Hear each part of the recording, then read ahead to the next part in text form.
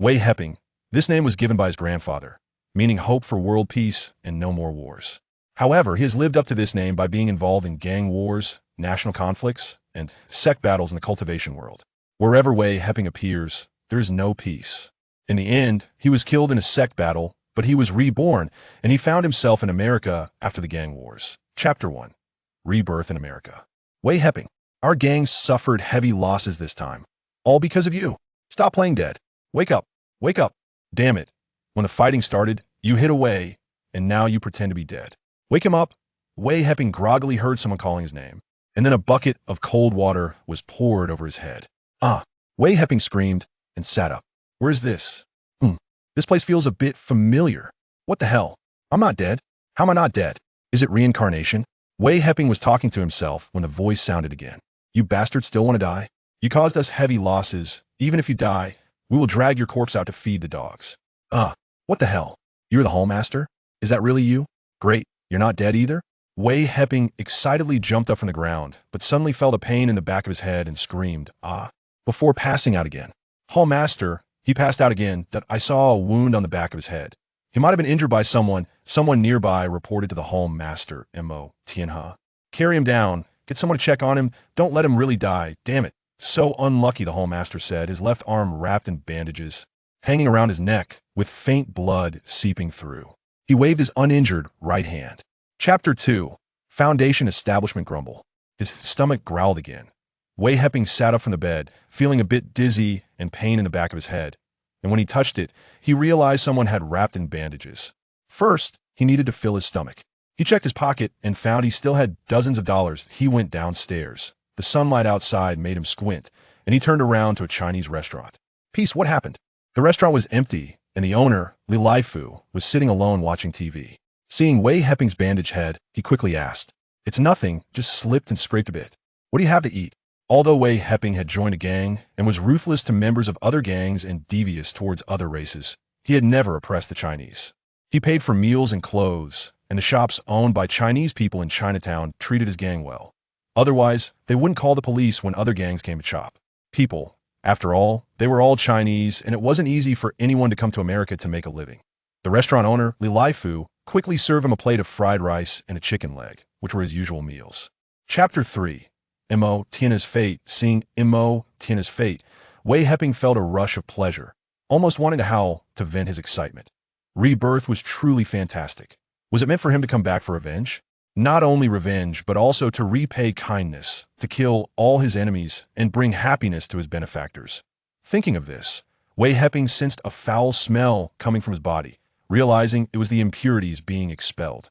He ignored the smell and decided to return after dawn, estimating the police would arrive soon, and he didn't want to explain anything to them now. He walked a few steps to the stone and pressed his hand against it, absorbing spiritual energy to stabilize his recently broken through realm. Feeling the spiritual energy from the stone weakening, he knew he was about to absorb it all. Fortunately, he had stabilized his realm. With a crack, the stone shattered, and Wei Heping opened his eyes to see the broken stone had turned to dust. He took out his phone to check the time. It was already 3:30 a.m., and there were still more than 2 hours until dawn. He turned back to the corner where he had been earlier, only to find Mo. Tianha's body had been dragged away, likely because the police had sealed off the hall. Chapter 4. Preparing to enter the mountains, arriving at the wall from last night, he saw that the stone had turned to dust. Because it had been pressed tightly during the wall's construction, the dust was still embedded in the wall, with only the outer dust falling to the ground. Wei Heping picked up a handful of dust, sensing its aura, which was no different from ordinary stones. This wall was over 3 meters high, and he wondered what was inside. Unfortunately, he had not yet cultivated spiritual awareness. Otherwise, he could have used it to scan inside the wall. Looking around to ensure no one was watching, he lightly kicked the wall and leaped up, then kicked the wall a few more times before flipping over the top. Inside the wall was a yard with a lawn and a few large trees. Not to mention stones, there weren't even any bricks in sight. Wei Heping jumped down from the wall, feeling disappointed. It seemed there were still spiritual stones on Earth, but without cultivators, ordinary people wouldn't recognize them even if they saw them. America has many mountains, and to find spiritual stones, one would have to go to those places. The spiritual energy inside the mountains is always stronger than outside, and even if one couldn't find spiritual stones, it would be many times better than cultivating in them. Mundane World. Chapter 5. Entering the primeval forest. Wei Heping did not go to the mine, where the guards were armed, fearing that he would be targeted as a target. In such desolate mountains and wilderness, killing someone was quite common, as long as no one reported it, who would care about his life or death, especially since he was a Chinese.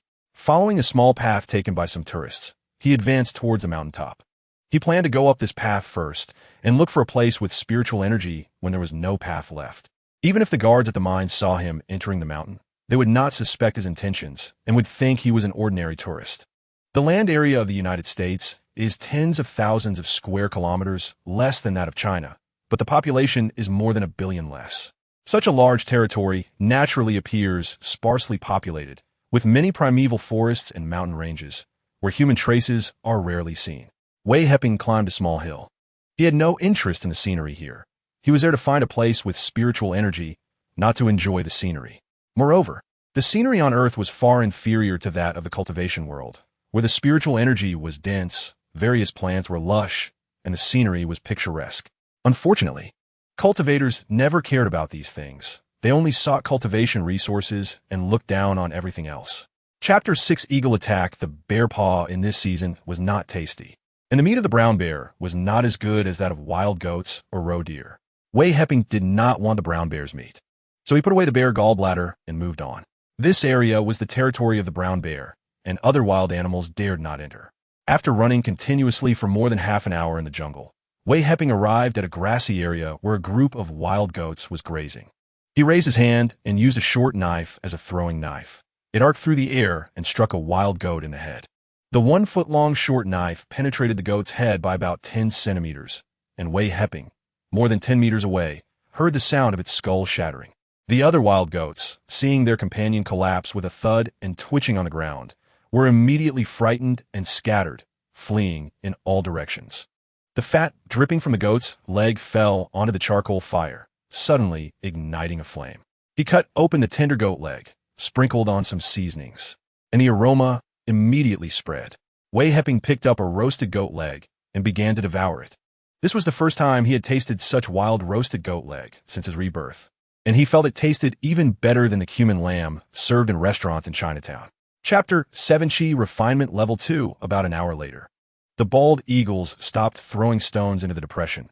Perhaps they were also a bit tired, but they did not leave, continuously circling outside the depression, seemingly scouting for Wei Heping's hiding place, or checking if they had crushed him. Wei Heping picked up some stones that had been thrown into the depression and held them in front of his body. He curled up, and with the protection of his backpack, he barely created a layer of defense. The eagle's sharp eyes quickly noticed Wei Heping's movements in the depression.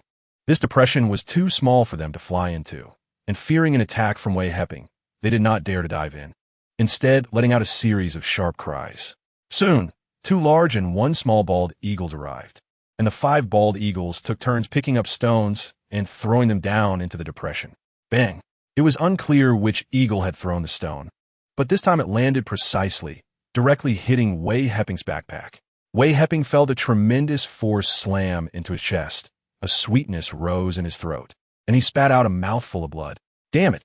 Wei Heping cursed as he realized he had sustained internal injuries. He quickly circulated his technique to use his internal spiritual energy to heal the injuries he had received. Chapter 8. Finally seeing the spirit stone bang. The sound of stones crashing against the rock walls echoed continuously. Wei Heping ignored the attacks from the bald eagles, only activating his protective shield against stones that posed a threat to him. Another broken stone fell into the depression, and Wei Heping sensed the spiritual energy contained within it. Feeling delighted, the bald eagles had delivered him a spirit stone. He carefully examined the color of this stone to search for similar ones later, but the visibility in the depression was limited, and he could not see which bald eagle had thrown the stone. Otherwise, he could see which eagle had picked up such stones, saving him time searching for spirit stones. After attacking for more than half an hour, the sky darkened. Although the bald eagles could see far at night, they had been attacking for most of the day and were nearly exhausted. They had no strength left to pick up stones, and, after a few cries, flew away from the depression. Seeing the bald eagles leave, Wei Heping did not intend to leave the depression. He took out his short knife, infused it with a bit of spiritual energy, and with a whoosh, it plunged into the rock wall of the depression. The infused short knife sliced through the rock as easily as cutting tofu, cutting off a large stone, then quickly cut through several more large stones, soon excavating a cave. Chapter 9 Low-grade spirit stones. The pile of rubble at the mountain top had been mostly taken away by the bald eagles, leaving behind some stones that were too large for the eagles to carry and too small to be worth their effort. Wei Heping did not mind the trouble. He found 16 gray-white stones among the rubble, some as big as a fist and others the size of jujubes.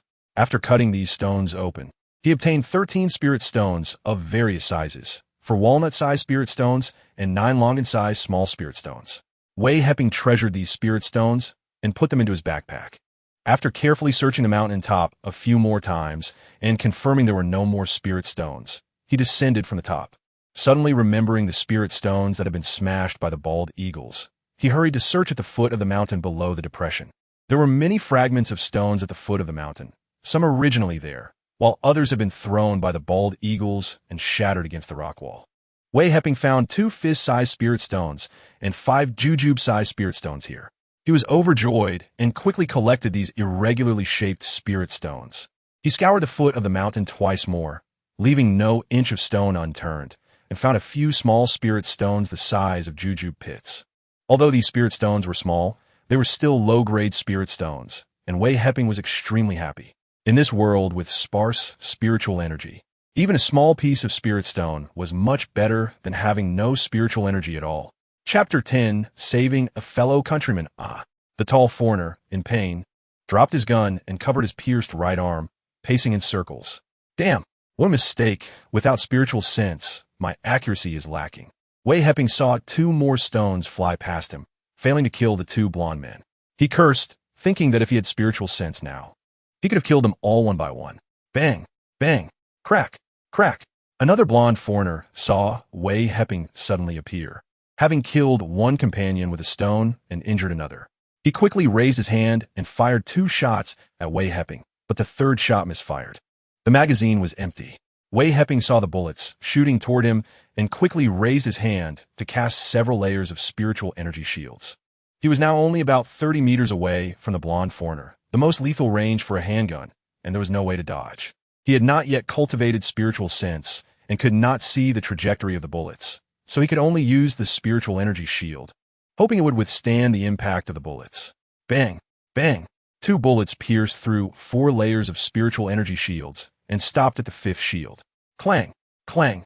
The 2 bullets fell onto the stones, making a crisp and pleasant sound. Chapter 11 Back to Chinatown, Wei Heping entered the forest and quickly found a large tree. He leaped up, grabbed a branch, and climbed up.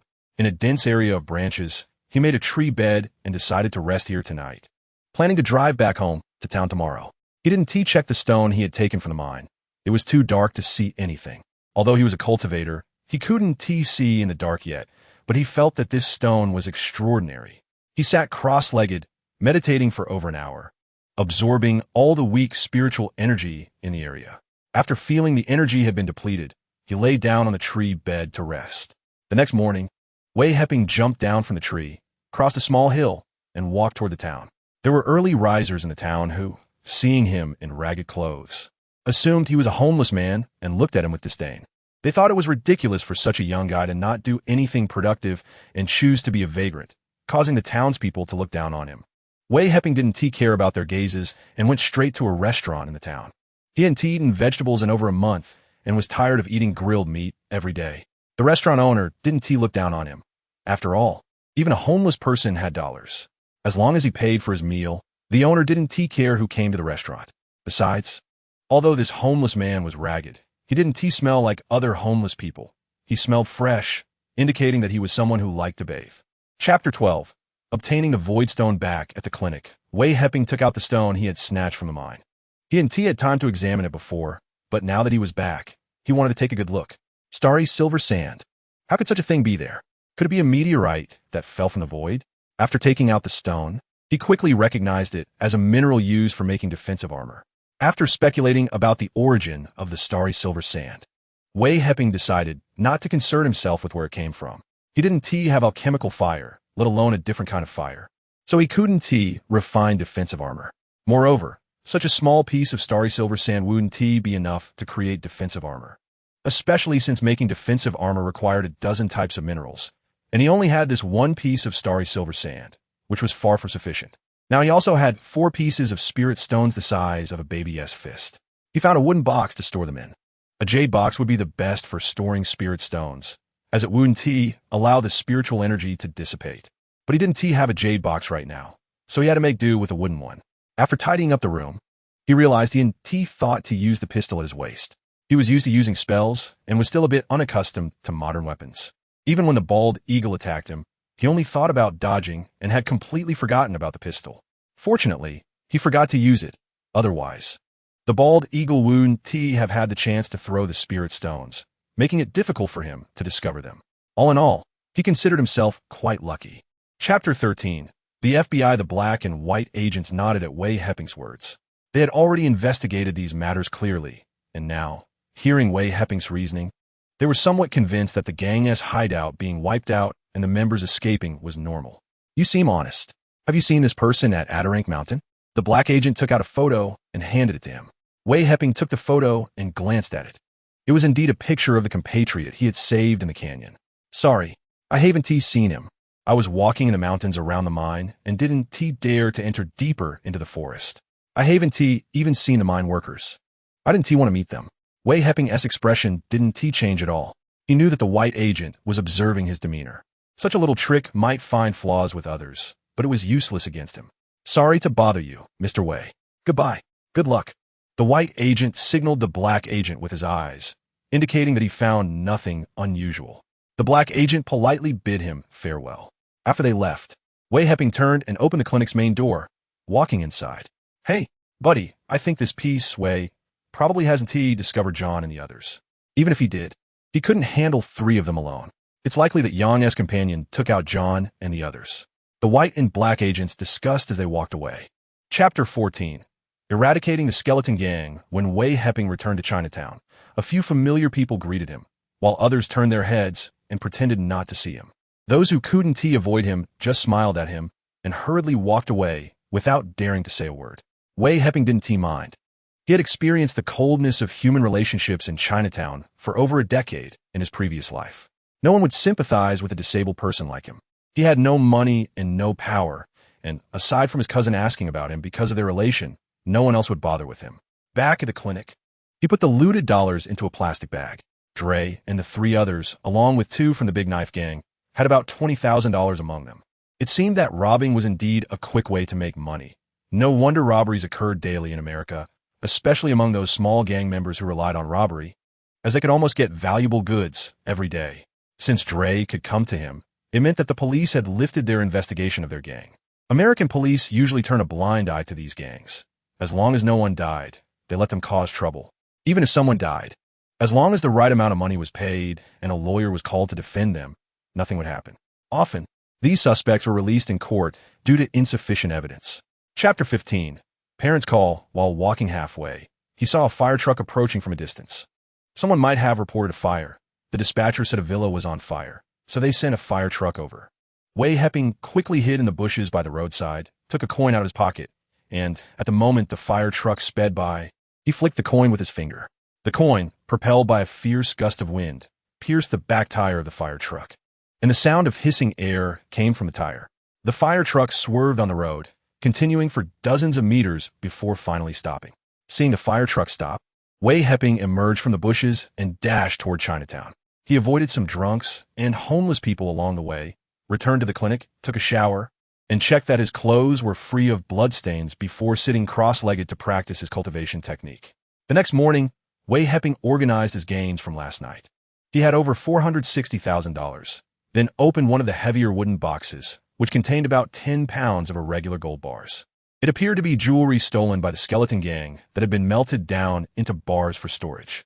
He opened another wooden box, which held 65 cut diamonds, sparkling brilliantly. He didn't know how many carats they were, and he wasn't particularly interested in these items, but since he was still in the mundane world, he would inevitably need money and could sell them if the opportunity arose. Chapter 16. Unexpected gains. The taxi driver was a middle-aged black man, relatively honest. He didn't deliberately take a longer route and quickly took him to the second-hand market next to the Wynwood Art District in Miami. After paying the fare, He gave the driver a $10 tip. Amid the driver's wishes for good luck, Wei Heping walked into the secondhand market. Secondhand markets in America are generally the same, selling various items that are quite similar, although some customs and habits differ from place to place. Just like the differences in living habits between the southern and northern regions of his home country. There are some stalls on both sides of the road, some with 2 supports underneath and a wooden board on top displaying items for sale, while others simply lay a canvas on the ground with items placed on it. Wei Heping strolled past each stall, circling around from start to finish. Although he didn't find what he needed, he wasn't disappointed, as the items he sought weren't something he could find right away. It required fate and opportunity. It's possible that what he needed might be discarded as garbage by others, like some stones or unknown meteorites, which ordinary people wouldn't recognize the value of. Chapter 17. Sudden Attack. Wei Heping looked at a stone emitting a blue glow. This blue sandstone was just right for refining storage ring auxiliary materials. Now he had 4 types of ores, just waiting to break through to the 3rd level of chi refinement and cultivate his divine sense to refine the storage ring. Ugh, damn it. The meat is burnt. Wei Heping smelled a burn odor and hurriedly took the charred rabbit meat off the stand. After entering the deep mountains, Wei Heping searched for a place with rich spiritual energy while operating his technique, and he found a big tree, thinking it would be safer to stay in the tree at night. The next morning, Wei Heping climbed down from the tree and continued deeper into the mountains, hoping to find a place with more spiritual energy in the sparsely populated areas.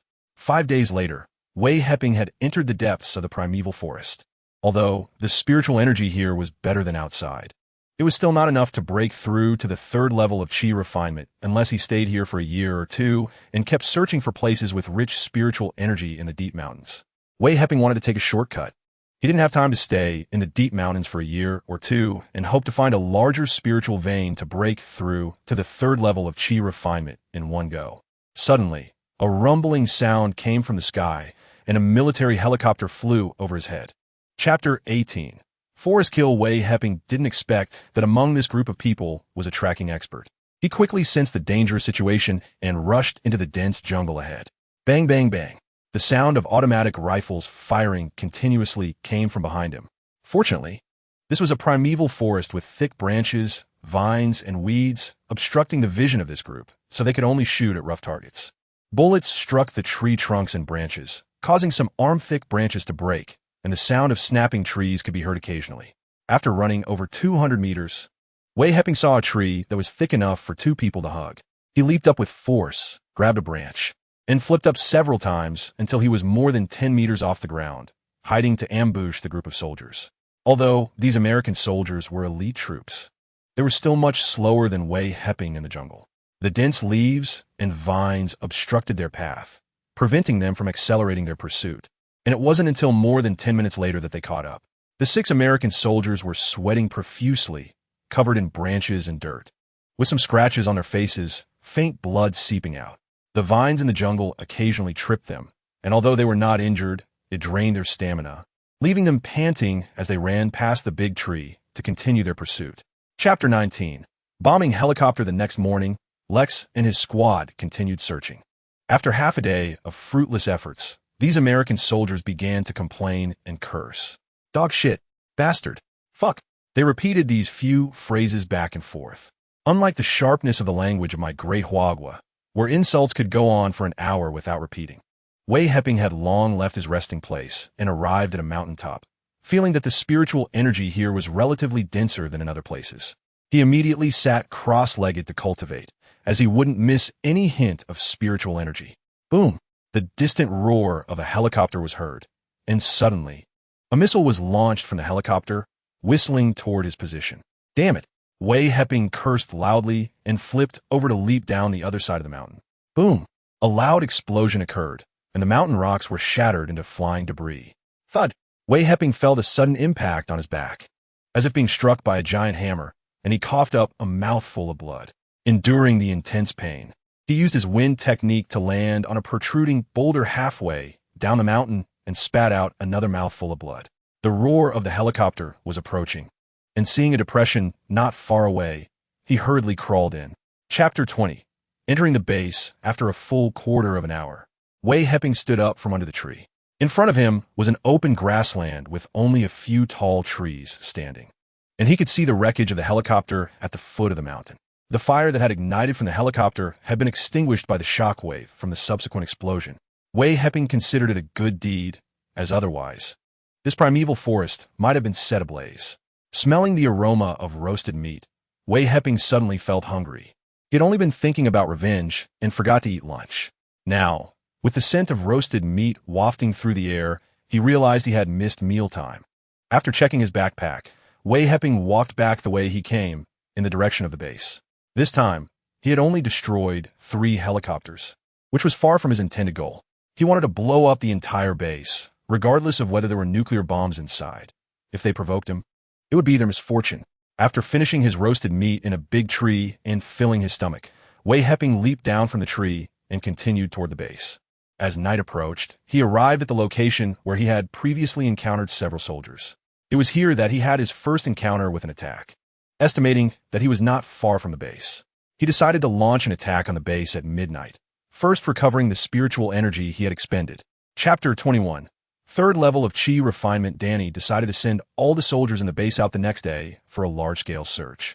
As for the intruder, he was no longer important. He might have already been killed. He didn't believe that one person could take down 16 fully armed soldiers, especially with 3 helicopters destroyed. This was not a movie, and there was no Rambo-type person.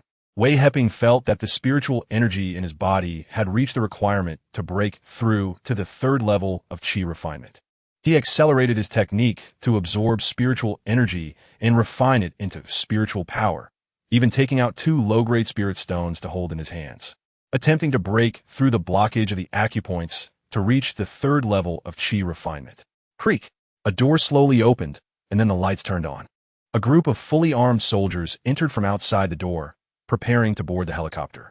Wei Heping was startled. His spiritual power surged, breaking through the blockage of the acupoints, and he reached the third level of Chi refinement. The spirit stones in his hands shattered with a crash, turning to powder and slipping from his grasp. The depression he occupied was more than 70 meters away from the nearest helicopter. Originally, there was another helicopter parked nearby, but he had destroyed it, leaving 3 helicopter positions vacant. Fortunately, the helicopter pilot had landed according to the original position and did not park haphazardly. Otherwise, if a helicopter had landed where he currently was, it would have been quickly discovered. Chapter 22. Destroying the base, passing through a corridor. Wei Heping's divine sense swept over and saw a soldier holding a pistol, ready to fire at any moment, waiting for him to approach. Wei Heping didn't play hide and seek with him. He raised his hand and threw a grenade. Boom! After a loud explosion, everything was resolved. As the sound of grenades exploding continued, more and more soldiers were killed. There were a total of 120 soldiers in this base, and within half an hour, they were all killed, including the squad leader Danny, who was blown to pieces by a grenade. When the last door was opened, there were 6 people in white lab coats inside, busy conducting experiments. Due to the excellent soundproofing of the door, they had no idea that there were no living people left in the base. What were they researching? After Wei Heping entered, he walked over to a blond white man. Who are you? Someone come. Bang! The blond man suddenly heard Wei Heping speaking and quickly shouted, but before he could finish, he was shot in the head and fell several meters away, crashing into some experimental equipment. The sound of clattering metal filled the room. The other 5 people immediately stopped what they were doing, 2 of them reaching for their waist, but before they could draw their handguns, Wei Heping's gun fired. Chapter 23. Escaping from death, the soldiers around the fortifications had no idea that the person they were looking for was right under the military vehicle. The soldiers were not chatting. Only the occasional cough or the sound of spitting could be heard, along with the noise of lighters when someone was smoking. Vehicles were scarce at night, and it would take a long time for one to arrive, passing through multiple interrogations before being allowed to proceed. Wei Heping did not dare to stay there for long. If the military vehicle suddenly started, he would be exposed. Feeling that his internal spiritual energy had mostly recovered, he immediately used the earth escape technique to burrow underground. After coming out from underground again, Wei Heping's face was pale, gasping for breath.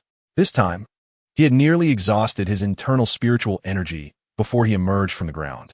Fortunately, he was tens of meters away from the intersection, temporarily passing through the blockade. But he had not yet escaped the danger zone. After holding the spirit stone to recover for half an hour, Wei Heping burrowed underground again. After doing this 3 times, he was now over 100 meters away from the intersection. Only then did he feel somewhat safe. He needed to get into Miami City as soon as possible, and he still did not dare to stand up and walk. The American soldiers' automatic rifles were equipped with night vision devices at night, and several red dots occasionally swept across. Twice, he would have been discovered if he had not quickly burrowed underground. Chapter 24. Destroying the Devil Party. The police car quickly braked, and a black police officer got out, drawing his pistol and walking toward a motorcyclist who had rolled a few times on the ground. The few pedestrians on the street, upon seeing the accident, immediately scattered and fled the scene. This was very different from the situation in their home country, where people would gather around to help the injured after an accident. Americans, on the other hand, were afraid of getting involved and had no interest in watching the commotion. They generally kept their distance. Wei Heping naturally also avoided the scene, following the others as they ran away. Today, he planned to take out one unlucky person and wait for an opportunity to eliminate them all later. Passing by a grocery store, he went in and bought 3 pounds of 1-inch-long iron nails, which would become his hidden weapons, allowing him to directly drive the nails into his opponent's head. Although the mind stab was useful, it consumed spiritual energy, and the spiritual energy here was thin. He couldn't afford to waste energy dealing with the Devil Party. It was easy to leave traces in the snow, so Wei Heping decided to wait until the snow stopped before eliminating the Devil Party. He definitely wouldn't let them have a good New Year. Wei Heping went to a Lai Fu restaurant every day to eat. Li Lai Fu saw him doing nothing all day and had advised him several times. Chapter 25. The wooden box at the bottom of the lake. Wei Heping watched the 2 departing CIA agents with a meaningful smile before turning to enter the clinic. The new year was approaching, and it had been snowing frequently during this time. The roads outside would definitely be hard to navigate. So Wei Heping planned to wait until after the Spring Festival in Chinatown before going out. He was still at the 3rd level of Qi refining. With little improvement in his realm, and without spirit stones for cultivation, he could only absorb a small amount of spiritual energy each day. He felt that this was not sustainable. He needed to find a place nearby with relatively dense spiritual energy. Even being able to absorb for an hour or 2 each day would be better than the few minutes of energy he could absorb in the clinic.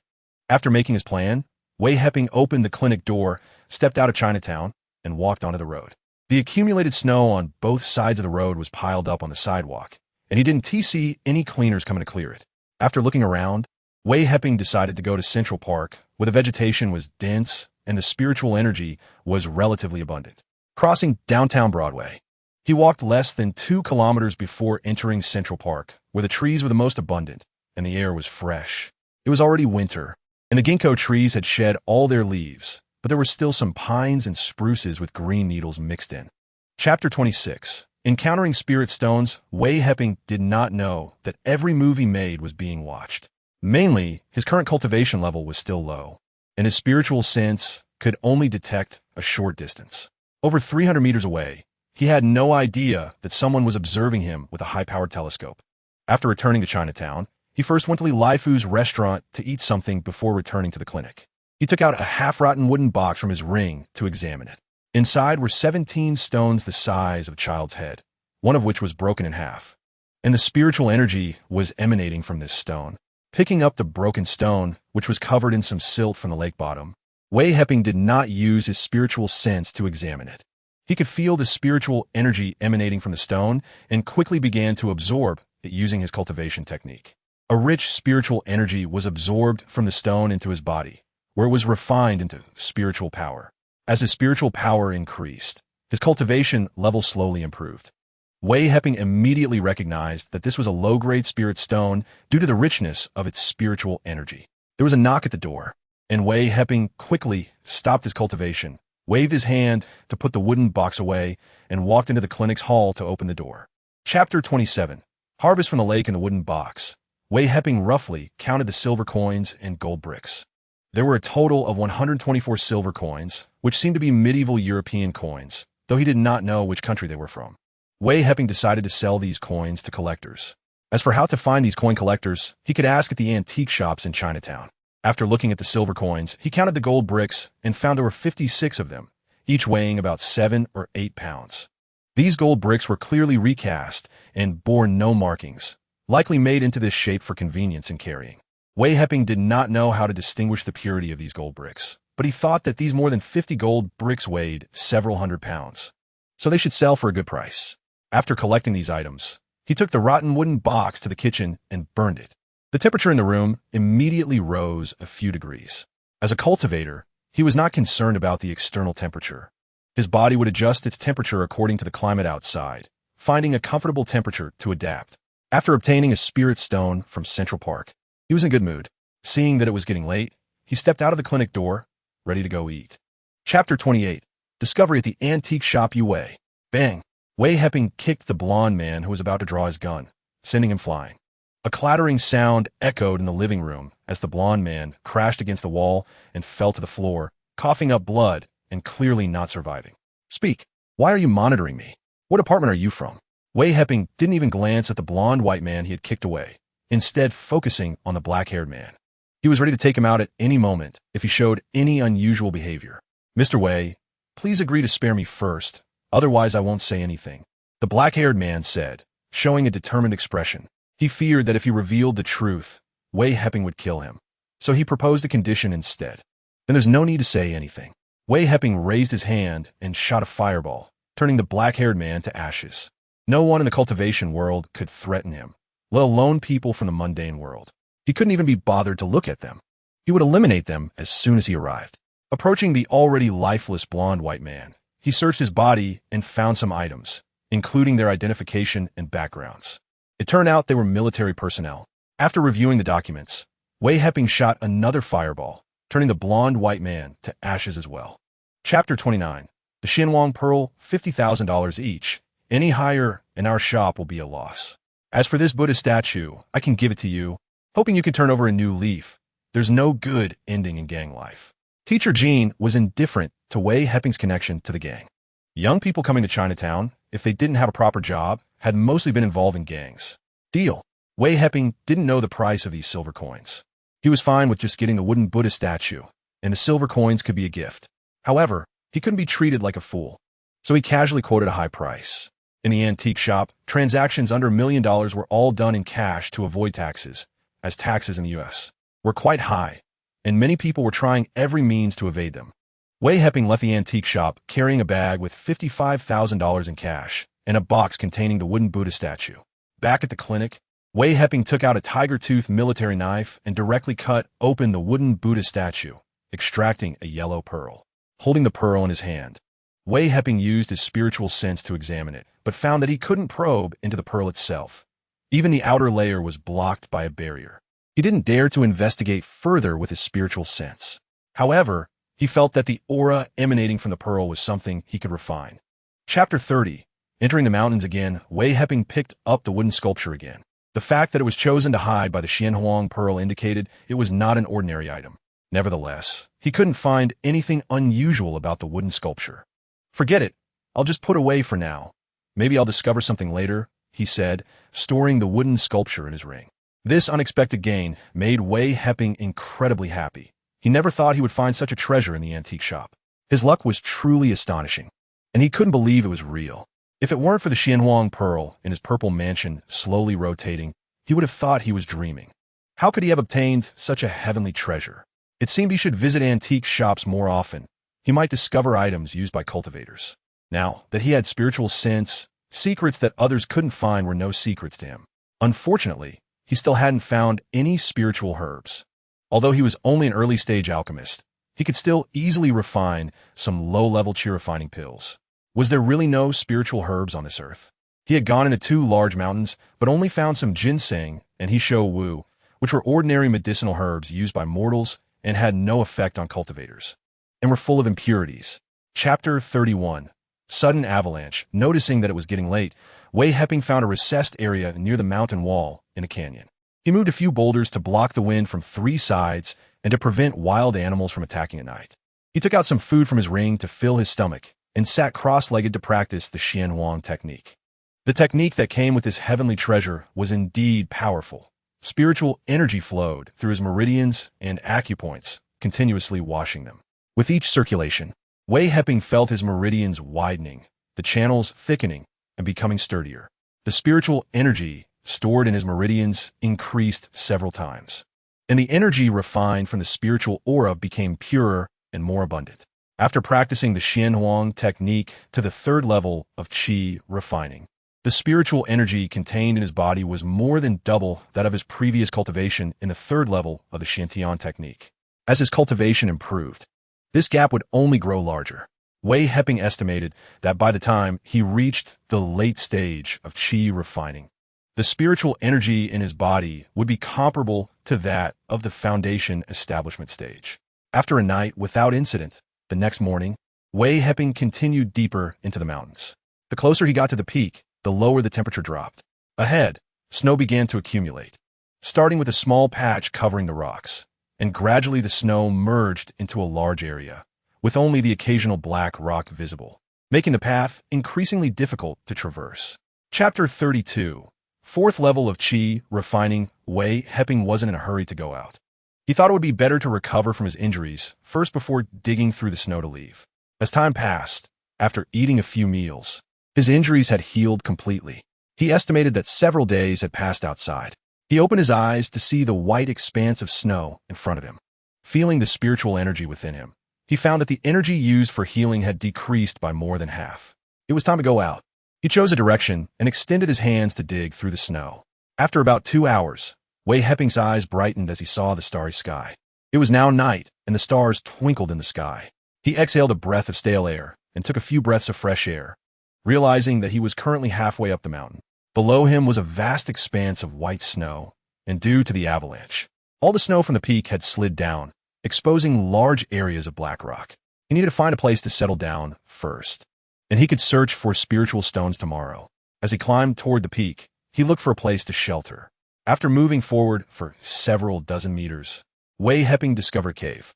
The entrance was small, and there were some weeds inside, giving off a strong smell of wolves.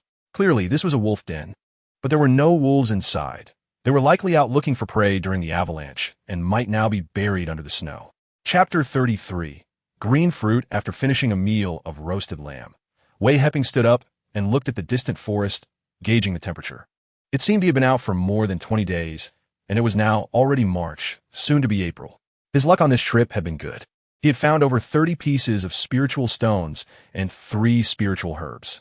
If he only used these spiritual stones during breakthroughs, he could cultivate to the late stage of qi refining. He still needed spiritual stones and herbs, and if he found more spiritual herbs, he could refine pills and speed up his cultivation. Looking at the sky, it was just past afternoon. Wei Heping decided to head into the forest to try his luck. Perhaps he could find some spiritual herbs or other medicinal plants. He stored the antelope meat for food, and now that he had a storage ring, it was much more convenient. He changed into a different set of clothes to avoid suspicion and then shouldered his backpack, which was just for show. As night fell, he found a large spruce tree and made a bed in its branches. It was safer to sleep in the tree at night. Although he wasn't afraid of any wild beast now, he decided to rest in the tree for a better night's sleep. The next morning, he climbed down from the tree and continued deeper into the forest. The spiritual energy in this primitive forest was denser than outside, allowing him to replenish the spiritual energy he had consumed. Chapter 34. Helicopter crash. Wei Heping did not meet with the 2 people, even though they spoke Mandarin, were of Chinese descent, and could be considered compatriots. However, their appearance in this primitive forest raised questions about their intentions. Wei Heping had become distrustful of everyone after witnessing too many compatriots scheming against each other within his gang, selling each other out for personal gain, making it hard for him to trust anyone. He found a lush tree and leaped onto its branches to hide, planning to wait until the 2 passed before coming down. A few minutes later, the 2 walked beneath the tree, one holding a pistol and the other a machete, occasionally cutting away vines and branches that blocked their path. They carried bulging backpacks filled with unknown items, but Wei Heping was uninterested and didn't use his spiritual awareness to check their bags. He didn't care what others were doing. After they moved on, Wei Heping climbed down and continued forward, slightly deviating from the direction the 2 had come. Ahead of him was a deep ravine, and the 2 had taken a detour. He didn't need to do the same. Instead, he grabbed a protruding rock and leaped down into the canyon below. Chapter 35. Arriving at the gambling city, the weather was getting hotter, and Wei Heping had now entered the western part of the Sierra Nevada mountains, moving in and out of canyons, absorbing the spiritual energy within. His cultivation level had reached the mid-stage of chi refining, just one step away from breaking into the later stage. One day, he arrived at the mouth of the canyon, which was the largest he had seen since coming to the Sierra Nevada, with a depth of hundreds of meters, a length of several miles, and a width of several hundred meters. The cliffs on both sides were nearly vertical. Spotting a protruding rock on the cliff, Wei Heping leaped down, landing gracefully at the bottom of the canyon like a large bird. The spiritual energy in this canyon was indeed richer than outside, and this was the only way for him to acquire it. After visiting many canyons, he had only found 3 spirit herbs, while the spirit stones were obtained from a pirate's treasure cave. Searching for spirit stones in these mountains was like looking for a needle in a haystack. The difficulty was immense. He decided that after absorbing the energy here, he would seek out the vendor selling secondhand jewelry. If he could get that ring, it would save him the trouble of searching for spirit stones in the mountains, which was incredibly challenging without a stroke of luck.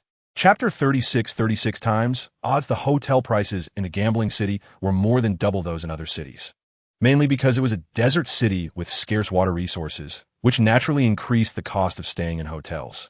Wei Heping stayed at the Hilton Hotel, a global chain with locations in nearly every major city worldwide. After taking a shower and changing clothes, he enjoyed a steak at the hotel to fill his stomach. He took out his phone to charge it. He had been out for over 2 months without calling home. Before the new year, he had sent $10,000 home, and now they didn't lack money. Given his parents' frugality, they wouldn't spend much in a year. At 8 in the evening, Wei Heping left the hotel. The gambling city was ablaze with lights, with colorful neon signs flashing everywhere. The nightlife was beginning, and some day-sleeping hamsters emerged from their homes to mingle, continuing to seek out various money-making opportunities while leading a life of ease. The streets were crowded with people, and various beautiful women stood at the entrances of casinos, using various methods to lure customers inside. Wei Heping approached a casino entrance, where several blonde beauties surrounded him, saying, "Sir, we have all kinds of services here. Only surprises you can't imagine, nothing you won't see. Come in and enjoy a wonderful life." Chapter 37, seizing the casino, the bald pig and the man with gold-rimmed glasses, along with the remaining suited bodyguard, were horrified to see a living person turn into a pile of ashes in just a few seconds. What kind of fire was this? It was many times hotter than a crematorium's furnace. After a minute of delay, adding $1 billion, the total was now $300 million. In half an hour, this casino would be mine. Let me give you a lesson first. Wei Heping calmly walked over to another suited bodyguard, who reeked of blood and had clearly killed many people. He grabbed the man's neck and, with a swift motion, threw him out the window. The casino was over 40 stories tall, and the top floor was more than 130 meters off the ground. Not to mention a person falling. Even a chicken would be killed from such a height. I'll pay. Hank, hurry and transfer the money." The bald pig had never seen such a method of killing and quickly ordered the man with gold-rimmed glasses to make the transfer. The man with gold-rimmed glasses, equally terrified, turned pale and hurriedly grabbed a bank card from the table, trembling as he opened his laptop. 2 minutes later, the total was $500 million. Wei Heping casually stated number. Chapter 38 Casino, financing the man with gold-rimmed glasses worked quickly, pulling out a contract for Jingbian Zilong to sign, making the casino belong to the bald pig. After seeing him sign, Wei Heping swiftly grabbed Jingbian Zilong and threw him off the rooftop without a moment's hesitation, his face expressionless, as easy as squashing an ant. "Hello, sir. I've just checked this casino. It has over $10 billion in liquid assets, and I've transferred it all to you. Including the value of this casino, the total is $45 billion, which will be credited tomorrow. Please check, sir." After murmuring a few words, the bald pig and the man with gold-rimmed glasses smiled broadly and bowed to deliver the news. "Good." Wei Heping didn't say another word, stepping out and leaping from the rooftop window. He couldn't be bothered to take the elevator. At such a high building, it was troublesome to wait for others.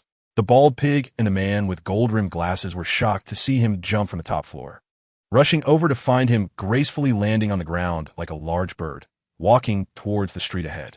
They exchanged terrified glances, both wondering what kind of person he was. How could someone jump from such a high building and land as if it were nothing? Was he truly a celestial being from Eastern legends? Chapter 39, infiltrating underwater. The Carson City police received a report and arrived at the murder scene. But Wei Heping had already left Carson City and gone to nearby Sacramento, California. After asking a few passers-by, he arrived at the second-hand market in Sacramento, continuing to search for useful materials. Wei Heping planned to browse until September and then return to Chinatown in New York to short-sell U.S. stocks, make a large sum of money, and visit his parents and sister after several hundred years. In his previous life, after achieving a high level of cultivation, he returned home, only to find his parents had aged and his sister had long since married and had children, making her unsuitable for cultivation. Wei Heping could only do his best to ensure they lived a few more years. Yet at that time, extraterrestrial beings arrived on Earth. After he killed the extraterrestrial and seized their spaceship, he was whisked away by the autopilot of the ship. Once he studied the spaceship thoroughly, its energy source was depleted, and he was shot down by cultivators from the cultivation world, landing in the cultivation continent. After Wei Heping was reborn, he thought that in this life he would teach his parents and sister how to cultivate. The fact that he could cultivate meant that his family members all had spiritual roots. As for what kind of spiritual roots they had, it didn't matter. As long as they could draw energy into their bodies, they could cultivate. At that time, he would find that ring, and there would be resources for cultivation. At the very least, he could help his family reach the foundation establishment stage. Chapter 40. Qi Refining Level 7. The seawater outside was blocked by a barrier formation. Wei Heping used a tiger-tooth military knife to inject spiritual energy, digging out several deep pits. As the seawater fell, his head appeared, followed by his legs. After sitting cross-legged, the seawater in the pit reached his chest. The Xianhuang technique began to operate, and the spiritual energy in the pit surged toward him, enveloping him. Wei Heping was overjoyed. With such rich spiritual energy, it wouldn't be long before he could advance to Qi Refining Level 5. He also felt the power of the Xianhuang technique. It was vastly superior to the Xiantian formula he had practiced before. After an unknown amount of time, probably 2 or 3 days, Wei Heping felt a light crackling sound in his body. The spiritual energy broke through the barrier of Qi Refining Level 4, reaching Qi Refining Level 5. The spiritual energy in his body became several times stronger than before, and his meridians expanded by more than double. His divine sense also broke through to nearly 200 meters. After taking out food from the ring to fill his stomach, he continued to operate the technique to stabilize his cultivation realm. From the early stage of Qi Refining Level 5 to the mid-stage, late stage, and peak perfection, he aimed to break through the barrier to Qi Refining Level 6. Crack! A light sound came from within his body. The spiritual energy did not pause for a moment as it broke through the barrier of Qi Refining Level 5, advancing to Qi Refining Level 6. With a spiritual energy several times stronger than that of Qi Refining Level 5 circulating in his body. Chapter 41. Finding a trader. Wei Heping arrived at Wall Street, looking for a trader to help him short the U.S. stock market. Wilson was a financial broker and also a trader, spending every day on Wall Street looking for opportunities to get rich. Recently, he had been struggling. His house was about to be taxed, and he had a son in school who required weekly living expenses. His wife had lost her job last month and had not found a suitable one yet, which added to his burden. He couldn't even afford to drink coffee regularly. "Hello, sir. How can I help you?" As soon as Wei Heping entered Wall Street, Wilson spotted him. Although Wei Heping had an Asian face, Wilson didn't care about race as long as he could make money. "I'm looking for a trader and also wanted to ask how much leverage I can get from the stock exchange for my bank. I have $5 billion. Wei Heping's initial words made Wilson very happy, but the following words shocked him. $5 billion? God, are you joking? I don't find this joke funny at all. Wilson shrugged, feeling that Wei Heping was talking nonsense. If he had $5 billion, how could he not find a trader? Chapter 42. Preparing to short the U.S. stock market. 3 days later, Wei Heping looked at the storage ring on his finger. This storage ring was as large as 2 football fields and could easily hold several tons of gold. The other 3 storage rings were also the size of a football field and had hidden formations inscribed on them. If one didn't use divine sense to check, it was impossible for ordinary people to notice the storage ring on his finger. Looking at the remaining scrap materials, believing in not wasting anything, Wei Heping refined a few talismans, preparing to go home and give them to his parents and sister for their protection. It took him less than a day to refine these storage rings. While refining the storage rings, he discovered that the Xianhuang pearl in his purple mansion transmitted insights into the basics of artifact refining. From the beginning of the refining process to completion, The entire process was a completely different way of refining artifacts. After studying the refining knowledge from the Xianwang pearl, Wei Heping found that this method was more perfect than his previous artifact refining methods, with a purifying method that was more refined, making it easy to refine top-grade spiritual tools. With a new method of artifact refining, Wei Heping was overjoyed. This treasure of creation was indeed more powerful than the inheritance passed down in the cultivation world. In the future, his alchemy, talisman making, and formation techniques would see significant improvements. Chapter 43.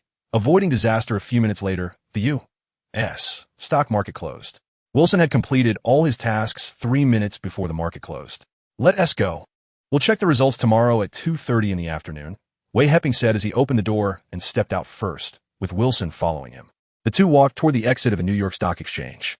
After the market closed, many people poured out of the exchange, and the bustling crowd quickly engulfed the two. Back at the clinic, Wei Heping carefully recalled the events of the attack and personally discovered the transfer of gold from the World Trade Center's underground vault. He increasingly believed in the online theories that this attack was a conspiracy, much like the attack on Pearl Harbor during World War II. This was an excuse for the U.S. government. They had known about the attack and deliberately amplified the event. It was not the first time the U.S. government used self-inflicted damage as an excuse. They had done the same during the 918 incident and the 77 incident. Such excuses could occur not only in ordinary countries, but also in the cultivation world. Thinking of this, Wei Heping chuckled and sat cross-legged to cultivate. Although the spiritual energy here was not abundant, out of habit, he practiced a bit every night. Chapter 44. 2 fireworks explode. Wei Heping's words left Lisa confused.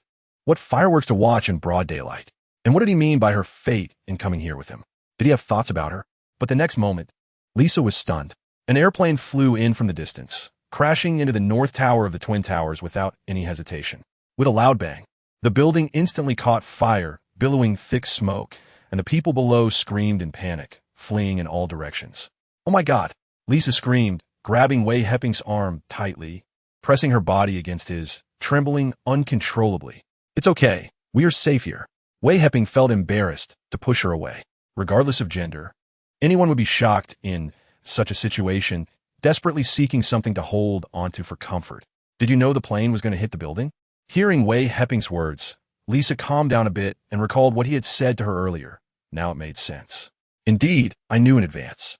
Not only did I know, but the U.S. government also knew in advance. This attack is a conspiracy. In about 10 to 20 minutes, there will be another plane crashing into the South Tower." Wei Heping spoke calmly, as if he were genuinely watching fireworks explode. Chapter 45. Stock market crash. After having lunch at Li Laifu's restaurant, Wei Heping listened to the various discussions among the diners. Everyone was talking about the World Trade Center incident, with all sorts of opinions. Wei Heping had nothing to do, so he just sat there listening. He had just contacted Wilson and knew he was fine, which relieved him. Otherwise, if Wilson had gone shopping and met with misfortune, he would have to find other traders. Wilson was terrified after seeing the morning news. Such a massive event was unprecedented in the U.S. in recent years. The previous attack on Pearl Harbor during World War II only occurred in Hawaii, far from New York. This time, it was in his own city. Now, people in New York were worried that there might be more attacks.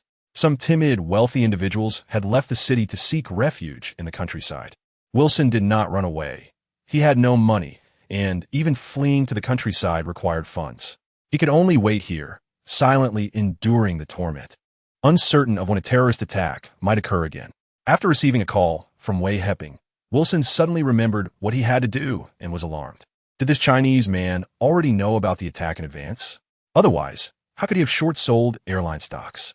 Chapter 46.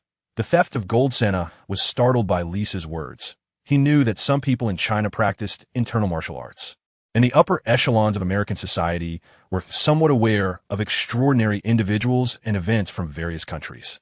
Especially regarding China, this ancient Eastern nation was even more mysterious. Although their technology was not very advanced, the ancient heritage of this country was incredibly powerful. If it weren't for technological advancements, relying solely on military strength, China would undoubtedly be the strongest country in the world. From the Qin dynasty to the Han dynasty, then to the Tang dynasty, and later the Yuan and Ming dynasties, it was very powerful.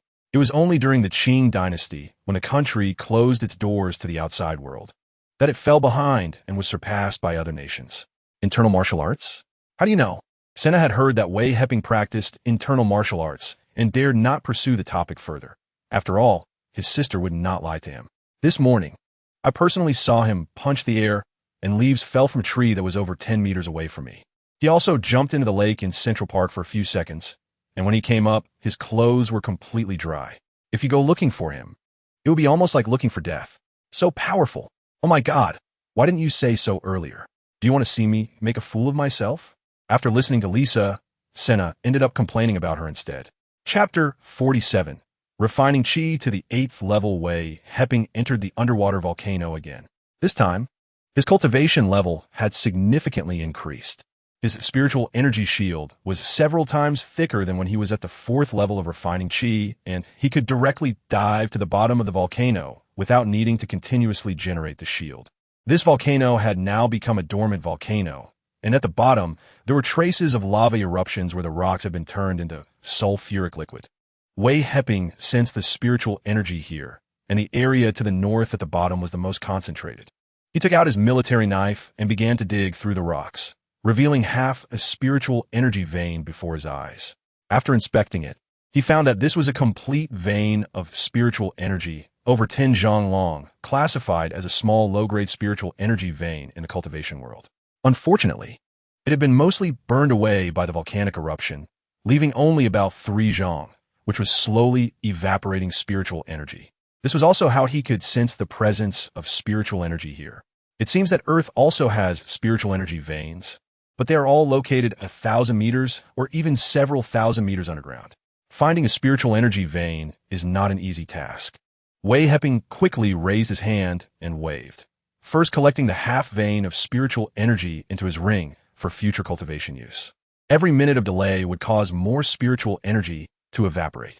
He sat cross-legged on the rock, operating his Xianhuang technique to absorb the remaining spiritual energy. As he could not waste any of it, spiritual energy was what he lacked the most. Chapter 48. Refining a flying sword outside the hotel. A police car with flashing lights stopped at the entrance, and 2 police officers got out of the car. One officer pushed open the hotel door, while the other walked directly inside and glanced at the officer who opened the door, thinking to himself, since the glass is gone, why push the door open? It's simply redundant. Ladies and gentlemen, please do not panic. We have just investigated the cause of the loud noise. It turns out it was a meteorite that fell by the seaside. Everyone, go back to your rooms and rest. Good night. No, wait. It's already morning. Good morning. Upon hearing the police's explanation, everyone felt much more at ease and prepared to return to their rooms to continue resting. The 3 gold Taoist has indeed blessed us. Preventing the meteorite from landing in the hotel, a white man shouted loudly. Oh, it was indeed the 3 pure ones who protected us. Eastern mortals are truly more powerful than God. The 2 police officers were left dumbfounded, wondering what these people were talking about. However, they did not ask and had to go elsewhere to inform others that the loud noise was caused by a meteorite. Although the hotel's glass was shattered, fortunately, there were still curtains that could temporarily shield against the wind and cold. Moreover, Wei Heping was not afraid of the cold, and as for the other guests, he would not inquire. That was the hotel's responsibility. Chapter 49. Lisa's shock. Lisa showed a disappointed expression when she heard that he was going back to his country. Oh, that's unfortunate. I came here to see if you were back, and if you were, I wanted to invite you to our party. It seems I came at the wrong time.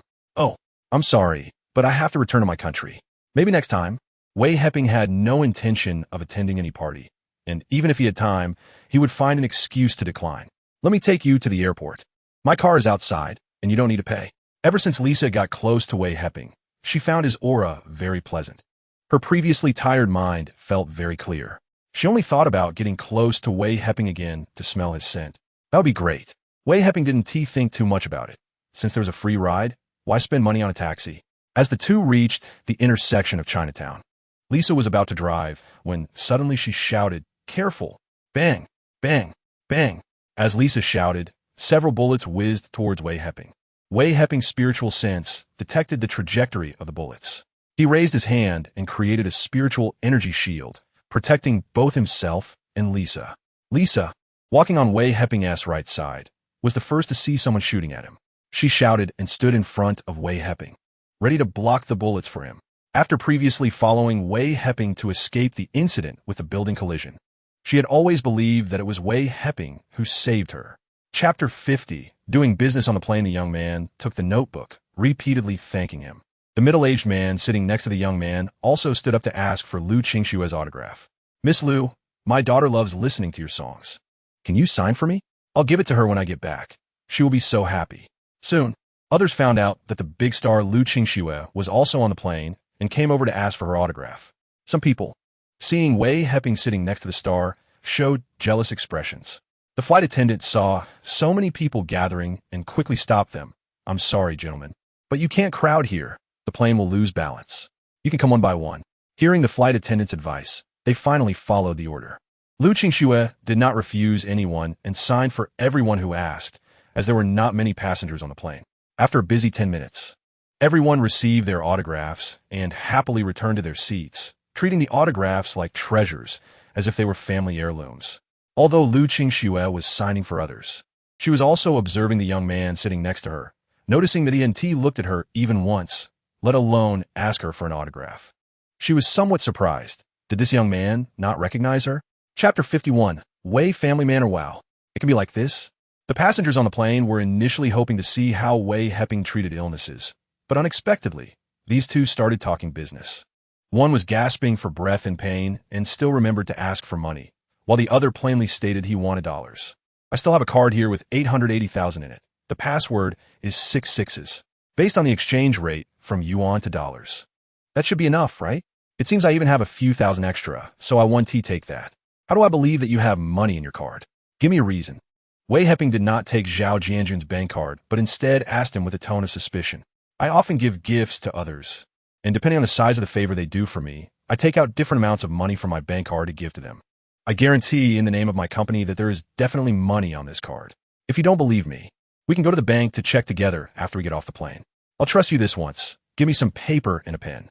Wei Heping's consciousness scanned Zhao Jianjun and saw that there was no fluctuation in his brain cells, knowing that what he said was true. He took the paper and pen from Zhao Jianjun, drew a few strokes on the paper, then raised his hand and pressed it on Zhao Jianjun's belly. And a flash of fire passed. The paper turned into tiny fragments, falling to the floor. Chapter 52. The mother's shock walking into the yard. He saw fishing nets drying and some fishing gear placed in a corner of the yard. In the middle of the yard was a 1-meter-wide bluestone path leading directly to the main door of a row of 5 rooms. There were also 2 side rooms on the east side, one serving as a kitchen and the other as a storage room. Looking at everything familiar in the yard, Wei Heping felt a wave of emotion. "Wash your face first, then drink some water. I'll go make you dinner. You must be tired after sitting on a plane all day. You should rest for a while." His mother, Liang Shumin, was holding a wash basin and a new bar of soap, which seemed to have been bought for him knowing he was coming back. It was likely that his parents usually didn't want to use soap and just used regular soap for washing. "Mom, you don't need to worry. I can do it myself. Why be so polite now that I'm home? I'm not an outsider." Wei Heping couldn't let his mother serve him and quickly took the wash basin and soap. "It's nothing. You've been abroad alone, with no one to take care of you. I was just afraid you'd suffer there. Your uncle is a big man, and doesn't he know how to take care of people? By the way, how is your uncle now?" His mother suddenly asked about his uncle, which caught Wei Heping off guard, but he knew she would find out sooner or later. Chapter 53. Parents begin cultivation. After transmitting the cultivation method to his father, Wei Heping set up a spirit gathering array in his parents' bedroom using spirit stones, allowing his parents to sit cross-legged on the mat and feel the qi. Once they had a sense of qi, they could cultivate and gradually break through to the first level of qi refining. Wei Heping walked out of the gate and saw some villagers not far away on the beach, picking up shells and occasionally digging with shovels and hooks. Yijiazwang, this small fishing village, is not large, with only 35 households. Legend has it that it is inhabited by descendants of soldiers sent by Qin Shi Huang to guard the southern frontier. When the Qin dynasty fell, these soldiers did not return to rescue the emperor, but stayed to fulfill Qin Shi Huang's command to protect the southern border. The Wei family comprises the majority in Yijiazwang, with the rest being the Liang family, of which Wei Heping's mother is a member, and there are 3 households with the surnames Li, Zhang, and Wang, who fled here from elsewhere. 3 sides of the village are surrounded by the sea, with only a small road to the north leading to the outside world. The villagers of Weijiazwang are simple and helpful to each other, but they are fierce and united against outsiders, which is also why developers during the past life were reluctant to exploit this place as a tourist attraction. Although the villagers of Weijiazwang seem honest and kind-hearted, they're not unreasonable when it comes to fairness. Once someone bullies them, they can really take action and are fierce, as they carry the blood of the brave, old Qin in their bones. Chapter 54. Road repair plan. The three of them sat happily on the old sofa in the house, chatting over tea, while his mother occasionally refilled the teacups of the father and son, creating a warm atmosphere. Mom and Dad, I want to renovate the house into a villa. We can cultivate in the basement every night and busy ourselves with other things during the day, so no one will suspect anything. We can also repair the road from the village to the outside. Wei Heping shared his thoughts. Go ahead. We still have the money you sent back. We've kept it for you. You're almost 23 now. It's time for you to settle down. Who would marry you without a good house? His mother readily agreed, even thinking about finding him a wife. Mom, you can use the money I sent back as you like. Don't hold back. This time I made less than $1 billion in the US, which is enough for our family. By the way, I bought things for you all. What? $1 billion? Is that true? Both his father and mother were stunned. They certainly knew the exchange rate of dollars to yuan. $1 billion is over 800 billion yuan. This news was too shocking, and both stared at Wei Heping in disbelief. Yes, this year the U.S. suffered a terrorist attack, right? I bought stocks in gold futures in advance and shorted their stocks to make money. As he spoke, Wei Heping opened his suitcase and took out the gifts he bought for his parents, placing them on the sofa. Chapter 55. Taking father flying. Wei Qingshan's wife, Liang Shuqin, poured a cup of tea for Wei Qinghai. Is my nephew Heping back? I heard it's easy to make money in the U.S., and the dollar is worth more than the yuan. $1 can be exchanged for several yuan. Heping has always been smart and capable since childhood. He would definitely make a lot of money in the U.S. Liang Shuqin and Wei Heping's mother, Liang Shumin, are distant cousins, much closer than Wei Qingshan and Wei Qinghai. She should have called Wei Heping her nephew, but she referred to him as her nephew based on the closeness of their blood relationship. I made some money, but it's not that easy. The U.S. is very dangerous. A while ago, a building was bombed, and I heard thousands of people died. We've all seen it on TV. Hearing Liang Shuqin praise his son, Wei Qinghai felt very pleased, but he hadn't let the praise go to his head. He brought up the U.S. attack incident to let the villagers know that his son was earning money at the risk of his life. What you said makes sense. It's not easy to live outside, especially in such a dangerous country as the U.S. It's better to fish at home. At least the safety is guaranteed domestically. While Wei Qinghai was discussing road repairs with Wei Qingshan, Wei Heping went to the beach, where there were dozens of coconut trees. He remembered climbing coconut trees as a child to cut coconuts, often getting scratched by the bark, and he wouldn't dare let his parents know when he got home, or else he would be scolded by his mother. There were times he nearly fell. Chapter 56. Preparing to go to see his mother was even more afraid than his father. Looking at the clouds and the sky and the stars above her head, she screamed, Heping, you must not let go. Mom will never hit you again. Wei Heping didn't expect his mother to be so timid. When they were at home, she laughed at his father, saying, what is there to be afraid of just flying in the sky? I'm not scared. I'll go up and take a look and tell you when I come back. Mom, weren't you not afraid? You were saying Dad was timid at home. How come you're so scared now? I'm not afraid of the sky. I'm just afraid you'll drop me. If I fall, there won't even be a body to find. His mother was still stubborn, but her body betrayed her as she held onto Wei Heping's arm tightly, her legs trembling and not daring to move. You're my real mom. How could I bear to drop you? It's very safe up here. You don't need to worry. Wei Heping comforted his mother to relieve her stress. Hearing Wei Heping's words, Liang Shumin slowly calmed down and began to excitedly look around in the air, occasionally pointing out which cloud looked pretty like cotton candy and which cloud looked like a whale. Chapter 57. Splitting the warship. Wei Heping found his family's small fishing boat, and on the side of the boat was a large knife he had carved with a small knife when he was a child. This was inspired by a movie he had seen about a large knife. The little fishing boats in Weijiazwang are made of wood, about 6 meters long and 1.5 to 6 meters wide. At first, they were rowed by hand, but later, 8 horsepower or 12 horsepower diesel engines were installed to drive the propellers. When they start, the noise is very loud. The more you press the throttle, the faster they go, and the sound becomes louder and more urgent. The The small fishing boat at Wei Heping's home has an 8-horsepower diesel engine. His father believes that since he only fishes near the shore and doesn't go far, there's no need to install a 12-horsepower engine. Although the price of sea fish is high now, there are also much fewer fish. Every day, they catch dozens or hundreds of pounds, and after selling to fishmongers, they only earn about 100 to 80 yuan. After deducting diesel costs, the income is around 50 or 60 yuan.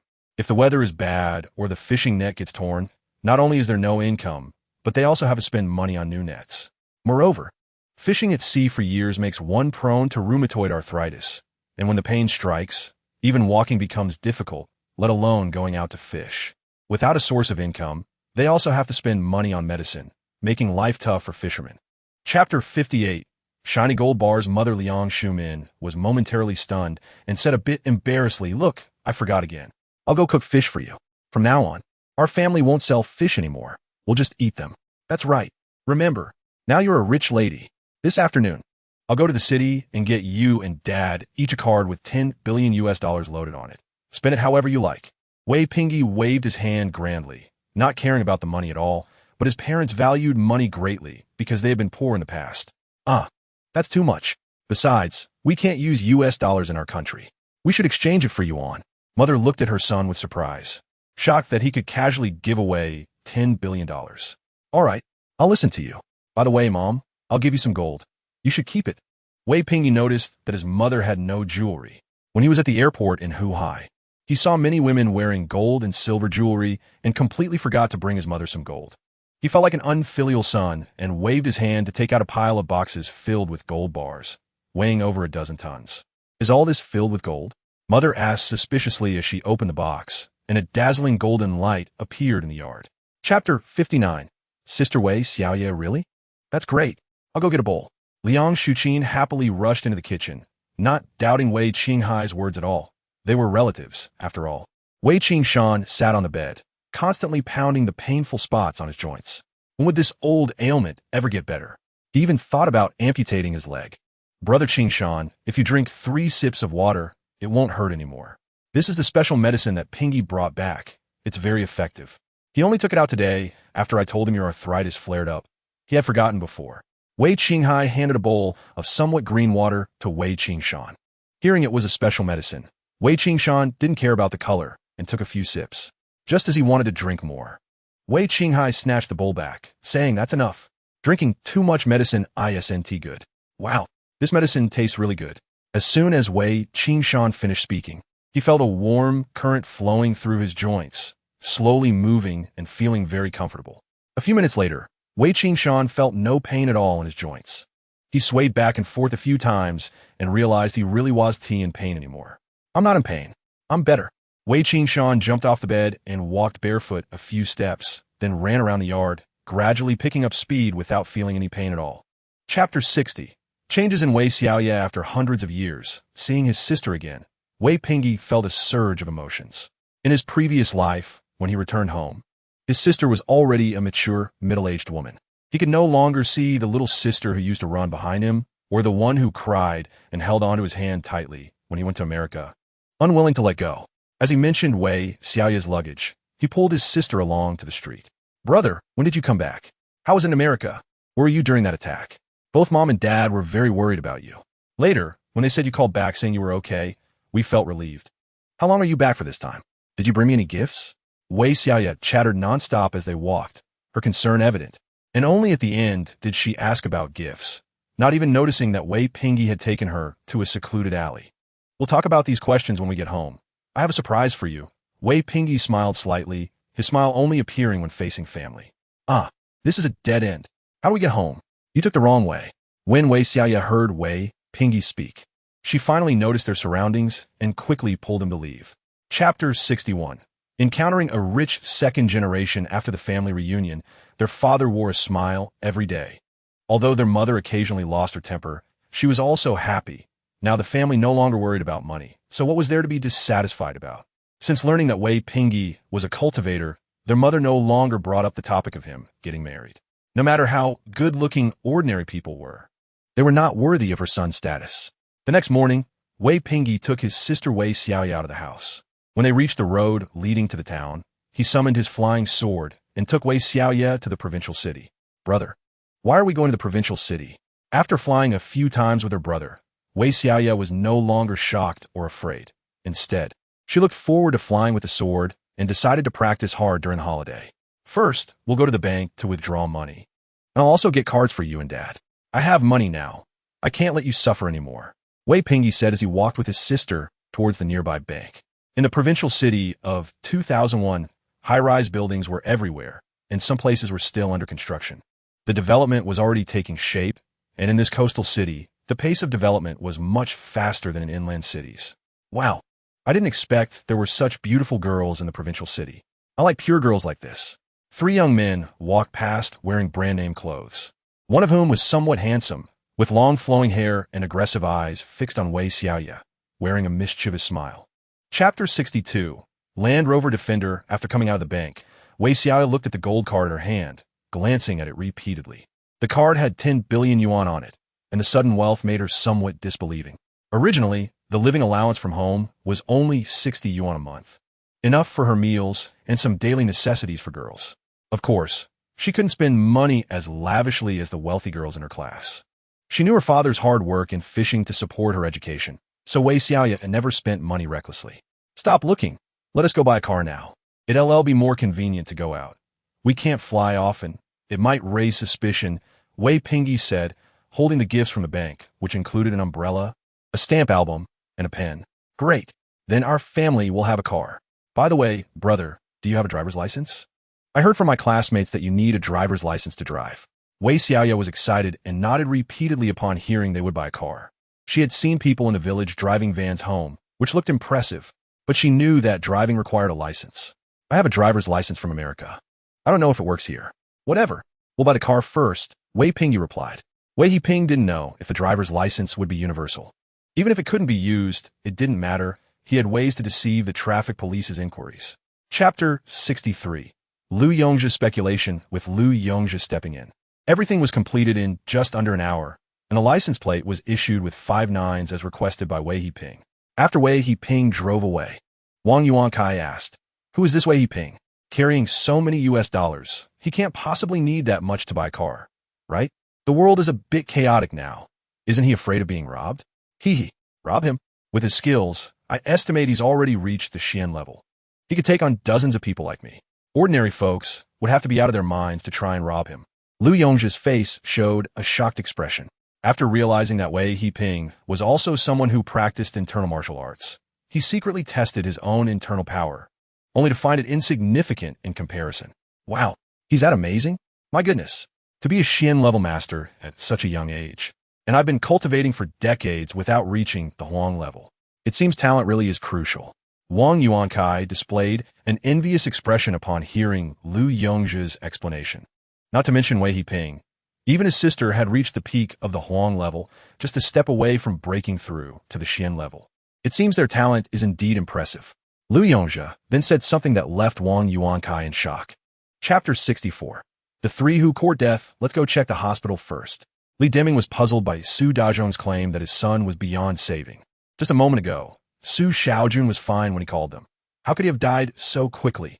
The 3 arrived at the hospital room of Li Yibin and Zhang Jianhui, where several doctors were surrounding an elderly man with white hair and a rosy complexion, full of vitality. This was Li Ningjin, a renowned traditional Chinese medicine doctor in Jiangnan, known as a miracle worker who could cure any illness, even terminal ones, prolonging patients' lives by several years. It was said he was a descendant of the famous Ming dynasty Dr. Li Shizhen. Li Ningjin felt the pulse and checked their eyelids, concluding, "I can't cure this illness. It was inflicted by a martial arts master, someone who practices internal martial arts. I've only heard of internal martial arts, never seen it. I didn't expect there were actually people who practiced it. Dr. Li, please, I beg you to save them." Li Deming and Zhang Guoyang were shocked. If even Li Ningjin couldn't cure their son's illness, who else could they turn to? Helping people is our duty, but I'm powerless against injuries caused by internal martial artists.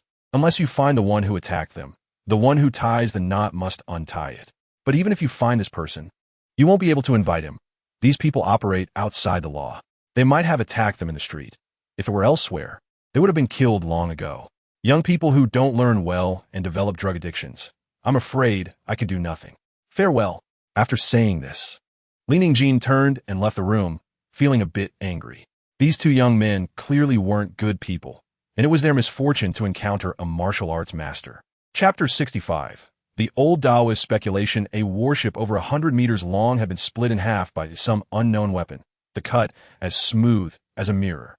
Military experts from both countries, along with a number of military researchers, looked at the thick steel plate that had been cleaved in two and wondered, what kind of weapon could do this? A laser weapon couldn't possibly make such a clean cut. Could it be the work of aliens? Earth probably doesn't have such weapons, thought the military experts from Monkey Country as they looked at the cut warship.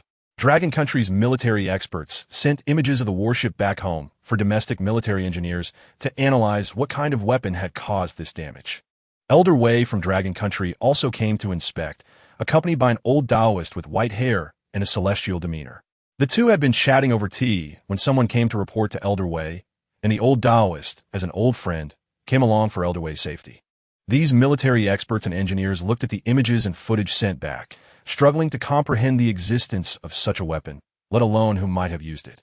The old Taoist, uninterested in these matters, was focused on his cultivation and Taoist health practices. However, when he casually glanced at the images on the screen, he was suddenly shocked. Chapter 66. Two relatives in the village. The news of Wei Heping's car purchase quickly spread throughout the village, which only had about 30 households, some of which had made money from business and moved to the county or city, returning only during ancestral worship. The families closest to Wei Heping were only the Wei Qingshan and Liang Chenxian families. The others were just distant relatives by blood. When the villagers saw that Wei Heping's family had bought a car, some were envious while others were jealous. This is human nature. Where there are people, there's social dynamics. Although everyone seemed to get along fine on the surface, if a family that usually lived modestly suddenly became wealthy, it would create an imbalance in people's hearts. Those who felt the gap too wide would seek to ingratiate themselves, while those with a smaller gap would harbor jealousy, wishing for misfortune to befall them. As society developed faster, familial ties gradually became more distant. When everyone was poor together, relationships were excellent. There was no distinction between you and me, and they helped each other. Now, the wealthy and the poor have less interaction, one fearing the stigma of poverty and the other feeling ashamed, afraid of being looked down upon, so they simply avoid contact. In short, there are various reasons for this. Chapter 67. The car thief, having bought some big red firecrackers and a few flour crackers for less than 100 yuan. Wei Ping came out of the store with a cardboard box.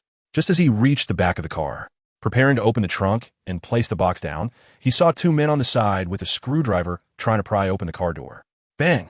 Without asking, Wei Heping kicked the two men away. This was a busy town, otherwise a fireball would have turned them to ashes. They let out two blood-curdling screams, attracting a crowd. This time, they had encountered a tough guy. They were just petty thieves who deserved a good beating. They stole my bike. When I found them, they didn't even admit it and try to hit me. Thankfully, I called the police in time, or they would have gotten away. These two pests should be thrown into the sea to feed the fish. The town would be safer without them. As the crowd watched the two thieves being beaten, they began to discuss, with no one coming to their defense, showing just how much they were hated. Wei Heping checked the car door lock. It hadn't been pried open, but some paint beside the lock had been scraped off. This was a brand new car, and it hadn't even been a month since he bought it, yet it had been scratched.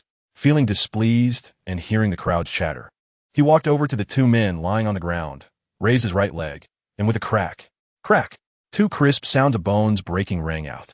Chapter 68. Engineering Budget. Tungda Construction Company is the largest construction company in the county, developing and constructing projects everywhere in recent years. This company has taken on many projects, but while the work is easy, collecting payment for the projects has been difficult. The boss of Tungda Construction, Ma Chunli, is currently at a loss. Unable to collect project payments, he hasn't even paid the workers their full wages before the new year.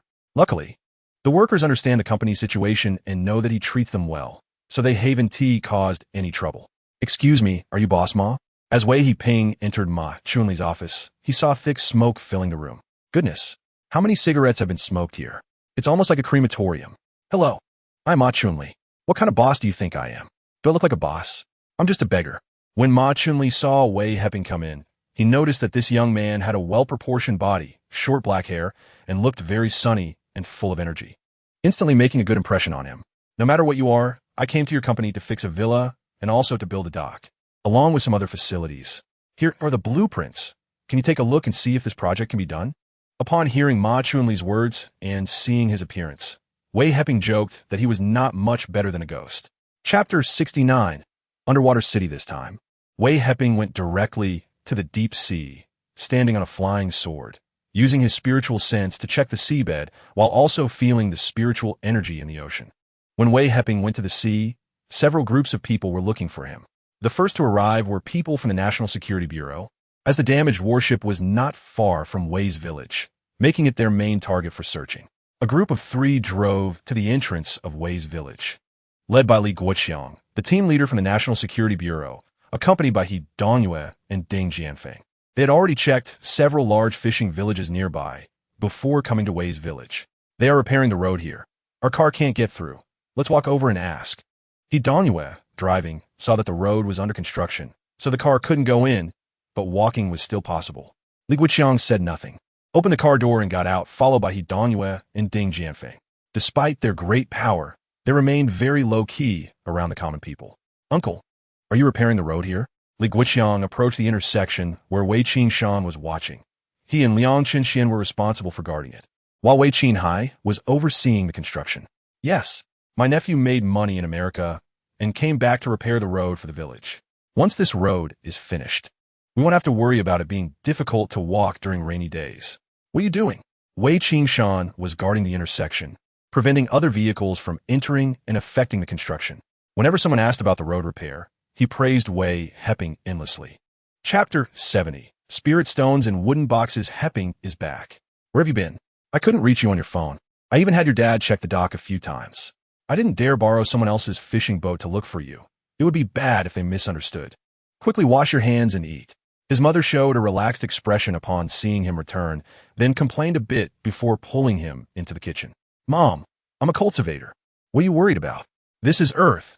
No one can defeat me here unless they use a nuclear bomb. Besides, I'm a law-abiding citizen. The country has no reason to target me. Wei Heping smiled and patted his mother's shoulder, noticing his father was serving food from the iron pot to the dining table. So he quickly helped his father bring the dishes over. It was clear that his parents were waiting for him to return for dinner, fearing the food would get cold, and were warming it in the iron pot. He felt a wave of gratitude, apart from his family caring for him, who would care about his life or death, whether on Earth or in the cultivation world. Just be careful. Don't act recklessly. If someone discovers our family's secret, it would be troublesome. His mother reminded him again, now aware that cultivation is a very confidential matter that must not be revealed to outsiders. Chapter 71. Ruthlessly dimming busy until the rooster crowed. Wei Heping refined a pile of jade boxes, leaving a small portion of jade stones to be refined later when he had time. Looking at the pile of jade stone scraps on the ground, he could refine them into simple talismans. With his current strength, the talismans he refined would be enough to withstand the impact of 3 bullets. After tidying up the room, he sat cross-legged and circulated his cultivation method for several cycles to restore his depleted spiritual energy. As dawn approached, hearing his parents talking, Wei Heping stood up, stretched his body, and lay down on the bed, quickly falling asleep. After returning home, he felt relaxed and slept every night. Wei Heping found that not only did his spiritual energy recover after waking up, but even his spiritual sense seemed to be gradually increasing. The weather had been good during this time, and the construction team was working overtime to try and finish the project a few days early. They were also worried about sudden rain, which would delay the construction. The losses here would be their responsibility. Li Deming had been investigating the murderer of his son for the past few days, asking many passers-by, but they all said they hadn't seen anything. In this era, there were no surveillance cameras on the streets, making it difficult to find people. Su Xiaojun had already been amputated. He had received his due lesson. Su Dazhong was utterly disappointed in this son. After paying the hospitalization fee, he left the hospital, indifferent to whether Su Xiaojun lived or died. His wife, Fu Lanmei, had also abandoned this son. What use was he? At most, in another year or two, this rebellious son would rot away and die.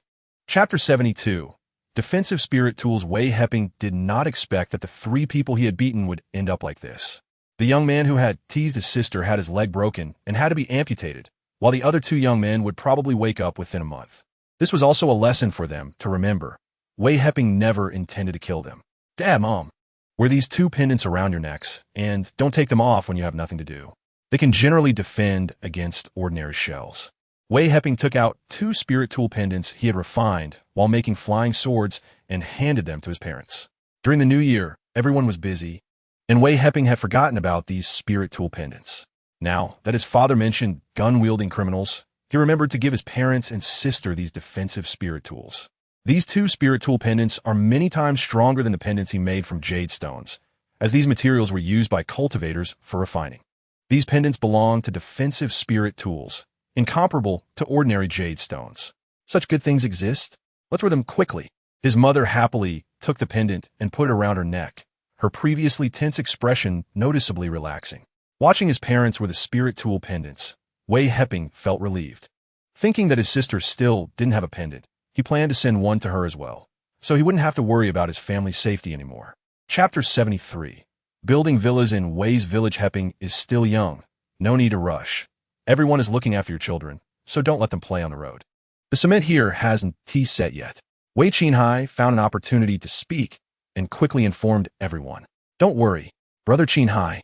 If you see my little monkey running onto the road to play, just spank him. I'll stop you. Brother Qinghai is right. Don't let the kids come up to play. When I get home, I'll keep my grandson locked up. If he dares to go out, I'll spank him. The women all expressed that they would definitely keep an eye on their children, knowing that the road surface was not yet set and should not be stepped on. Wei Heping returned, driving a fishing boat, bringing down dozens of pounds of sea fish. To avoid arousing suspicion among the villagers, he casually caught some fish. Otherwise, if he went out every day without any catch, it would be a bit unreasonable. Ever since 3 people came to the village that day, Wei Heping knew there would definitely be more people coming. If he had no catch every day, the villagers would inevitably gossip, and if someone with ulterior motives heard it, they would monitor every move of his family. He wasn't worried about himself, but his parents had low cultivation levels and little experience, and if they accidentally exposed their cultivation, he would have no secrets left. Chapter 74. Ocean fishing vessels. Ma Chuanli began constructing the villas according to Wei Heping's blueprints. The Wei family village plans to build a total of 31 villas for households have already moved out of the village.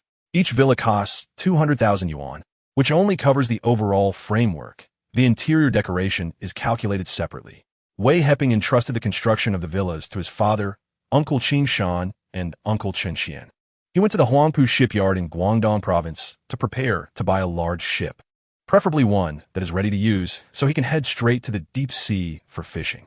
Hello, I want to buy a large fishing vessel, preferably one that is ready to use, and I also need a licensed captain to operate it, Wei Heping said. He was not familiar with ships, but believed that the bigger, the better. After scanning the requirements for fishing vessels with his mind, he understood everything clearly. In the office of Huangpu shipyard, Deputy Director Xie Qingfeng looked at the young man who had come in and immediately asked for a large ship, even making a specific request. He felt a bit confused, wondering if this person was serious about buying a ship. Not knowing much about ships, Xie decided to give him a brief introduction and hoped to send him on his way. We have ocean fishing vessels, which refer to ships engaged in oceanic fishing production. These fishing vessels are equipped with refrigeration processing equipment and radio communication devices. We currently have advanced tuna purse seiners, ultra-low temperature long-line fishing vessels, and large trawlers. The tonnage of tuna purse seiners ranges from 200 to 3,000 tons, while ultra-low temperature long-line fishing vessels generally weigh around 500 tons. Do you think this is suitable? Chapter 75. Going out to sea the next day, Wei Heping brought 29 uncles and aunts from the village, along with Long Zhenhua, for a total of 31 people aboard the large fishing vessel. Wei Heping completed all the preparations for going out to sea the previous day. Long Zhenhua had a good tolerance for alcohol. He had consumed a bottle the night before and woke up early the next morning, indicating his liver's strong detoxification ability. Long Zhenhua assigned tasks to the villagers who were going out to sea. These people made their living from the ocean and were naturally very familiar with operating a boat. However, they had never worked on such a large fishing vessel. Long Zhenhua shared all the equipment and how to use it, and after practicing for a day at sea, everyone became proficient and was ready to go fishing. The ship's horn let out a magnificent roar, deep and loud, as the vessel cut through the waves like a steel stallion, charging into the vast ocean. The villagers came to see them off. Mothers and a group of women prayed at the Ma Zhu temple by the dock, hoping for their safe return. The men on the large fishing vessel were the mainstays of Wei family village, and while they didn't feel much concern when fishing close to shore, now that they were heading to the deep sea, the women began to take it seriously. Chapter 76. A bountiful harvest, my God. So many big yellow croakers. Long Jinhua exclaimed. Quick, put the fish in the hold, and let's catch another net. He saw the crane lifting the fishing net, which was filled with various large fish weighing 3 to 4 tons, and hurriedly ordered everyone to act. Everyone frantically placed the fishing net into the hold, releasing the net like dropping dumplings, pouring the sea fish out. The villagers responsible for sorting immediately separated the different types of fish, sending the ones that needed freezing to the cold storage. Everyone was familiar with the properties of various sea fish and sorted them quickly, but it was still not as fast as catching fish. One net after another was continuously pulled up, and everyone was busy sweating, not caring about their fatigue, smiling and focusing on their tasks. According to what Wei Heping said before they set out, they were bound to earn a good bonus this time. Wei Heping noticed the fins of sharks surfacing in the distance, knowing they had been attracted. He summoned his flying sword, which flashed and disappeared, slicing the distant sharks in half. Blood immediately spread across the sea surface, the scent attracting more sharks, which began tearing apart the bodies of their kind. There are sharks. The people setting the nets saw the sharks rolling in the distance, with patches of blood occasionally surfacing and spreading with the waves. Chapter 77. Partnering to negotiate fish prices. The next morning, a few cars arrived at Wei family village, all buyers contacted by Long Jinhua. The road in Wei family village is so well built. It seems they are making a lot of money fishing. The first car's passenger was a middle-aged man with a big belly, wearing a He-Tian jade pendant around his neck. This man, Lu Baorui, was the purchasing manager of Taiwan Hotel and was very shrewd. Otherwise, he wouldn't be able to hold such a lucrative position. Manager Lu remarked, "The price needs to be negotiated down. Otherwise, those who fish have low investment and high profits. While we still run a hotel, we might as well all go fishing." The second car's occupant was a tall, thin man resembling a bamboo pole, with a smirk on his face. This was Mi Guiqiang, the deputy manager of Tianyan Hotel in the provincial city, known for his calculative nature and slick business dealings.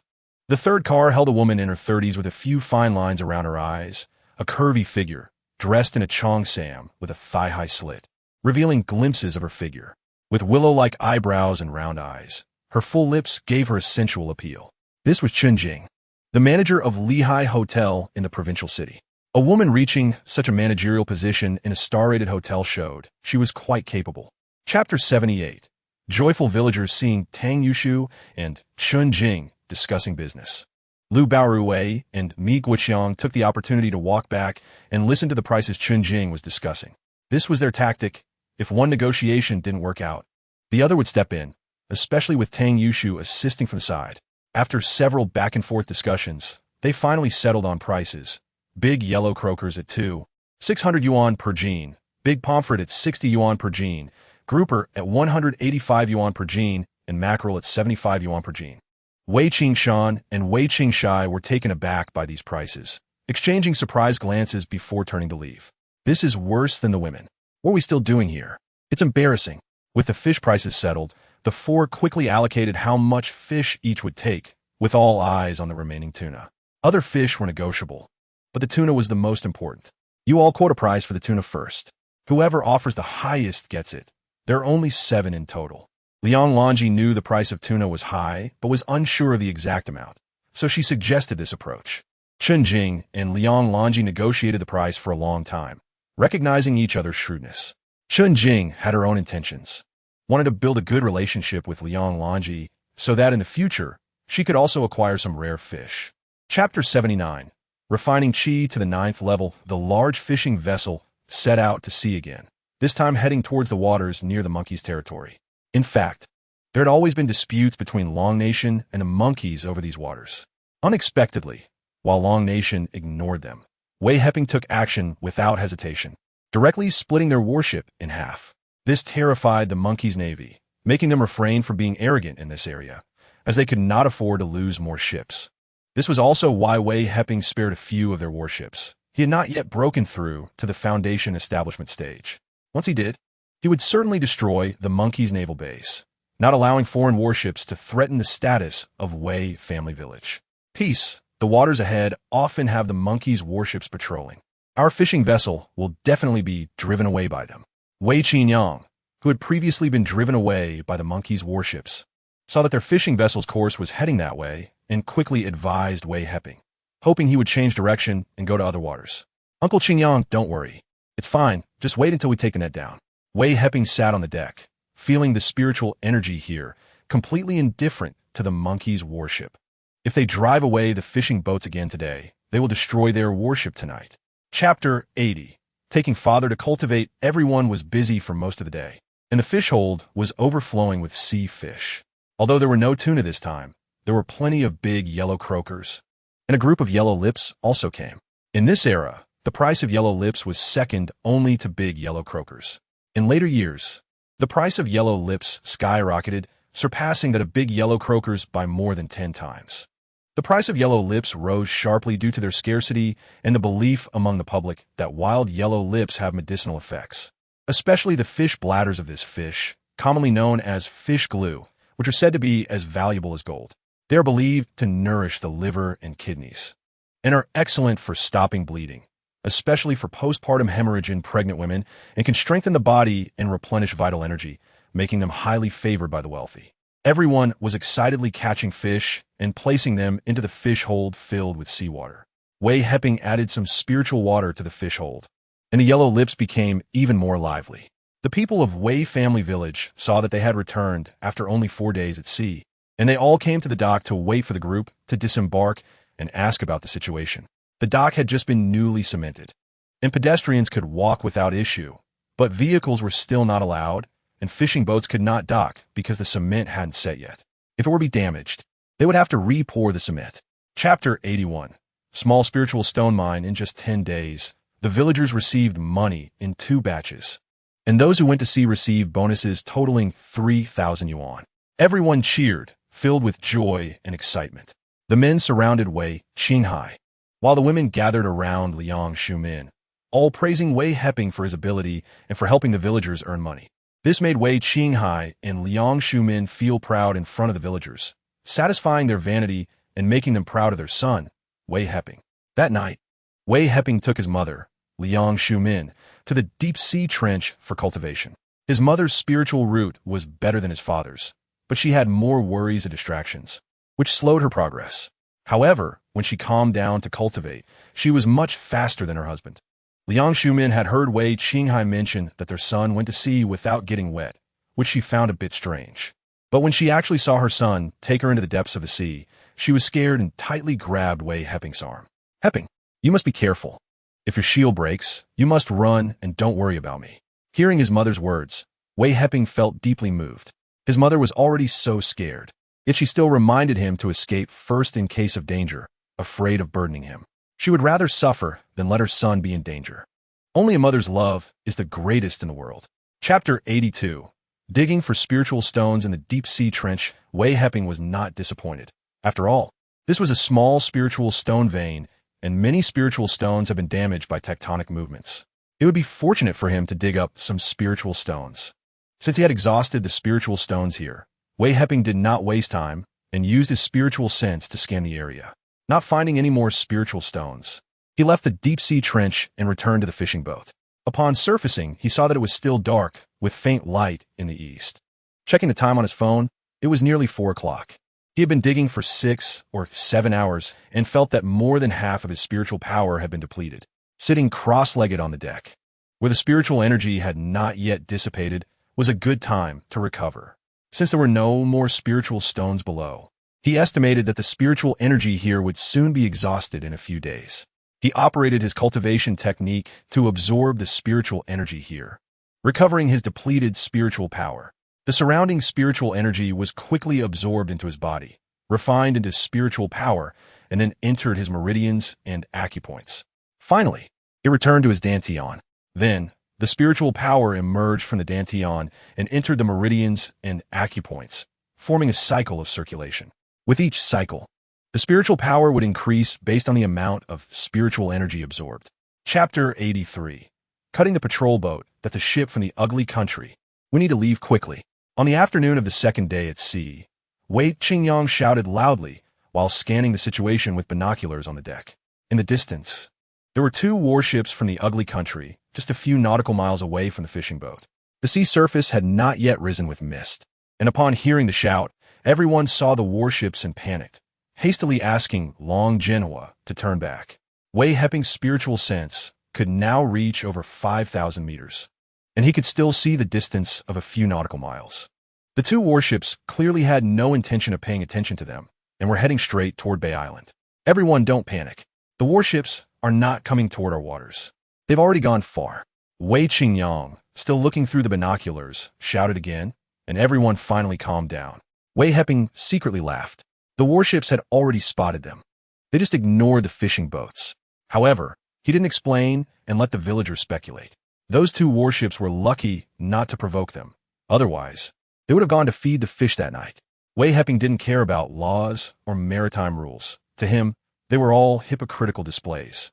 When one's power reaches a certain level, what you say becomes law, and what you do, right or wrong, is justified. Who would dare to resist? They would be eliminated. A cultivator's actions depend entirely on their mood. Chapter 84. Young people returned to the village. The fishing boat docked at the pier, and everyone disembarked. Wei Heping saw a few young people at the dock, all of whom were villagers who had gone out to work. But these young people were 5 or 6 years older than him, and had long since married and had children. Ongu is back. Yonggu is back. Ligu is back, just in time for all of you to return. Next time, come out to sea and fish with us. We need more hands on deck. With more people, everyone will have an easier time. Wei Heping greeted each of them, knowing they had been called back by their families. Their purpose for coming to the dock was also to discuss fishing with him. Without waiting for them to speak, Wei Heping invited them, which made them very grateful. I heard that Heping is doing well now. We'll follow you from now on. Wei Hian was the eldest son of Wei Qingshan, and he was somewhat familiar with Wei Heping, speaking casually. Yeah, Heping may be a few years younger than us, but he's more capable. He has repaired the roads in the village. We can't compare to him. Wei Hiong was also from the He family, and the other one, Li Ge, was named Liang Zhili. According to the Liang family, he was from the Ji generation, and Wei Heping's mother, Liang Shumin, was his family's aunt. These people could be considered family. Chapter 85. Pure Solon fruit tree. After sitting on the boat for so long, everyone was a bit numb. Upon hearing Wei Heping's words, they didn't pay much attention. When they fished in the past, they would switch locations if they found no fish in this direction. Big fishing boats and small fishing boats were the same. If there were no fish here, they would just change direction. After dinner, night fell, and the sea was shrouded in mist with light rain in the air. Everyone returned to the fish hold, leaving the people on duty in raincoats, occasionally scanning the area with flashlights. Wei Heping returned to his cabin, which was solely for him. He chose a single cabin for convenience. At first, the people on the boat thought he was young and wouldn't relate to them, or that Wei Heping was used to being alone in America and preferred peace. So they didn't think much of it. Sitting cross-legged on the bed, he began to circulate his cultivation method. After running a few cycles, he felt the wood attribute spiritual energy becoming increasingly rich. He thought to himself, could there be an island nearby? This spiritual energy is emanating from the spiritual fruit trees. It's impossible for them to grow in the ocean. They must be on an island. After scanning the area with his entire consciousness and finding no islands, he thought about going along Genoa's cockpit to check the sea chart, but then he realized that following the spiritual energy would be the same. He figured there was no need to take that extra step. Chapter 86. Both parents break through big yellow croaker, mackerel, yellow-lip fish, grouper, big mackerel, ribbonfish, eel, sea bass. Oh my, so many fish. Let us first catch the most valuable ones. For those that aren't worth much, just throw them back. Don't take up space. On the fishing boat, Wei Qingfeng, the oldest and most experienced fisherman, saw so many varieties of sea fish and immediately made a decision. Upon hearing him, everyone nodded in agreement. A net went down, catching 1 or 2 tons of sea fish.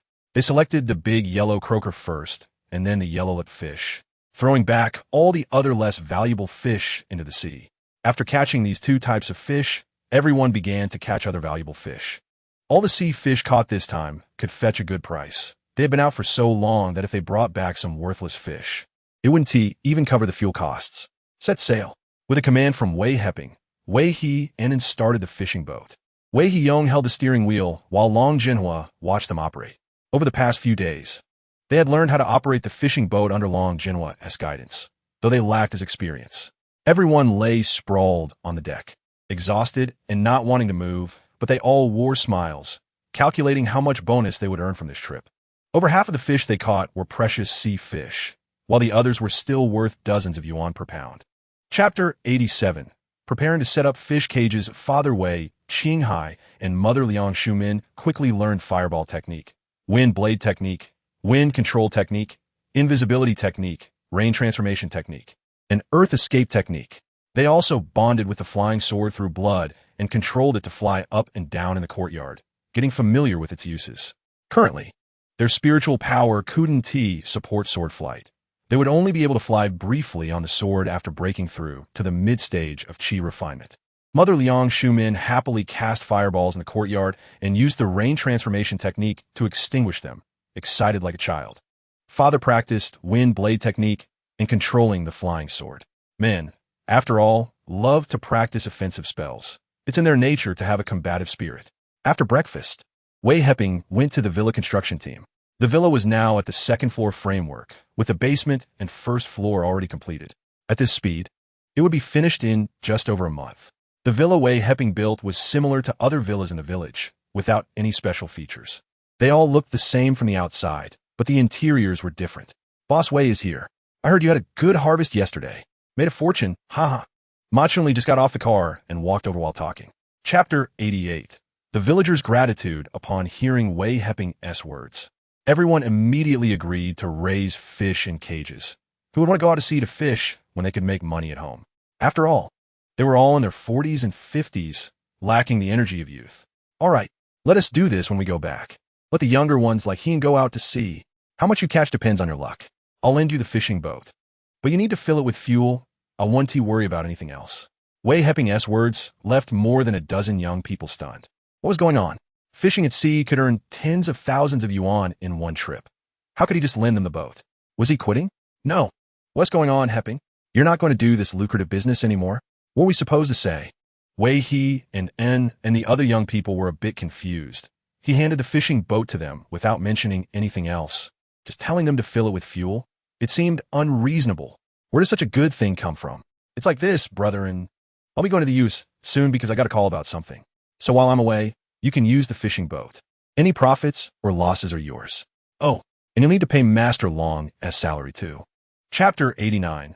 Wu Yao Sangold or Wei Heping decided to first go to Shenangjia in Hubei province, one of the most mysterious places in China, rumored to have wild men appearing. Shenangjia is located between Hubei province and Yuzhou city, occupying a larger area of Hubei. It is said that Shinnong used to gather herbs here, giving it its name. Wei Heping came here to see if there were any spiritual herbs. After all, some legends are based on facts. Wei Heping, carrying a backpack as a tourist, entered the scenic area, following other tourists deeper into the area. It was springtime, and many people were here to travel and enjoy the outdoors, from those with white hair to toddlers in open crotch pants. Men and women of all ages were present, making the place lively. After crossing two small hills, the number of people decreased significantly. There were no elderly or children around. Only some young people continued forward. Wei Heping also followed the mountain path towards the peak. Should we keep going? I heard a sky pit was just discovered ahead, but its conditions haven't been explored, and we don't know if it's dangerous. Of course, we should go see. We've come this far, and we can camp on the peak tonight. Tomorrow, we should be able to reach the sky pit. Let us go on an adventure. If we find treasures, we'll get rich. Chapter 90. Arriving at the sky pit, Li Donyang and a few others were washing up when they saw Wei Heping pull up a brown stone from the water. Thinking he had discovered a treasure, they hurried over to take a look. The stone was the size of a watermelon, and there was nothing about its exterior that looked different from other stones. The group lost interest and continued washing up. What is this stone? Is it a meteorite?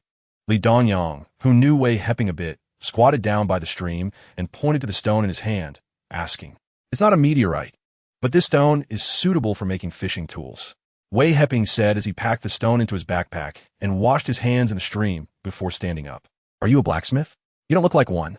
Your skin is so fair, and there are no burns from blacksmithing on your face," Li Donyang said, then carefully observed Wei Heping's face. He certainly didn't look like a blacksmith. "I'm not a blacksmith, but someone in our village is, so I know a bit about the ores needed for blacksmithing." After Wei Heping finished speaking, he shouldered his backpack and prepared to move on. Li Dongyang didn't ask further, shouldering his own travel bag as the group followed the mountain path opened by Chun Feng, heading into the primitive forest. Chapter 91. 10,000 Years Stone Milk. Wei Heping followed them and saw that Li Dongyang and the others had already reached the edge of the sky pit. Zhang Dandan took out a camera to take pictures. It was clearly an expensive one, capable of zooming in for clearer shots.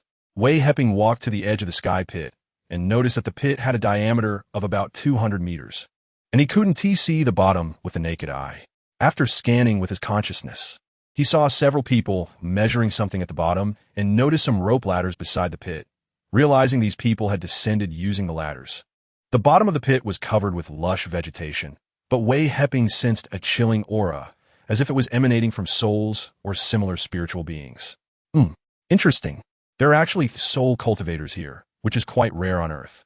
I released my divine sense and quickly found that ghost. However, he had just cultivated his soul body, and a simple fireball could turn him into nothingness. This soul cultivator was following a few people, waiting for the right moment to strike. The bottom of the pit had no sunlight, which allowed this soul cultivator to wander outside. The souls of ordinary people were a great supplement for soul cultivators. If they didn't descend into the pit, this soul cultivator wouldn't dare to leave it. Now that they were below, it was like sending a feast to his door. This soul cultivator was ready to devour their souls to cultivate, gradually becoming stronger, and then leaving the pit to absorb the souls of ordinary people or beasts for cultivation. Chapter 92. Spiritual herbs in the valley. Wei Heping arrived at a small water pit, which had a basin-sized hole filled with milky white agate milk, exuding a fragrant aroma.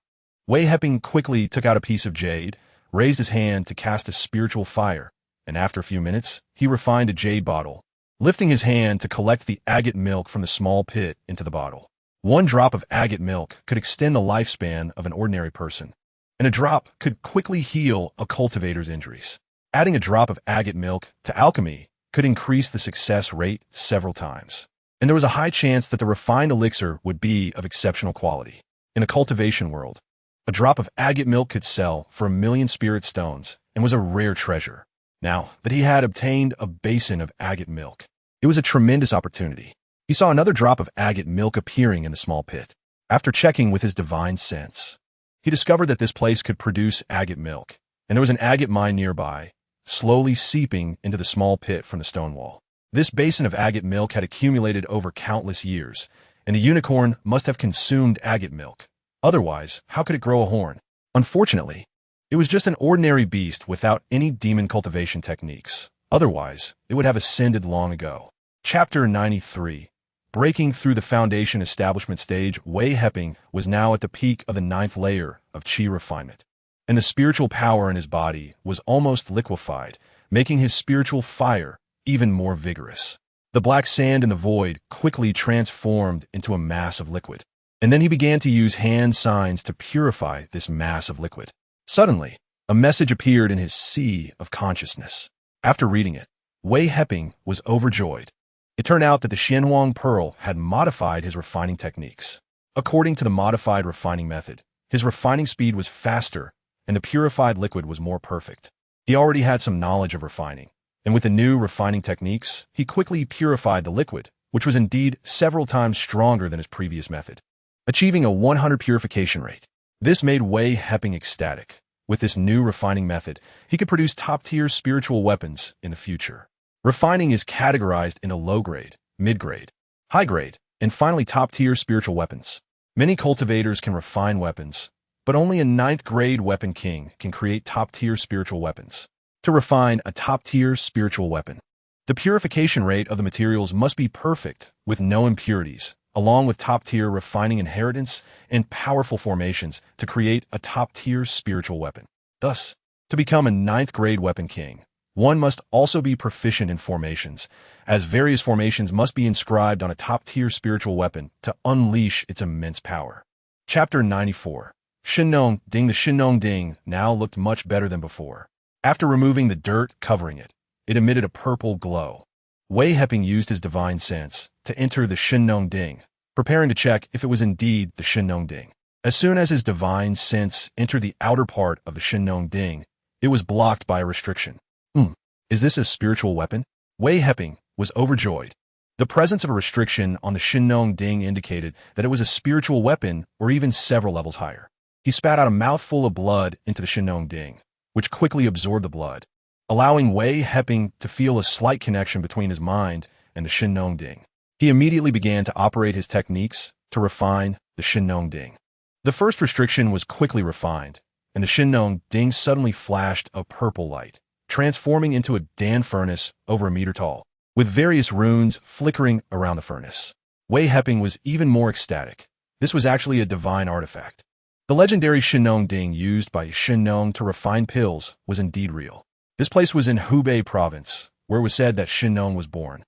It was just right that there was a divine dragon frame here, as Shinnong came here to taste hundreds of herbs for the sake of the people, leading to the creation of medicine. The Shinnong Ding, used by Shinnong to refine hundreds of herbs, was a treasure of the pill path, and later was taken to Huiyun Palace by Shinnong, as it was merely an auxiliary type of divine artifact with no significant offensive power. Chapter 95. The powerful Xianhuang Pearl. After leaving the valley, Wei Heping expanded his divine sense and quickly found dozens of low-grade spiritual herbs in this primitive forest. Of course, he didn't miss some precious herbs used by ordinary people, such as 100-year-old Hisho Wu, star anise lotus, and longevity grass. He picked all the ones he saw and stored them in his ring for future needs. These dozens of low-grade spiritual herbs could be used to refine the gathering pill for qi refinement stage cultivators, the silver fragrant pill for restoring spiritual power, and the Qinglin pill for healing injuries. Among them were several auxiliary spiritual herbs for refining the Peiyuan pill, including lianji grass and ziqin flower, along with the spiritual herb zixin orchid he obtained earlier, which was just enough to refine a batch of Peiyuan pills. Now that he had a Dan furnace spiritual herbs, and had broken through to the foundation establishment stage with true fire in his body, refining these first and second-grade low-level pills was still very easy. Wei Heping found a mountain with relatively dense spiritual energy, dug a cave halfway up the mountain, and set up a defensive formation at the entrance. He then entered the cave and took out the spiritual herbs for refining pills, as well as the Shinnong Ding, preparing to refine the pills. He raised his hand to cast a true fire to heat the Shinnong Ding, cleaned it, placed a spiritual herb inside, and used several hand signs to liquefy the spiritual herb. Another message appeared in his sea of consciousness, correcting his pill refining hand signs. Chapter 96. Revenge. Wei Heping couldn't understand the Wugui language, but he could speak the Ingui language. However, he didn't need to ask anyone anything now.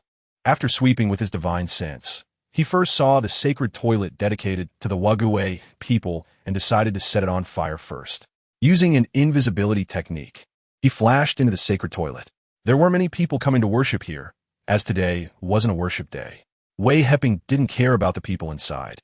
He raised his hand and cast a true fire, and the wooden structure of the house immediately ignited in a blazing fire. Ah! A woman screamed, and Wei Heping understood the first part of her words, but not the rest. He kicked the woman into the fire pile, shouting, "Damn it!" Wei Heping knew that the women of the Wugui country were not good people either. When the men went to battle, the women would personally sew needles for them, praying for their safety. Some women even donated their earnings from selling themselves to support their country's invasions. As the saying goes, there are no wrong souls under an atomic bomb. The people here screamed, and some even desperately took off their clothes and rushed to put out the fire, while others shouted and ran outside. The true fire cast by Wei Heping could not be extinguished even if a fire truck arrived. When he saw people trying to put out the fire, Wei Heping kicked those fire extinguishers into the fire pile as well, thinking, since you want to put out the fire, you might as well go in together. Chapter 97. Ziwei Heavenly Fire. Wei Heping stopped halfway up the sacred mountain in the Wugui Kingdom, where the altitude was the highest and covered in snow year-round. Some tourists came here in the summer to see the snow. Wei Heping felt that the spiritual energy here was quite rich, so he found a flat area, waved his hand to clear the snow, and threw out dozens of spirit stones from his ring to set up a spirit gathering array. He sat cross-legged and began to operate his cultivation technique to stabilize his cultivation. As the Xianhuang technique started to run, the surrounding spiritual energy, combined with the energy emitted by the spirit stones, quickly formed a small vortex that enveloped him. There's also fire attribute spiritual energy here, right? There's a volcano below. I will stabilize my cultivation before going down to take a look, and by the way, I'll make the volcano erupt to make the Wei people suffer. Wei Heping sensed the fire attribute spiritual energy here and quickly devised a plan. He continued to operate his technique to absorb the spiritual energy and stabilize his cultivation. The Wei kingdom was in chaos now. There weren't many deaths in the city, but the divine toilet and the royal palace had turned to ashes. The banks in the Silver Seed area suffered huge losses. Professionals estimated that approximately over 1,000 tons of gold and a large number of valuable items, worth tens of billions of dollars, pounds, and euros, had been robbed, and a large number of antiques from the royal palace had completely disappeared. Chapter 98. Volcanic Eruption Boom. With a loud noise, the volcanic wall at the bottom of the volcano melted to a diameter of over 2,000 meters and could not withstand the pressure from the rocks above, causing a collapse. Wei Heping thought to himself, not good. He quickly dashed toward the volcano's mouth. The collapsing rocks fell onto his true essence shield, which pushed them away, causing them to scatter and fall. After a few breaths, Wei Heping reached above the volcano's mouth. After sweeping his divine sense, he found that the bottom of this volcano was collapsing. The lava had opened the volcanic wall and connected it to another volcano, forming a larger volcano at the bottom, which was impacting other volcanoes. Once it erupted, it was estimated that the entire Sacred Mountains volcanoes would be triggered. Wei Heping felt a surge of joy in his heart. Since the bottom of the volcano was connected, he should add a little more power to trigger this volcano. With a flash of his flying sword, he pierced through several volcanic walls at the bottom, connecting several volcanoes and forming a larger volcanic mouth. Then, he used his divine sense to control the flying sword to penetrate the rocks at the bottom of the volcano and draw seawater into the volcano's depths. The icy seawater suddenly encountered the scorching lava, and after alternating between hot and cold, the bottom of the volcano suddenly exploded with a loud bang. The entire bottom of the sacred mountain erupted with lava. Chapter 99. Greed leads to death. Wei Heping thought to himself, giving you money is like giving you a life you can't enjoy. How dare you come to extort me? It's daytime, so I can't make a move. If it were night, I would have slapped them to death already. Forget it, Uncle Qing Shan, 30,000 is not much. We could just give it to them. You wait a moment, and I'll go back to get the money. Wei Heping stopped the furious Wei Qing Shan and turned to walk home. Seeing Wei Heping leave, Wei Qing Shan sighed. Alas, the common people and officials have always been at odds since ancient times. Wei Heping turned a corner and took out 30,000 from his ring. After waiting a few minutes, he returned. Please give us a receipt. If someone comes again in the future, we have proof that we have already paid. Wei Heping handed the 30,000 to the middle-aged man, noticing a hint of greed in the eyes of the three men. He thought to himself, the greedier they are, the faster they die. No problem. Of course we need to issue a receipt. Don't worry. Our bureau will definitely not come to your village again. The middle-aged man gestured to the two people beside him. One took the money and started counting, while the other took out a receipt book, wrote a note, and handed it to Wei Heping. When Wei Heping took the receipt and looked at it, the amount was written on it, but nothing else was mentioned, and there was no stamp. It was obvious that these three men intended to pocket the money. Chapter 100. Unexpected gains. Wei Heping had not been home for over 2 months. His parents occasionally used the rain transformation technique at the fish netting site in the west of the village, attracting more and more sea fish with the spiritual water. The villagers sold sea fish every few days, earning over 10,000 each month, which made everyone in the village extremely happy and grateful to Wei Heping's family. Wei Heping chatted with the villagers for a while and looked at the fish netting. Although there were many sea fish, they were mostly not very valuable species, and precious sea fish were relatively rare. After all, rare sea fish lived in the deep sea, too far from here to feel the spiritual water. Occasionally, a few precious sea fish would come in with the waves. The next morning, Wei Heping opened his eyes, having had a good night's sleep at home. Feeling relaxed, he felt refreshed all over, and his sea of consciousness was cool, with his divine sense subtly increasing. Peace, and came back this morning. They might have encountered something outside. They have bruises on their faces, as if they were beaten, and there are no fish on the fishing boat. You should go take a look. His mother, Liang Shumin, hurriedly told him this bad news when she saw him come out. Mom, don't worry. Why are you worrying about other people's matters? Chapter 101.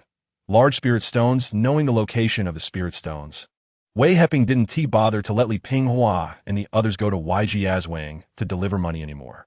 He raised his hand and shot out several fireballs, turning the three men to ashes before collecting the valuables from the safe. after releasing his divine sense to sweep through the entire naval base. He found there was an underground armory with many weapons and ammunition. The naval shells on the warships had the most shells. He infused true essence into his flying sword, slashed open the armory door, shot out a few fireballs inside, and then stepped on his flying sword and vanished. Boom! A loud noise came from the armory behind him, followed by several more loud explosions. The entire naval base was blown to pieces by the ammunition in the armory. The violent explosions created a large pit below the armory, and seawater quickly seeped in, transforming the area into a vast ocean. Originally, Wei Heping intended to demand $10 million in compensation from this naval base, but unexpectedly discovered spirit stones here, along with a few tens of thousands of dollars and over 100,000 Hua coins, as well as some gold jewelry and pearls. Calculating it all, it amounted to several 100,000 Hua coins, enough to cover the losses of Wei and En.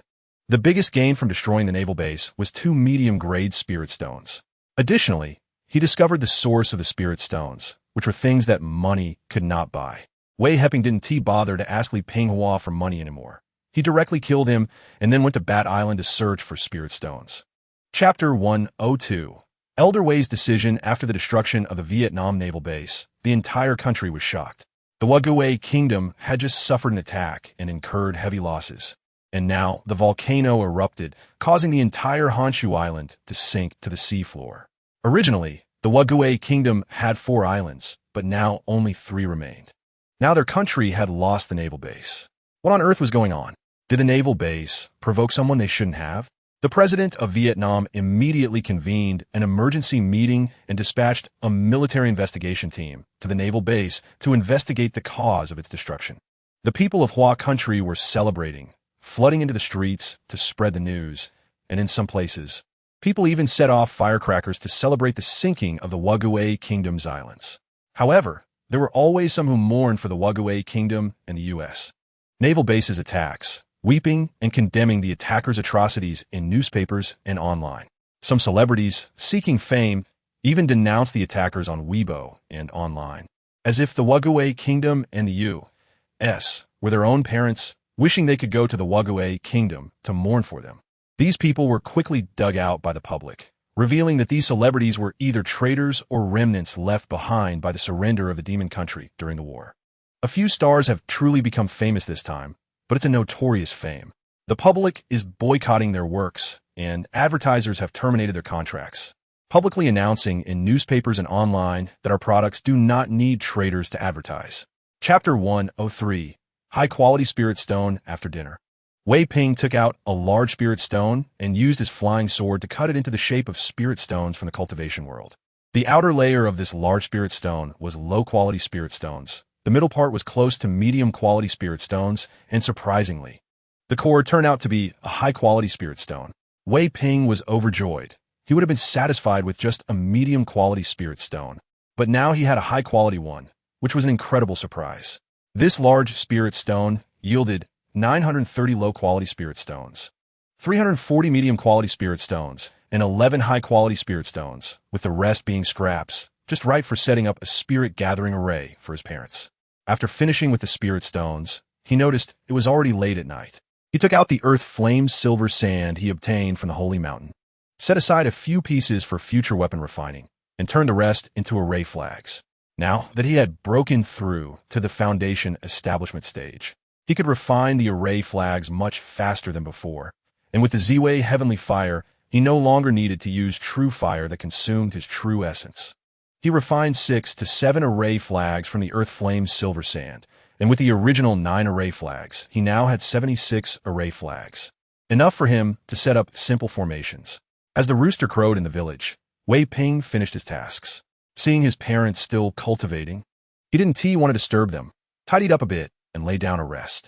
Chapter 104. Self-righteous classmates Ping. Ping, I have something to tell you. The 3 people from the Agricultural Bureau who came here the day before yesterday are dead. They died in a car accident on the way. It's a pity that the money you gave them is gone. Just consider it their toll. After sending off the police, Wei Qingshan excitedly ran to Wei Ping's house, shouting as he entered the courtyard. Upon seeing Wei Ping, he shared the news. Wei Ping feigned surprise and hurriedly asked, "Uncle Qingshan, is that true?" "Of course. A few police officers from the county's public security bureau just came to ask me about the situation. They told me, and they just left when I came to tell you this good news. Wei Heping said, revealing a look of satisfaction, with a hint of a smile in his eyes. That's their problem if they have the money, but no life to spend it. Wei Heping thought to himself that he had already gotten that money back. They didn't even have toll money. After sharing the news with Wei Heping, Wei Heping joyfully went to tell the villagers. This news quickly spread throughout Wei family village, and everyone knew that it was Wei Heping who had paid to send those people away. Otherwise, half of the road would have been torn up, and the villagers were immensely grateful to Wei Heping for spending money to resolve the issue. Chapter 105. Setting up defensive arrays while driving halfway. Wei Heping saw a police car parked by the roadside, with several policemen searching through the grass. They were occasionally picking up fragments with tweezers and placing them in bags. Looking at the terrain, it was the site of the Agricultural Bureau car explosion. These policemen were likely searching for clues. Wei Heping smiled and drove away. In this era, only some important departments, such as banks, gold shops, and jewelry stores, had surveillance systems. Other places had no cameras at all, unlike the future where surveillance systems were everywhere. And police could solve cases without leaving their offices. Upon returning to Wei family village, Wei Heping had just parked his car when he saw Wei Heping sitting on a small stool in the yard, talking to his mother, Liang Shumin. Due to her cousin Liang Shuqin, Liang Shumin was very concerned about her two nephews, as she had watched them grow up. In Wei family village, she only had Liang Shuqin, a distant cousin, with a closer blood relation than other Liang family members. Ping is back. I was just about to call you. Your aunt said you would be back soon, Wei Heping said, referring to his mother as aunt out of habit since childhood. After their mother married their father, the brothers continued to call her aunt, just as Wei Heping and his sister referred to Liang Shuqin as aunt, as their mothers believed this form of address was more affectionate. Chapter 106. Family surprise, let us go. We're going home. Wei Heping was indifferent to his sister's complaints, knowing that Wei Xiaoya was joking and not genuinely upset with him. Brother, wait for me. Seeing him about to leave without caring for the fish on the fishing boat, Wei Xiaoya quickly caught up to him and grabbed his arm as they walked home together. Wei Heping wasn't concerned about his sister's college entrance examination and didn't ask how she did. Anyway, he planned to take the family into cultivation, and being able to read was enough for cultivation. Education level wasn't important. Their mother had prepared a large feast, and their father brought out a bottle of Luzhou Laojiao to celebrate the family's reunion. Everyone poured a glass of wine, and they toasted together in celebration. The family enjoyed a harmonious reunion dinner. Wei Heping took out spirit stones and elixirs, which were for his sister Wei Xiaoya. Now that she was back, she could cultivate at home for a while, hoping to break through to the third layer of qi refining in the next 2 months. Wow, so many spirit stones. You're the best, brother, Wei Xiaoya exclaimed in delight upon seeing the numerous spirit stones, happily storing them in her ring. During her time at school, she hadn't had enough spiritual energy to absorb and had been planning to ask her brother for a few spirit stones. Unexpectedly, before she even spoke, her brother had already given her so many, making her overjoyed. Chapter 107. Hengguan Mountain's Du Beiqing grew more and more fearful and quickly ordered the family to handle Du San's matters today, instructing Xiao Mu to clean it up thoroughly and return to the capital immediately. From now on, family members going to Jiangnan province must behave and not cause any trouble. Dad, what is going on? What did Uncle Luo mean? Du Guahao, Du Beiqing's eldest son, who was now a deputy in a certain department in the capital, was puzzled by his father's words due to his insufficient rank. You all know what happened recently. Uncle Luo just said that the person is in Wei family village and that it was done by someone from our country. Good. Well done. The more Du Beiqing spoke, the more excited he became, his body trembling slightly. What they had wanted to do back then, they couldn't accomplish, but now someone finally did it. And it was no wonder he was excited. Oh my God. The few people in the living room were taken aback. It turned out that the master was actually from Huagua. They certainly knew what old Luo was responsible for. Such a confidential matter was known only to a limited few. It was also because of old Luo's good relationship with their father that he informed him. Now, they also understood the importance of this matter without needing to be reminded by Old Master Du. Chapter 108. Secret Realm on Earth, everyone. Continue. I thought there were so many people here because they were filming a movie, so I came to see the excitement. Wei Heping sensed the aura emanating from this group of people, which was at most between the third and fourth layers of qi refining. However, their aura was somewhat mottled and lacked the purity of spiritual power, and they emitted a somewhat weak aura. No wonder he noticed they were practicing martial arts at first. Haha, this isn't a place for little brothers. It's better to leave early. The elderly man in traditional Chinese clothing clearly did not want to get involved, waving his hand to urge him to leave quickly. Leave? Since he was here, he might as well stay. The plump monk, Master Baijia, extended his fingers like claws, trying to grab Wei Heping's shoulder, intending to subdue him first. Wei Heping gently dodged, and Master Baijia's hand brushed past Wei Heping's shoulder. So he's a master. Which sect do you belong to? Speak up to avoid misunderstandings. Upon seeing Wei Heping easily evade his grasp, Master Baijia's expression turned serious, and he stopped attacking. The fact that this young man could easily avoid his moves indicated that he was not weaker than him. Despite his rough exterior, he was cautious inside. Otherwise, he would have long since departed for the Western Paradise. Chapter 109. Natural formation after running for over an hour at Wei Heping speed. He still had not detected the edge of the secret realm. However, he discovered several low-level spirit herbs and casually dug them up, transplanting them into the Xianwang Pearl. Oh, there is actually a natural formation here. Wei Heping stopped in front of a small hill. This natural formation was somewhat damaged, otherwise his divine sense would not have detected it. The small hill was only about 20 zhang high, quite unremarkable among the many small hills in the secret realm, and it could easily be overlooked. After scanning with his divine sense, Wei Heping noticed the damaged formation base of this small hill. Initially, he thought it was a man-made formation, but after carefully investigating with his divine sense, he realized it was a natural formation, possibly ancient, which had become damaged over time. Or perhaps it absorbed too much spiritual energy needed for the formation, leading to its deterioration. Wei Heping did not have much understanding of formations. He could only set up some simple ones, and was considered a beginner formation master in the cultivation world. Although this natural formation was damaged, it was beyond his capability to solve. He sat cross-legged at the damaged part of the formation base, observing the formation patterns on it, and deducing the connections of the patterns. Chapter 110. Water Rhythm, White Lotus. Wei Heping took a step forward and arrived at the edge of a small pond. The Xianwang Pearl in his purple mansion became even more excited, jumping around incessantly. Wei Heping looked around and found no danger. He communicated with the Xianwang Pearl, and as soon as it was released, a flash of yellow light appeared, and the Xianwang Pearl had already absorbed the lotus flower. A message came from the purple mansion, informing him that this lotus flower was the Water Rhythm White Lotus, one of the treasures needed to perfect the Xianwang Pearl. For other lotus seeds corresponding to gold, wood, fire, and earth were also needed to complete the Xianwang Pearl. Once perfected, the Xianwang Pearl would form Xianwang Qi and produce 5 elements divine water, which could be used to refine artifacts, with a certain chance of creating creation treasures. Moreover, a world would spontaneously form within the Xianwang Pearl. After reading this message from the Xianwang Pearl, Wei Heping understood why he did not feel the Xianwang Qi upon entering. It turned out the Xianwang Pearl was not yet perfected. His knowledge about the Xianwang Pearl, a creation treasure, was limited, gleaned from ancient legends of the creation of the world. After all, he had never seen or experienced the scenes from that time. The more he learned about the Xianwang Pearl, the more shocked he became. The legendary creation treasure was indeed extraordinary. Not only did it possess creation techniques, but it also carried the Tao inheritance from after the world was created. It seemed that he could only gradually understand it to fully utilize the power of the creation Xianwang Pearl. Chapter 111.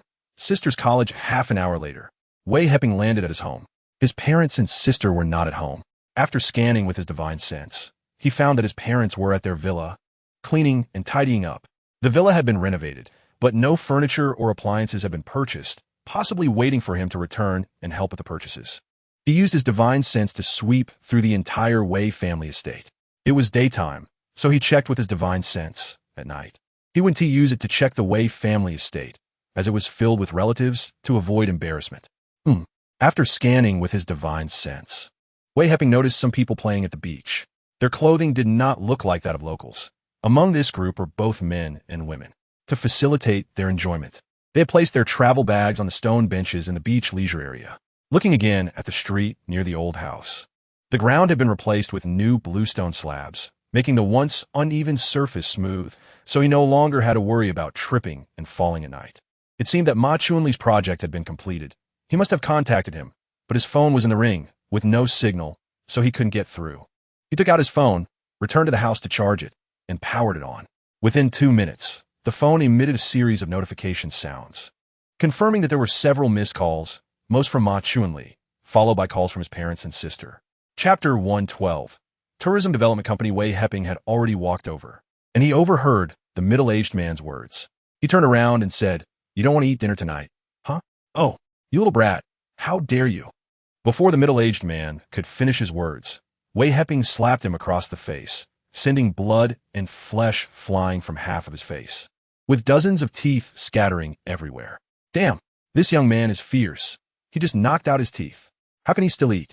The mall was crowded, and their conversation had been overheard. Some young people had expressions of sudden realization on their faces, realizing why he didn't want to eat. "Wei Heping, how could you hit someone? Lao Su, are you okay? We need to get to the hospital quickly." Pan Liping knew that Wei Heping had been ruthless in school, but she didn't expect him to dare to strike here as well. "Get lost." Wei Heping waved his hand, pushing Pan Liping aside. "Brat, what is it going to be? If you don't want to eat for the rest of your life, I can end you right now." Wei Heping whispered into the middle-aged man's ear. The middle-aged man felt his head buzzing from the blow. Just as he regained a little clarity, he heard Wei Heping's words and was so frightened that he didn't dare to speak. Chapter 113. Lisa and Wei Xiaoya, the people from the tourism development company, paid no attention to Wei Heping's words. The construction here was already so perfect that they could make money without any investment. If they stopped developing just because of a few words from Wei Heping, that would be a huge loss. After inspecting the Wei family estate, they prepared to return and advertise to attract tourists. When they returned to the company, they found that people were already waiting for them. "We are from the National Security Bureau. No tourism development is allowed in Wei family estate. Violators will be dealt with according to the law." After saying this, the two National Security Bureau agents turned around and left, not wasting any words with them. The company owner had initially thought he had found a good project, but unexpectedly got targeted by the National Security Bureau. The backing of the Wei family estate was quite strong. No wonder that young man asked them to leave. He had the confidence. Wei Heping was unaware that the Wei family estate was now a key protection object of Lao Luo, and no one was allowed to engage in tourism development, which was exactly what he wanted. After settling everything at home, his parents happily moved into their new house, and he planned to visit his sister Wei Xiaoya in the capital. He had never been to the capital before. Their village was somewhat distant from it, and many villagers had never been to the capital. The fact that his sister Wei Xiaoya could be admitted to a university in the capital was considered a leap for the village. As the capital of the country, it was a place many people yearned for. Chapter 114. Excited Lisa. "Hello, Lisa. I didn't expect you to come to Huagua. Welcome, Xiaoya. I came to see you. How are you doing in school?"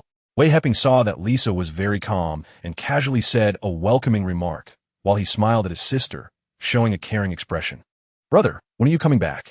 Sister Lisa is here looking for you." Wei Xiaoya noticed that her brother was indifferent towards Lisa, and she knew he probably didn't want to have any interaction with her. However, their conversation seemed a bit rude, so she specifically reminded her brother, "Oh, don't worry about her. I've been back for a few days, bought all the furniture and appliances, and Mom and Dad have moved into the new house. You can come back to live in the new house after your vacation." Wei Heping didn't care about Lisa at all. He planned to teach her a set of martial arts techniques and send her away. He didn't want to waste time on ordinary people unless they could be of help to him. There would be a different story. Lisa didn't mind Wei Heping's attitude. She came to Huagua to learn internal martial arts and admired him, having no ulterior motives. "Ah, that's great. We can finally live in the new house. I'm doing well at school, so you don't have to worry about me. There's nothing lacking here, just the climate is a bit dry, but I can adapt." Chapter 115. He too and Luo Shu. "Mr. Wei, my name is He Jianyong, and I work in the external department of the country. Let's find a place to have tea so I can thank you for saving my life." When He Jianyong heard Wei Heping introduce himself, he smiled.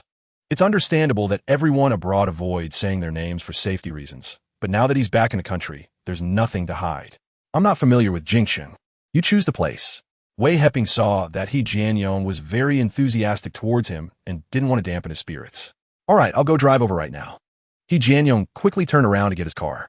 Wei Heping's spiritual sense detected that He Jianyong was driving an off-road vehicle with military plates, indicating he was from a military and had probably been on a mission in the U.S. before being hunted down after being exposed. Wei Heping knew some sensitive issues. On the surface, every country appeared to coexist peacefully, but behind the scenes, they were all attacking each other. "Mr. Wei, please get in the car." He Jianyong parked in front of him. After a few minutes, the car stopped in front of an antique-looking door. Two girls in qipao greeted them with smiles, saying welcome, gentlemen, and gestured for them to enter the tea house. Chapter 116. The jade liquid in the stone roller, 500 yuan. Take it if you want it. The middle-aged man quoted a price, which was what he paid for the painting. The box was a gift from a stall. Seeing that Wei Heping wanted to buy the box, he thought to sell it for the price of the painting, thus getting a painting for free. 200. 500 is a bit expensive. I could buy it outside for no more than that. Wei Heping didn't agree immediately, but countered with a price to avoid raising the middle-aged man's suspicions. The lowest is 300. Forget it. Who told me I needed it urgently? I ended up spending over 100 more. Wei Heping pretended to be taken advantage of and handed the money to the middle-aged man. The box is for you. The money and goods are settled. No regrets. The middle-aged man was overjoyed. He essentially bought the painting for 150 yuan. What great luck today. Settled. Settled. You benefit and still act innocent. Wei Heping took the box and impatiently scolded the middle-aged man as if he had been wronged. After he Jianyong finished paying, he saw Wei Heping buying a box at the door and didn't ask what he was buying it for, as it wasn't his concern. He was thinking about how to get Wei Heping to join their department. The two left the tea house, exchanged contact information, and went their separate ways, with He Jianyong planning to investigate Wei Heping's background. Chapter 117. Void flame crystal. Once outside, people saw him carrying the stone roller and quickly stepped aside, fearing that if he couldn't handle it, it would fall and injure them. Under the shocked gazes of the crowd, Wei Heping turned a few corners and entered a small alley. Seeing that there was no one around, he stored the stone roller in his ring. He raised his hand to summon a flying sword and was about to infuse it with true essence when he saw a person running towards him with a bloodied face, holding a snakeskin bag, followed by 3 others who were hitting him with wooden sticks. The person ran up to Wei Heping, threw the snakeskin bag at him, and said, "Here you go," before continuing to run down the alley. Wei Heping caught the bag and scanned it with his spiritual sense. Inside the bag were 2 pre-cut pieces of jade and 3 stones, one of which was a meteorite about the size of a bowl, which he recognized as void ink silver, a refining material. "Kid, give me the bag," and then scram. The 3 who chased him saw the bag in Wei Heping's hand and surrounded him, clearly indicating that if he didn't hand over the bag, the wooden sticks in their hands would come crashing down on him. Bang, bang. The 3 didn't even see how Wei Heping made his move before they were sent flying, crashing into the alley wall. There were several sounds of bones breaking, and they didn't even scream before passing out. Chapter 118. Wei Heping's information. Wei Heping picked up the 2 pieces of ore, and the Ziwei heavenly fire in his purple mansion was jumping excitedly, as if it had found something delicious and was eager to jump out to consume it. If not for being in his purple mansion, it might have already leapt out. After calming the Ziwei heavenly fire with his spiritual sense, Wei Heping called out, "Boss, how much for these 2 stones?" The middle-aged boss emerged from the crowd and, seeing the stones in his hand, thought to himself, "This young man is just a naive kid. Does he not know that these stones are worthless? Since he wants to buy them, it saves him from throwing them away. I'll sell both for 100 yuan. If Wei Heping didn't want to pay for these 2 stones, the boss would have given them to him for free, but since he asked for a price, he casually quoted one. "Give me a bag. I need to pack the stones." Wei Heping handed the boss a 100 yuan bill and casually asked for a bag. "Aren't you going to cut it open here?" The boss was somewhat surprised. Others usually cut the raw stones at his place, where there are cutting machines for convenience. "How will you cut it after taking it home?" "I'm taking it back for carving. No need to cut it." Wei Heping took the boss's snakeskin bag, packed the stones, and didn't say anything else as he turned and left the back courtyard. Chapter 119. Ziwei Heavenly Fire advances. "Chief, I discovered something." Wei Shiqi called out to old Luo, referring to him as old man, but when they got to the office, she changed her title. She reported to old Luo about seeing Wei Heping at the Qishir Pavilion. This information is very important. Draw a portrait of this young man and have the technical staff investigate his background so we could be prepared. Shall he? Do you have something to say? Old Luo knew about Wei Shiqi's drawing abilities. She had this talent since she was young. Old Wei had always wanted his granddaughter to grow up to be a painter, but unfortunately, things didn't go as planned. This girl preferred to fight against evil and be a heroine, and the family couldn't stop her, so she had to join the security department. The chief is already aware that I was chased and rescued in the U.S. Today, I saw the young man who saved me. His name is Wei Heping, and he lives in Yijiazwang, Jiangnan province. Huh, You've also met Wei Heping? He Jianyong told old Luo about his encounter with Wei Heping and his desire to recruit him into their department. Then turned to see Wei Shiqi had already drawn a sketch of Wei Heping. Ah, this young man is named Wei Heping. He is from YG Azwang, Jiangnan Province. Have you confirmed this? Chapter 120. The ruthless Wei Shiqi back in the basement of the villa. Wei Heping took out the stone roller again, used his flying sword to cut it open, extracted the jade liquid inside, placed it in a jade box with a sealing spell, and tossed it into his ring for later use. He then took out the void ink silver and void gun gold ores, preparing to refine a furnace. Void gun gold is a material for refining the furnace, and with the original ores he had, it was enough to refine the furnace. He summoned the Ziwei celestial fire to first refine the void ink silver into formation flags, and then refine the furnace. With the furnace, he would need to use true essence to wrap and melt the liquid for refining spiritual tools. Moreover, it was impossible to refine high-grade or top-grade spiritual tools without a furnace. His flying sword was currently only a low-grade spiritual tool, and Wei Heping thought that after finding more materials, he would refine the flying sword again. Previously, when he was in the Qi refining stage, his body contained spiritual power, which was suitable for using a low-grade spiritual tool. Now that he had reached the foundation establishment stage, with true essence in his body, using a low-grade spiritual tool felt a bit weak, failing to unleash the maximum power of the flying sword. Foundation establishment cultivators should at least use mid-grade spiritual tools. After the Ziwei celestial fire upgraded, although the flames were still a light red, they were significantly stronger than the yellow flames, and the speed of melting the ores increased several times. Chapter 121. Coming to find Wei Heping, Wei Qinghai and Liang Shumin saw these two people come to find their son. Although the girl was very beautiful, spoke gently, and had a sweet mouth, they knew their son didn't have friends like that. If he did, Wei Heping would have told them long ago. He went to the capital to see Xiao Yu and hasn't returned, so please have some tea. Liang Shumin led Wei Shiqi and the others to the living room, poured them a cup of tea, and although she knew they were not her son's friends since they came, it was only proper to entertain them with a cup of tea. Thank you, Auntie. No need to trouble yourself. This is a gift we brought for you. Wei Shiqi took out 2 boxes of tea leaves from her backpack, and he Jianyong took out 2 cigarettes and placed them on a coffee table. Oh, how can we accept this? Liang Shumin and Wei Qinghai saw these items and felt it inappropriate to let them take them back. Besides, they couldn't possibly take back what they had given, so they had to accept them first and ask their son later. Wei Heping had already seen Wei Shiqi and the others arrive at Wei's manor through his divine sense in the basement, and thought to himself, they came quite quickly. It seems their department has very good information channels to find my home so fast. He recognized He Jianyong, and he also recognized the girl, who was the one he had encountered at the entrance of the stone pavilion. He didn't expect they were from the same department, which explained why she had such sharp eyes to notice that the bag in his hand had suddenly disappeared. Chapter 122. Refining spiritual tea. The first batch of tea leaves was harvested, consisting of some old leaves, which Wei Heping burned away. He then used a rain technique to encourage the tender buds of the tea trees to regrow, and the branches expanded considerably, with the 2 tea trees reaching over 4 meters tall. After the second batch of tea leaves was harvested and burnt, he looked at the third batch and noticed it had a hint of spiritual tea aura. Although it wasn't as rich as the spiritual tea from the cultivation world, it was now good enough to brew tea. These 2 tea trees were close to transforming into spiritual tea trees. He estimated that after a few more harvests, they would completely transform into spiritual tea trees, allowing him to drink real spiritual tea.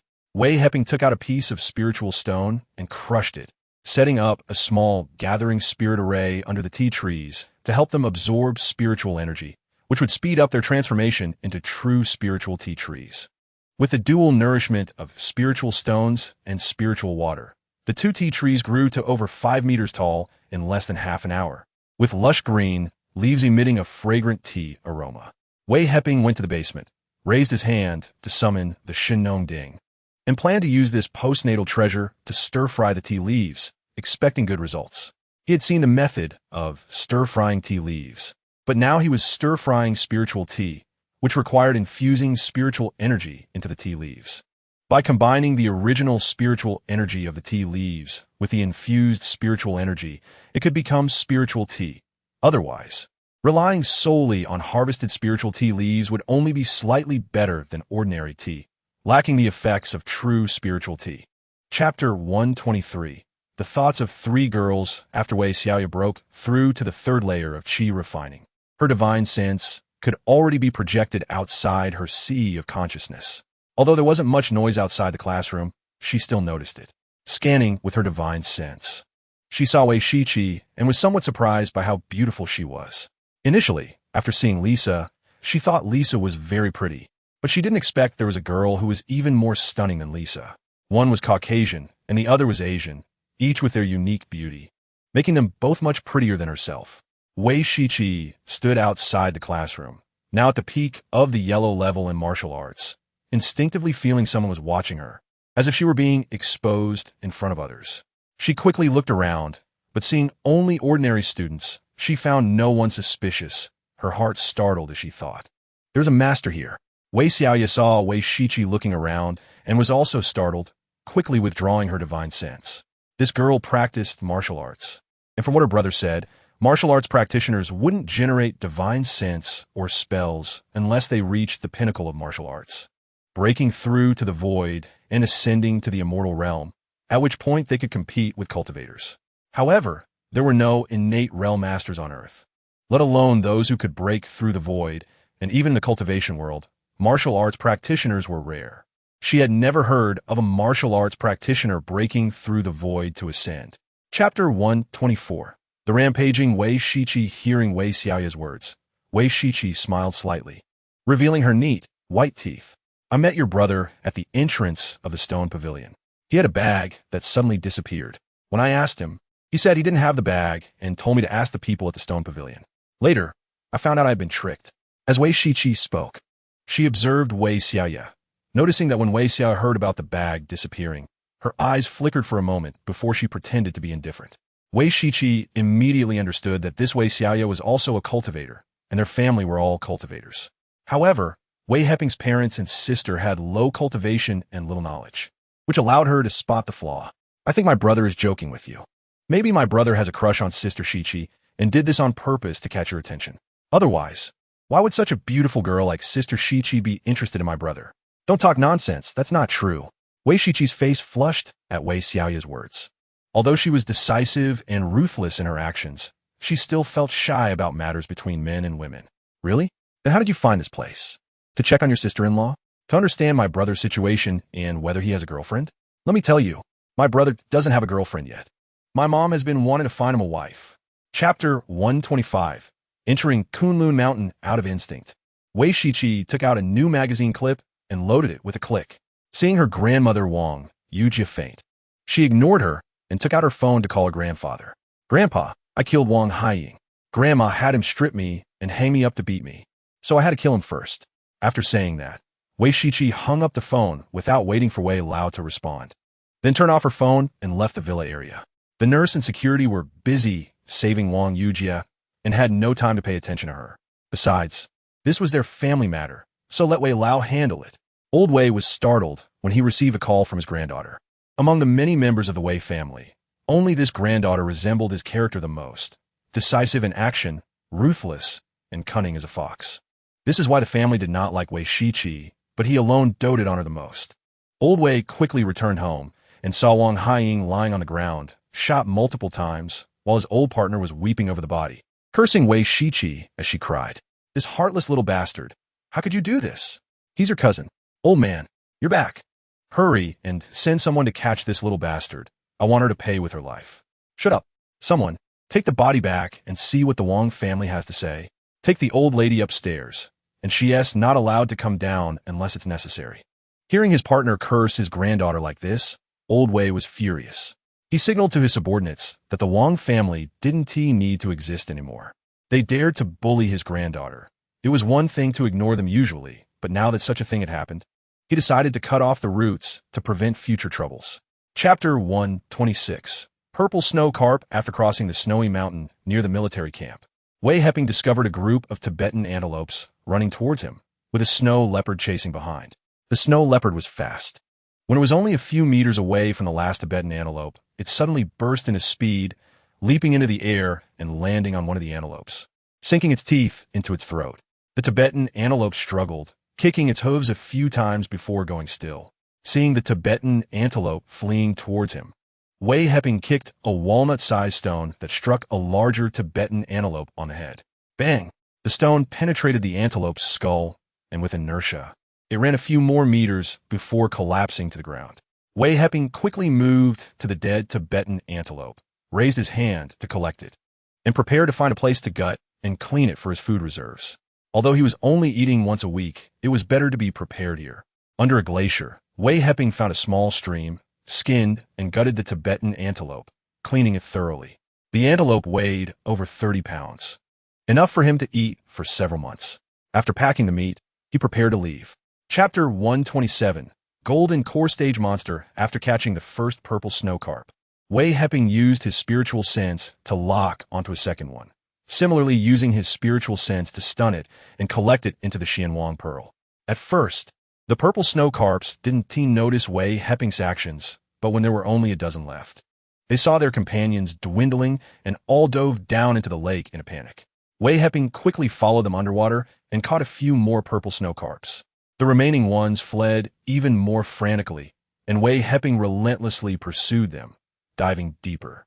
Suddenly, a crack appeared in his protective barrier with a loud snap. Not good. Wei Heping's body was immediately submerged in water, and a chilling cold invaded his body. It was freezing. He felt that the water temperature was at least minus 100 degrees. But why hadn't these waters frozen at such a low temperature? He didn't have time to think, quickly casting more protective barriers. And just as he was about to circulate his energy to dispel the cold within him, a powerful aura approached. After scanning with his spiritual sense, he was horrified to see a large, purple-black fish over 10 feet long rushing towards him, exuding an aura that clearly indicated it was a third-tier monster, equivalent to a cultivator at the Golden Core stage. Chapter 128, Desperate Escape. In the beginning, Wei Shiqi was able to keep up with the archaeological team, and even if they went far, she could catch up.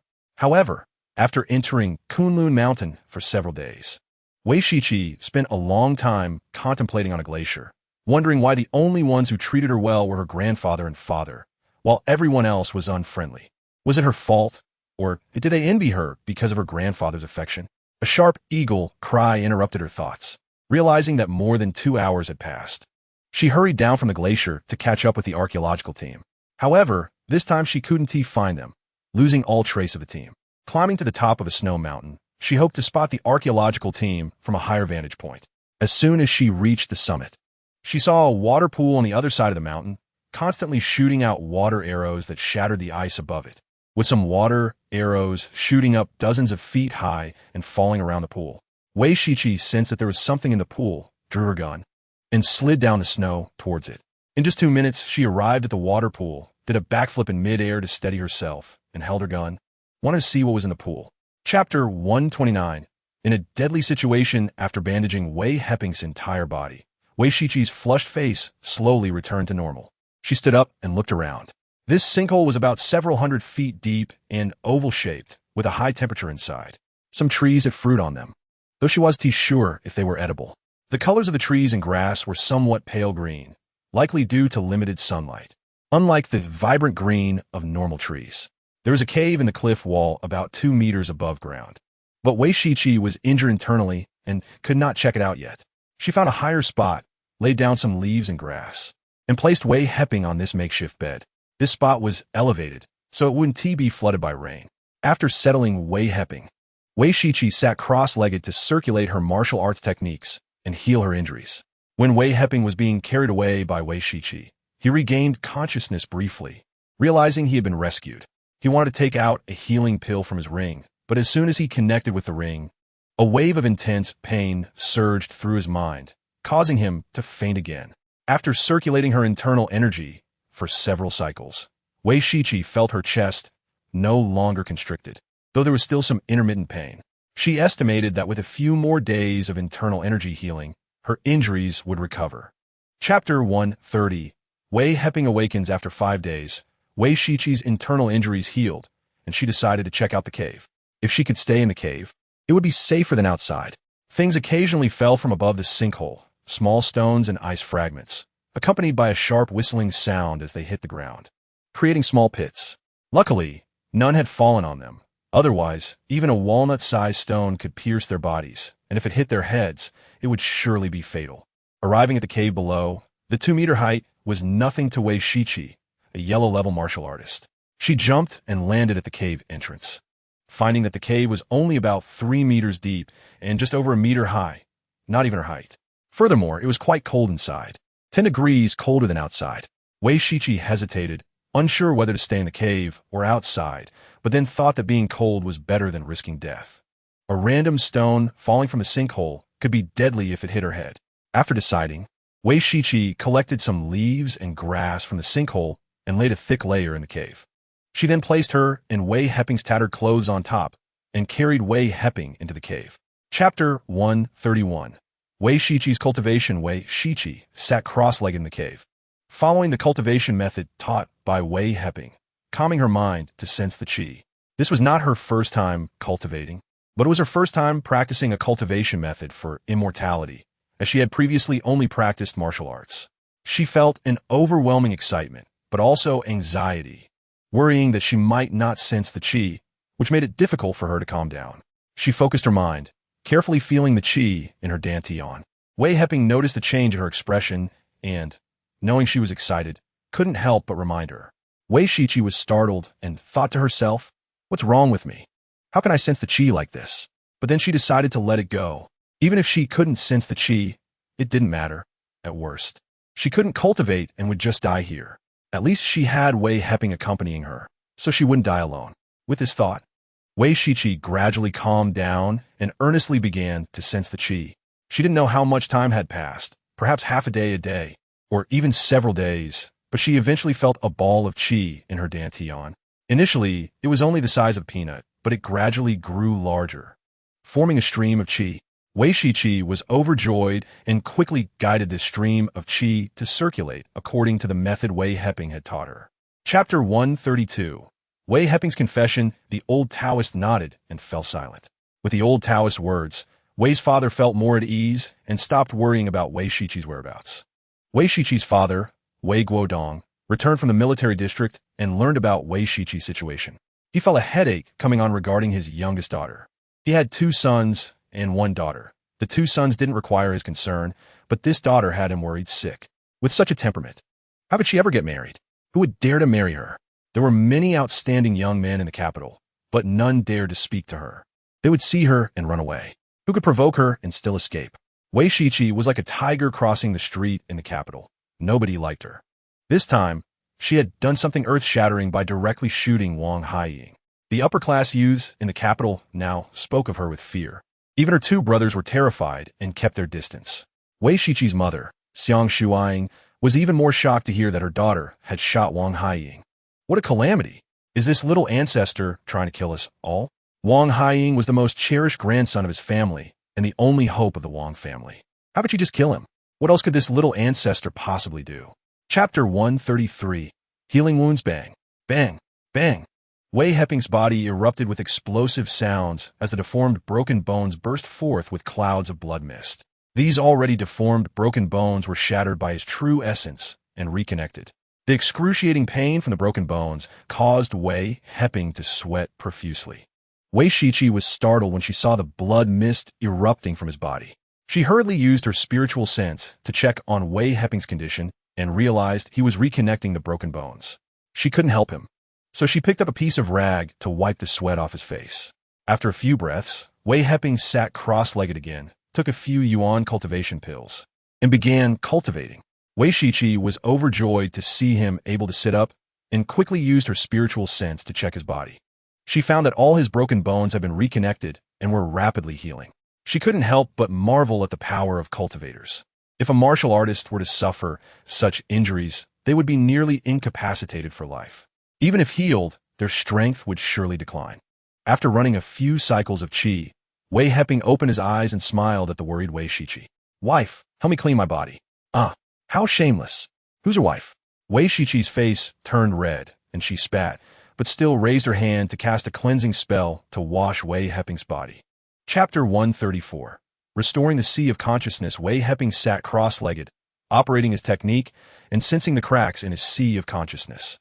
As soon as he connected with the sea of consciousness, a surge of intense pain struck him, and he spat out a mouthful of dark purple blood, collapsing to the ground and passing out again.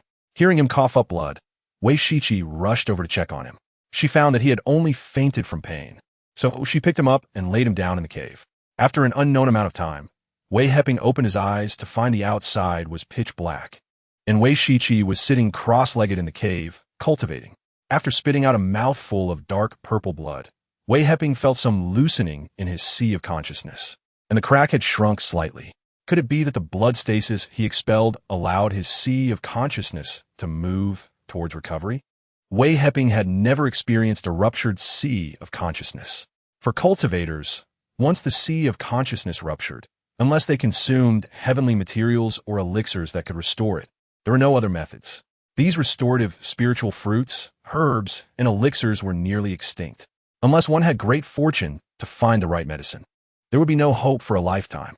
He did have a treasure that could restore the sea of consciousness, the soul-purifying lawn fruit, but unfortunately, it was in the Xian Huang pearl, and he couldn't use his spiritual sense to communicate with the pearl. He had no way to enter it, leaving him anxious and helpless, only able to wait for his spiritual sense to gradually recover. Unfortunately, he didn't have any spiritual sense cultivation method and couldn't cultivate his spiritual sense. How long would he have to wait? Chapter 135. Return after 5 years. The first time Wei Shiqi stepped onto the flying sword, she stood unsteadily, nervously controlling the sword with her spiritual power, almost falling off several times. 5 days later, Wei Shiqi was already flying at low altitude on the sword, and her speed was increasing. She was becoming more adept at controlling the flying sword, but her internal spiritual power could only support short flights. Wei Heping stored the rejuvenating fruit tree from the pit inside the Xian Huang pearl. These rejuvenating fruits could be exchanged for spirit stones in the cultivation world. Cultivators, especially female cultivators, desired eternal youth and beauty, so rejuvenation pills would surely be in high demand. Wife, let's go. We've been here for almost 5 years and have nothing to miss. Wei Heping stepped onto the flying sword and waved his hand, pulling Wei Shiqi up. A flash of purple light appeared, and the flying sword ascended higher and higher, leaving the place they had stayed for 5 years in just a couple of breaths. Honey, are we going back? Wei Shiqi asked, wrapping her arms around Wei Heping's, her face full of happiness, like a little girl in love. Let's go back. We've been out for so long. The family must think something happened to me. Where are you going? Do you want to go home and see? Wei Heping glanced in the direction of the small pond, thinking that he still couldn't defeat the big fish monster. Once he broke through to the golden core stage, he would definitely come back to take care of it. Chapter 136. Arriving in the capital a week later, Wei Heping brought Wei Shiqi and Wei Xiaoya to the capital, landing in a remote area. The three of them walked out from small alley. Brother, Sister Shiqi, I'm leaving goodbye. Wei Xiaoya was going to work at the Union Hospital, while Wei Heping was going with Wei Shiqi to meet her family. Their relationship had been established, and he needed to see her family. All right, you go ahead. I'll contact you once I find the foundation establishment pill. Wei Heping waved goodbye to Wei Xiaoya. Wei Shiqi pulled Wei Xiaoya aside and gave her a few reminders. The two women had become quite familiar with each other, often joking around, especially Wei Xiaoya making her blush while Wei Shiqi teased her. Let's go to the mall first and buy you some clothes and also get some gifts for your family. Wei Heping held Wei Shiqi's hand and headed towards the Xidan shopping mall. Wei Shiqi happily linked her arm with Wei Heping's, feeling like a little girl in love, willing to go wherever her boyfriend took her. Two people walked down the street, attracting a 100 turnback rate. The man was sunny and resolute, with an impressive demeanor, while the woman had flowing long hair and a graceful figure. In the capital, there were no stars that could match their looks, coupled with their extraordinary temperament. They drew the attention of passers-by. Chapter 137. Meeting Old Wei report to the commander. Wei Shiqi is back. The guard hurriedly reported to Old Wei after receiving the notification from the sentry. Old Wei had retired and was now spending his days at home gardening, raising flowers, reading newspapers, drinking tea, and chatting with an old Taoist priest. He was living a comfortable life, though he occasionally thought of his granddaughter. Fortunately, with the Taoist priest's comfort, he no longer worried. What? Shiqi is back. Ha ha ha ha. Old Wei laughed heartily upon hearing that his most beloved granddaughter had returned. The old Taoist had indeed not lied to him. Grandpa, I'm back. Wei Shiqi and Wei Heping arrived at the Yuyuan Mountain Villa area. After passing through layers of security checks, they reached Old Wei's home. Upon seeing her grandfather, Wei Shiqi rushed into his arms. The only ones who truly cared for her at home were her grandfather and father. But her father was still at work while her grandfather had already retired to enjoy life. Good. It's great that you're back. Old Wei patted Wei Shiqi's back, looking at the young man who had come back with her. He wondered about their relationship, but the young man seemed quite impressive. Could he be his granddaughter's boyfriend? This is Wei Heping, from Wei Family Village in Jiangnan Province. He is your granddaughter's husband. Wei Shiqi blushed as she introduced Wei Heping to Old Wei. Chapter 138. Gold for resources what? Thousands of tons of gold? I see it was you. Old Wei was initially shocked, then smacked his forehead, realizing that the events in the Wugwa and the destruction of the Vietnam Navy base were all due to Wei Heping. After investigation, the country had discovered that there were high-level individuals living in Wei Family Village, and it turned out that this high-level individual was Wei Heping, who was also his granddaughter's husband. Wei Heping smiled in silence, acknowledging the truth. He took a sip of spiritual tea. Wei Shiqi felt happy, seeing her husband praised by her grandfather. Hand the gold over to the state. You have no use for such worldly things. Additionally, if you need anything, I'll call Lao Luo, and you can choose from her secret vault. There are many rare herbs and various ores inside. Take whatever you want. The country can't take your gold for nothing, even if it might not be worth as much as the gold. You'll have to take a small loss. Old Wei thought for a moment and gave Wei Heping his suggestion. Okay, let Grandpa decide everything, Wei Heping said happily. The state's secret vault certainly held many good things, and he might find the spiritual herbs needed to refine foundation-building pills, which would be a huge gain. What use was gold? It was just a rare metal. How could it compare to spiritual herbs and ores? Chapter 139. Treasures in the vault. Lao Luo sighed upon hearing Wei Heping's refusal to join them. Such extraordinary individuals could not be easily recruited with just a few words. He would look for another opportunity. However, he thought about how Wei Shiqi was in their department. If there were any important tasks, Wei Heping would likely not let Wei Shiqi take risks and would surely lend a helping hand. Thinking of this, a slight smile appeared on Lao Luo's face. It was like having a free ally. If he didn't join, it would save a budget, so why not? Arriving at the special department's secret vault, the security was even more stringent than a bank, with various new technological products covering the entire vault's perimeter. Wei Heping followed Lao Luo to the entrance of the vault. A large door opened silently, and Lao Luo gestured for Wei Heping to enter and choose items. He and Wei Shiqi followed him into the vault. As soon as Wei Heping entered the vault, he saw that it was clearly divided. To the west were rows of stainless steel shelves piled with various ores. To the north were various short weapons on stainless steel racks, and to the south were wooden boxes of various sizes on stainless steel racks. After scanning with his spiritual sense, Wei Heping was delighted and walked straight to the stainless steel shelves in the west. He picked up a stone the size of a teapot, thinking to himself, sure enough, it's blue silver sand. This is the ore for refining water attribute spiritual tools. Chapter 140. Military District Courtyard. Lao Luo watched as a short dagger melted in the furnace in less than a minute. He realized it was useless to take it out and began to mumble his dissatisfaction to Wei Heping. Wei Heping ignored him, and Wei Shiqi didn't try to persuade him either, focusing intently on watching Wei Heping refine the weapon. She was very interested in refining spiritual tools and alchemy, thinking she would ask Wei Heping to teach her when she had time. A few minutes later, Wei Heping waved his hand, and a short dagger flew out of the furnace. He performed a few hand seals and then handed it to Lao Luo. Try it, and see if it's sharper than before. Old Luo looked at the short dagger, which radiated a purple-black glow. It appeared heftier than the previous one. After taking it, he found it wasn't hot at all, just slightly warm. He pointed the short dagger at a granite block over a meter high and cut down hard. Crack! Oh my god, I almost broke my old bones. Old Luo didn't expect to use so much force and stumbled. The granite block fell apart, cut in half by him. Good dagger. Good dagger. Ha ha. Old Luo steadied himself, looking at the granite block he had cut in half, holding the short dagger in admiration. The weapon refining skills of a cultivator were indeed incredibly powerful. Chapter 141.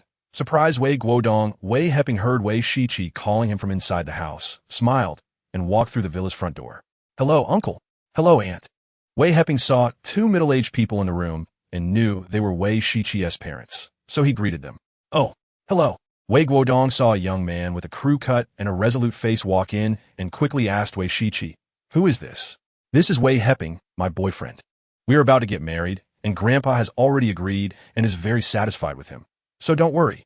Wei Shiqi was straightforward and made everything clear in just a few sentences. "Ah, really? That's great. Please come sit down." Wei Guodong was overjoyed after hearing his daughter's introduction. His daughter was finally getting married. He had worried for a long time about her marriage, especially given her reputation. Jiang Yueying was also delighted to hear this, although she was not fond of her daughter.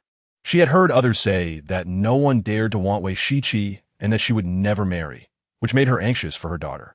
Otherwise, why would Wei Shiqi run away? Not coming back was a relief. "Where are you from?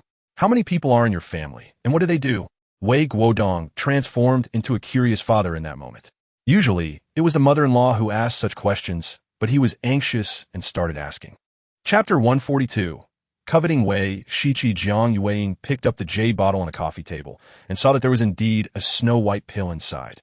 She quickly poured it out and swallowed a whole. "Hey, what are you doing? Why are you eating things randomly?" Wei Guodong, drinking spiritual tea, felt pleased that his daughter was so filial.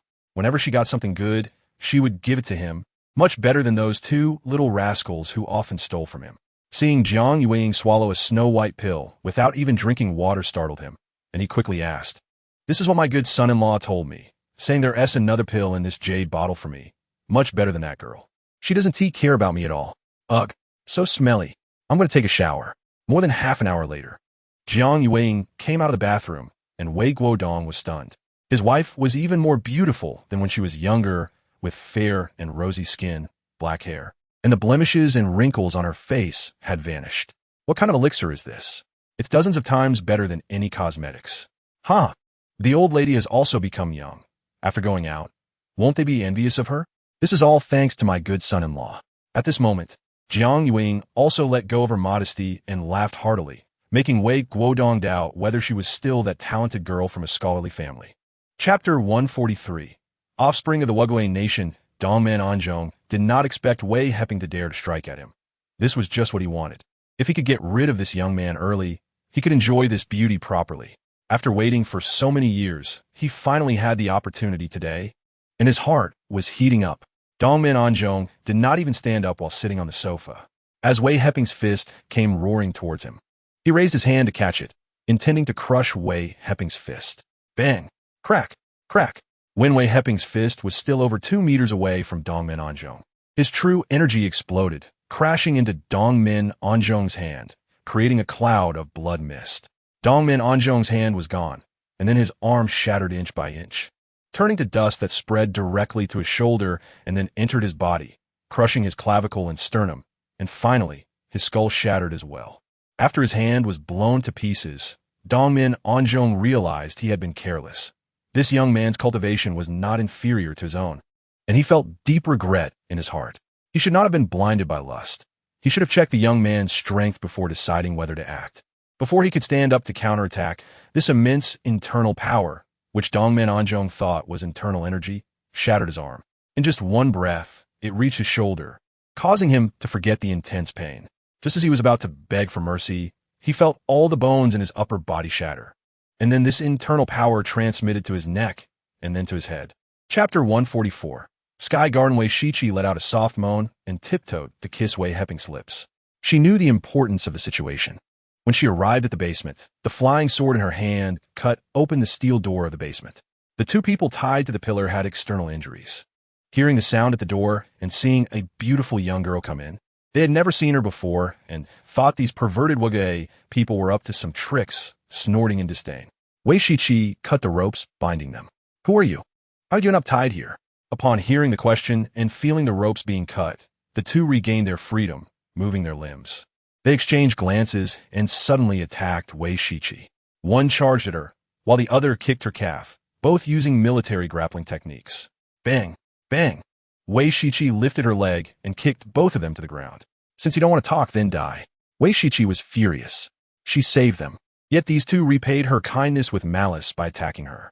Just as her flying sword was about to strike them, Wei Heping arrived at the basement and stopped her. While Wei Shiqi was saving people, Wei Heping's consciousness detected a hidden room in the basement, where some valuable items looted by the Wei people were piled up. He followed her into the basement, and just in time saw Wei Shiqi about to kill these two. After scanning them with his consciousness, he found that they were filled with righteous energy, so he quickly stopped Wei Shiqi. Chapter 145. Scaring off the young master. I'm sorry, sir and miss. Our boss has no intention of selling here. If you want to buy a house, you could buy one in the community. This place is open for visits at any time, and the bedrooms are also available for rent. No intention to sell? That's because the money hasn't arrived. As long as the money is in place, there's nothing that can't be bought. Contact your boss. Wei Heping saw that Wei Shiqi liked this place and decided to buy it, allowing his parents and sister to move in and live here. It would be much better for them to cultivate here than at Wei's family estate, and they wouldn't have to worry about being disturbed by villagers. All right then, I'll make a call to ask. The saleswoman took out her phone to call the manager, as her position didn't reach the boss. Honey, after we buy this place, let's bring my parents and Xiaoya over. We can cultivate here, enjoy the scenery, and lie back to watch the stars. Wei Shiqi hugged Wei Heping's arm, chattering away and sharing her plans with him. Hearing Wei Shiqi's words, Wei Heping felt very pleased. Wei Shiqi was not the kind of girl who looked down on others just because of her noble background. Instead, she was very down-to-earth. Although she was decisive and ruthless in her actions, she still cared deeply about her family. Chapter 146. The map of mountains and rivers. After Chao Jinbao learned this news, he became more inclined to build connections and brought Lu Haixia to the finance office. He saw that the financial director had successfully transferred the payment and completed the transaction without saying anything further. He picked up the contract and glanced at the signature. Wei Shiqi was the name of the girl. After so many years in Beijing, Chao Jinbao naturally knew what the surname Wei represented. Chao Jinbao suddenly realized, his heart filled with shock. It turned out that this Wei Shiqi was the granddaughter of old Master Wei. No wonder the two young masters ran away upon seeing her. Who in Beijing wouldn't fear Wei Shiqi? The contract had an additional clause. The Sky Garden would permanently waive property fees. After Chao Jinbao finished reading the contract, he explained it to the company. Wei Heping nodded to him in thanks, not caring about the property fees. Since someone was offering them a good deal, he wouldn't oppose it. Thank you, Wei Shiqi said lightly. She knew that this middle-aged man guessed her background upon seeing her signature and was obviously trying to please her. She had seen too much of this kind of thing and was already used to it. Although Wei Shiqi showed a smile in front of Wei Heping and his family, she always wore a cold expression outside, and even her teammates rarely saw her smile. Moreover, she was ruthless in her actions, often leaving people seriously injured. Chapter 147. Foundation Establishment Level 7. Wei Heping stored the Xianwang Pearl and the map of mountains and rivers in his purple mansion for nurturing. Seeing them stick together again, he noticed that the river map and Luo Shu in the purple mansion were somewhat distant from them, not knowing why. He didn't bother with it. After all, he had only heard of these legendary treasures. The only person who had truly seen these treasures was probably Hong Jun Laozu, the legendary Taoist ancestor, since he was the one who distributed these treasures. After putting away the map of mountains and rivers, Wei Heping felt happy and took out the ores he obtained from the secret vault, refining them into formation flags. He wanted to set up a defensive formation in the Sky Garden to prevent anyone from sneaking in to visit. Now that this place was his private territory, he could not allow outsiders to come up. Stepping out of the hidden room, he saw that his sister Wei Xiaoya had arrived and was busy in the kitchen with Wei Shiqi. Watching the two chatting and laughing, Wei Heping felt very gratified. He planned to pick up his parents tomorrow so that the family could be closer together, allowing them to stay in Beijing for a few days of fun before cultivating. They had never been to Beijing at their age, and now they had a chance to make up for that regret. Brother, are you done? Let's eat. Wei Xiaoya called out to him when she saw him appear on the lawn. Chapter 148. Occupying the traditional Chinese medicine clinic 5 days later, Wei Heping took Wei Shiqi and boarded a flight to the United States. Wei Heping was currently at the 7th level of Foundation Establishment. Once he broke through to the golden core stage and the true essence in his body condensed into a golden core, he wouldn't need to take a plane. He could fly directly on his sword and reach the U.S. in at most half an hour. The next afternoon, the plane arrived at San Francisco International Airport. There were no direct flights from Beijing to New York yet, so they could only transfer to any state in the U.S. After arriving in San Francisco, Wei Heping and Wei Shiqi didn't need to transfer. He could fly directly to New York while carrying someone. However, 10 minutes later, they landed in a secluded area of Chinatown. Wei Heping looked around and recognized this place as the alley where he had broken through to the first level of qi refinement. The hole left by the broken spirit stone on the wall had not yet been bricked up. Upon arriving at the entrance of the clinic, they found the door wide open, and the interior had been transformed into a bar. Several white people were drinking inside. Who was the owner? Wei Heping entered Chinatown and spoke in Mandarin, regardless of whether the foreigners understood him. Once in Chinatown, he would speak Mandarin. Chapter 149. Meeting Lisa again, Jackson was startled by the miraculous scene and waved his right hand a few times. Realizing that his right arm had fully recovered without any pain, only a bit pale from blood loss. I don't have that much money, but I have a car dealership in New York that I can transfer to you. My boss is Brett. He has money, and acquiring this Chinese medicine clinic was also with his consent. Jackson, frightened, revealed his background, fearing that Wei Heping would ask why he occupied the clinic and subject him to further torture. Wei Heping had heard of Brett, the notorious drug lord. In his previous life, he had a grocery store here and knew a few famous figures from Mexico, including this drug lord Brett. However, Brett's drug trafficking had nothing to do with him. Drugs wouldn't flow from Mexico to China. They would only harm Americans. The more foreigners who died, the better for him. As for the Chinese here who were involved in drug use and trafficking, that was even less his concern, coming all the way to the U.S. To avoid making money only to develop a drug addiction was self-inflicted. Furthermore, they were merely of Chinese descent, not overseas Chinese. They deserved what they got. Chapter 150. Long Island Villa. Lisa took out her phone to contact her family, asking them to send someone to take over the car dealership. Then she drove Wei Heping to the car dealership. Wei Heping saw rows of various luxury cars in the dealership's parking lot, with almost all the world's famous brands present. So many luxury cars? Let's take one for now. Wei Heping thought it would be inconvenient to stay in the U.S. for a while without a car. I'll go pick one. Wei Shiqi, who was quite knowledgeable about cars, eagerly ran off to choose her favorite vehicle among the luxury cars. This dealership is worth about $80 million. I'll have someone transfer the money to you. Lisa informed Wei Heping of the dealership's price. Contact Shiqi. Wei Heping saw Wei Shiqi driving over in a Mercedes SUV, knowing that this was the car she had chosen. The George Patton Battlefield vehicle. This one is good for off-roading. Lisa had expertise in cars and had seen many luxury and off-road vehicles. Wei Heping didn't know much about cars. He thought any vehicle that could drive was fine. However, he also felt this vehicle looked good, with an armored appearance, sharp lines, and matte black paint that exuded a powerful style. Chapter 151. Danger by the lake. The rental of the Chinese medicine clinic was quickly settled. Lin Jinhui transferred the rent to Wei Heping's account, agreeing to increase the rent by 5% annually, leaving the management of the clinic to Lin Jinhui. Wei Heping and Wei Shiqi then went to the secondhand market on Baiyi Street. Every city in the U.S. has a few secondhand markets filled with a wide variety of items, from large furniture and appliances to small coins and glass marbles. There's nothing you can't find. People shopping here range from successful individuals in suits to lower-class citizens struggling in life. Americans are not averse to secondhand items. They believe that as long as something is usable and cheap, it's worth buying. Unlike people in their homeland who buy expensive items for the sake of face rather than practicality. It was Wei Shiqi's first time seeing so many things. Old tape recorders, sound equipment, worn-out furniture, and discarded clothes. She wondered who would buy these items. This place smells terrible. Wei Shiqi waved her hand to disperse the musty odor emanating from the old clothes. You'll get used to it. Wei Heping expanded his consciousness, scanning the entire secondhand market, but found nothing useful, nor did he see the boss selling old silverware. He felt a slight disappointment. It seemed he would have to go to other cities to search for the down-and-out boss selling old silverware. Chapter 152. Half a soul, nourishing pearl. Wei Heping helped Wei Shiqi clean the mud off her body, understanding that it was normal for her to be flustered during her first encounter with such a bizarre situation. In a panic, she didn't know how to respond, but with more experience, she would naturally become more skilled. Stay back. I'll take a look at the spirit plant in the lake. There might be something good. Wei Heping patted Wei Shiqi's shoulder to calm her down. Be careful.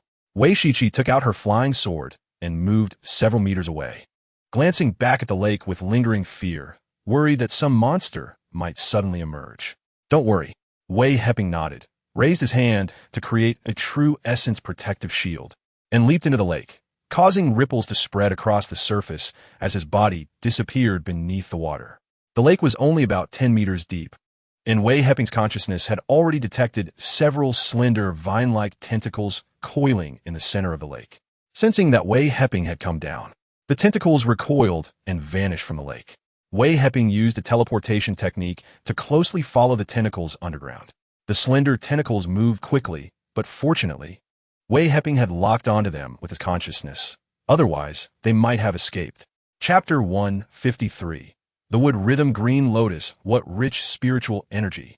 Wei Shiqi entered the underground space and felt the abundant spiritual energy here, causing her internal spiritual power to stir. She almost couldn't suppress the surging energy within her. I'll refine a foundation establishment pill first. You should compress the spiritual power inside you to aim for a successful foundation establishment in one go. Wei Heping sensed the aura radiating from Wei Shiqi, knowing that her spiritual energy was at a critical point. With a foundation establishment pill, she would soon break through to the foundation establishment stage. Wei Shiqi immediately sat cross-legged, practicing her technique to compress her spiritual energy. Wei Heping took out the spiritual herbs for refining the foundation establishment pill from the jade box, as well as a few auxiliary spiritual herbs for the pill. He summoned the Ziwei heavenly fire, took out the Shinnong Ding, and also retrieved a drop of 10,000-year stone milk and a drop of jade milk.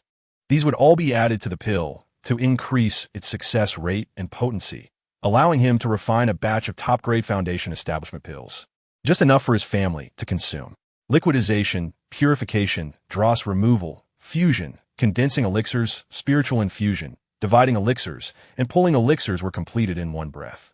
Half an hour later, when 12 foundation establishment pills landed in the prepared jade plate, they emitted a crisp and pleasant sound. Wei Heping didn't need to look. He could tell from the sound that 12 top-grade foundation establishment pills had been refined. Chapter 154. The villa under attack. Wei Shiqi was fully enjoying herself and didn't feel that someone was about to launch a sneak attack until Wei Heping suddenly shouted, "Not good." Then came a loud noise, as if the bedroom had been blown open by a shell, causing her whole body to tense up, and she tightly clung to Wei Heping, making it impossible for him to set her down. Wei Shiqi didn't expect it to be so chaotic in America, where even rocket launchers were used. She had heard that gun violence happened daily in the U.S., but she didn't expect to encounter it herself, especially a rocket attack. Was this really the so-called metropolis of America? There was no sense of security at all. "Wait for me, I'll be back in a moment. Just relax for now. I need to put on my clothes to prevent the attackers from escaping." Wei Heping patted Wei Shiqi's smooth back. Wei Shiqi's face turned red. She realized that she had tensed up too much after being startled. No wonder Wei Heping wanted her to relax. She reluctantly loosened her grip, and Wei Heping took out his clothes from his ring, quickly dressed, and left the basement. After scanning with his consciousness, he saw the guards in the villa area running over. In the distance, a Mercedes SUV was speeding on a Highway 95 with 2 white men inside. In the back seat lay a rocket launcher, and there were 2 rockets in the trunk. Chapter 155. Taking down the drug lord. After spending 3 chaotic days in the villa, their relationship grew closer as Wei Shiqi and Wei Heping became more intimate. They decided to find something to do the next day. As Blatter hadn't received any news from his subordinates for a few days and was likely still thinking of other ways to deal with Wei Heping. Mexico was very close to the U.S., especially at the border, where Mexicans often swaggered across to the U.S. in search of gold, which actually meant drug trafficking. Jalisco was a hub for drug dealers, with numerous hills and a humid climate, making it a suitable place for opium cultivation. In the mountains stood a luxurious villa, covering a vast area, surrounded by countless hidden fortifications, with sentries standing guard. The hills in the distance were filled with various surveillance devices meant to prevent the Mexican government troops from launching an assault, allowing for early warnings. Blatter was a tall, strong, middle-aged white man, descended from British and French ancestry. His father was British, and his mother was a romantic French woman, essentially a mixed breed.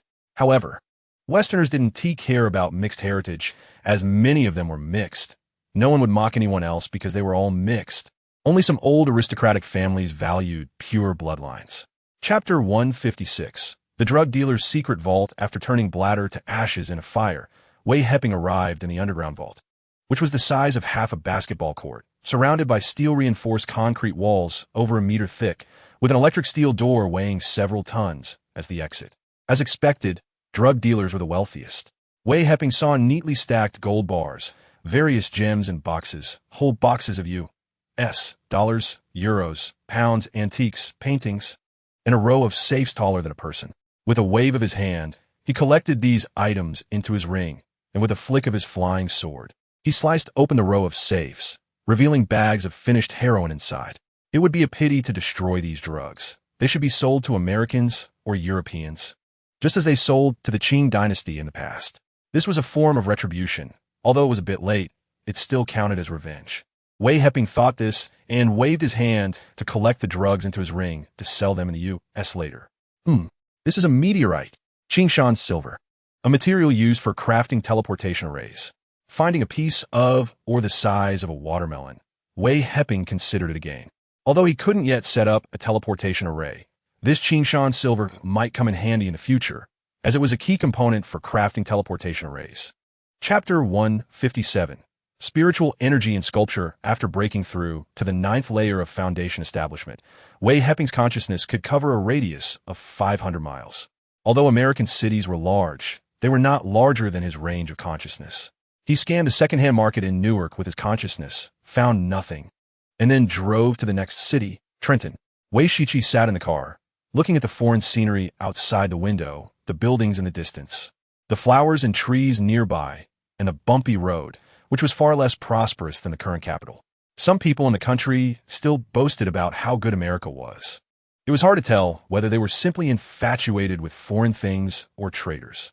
At noon, they arrived in Trenton, the capital of New Jersey. As soon as they reached the outskirts of the city, several police cars sped past, followed by the sound of gunfire in the distance, indicating a shootout with the police. Here we go again. Who will be unlucky this time? The police here were busily dealing with various gunfights every day. It was truly hard work. They might as well hope for an early death and rebirth. Wei Heping's consciousness already saw someone hit in a vital area, lying on the ground cold and lifeless. This was the advantage of freedom, in line with the local national conditions. Wei Shiqi sighed upon hearing this. Chapter 158. Finding the Spiritual Stone, Vein High. Old Tom, how are you? Wei Shiqi waited in the car. This was a poor area, with thieves everywhere. If no one was in the car, it might get stolen. Wei Heping went to Old Tom's underground workshop. Who are you? Old Tom had just lain down in his workshop when he heard someone talking to him. Blurry-eyed, he looked at Wei Heping and didn't he recognize this Asian man. I want to buy these stones from you. How much do you want? Wei Heping ignored Old Tom's question and directly stated his purpose. Oh, what do you want? Take them. They're free. Although Old Tom was a bit tipsy, he felt a bit scared seeing the young man before him. If he asked for money, what if this young man killed him and robbed the money he just made from selling the stone sculpture? That would be a terrible deal. I won't take your stones for free. I'll give you $200, and in return, you tell me where these stones came from. Wei Heping placed $200 on the table in the workshop and picked up 2 uncut spiritual stones from the ground. Low-grade spiritual stones. Wei Heping sensed the spiritual energy in the stones and was overjoyed. If he could find the source of the spiritual stones, there might be mid-grade spiritual stones there. The spiritual energy in these 2 stones was already close to the concentration of mid-grade spiritual stones. Chapter 159. Breaking through to the golden core stage when cultivators were captured. They would have restrictions placed on their bodies, leaving only the spiritual power of the Qi refining stage to mine. When mining, they would be given a spiritual pickaxe and a storage bag, working from dawn till dusk, receiving meager food based on the quantity of spiritual stones they mined. Those in the Qi refining stage could not fast, and mining spiritual stones was heavy physical labor. Without food, they would soon starve to death. If the quantity of mined spiritual stones decreased, they would be scolded and beaten by the supervising cultivators. Thus, almost none of the cultivators who became mining slaves survived. Unless they were rescued by their sect or died from various accidents, their life as mining slaves would end. Mining slaves were worse off than coal miners in illegal coal mines. At least the latter had food to eat and no one would kill or rob them underground. 8 days later, Wei Heping hollowed out the mid-grade spirit stones on the 2nd level, and a rich aura of spiritual energy instantly filled the entire mine. Wei Shiqi felt a crack in her body, and a huge amount of true essence was released, marking her breakthrough to the 2nd level of foundation establishment. Originally, to break through to the 2nd level of foundation establishment, Wei Shiqi needed to take the purple mist snow carp or consume medicinal pills. However, after mining spirit stones here for 10 days and feeling that her true essence was overly consumed, she would stop to absorb spiritual energy for recovery. The spiritual energy here was already very dense, and now, with a pure and rich aura pouring down, she finally had the chance to break through to the second level of foundation establishment. Chapter 160. Museum Heist. When Wei Shiqi saw the first wave of lightning tribulation arcs descending, her heart was in her throat. She didn't expect so many arcs to fall. Seeing Wei Heping being struck and left bloodied, her heart nearly leaped into her throat. Fortunately, she remembered Wei Heping's words and did not rush down to help. It wasn't until the lightning tribulation finished and the dark clouds cleared that she relaxed upon seeing Wei Heping's figure, letting out a breath of foul air, thinking, damn. So this is what crossing the tribulation is all about. Husband, are you okay? Wei Shiqi flashed to the place where Wei Heping was crossing the tribulation, feeling around him, and thankfully, the treasure was still there. It's fine now. I'll change clothes and leave here. Wei Heping raised his hand and cast a cleansing spell to wash away the blood on his body, then took out a set of clothes to put on. Boom!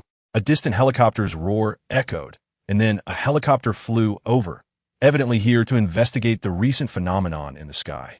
Wei Heping waved his hand to collect the unused spirit stones and said, "Let's go." He ignored the helicopter overhead. "Stop down there. Please submit to inspection. Do not make any movements." A loudspeaker from the helicopter announced. Chapter 161. Emergency meeting. The robbery at the Follier Museum caused a huge uproar in Washington.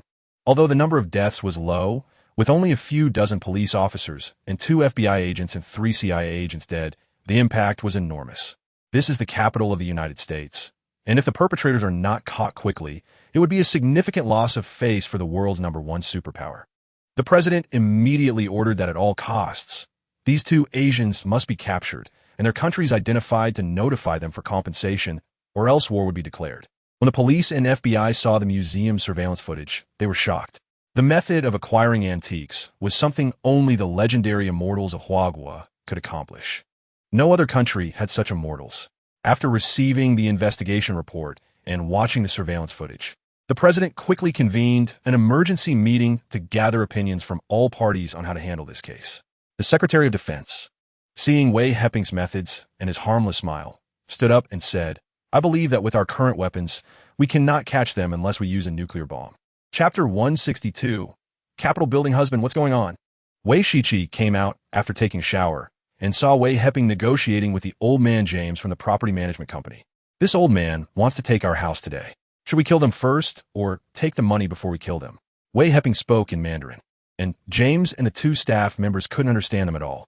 They only saw the 2 smiling and talking, thinking how could they still be smiling when they were about to be kicked out, not knowing that their lives had already been sealed with just a few words. "Of course, we kill them first, then we take the money and keep killing until we get the money." Wei Shiqi finished speaking, took out a handgun, and fired 3 shots. James and the 2 staff members saw this beautiful Oriental woman suddenly pull out a gun and open fire at them. Not even having the time to run, they revealed shocked expressions and unwillingly died. The gunshots echoed through the quiet villa area, and soon, patrolling security personnel rushed over. The monitoring room also reported the shooting incident over the intercom, and immediately, all the security personnel in the villa area came rushing over with weapons.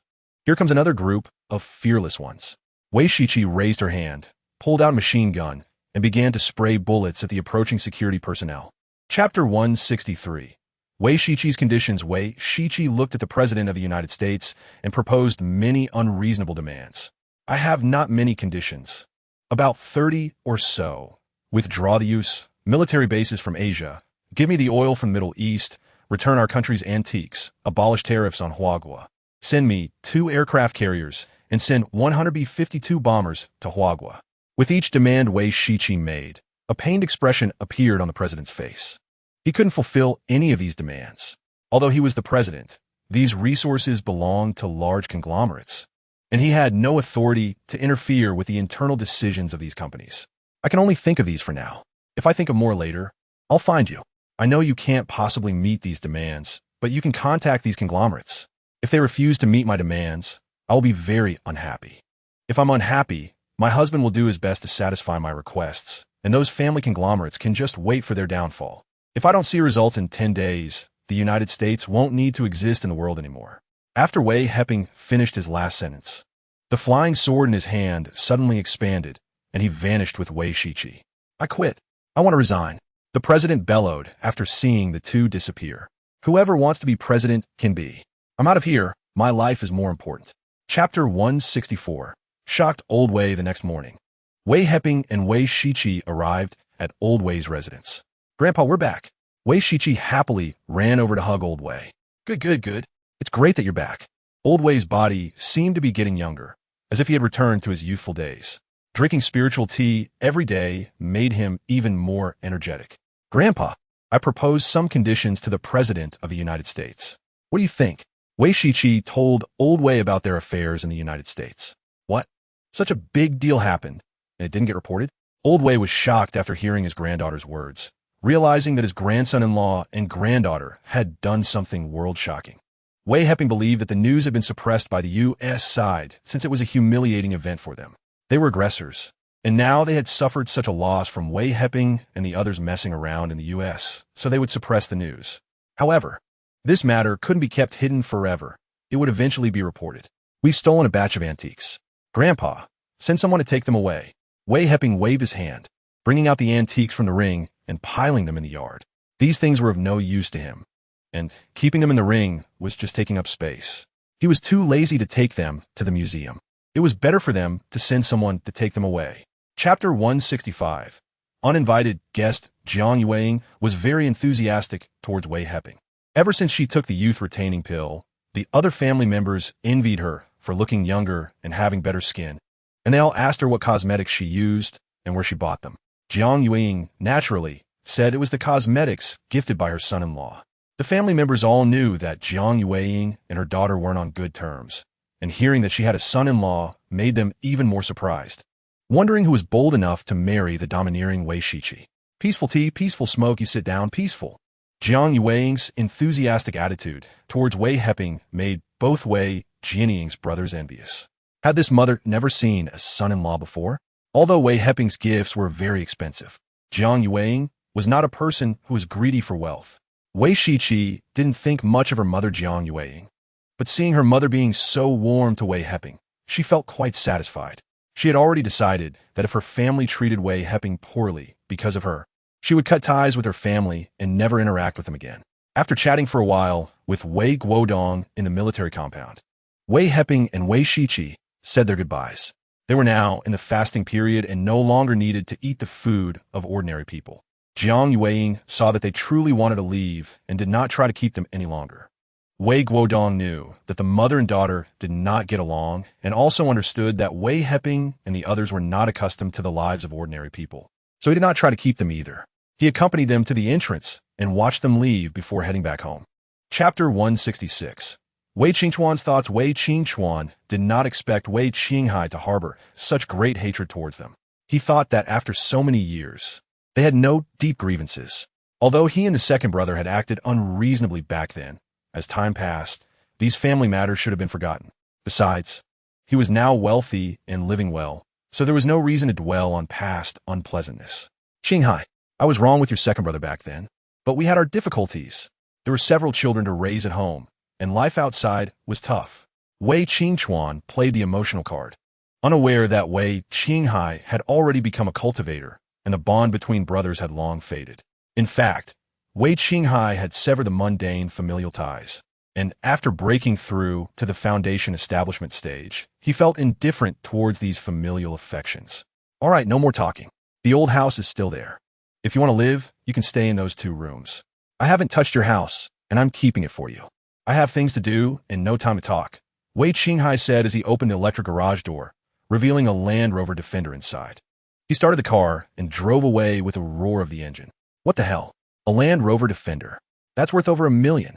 Dad, you've mixed with people for so many years, and you haven't made as much money as them from fishing. Wei Heping, who had previously been driving a Buick and thought it was impressive, was now stunned to see Wei Qinghai driving a Land Rover Defender. Can fishing make this much money? Chapter 167. Planning the villa and fish cages. Wei Heping did not inquire about the matters between his father and uncle. Those issues were for the older generation to resolve, and he would not interfere. After all, his father was now a cultivator and would not suffer any losses. He was thinking about going to the United States after the new year, He was determined to find that ring and would not give up. After finding the ring, both he and his family's cultivation resources would be secured, and he would not have to search the world for resources anymore. The next morning, on the first day of the Lunar New Year, the Wei family members went to the ancestral hall to pay respects to their ancestors, while the Yang family also went to their ancestral hall. A new year had come, and they hoped that their ancestors would bless their descendants with peace and safety, not seeking great wealth, but wishing for good health. Wei Heping had not been home these past few years, and it was his father Wei Qinghai who brought offerings for the ancestral worship. Now, the people of Wei village had improved their living conditions, and during the ancestral worship, the offerings had increased, with various valuable items filling the offering table, signaling to the ancestors that the descendants' lives were getting better. There was no need to worry. After the ancestral worship, everyone gathered for a reunion dinner, marking the end of the year. This was how the villagers celebrated every year, and they had all gotten used to it, knowing the process without needing reminders from the elders. Chapter 168. The Wei family speculations. Humph. What gifts should I give them? Do they think they deserve my gifts? Dream on. Just prepare some gifts for Grandpa and Dad. I won't care about the others. Wei Shiqi was not very friendly towards her family, and she didn't like anyone. Wei Heping, however, thought differently. After all, it was his first time meeting Wei Shiqi's family, and he had to give some face to the Wei family. Wei Shiqi could ignore these things, but he could not follow her lead. Social etiquette still needed to be observed. He prepared ordinary gifts for ordinary people, ensuring that they would all be satisfied. The villa of the old Master Wei on Yuling Mountain was bustling today, as the family gathered here every year on this day. I heard Shiqi has a boyfriend. Is it true? Asked Lu Chuiying, the wife of Wei Guqing, the second son of Master Wei. I've heard that too, but I've never seen what he looks like. I wonder who is brave enough to date Shiqi. Hopefully, he doesn't have any ulterior motives, said He Lying, the wife of the third son Wei Guoxiong, expressing her doubts. Chapter 169. Tianchong Taoist Temple. Wei Jiangang saw Wei Heping take out a pile of gift boxes from the bag, each box heavy.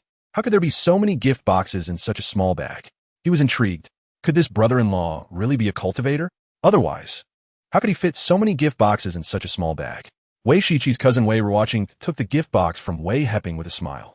She didn't expect the box to be so heavy, and when she let go, it fell to the ground with a loud crash, scattering open and revealing 2 gleaming gold ingots inside. Ah, gold ingots. They are really gold ingots, weighing at least a dozen pounds each.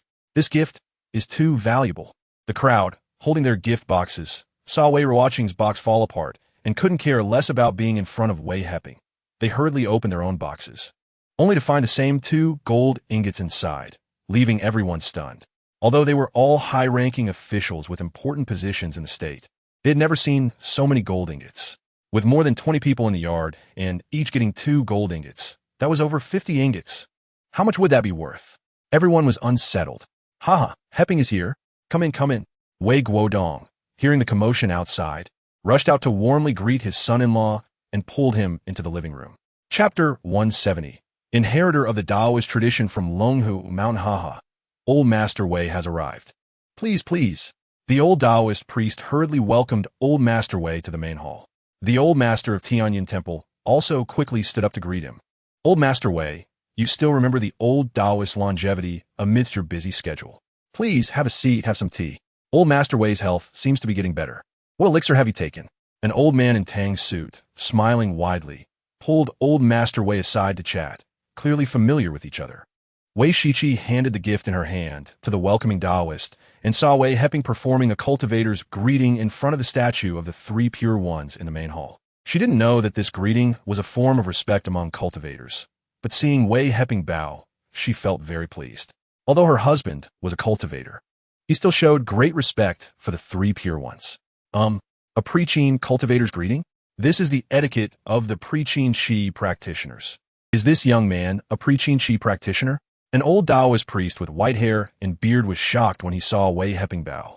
He had only seen such greetings in classical records and never expected that this young man would know such etiquette. Chapter 171. Teaching the Way of Talismans. Old Master Wei was overjoyed to see the group of old folks praising Wei Heping. Their full-mouth compliments indicated that Wei Heping's cultivation was several notches above theirs. This group rarely acknowledged others. They often disregarded the laws of the country and acted according to personal preference. In the martial arts world, strength is paramount, and everything else is mere talk. The next morning, Wei Heping drove with Wei Shiqi to Tianshan Temple. There were already more than a dozen people waiting at the entrance, including monks, Taoists, and elderly men in Tang suits. When they saw Wei Heping get out of the car, they all cupped their fists in greeting. Taoist Wei has arrived. Please come in. Please come in. As the host, Taoist Tingyun warmly ushered Wei Heping to a side hall at the back of the temple. This side hall was where the Taoists practiced their studies. The ground was paved with bluestone slabs, and there were a dozen cushions placed on it, each with a small tea table in front. There was no other furniture, indicating that Taoism does not place much importance on worldly matters, unlike Buddhism, where even side halls are decorated in gold and splendor, with yellow and white items everywhere. After everyone sat cross-legged, the temple's attendants served hot tea and placed it on the tea tables, then bowed and withdrew. Chapter 172. The Divine Tree Hibiscus. After hearing Wei Heping teach the Way of Talismans, the crowd congratulated Taoist Jingtong and also cupped their fists in respect to Wei Heping.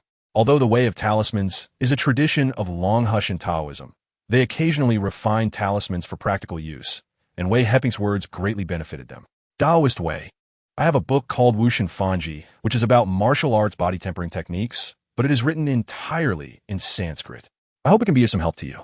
Master Jingyue from Beima Temple took out a yellowed book from his bosom and handed it to Wei Heping.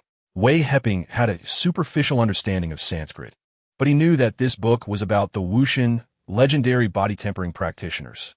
Pangu was a powerful figure of the Wushan clan, practicing strength-related divine abilities. Although it is said that Pangu wielded the axe of creation to open the heavens in chaos, which is a myth, the body tempering techniques of the Wushan clan must have some heritage. Thank you, Master Jingyue. I have 2 pills here, hoping they can assist you. I believe I can break through to the innate realm. Wei Heping took out a jade vial containing 2 Peiyuan pills, enough for Master Jingyue to break through to the innate realm. Chapter 173. The consequences of framing Wei Heping and Wei Shiqi left Tianshan Temple, and the crowd sent them to the temple's entrance. After watching Wei Heping leave, they returned inside. This time we celebrated Taoist Tianyun's birthday, and it truly brought us great fortune. I plan to return and give some of my collected items to Taoist Wei as a gesture of my appreciation. Otherwise, I feel uneasy. Tang Jingshan sighed, voicing what everyone was thinking. Old Tang is right. Since Taoist Wei can provide us with pills, we must repay him. Building a relationship with Taoist Wei will surely bring us benefits. Taoist Li Boxiang from the Maoshan sect immediately responded. Yes, we really came at the right time. Thanks to Taoist Tianyun's invitation. Taoist Li Shi from the Chuanjin sect of Zhongnan Mountain bowed to Taoist Tianyun in gratitude. Our Jimmu Emperor from Wudong Mountain, Master Sanfeng, also broke through to the innate realm back in the day, and later ascended to the Yuandan realm, breaking through the void and entering the immortal world, becoming a legendary immortal. Unfortunately, no disciples have broken through to the innate realm since then. Today, thanks to Taoist Wei, we have hope of stepping into the innate realm again. I am immensely grateful, and Taoist Tianyun has also given us this opportunity. I thank you here. Chapter 174. The innate spiritual treasure, Yuan 2 sword with witnesses present, and since Wei Shiqi was from a special department of the National Security Bureau, after understanding the situation, the 3 police officers sent someone to take away the bodies. This incident of framing came to an end. Wei Heping returned home to the Sky Garden, completely unconcerned about the fate of the fraudsters. If they wanted to swindle him out of money, they might as well be prepared to lose their lives. Shiqi's back just in time for dinner, saving me the trouble of calling you. Although her mother, Liang Shumin, had broken through to the foundation establishment stage, she still couldn't change her habit of cooking. Mom, we're all fasting, so eating isn't a big deal. You don't have to bother cooking. Wei Heping saw his mother preparing a large table of dishes and couldn't help but persuade her. What's wrong with having nothing to do? When it's mealtime, I just feel like something's missing. We should have 1 meal a day from now on. Otherwise, I'd be bored. Mother Liang Shumin smiled. Knowing that whether the family ate or not wasn't a big issue, she felt that eating together gave a sense of home. Otherwise, it would be hard to feel at home. After dinner, Wei Heping went to the quiet room and took out the gifts those old folks had given him to examine one by one. Wei Shiqi and her mother Liang Shumin went out shopping, while Wei Qinhai returned to his room to cultivate. He preferred solitude and spent his time cultivating alone. Having consumed the Ziqin snow carp, he had already reached the third layer of foundation establishment, the highest cultivation level in the family. Chapter 175, Slaying the Big Fish. Wei Heping checked the time. It was already past 4 in the afternoon. He decided to go to Kunlun Mountain the next day. After holding back for so many days, there was no rush. Seeing the spiritual tea tree in the sky garden, now full of tender buds, he raised his hand and cast a rain transformation technique to water the tea tree. The tender buds quickly grew after receiving the spiritual water. He picked some tea leaves from several spiritual tea trees, took out the Shinnon cauldron, and refined the spiritual tea, producing 13 more jade boxes of spiritual tea. He left 3 boxes for his father and stored the rest in his ring. The next morning, Wei Heping took Wei Shiqi to the foot of Kunlun Mountain. After putting away his flying sword, Wei Heping used his divine sense to locate the small water pool beneath the glacier. "Dear, you keep watch up here while I go down to kill that big fish. The blood and flesh of this demon beast are great tonics and will greatly benefit my cultivation." After saying this, Wei Heping raised his hand to summon the Yuan 2 sword and cast a protective shield of true essence before diving into the small water pool. Having seen the big fish's attacks, Wei Shiqi summoned her flying sword and stood by the small water pool to prevent the big fish from pursuing, ready to launch a surprise attack. Even if she couldn't kill the big fish, she could severely injure it. For dealing with demon beasts at the Golden Core stage, ordinary weapons were no match for flying swords. Chapter 176. Encountering an attack from abroad, Wei Shiqi took out the fire god cannon from her ring, strapped on a box of ammunition, and turned on the electric switch. "Honey, I'm going to wipe out these scoundrels." After speaking, she flashed and quickly moved to the borderline. The distinctive gunfire of the fire god cannon rang out, shredding a dozen foreign elements to pieces, with severed limbs scattered everywhere. On the other side, soldiers were exchanging fire with the foreign elements when suddenly a young woman appeared, holding the fire god cannon, and unleashed a barrage of fire. There was no chance to capture anyone alive. Within just 2 minutes, the foreign elements were left in a bloody mess, with not a single survivor. "All right, it's over. Are you all hurt?" Wei Shiqi, holding the fire god cannon, turned to ask the border soldiers. Little Lu had been shot in the leg, but had already bandaged it. "Comrade, which department are you from?" The squad leader, seeing that all the enemies were dead, stood up and asked Wei Shiqi. He didn't doubt her identity. Ordinary people couldn't possess such a powerful weapon as the fire god cannon. Anyone capable of wielding it must be a special soldier from some military district. "I am from a special department of the National Security Bureau. This is my identification. Let me check his injuries."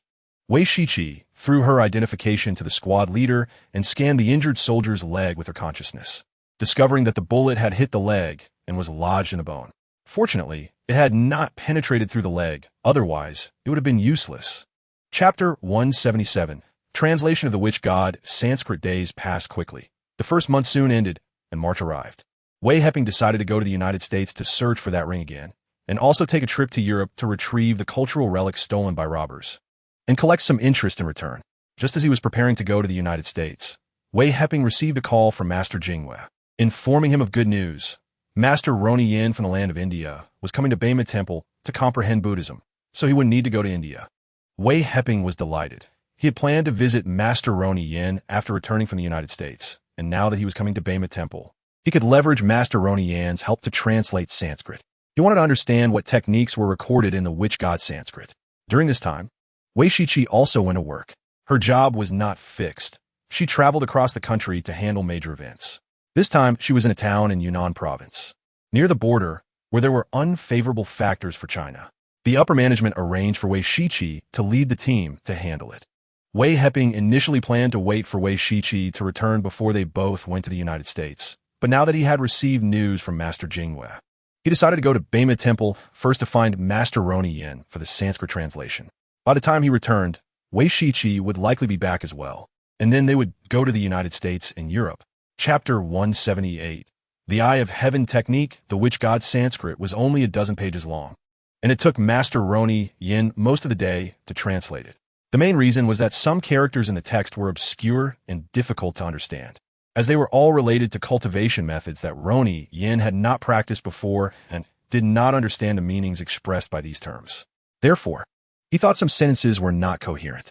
According to Roni Yin's translation, he modified some pronunciations of words where he found the sentences incoherent. but he still recorded the original text and annotated the sentences he thought were coherent below. Taoist Wei, I have fulfilled my duty. This book has been translated. Please review it, and I have made some modifications where I found the sentences incoherent.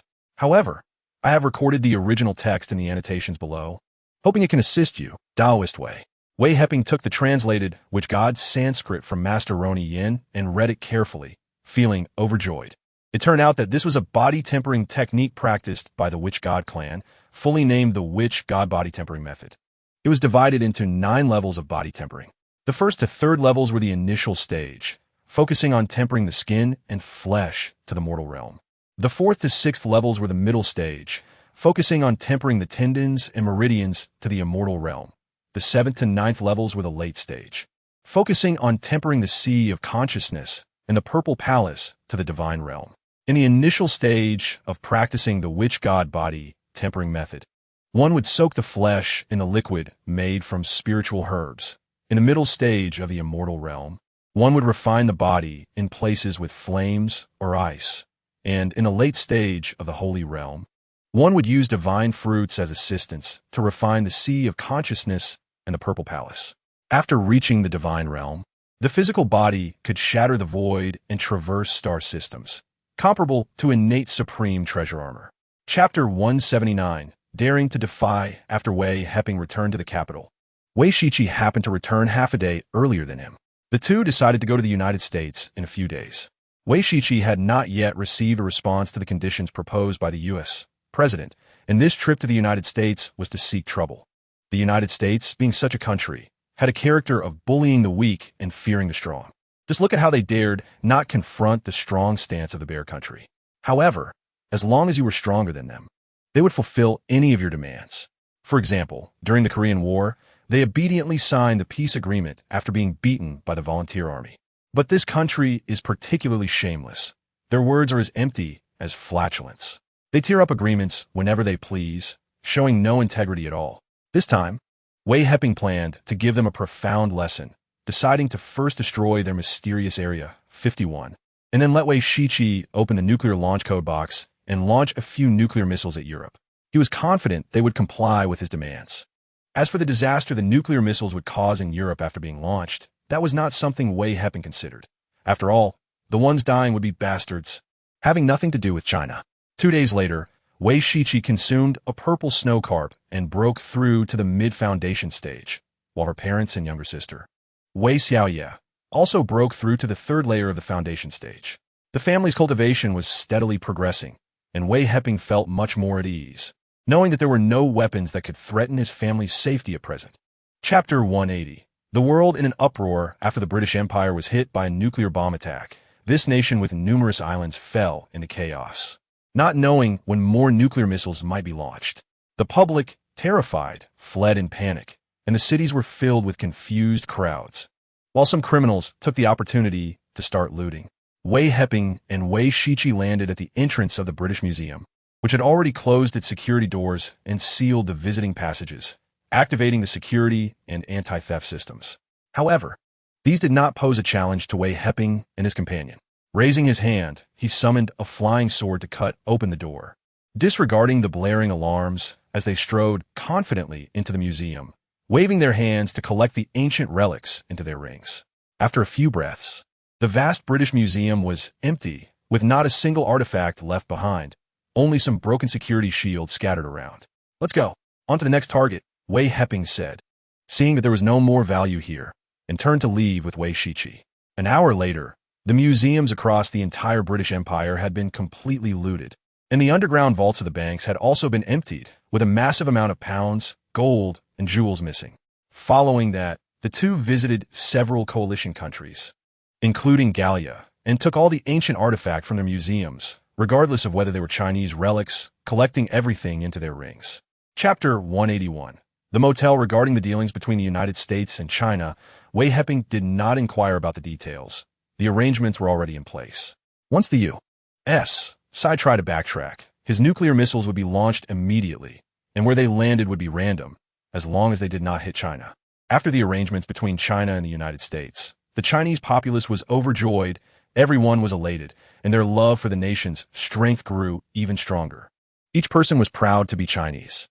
At the Tianchong Temple in the capital, Taoist Tianyun and several old Taoists, along with a few elderly men with white hair and beards, sat together drinking tea. This great event that has transpired in the world must have been caused by Taoist Wei. No one else could have done it. I estimate Taoist Wei's cultivation has already reached the Yuan Dan realm. Taoist Tianyun, sitting at the head of the table, smiled as he analyzed this significant event to his old friends.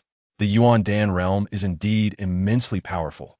We must strive harder to cultivate, hoping to achieve something for the country like Taoist Wei, so our lives won't be in vain, sighed Tang Min's leader, Tang Jingshan. Wuliang, Tianzuan.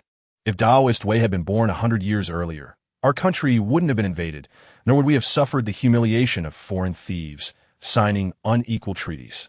But it's not too late now. We finally have a chance to lift our heads high, letting those foreign thieves know the strength of our China, and that they no longer dare to bully us, sighed Taoist Chongyue from Wudong Mountain, though a smile was on his face. Chapter 182. The ring is finally seen. The red-haired man with a rooster comb saw the folding knife stabbed into the boss's arm and realized he was in trouble. However, having drunk too much, he didn't take it seriously. Unexpectedly, the boss's wife pointed a gun at him and started scolding him, which made him furious. And he stepped forward to grab the boss's wife's gun. Bang! A gunshot rang out, and the boss lady naturally wouldn't allow him to snatch the pistol. During the struggle, the pistol went off and hit the red-haired rooster head in the thigh. The red-haired rooster head let out a piercing scream, rolling on the ground while clutching his thigh, leaving a puddle of blood with each roll. Damn, what a pity. Another eunuch was about to be born. Wei Heping's consciousness had been watching them and couldn't help but shout. Wei Shiqi was also startled when she saw the red-haired rooster head got shot in the thigh and thought to herself, the boss lady is really fierce. Huh? Wei Heping hurriedly pushed Wei Shiqi's hand away, saying, stop messing around. Let's take a look first. This woman is really practical. As she spoke, she began to measure things with her hands. Let me measure it. Compare it. Wei Shiqi said, extending her hand again, and Wei Heping didn't bother with her anymore, letting her do as she pleased. If she broke it, she wouldn't use it, but he was confident she wouldn't be willing to part with it. Chapter 183. The Seven-Arrow Book of Nails. Wei Shiqi happily took these spiritual weapons to refine them aside, while Wei Heping sorted out the ring and divided the spiritual stones into 5 portions, preparing to give his parents and younger sister 30,000 high-grade spiritual stones each. He kept over 1 million high-grade spiritual stones for himself, plus that spiritual vein, which was enough for him to cultivate to the nascent soul stage. He took out the top-grade spiritual weapon spear from the ring. This spear was 1.5 feet long, with a sharp and pointed head. Without using true essence, it could be used as a short blade, but when activated with true essence, it extended over 10 feet, and the sharp spearhead was about 2 feet long. This top-grade spiritual weapon spear had accompanied him in slaying many cultivators and demon beasts. He spat out a drop of essence blood to refine this top-grade spiritual weapon spear. If nothing unexpected happened, this spear would accompany him until he reached the tribulation stage. 2 days later, Wei Heping refined this top-grade spiritual weapon spear and kept it in the Zifu for nurturing. Wei Shiqi also refined the high-grade spiritual armor. With a thought, the armor dawned on her and quickly transformed into a purple dress, changing into several styles of clothing. She was overjoyed, thinking that in the future, she could change into whatever clothes she wanted at will.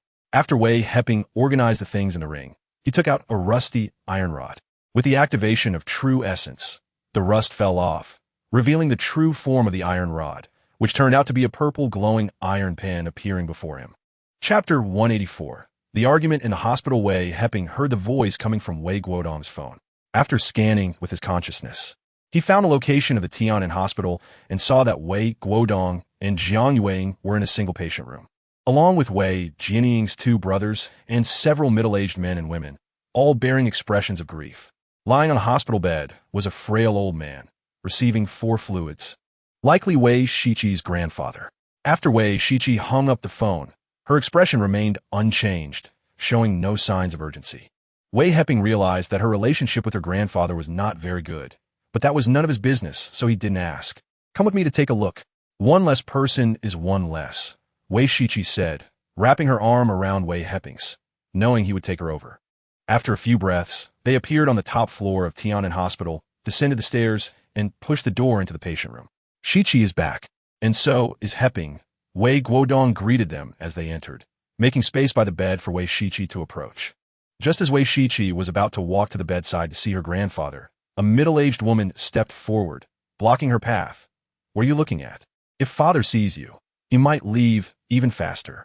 Chapter 185. Depositing foreign currency in the bank. Wei Heping initially came to the hospital intending to give Wei Shiqi's grandfather a pill to help him live a few more years.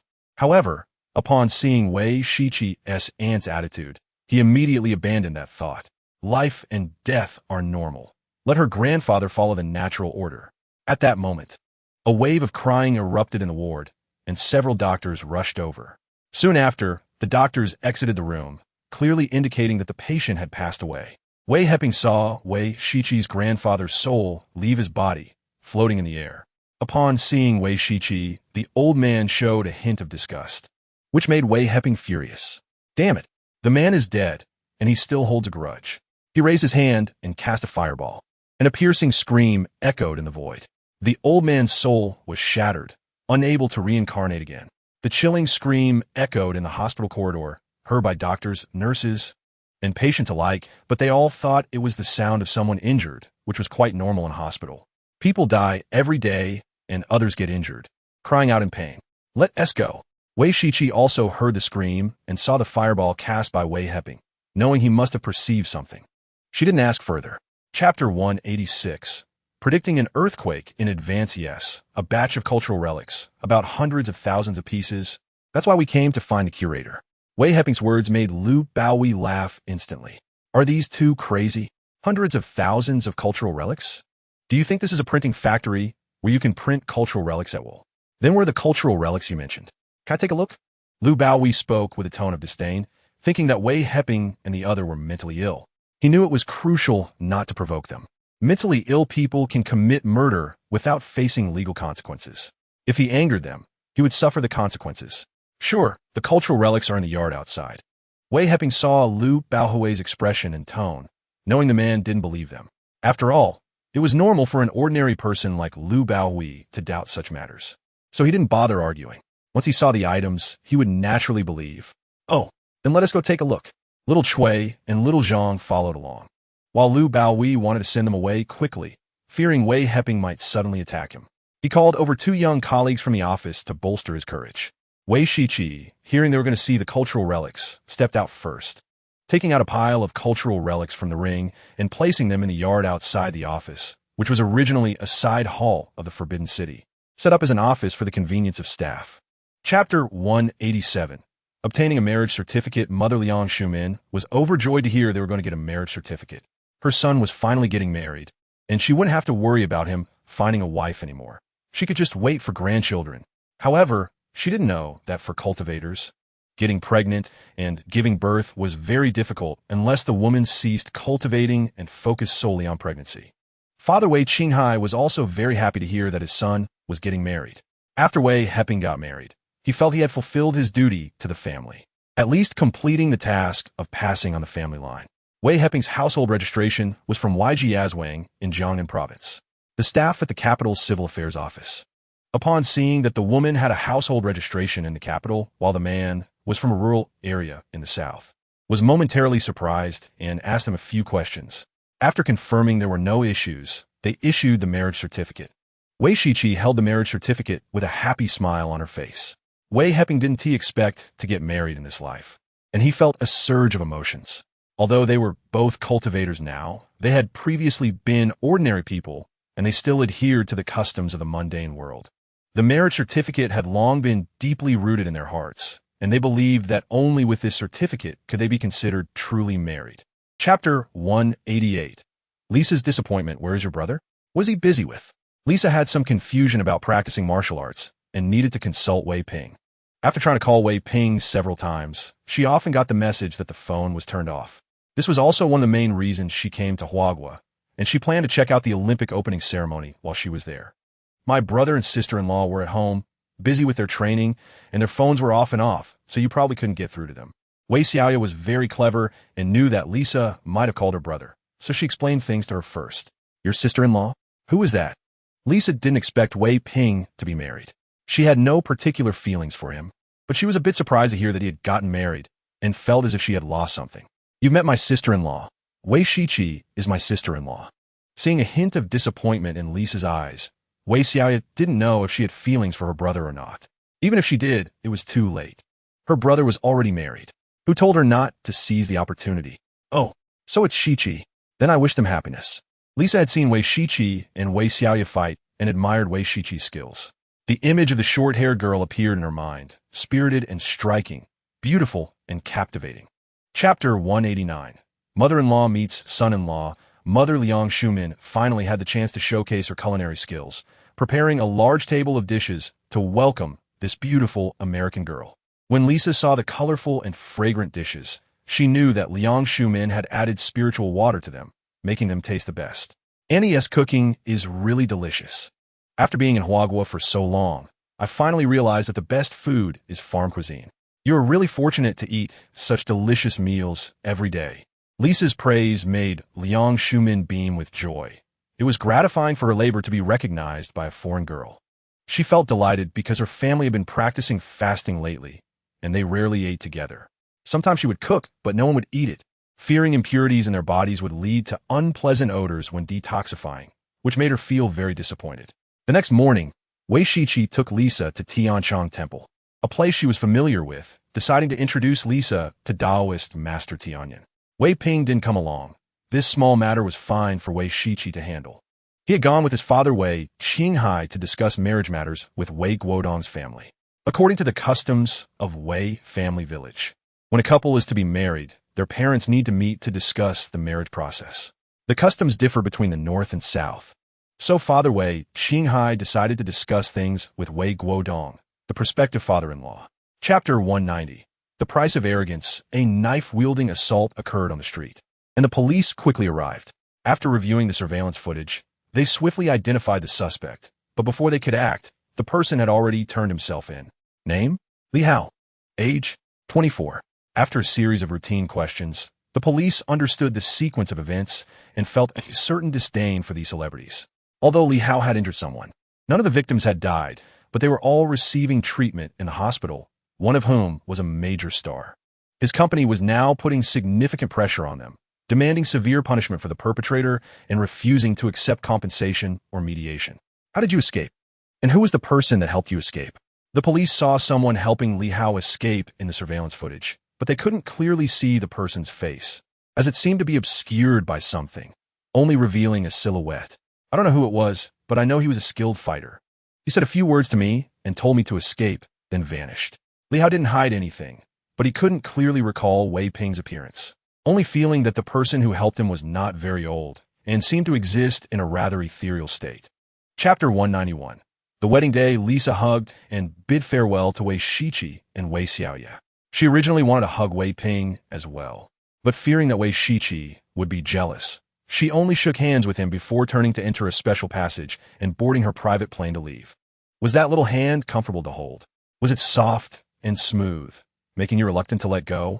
After returning home, Wei Shiqi wore a teasing expression, and her tone was filled with jealousy.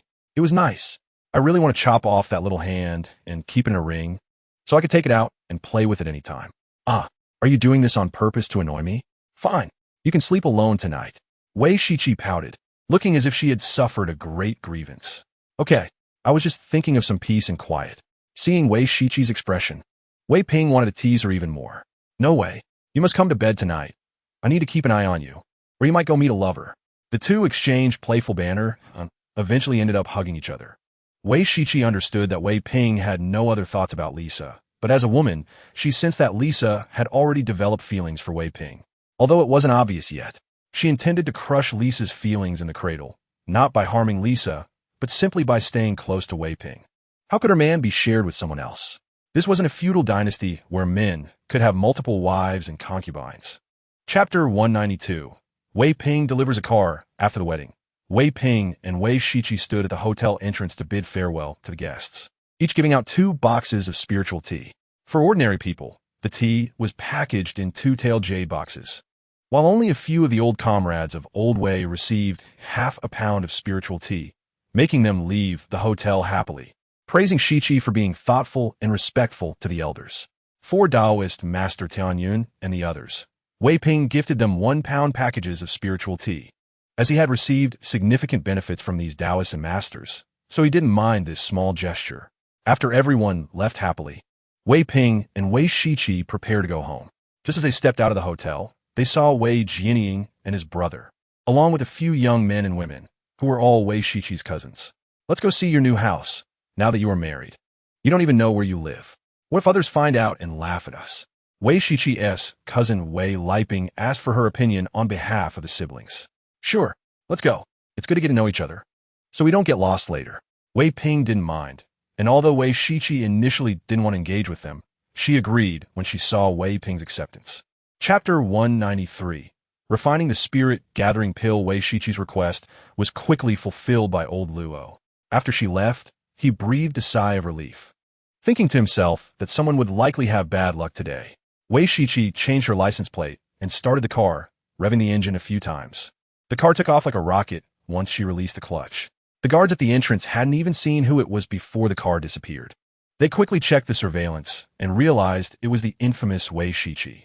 Wei Shiqi didn't go home, but drove straight to the military compound where her father Wei Guodong was stationed. The guard at the entrance recognized the license plate as belonging to a special national department and opened the gate for her. Dad, I need 3 sets of license plates. My family's car is missing 3. Wei Shiqi entered her father Wei Guodong's office without knocking, directly asking for license plates without caring that there were other people in the room. Ah, Shiqi is here. Old Wei, hurry up and approve her license plates. Military District Chief of Staff Ding Dehong saw Wei Shiqi come in asking for license plates and was curious to see how Wei Guodong would respond, as military vehicle license plates were not given out casually. Chapter 194. The shocked mother-in-law after Mother Liang Shumin put away the jade bottle. She looked at the pure soul fruit, rinsed it with water, as was her habit, since she always washed her food before eating. When she swallowed the pure soul fruit, she initially expected it to be sour, but to her surprise, it had no sourness at all. Instead, it had a hint of sweetness. As the pure soul fruit melted in her mouth, it transformed into a refreshing aura that surged directly into her sea of consciousness. Liang Shumin felt her sea of consciousness expanding rapidly. She quickly used her spiritual sense to check and found that her sea of consciousness had indeed expanded. It had gone from the size of a pond to that of a lake, several times larger than before. She was no longer a novice in the cultivation world. Her son Wei Heping had already told her everything about being a cultivator. She knew that the larger the sea of consciousness, the stronger the spiritual sense would be. A stronger spiritual sense could control more spiritual tools and allow for greater distance and exploration, giving her more time to respond to potential dangers from afar. This spiritual fruit was amazing. It had expanded her sea of consciousness by several times and increased her range of spiritual sense by hundreds of miles. Such a powerful spiritual fruit. Did it really exist in this world? Had it been given to Shiqi? Chapter 195. The greedy brothers Wei Qingchuan and Wei Qingsheng left Wei family village in a dejected manner. The 2 brothers had been driven out by the villagers and knew that if they lingered, they might get beaten up, and they had no place to argue their case. They were well aware of how fierce the villagers were. Originally, the brothers were supposed to have gone to Wei family village much earlier, but Wei Qingsheng had been delayed by some matters, and Wei Qingchuan didn't want to go alone, fearing he would be outnumbered and unable to handle Wei Qinghai and the villagers. Thus, they waited until Wei Qingqing's matters were resolved before heading to the village together. It seemed the villagers had indeed struck it rich. Just look at this road. Fixing it must have cost hundreds of thousands. Wei Qingsheng, having done construction work, had some understanding of the costs involved in building roads and quickly calculated the expenses upon seeing the road in Wei family village. So much money? They must have gotten rich. The village should also have a share. After all, they were part of Wei family village too. Hearing that road repairs had cost hundreds of thousands, Wei Qingchuan's heart grew warmer, as if he could see the village's net cages calling out to him, envisioning a villa of his own. Oh, Qingchuan and Qingsheng are back. The city is so nice. How could you bear to come back to our shabby place? Were you unable to make it in the city, or were you chased out by city folks? A villager from Wei family village, Wei Qinglai, saw the 2 brothers getting out of the car and greeted them with a mocking tone and a smirk on his face. Chapter 196. The moon has no Chang'e. Wei Heping was unaware of the events happening in Wei family village, and even if he knew, he wouldn't ask. These matters were for his father to handle. not for him to meddle in. He exhaled a breath of stale air, stood up for the quiet room, went to the bathroom to take a shower, changed his clothes, and went out to the lawn. It was already deep autumn, and the new year was approaching. His cultivation was progressing slowly, which was expected. In the golden core stage, without taking any pills, it was difficult to improve by merely absorbing spiritual energy, and he didn't want to take pills. After all, no matter how good the pills were, taking too many would lead to pill poison in the body. Unless one had rare treasures like the Qingla grass, it would be challenging to clear the poison. The Qingla grass not only could eliminate pill poison, but was also the main ingredient for refining the 9-rank transcendence pill, a rare treasure in the cultivation world. Many cultivators from 9th grade sects were stuck in the Mahayana stage, unable to break through to the transcendence stage, largely due to the lack of the main ingredient for the transcendence pill. Wei Heping did not dare to hope to find Qingla grass on Earth.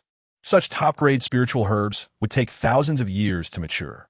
Moreover, the spiritual energy on Earth was thin, unable to provide enough energy for the growth of Qingla grass.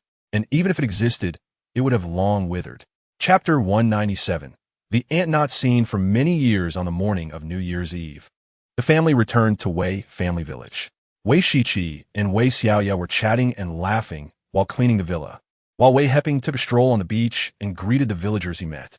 Upon returning home, he found visitors in the house. His father Wei Qinghai and mother Liang Shumin were in the living room, talking to a middle-aged woman. There were also a young man and woman present. But Wei Shiqi and Wei Xiaoya were not in the living room. Wei Heping did not use his spiritual sense to check, as he had his sister there. And he couldn't just scanned indiscriminately. Is this Heping? He's grown so much. The middle-aged woman turned around upon hearing someone enter the living room and smiled upon seeing Wei Heping. When did Annie come? Wei Heping was surprised to see the middle-aged woman was his Aunt Wei Heping, and the two young people beside her were likely her children or possibly her son and daughter-in-law or daughter and son-in-law. He had never seen them before. When his grandfather passed away, only his aunt returned. His uncle Chun Lijia didn't come back.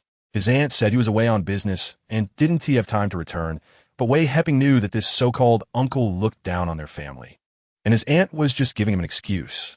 Chapter 198. The artificial beach on the second day of the new year. Wei Heping's family returned to their home in the capital. They first harvested the spiritual tea from 6 spiritual tea trees, refining dozens of pounds of spiritual tea, putting some in jade boxes to keep at home, and storing the rest in a ring. Wei Heping planned to give the spiritual tea to the monks and Taoists to exchange for things he needed. Even if they didn't have what he needed at the moment, it didn't matter. They would surely have it in the future, as they had a wide network of contacts and many people serving them, receiving a lot each year. Besides, they could be considered friends of his on Earth. The next morning, Wei Heping followed Wei Shiqi to pay respects to Old Man Wei.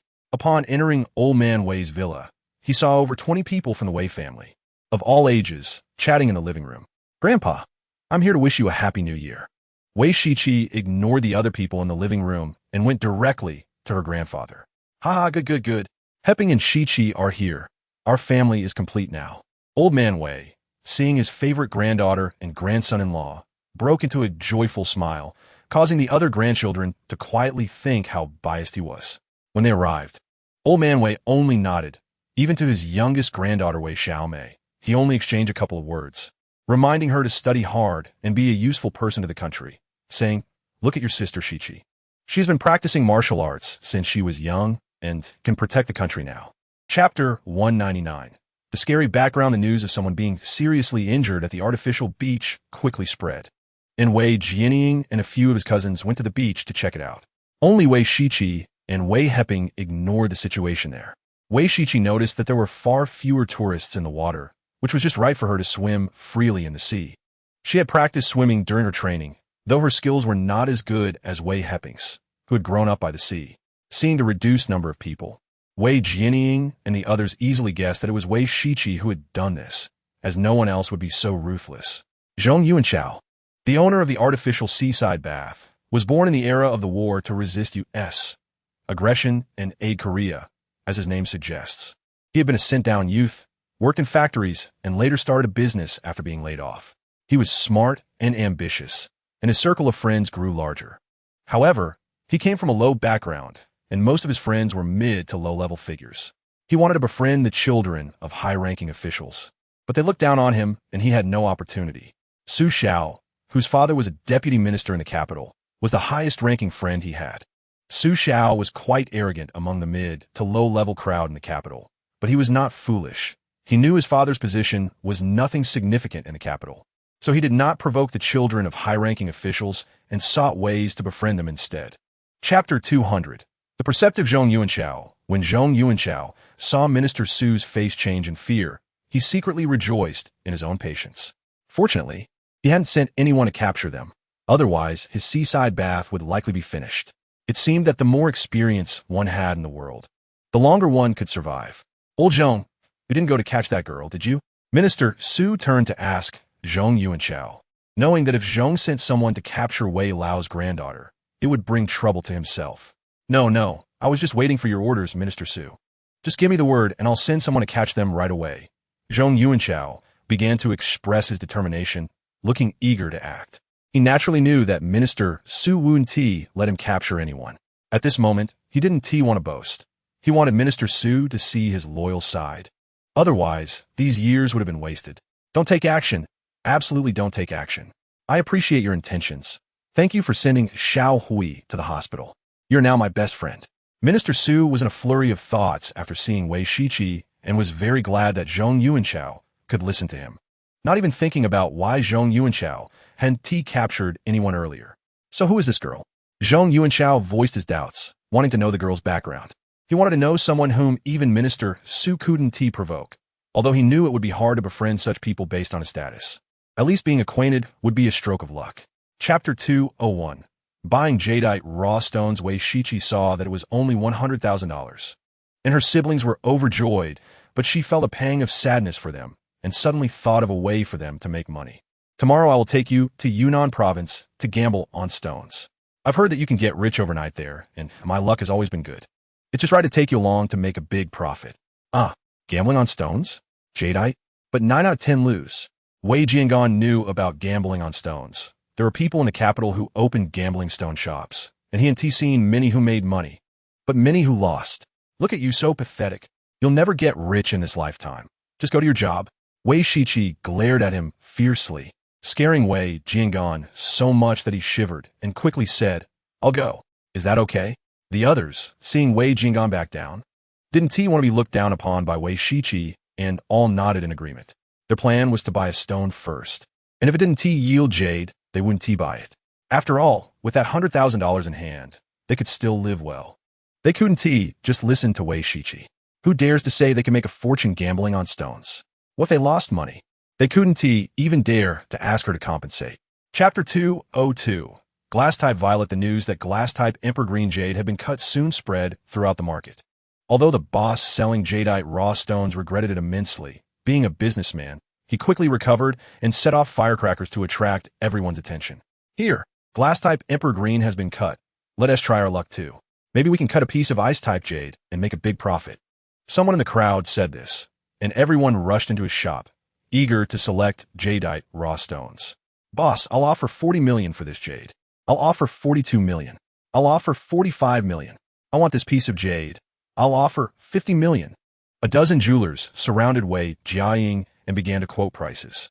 Hearing the voices, everyone saw a middle-aged bald man followed by 4 strong men with buzz cuts and tattoos on their arms and necks, exuding a fierce aura, clearly not good people. As soon as the bald man made a bid, everyone immediately fell silent, showing a hint of dissatisfaction on their faces. Wei Shiqi saw the bids rising higher and higher and was initially thinking that this piece of jade could sell for a good price. But when this bald man suddenly came in and everyone stopped bidding, she felt displeased. Chapter 203. Digging for jadeite raw stones. Wei Jiangan held the glass-type violet jadeite, which shimmered with purple under the sunlight, casting purple shadows on the onlookers. I'll offer 60 million. Sell it to me. I'll offer 70 million. I'll offer 73 million. As the first person started bidding, more and more followed, and the prices kept climbing. Wei Jiangan, hearing such high prices, began to hesitate about selling it. Just sell it. What are you keeping it for? It can't be eaten or used. Selling this jade is just right to buy a big house. Wei Jianhao whispered a few words in his ear. Ultimately, this glass-type violet jadeite was sold for 86 million. I have another piece of jade here. Everyone can offer a reasonable price and I'll sell it. After seeing the violet jadeite being bought, The crowd was somewhat disappointed and turned to leave, but then they saw another piece of glass-type Emperor Green in a young man's hand, and they were instantly excited, all starting to quote prices. The glass-type Emperor Green jadeite in Wei Jiaying's hand was slightly larger than the violet jadeite, and the price astonished him. It was finally sold for 97 million. Subsequently, Wei Shiqi took her siblings along, and each bought a piece of jade, although they didn't cut out more glass-type jadeite. The large pieces of ice-type jadeite were still sold for tens of millions, with the cheapest selling for 76 million. Chapter 204. The surprise of the Wei family. So that spiritual stone canon isn't that useful. Huh? Wei Shiqi wrapped her arm around Wei Heping as they landed on the top floor of the hotel. A surprise attack is still useful, but the cost is high. Ordinary sects can't afford the spiritual stone cannon. Only those 9th level sects can have it, but they rarely use it. After all, 9th level sects are the top sects in the cultivation world, and they have few rivals. Having a spiritual stone cannon is also a form of deterrence. The two chatted as they walked down the stairs, returning to their room. After taking a shower, they shared a tender moment before falling asleep in each other's arms. The next morning, after having a free breakfast at the hotel, the group took a taxi to the airport and flew back to the capital. In the airport parking lot, their cars were waiting for them. After paying the parking fee, everyone drove home, with Wei Heping living in a different district from them. After leaving the parking lot, they bid farewell, and the two drove home. Wei Jiaying and Wei Jianhao lived relatively close to each other, and the others also lived not far away. Some were heading back to their parents' homes, while others were eager to return home and report this good news to their wives. You're back. Why did you only go for a day? It's not far. It's just a few days. Wei Jiaying's wife, Li Qiushuang, saw him enter the door and handed him a pair of slippers. Chapter 205. Taiwa Group's Taiwa in the jewelry store. Both the staff and the customers selecting jewelry were watching the old man inspect the jadeite. Wei Heping didn't disturb him. It seemed the old man knew what kind of jadeite it was and was currently confirming it. After more than 10 minutes, the old man turned around with an excited expression and asked, "Who brought this jadeite?" "It's mine. I want to ask what kind of water this jadeite is." "I'm preparing to make some jewelry for my family," Wei Heping said as he picked up the jadeite and shook it a few times without fear of dropping it. Seeing Wei Heping handle the jadeite so carelessly, the old man quickly exclaimed, "Be careful. Don't drop it. This is dragonstone jadeite, purer than glass jadeite, belonging to the top tier of jadeite. There are not many pieces like this in the world. When I was young, I saw a dragonstone jadeite made into a ring face. At that time, someone offered 10 small yellow fish, but unfortunately, the owner didn't sell it. We can't afford this jadeite in our store. I wonder if the young man could cut a bracelet for us? I can offer 200 million. The old man's words shocked everyone in the store. A bracelet for 200 million means a pair of bracelets would be 4 to 500 million. This piece of jadeite could at least make 3 or 4 pairs of bracelets, and the remaining jadeite could be made into several pendants, ring faces, and a few pairs of earrings. Calculating it, this piece of jadeite could sell for over 1 billion. Chapter 206. Dragonstone bracelets. When Wei Heping returned home, he saw Wei Shiqi and his mother had cut out over 100 pieces of jadeite, including imperial green, violet blood jade, ink jade, and yellow jade, in 5 or 6 colors, scattered in a pile. The two were happily selecting their favorite jadeite. I have 2 pieces of jadeite here, the legendary Dragonstone Imperial Green, which is a level above glass Imperial Green. I'll make a few bracelets and pendants for you, Wei Heping said as he took out the 2 pieces of Dragonstone jadeite. Indeed, they are better than glass jade. Wei Shiqi looked at the Dragonstone jadeite and then at her mother-in-law's delighted expression, realizing that she really liked this piece of jadeite, and hurried him on. Mother Liang Shumin didn't understand what kind of water the jadeite was, but she knew that the purer the color, the better. Seeing the jadeite in Wei Heping's hand, which was many times better in quality than the bracelet she had broken, she was also very happy, thinking that she could give her daughter-in-law a bracelet, fulfilling her wish. Wei Heping understood the thoughts of his mother and Wei Shiqi. Although they were now both cultivators, some habits from the mundane world had not changed. He could separate the mundane and cultivation worlds, having had countless experiences from wandering in the cultivation world for hundreds of years, so he quickly adapted. Chapter 207. Unknown copper mirror Guo Jingtian and Guo Yang'an were shocked to see the young man who had suddenly appeared in their office. Guo Yang'an was about to reach for a weapon at his waist, but was stunned by Guo Jingtian's actions. "Sorry, senior, we mean no harm. My grandfather saw you pass by on the pedestrian street, and sent someone to check on you. Our Gua family just wants to befriend you." Gua Jingtian bowed his head and explained the situation quickly. "I'm not interested in making friends with anyone." Wei Heping saw that Gua Jingtian was at the yellow level of martial arts and knew they had seen him passing through the pedestrian street and had called to inquire about the Wei family, which was why he didn't eliminate the Gua family, but merely warned them not to disturb him again. Yes, senior. I have a gift for you as an apology for disturbing you." Gua Jingtian, being clever, saw this as an opportunity to befriend the senior and quickly took out an old Zeton wood box from the safe and handed it to Wei Heping. Wei Heping's divine sense scanned the Zeton wood box, and he was startled to find that inside was an ancient copper mirror, which blocked his divine sense from probing further. This copper mirror was not an antique, but a spirit tool. No, it could possibly be a celestial tool. Regardless, he would take it back to refine and find out what it was. Chapter 208. Temporary increase in betrothal gifts. Qinghai is back. Is he here for He Liang's wedding? Sister Shumin is back too. How was your stay in the capital? Ping is back too. The villagers saw their family return and greeted them. Each had different titles. Some were from the Wei clan, some from the Liang clan, and others were from the Li, Wang, and Zhang families. Wei Qinghai and Liang Shumin were also very happy to see the villagers, who had been their old neighbors and relatives for many years. They all shared the same ancestor. Blood ties were strong. Moreover, with Wei Heping's help, every household had moved into villas and made a lot of money through fish farming, making them even more grateful to the family. Mother Liang Shumin, together with Wei Shiqi, was cleaning the villa. Actually, it was just a few small spells that made the villa spotless. Wei Qinghai and Wei Heping arrived at the villa of Wei Qingjiang. Wei Helian was 2 years younger than Wei Heping and was 27 this year. He saw how hard it was for his family to fish and was reluctant to follow his father into fishing. After studying hard for 2 years, he managed to get into a third-rate university, but at least he was a college student now. After graduation, he stayed in a private enterprise in the city to work. Even though his salary was barely enough for his living expenses, he didn't want to return home to fish. He had at least become a city dweller. Chapter 209. Teaching a lesson to a shrew. Wei Heping didn't expect this to happen during the wedding procession. He was both angry at Wei Helian's weakness and felt pity for the bride, who had an uncaring mother who disregarded her feelings. However, he still intended to follow Wei Helian's instructions. "Don't worry. If they dare to block us, I'll break their legs." By the way, what did his father-in-law say? Wei Heping patted his chest, saying that he could do anything, even kill. If it weren't for Wei Qingjiang's face, he would have beaten Wei Helian too. That man is honest and doesn't dare to say anything. He is completely suppressed by that woman. He originally wanted his daughter to come with us. But when that woman glared at him, he didn't dare to speak. Wei Hikai had some good feelings toward Wei Helian's father-in-law. At least he didn't follow his mother-in-law and brother-in-law to make trouble. Let's act. After Wei Hian finished speaking, he went upstairs first, and Wei Heping and his brothers followed.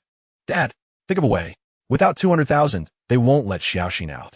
As soon as Wei Heping reached the 4th floor, he heard Wei Helian on the phone. "What kind of method can you think of?" "You coward, get out of the way." Wei Hian slapped Wei Helian's head, messing up his styled hair. Chapter 210.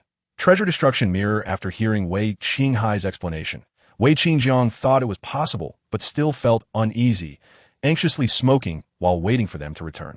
Wei Qinghai saw that Wei Qingjiang was still worried, but didn't try to persuade him further.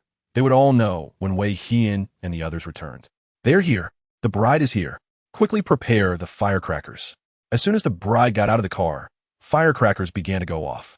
The village's person in charge quickly ordered everyone around when they saw the wedding car arrive. The popping of firecrackers rang out as the bride was carried out of the car by Wei Helian. Seeing the bride's shy expression and no tears on her face, Wei Qingjiang's heart finally relaxed. Qinghai was right. After the villagers finished the lively banquet, Wei Qinghai announced in front of everyone that Wei Heping would hold a wedding on May Day and invited everyone to come and celebrate. "Great. Heping is getting married too. We will definitely come to eat the wedding feast. Qinghai, prepare enough wine and tobacco." "Yes." "Qinghai, you should prepare more, and also some good tea. I've only had that tea once, and this time I want to drink enough." Upon hearing that Wei Heping was getting married, the villagers made various requests to Wei Qinghai, who smiled and agreed, as he also wanted to make the village lively. Chapter 211. Jiangnan Province. Shaken in the villa of Old Master Wei. His 4 sons and 2 daughters were sitting in the living room on the sofa, drinking spiritual tea, all looking radiant and full of energy. Has everyone discussed it? Who's going and who's not? Old Master Wei looked at his children, each of whom was a powerful official. He felt gratified by their efforts. Wei decided that the whole family will go to give Heping's family some face and let the entire Jiangnan province know that Heping is our Wei family's son-in-law, and to deter some small characters who might have ideas about the Wei family. As the eldest, Wei Guodong spoke first when the old man asked, "Oh, everyone's going? It seems Heping has given you quite a few benefits. Otherwise, with your relationship with my granddaughter, I doubt anyone would want to go." Old Master Wei was surprised that they all planned to attend, but quickly realized the reason. Wei Heping had taken a dozen of Wei family's siblings to Ruili, where they each made tens of millions, and their relationship with Wei Shiqi had also improved significantly. Now that Wei Heping was holding a wedding in his hometown, they wanted to curry favor with him, possibly hoping for future benefits, so naturally, they all wanted to join in the fun. Old Master Wei, being astute, quickly guessed their thoughts. Chapter 212. Breaking through the nascent soul stage, the wedding proceeded smoothly. And when Wei Shiqi saw the village elder of the Wei family write her name in the Wei family genealogy, she smiled happily. The villagers of Wei village were surprised to see old Master Wei. They had often seen him on television, but now seeing him in person excited everyone, and they hurriedly took out their phones to take pictures. Old Master Wei stopped the guards from confiscating the phones, saying that he had already stepped back and let them take pictures. He even chatted with the villagers, asking how their lives were. His amiable demeanor made the villagers even more excited. When Old Master Wei learned that the Wei and Liang family ancestral halls worshipped ancestors who died in battle, he personally lit incense for their tablets and bowed 3 times in respect. The village elders from the Wei and Liang families were overwhelmed with emotion, tears streaming down their faces, feeling honored to have someone like Old Master Wei come to pay respects to their ancestors. When the banquet began, the guests were amazed to see rare seafood laid out, giant lobsters, king crabs, and many more varieties of Australian seafood. Everyone exclaimed that this banquet was incredibly lavish, several levels above that of a 5-star hotel. Chapter 213. Refining the treasure's restrictions, a tremendous aura emanated from Wei Heping, like a stone thrown into a lake, sending ripples outward. Even family members 100 miles away felt the immense pressure and quickly stepped back to avoid being hit by it. Boom! The 4th wave of lightning tribulation descended, and Wei Heping absorbed the energy from these lightning arcs, feeling the power within him grow stronger. He was delighted and quickly operated the witch god body refinement technique to temper his body with the lightning arcs. Inside his body, the nascent soul figure had already solidified, resembling a miniature version of Wei Heping. And once he broke through to the spirit transformation stage, this figure would form the primordial spirit, known as refining qi in his spirit, and remain in his consciousness sea. As the dark clouds dispersed, a colorful spiritual cloud appeared in the sky, enveloping Wei Heping. He frantically operated his technique, absorbing the pure and exquisite colorful spiritual clouds to stabilize his cultivation and enhance his physical body. After a long while, Wei Heping stood up, raised his hand to cast a cleansing spell over his body, put on a fresh set of clothes, and looked at the significantly reduced spiritual vein, sighing to himself. This spiritual vein was not a spiritual energy vein. It contained far less spiritual energy than a spiritual energy vein, and it was not enough to support his cultivation anymore. So he could only use it to set up a gathering spirit formation. Chapter 214. The son-in-law is quite impressive after returning home for the new year and ancestral worship. Wei Heping's family returned to the capital city a few days later. This had been their routine for the past few years, with no changes. Villagers came and went every year. However, Wei Heping had been married for several years without having children. His mother, Liang Shumin, saw that other families had children after marriage, while Wei Shiqi's belly showed no signs of movement, which made her anxious. She first hoped her son would get married, and now she was looking forward to having grandchildren. Wei Heping noticed the expression on his mother's face and guessed her thoughts. "Mom, it's hard for cultivators to get pregnant. Even if they do, it takes years to give birth. Shiqi is currently at the golden core stage, and as her cultivation improves, the time to get pregnant will get longer, possibly even decades or hundreds of years. However, the longer the pregnancy, the faster the child will cultivate after being born. Well, you all decide. Anyway, we have long lifespans, so it doesn't matter when we have grandchildren." Hearing Wei Heping's explanation, his mother Liang Shumin let go of the thought. As they cultivated longer, The parents' mindset gradually changed regarding some worldly norms, no longer caring about what others thought. As the years went by, Wei Heping's family showed no signs of aging. Wei Guodong and his wife, who took longevity pills, looked as youthful as ever, prompting their friends to inquire about their skincare products and to ask for recommendations. Chapter 2:15. The two sisters-in-law Li Qiushuang looked at her reflection in the mirror, hardly believing it was her own face. Fortunately, she remembered how she looked when she was younger, which kept her from doubting her appearance. "Mom, look, how do I look? Beautiful, right?" "Thank you, Mom." Li Qiushuang came out of the bathroom, hugging her mother-in-law Jiang Yueying's arm, more enthusiastic than she was with her own mother. "You girl, you've regained your youthful looks. Don't go telling others about it. Otherwise, I won't share good things with you in the future. Call Lan Lan and ask her to come over. Otherwise, if she sees you like this, she will say I'm biased." Jiang Yueying first advised Li Qiushuang and then made a playful threat before letting her call her sister-in-law Wei, Jinhao's wife, Lan Lan. "Okay, Mom, don't worry. I won't tell anyone. By the way, Mom, this bracelet of yours is really nice. Can I take a look?" Li Qiushuang not only envied her mother-in-law's youthful appearance, but also coveted her bracelet, feeling comfortable even just wearing it for a day. "When I die, you and Lan Lan can each have one. For now, don't think about this bracelet. If you want one, you can ask your brother-in-law." Jiang Yueying had already set this bracelet aside as a family heirloom for her two daughters-in-law and casually hinted to her. Chapter 2:16. The mother-in-law and daughter-in-law venture to Australia. Wei Shiqi blushed, feeling it was inappropriate to say such things in front of her mother-in-law. She hugged Liang Shumin's arm and said, "Mom, I was just joking. Please don't be angry." He Huilan and Li Qiushuang exchanged glances, both thinking the same thing. Is this really that little sister-in-law? When did she become so gentle? It's like the sun is rising from the west. After Wei Shiqi returned, the two sisters-in-law didn't stay here long, expressing their gratitude to Liang Shumin before leaving the Sky Garden. Once downstairs, they got into the car and patted their chests, finally relieved to escape. Thankfully, this little sister-in-law didn't turn against them in front of her mother-in-law, which spared them some face. They didn't expect Shiqi to have such a gentle side. It seems that only peace can keep her in check.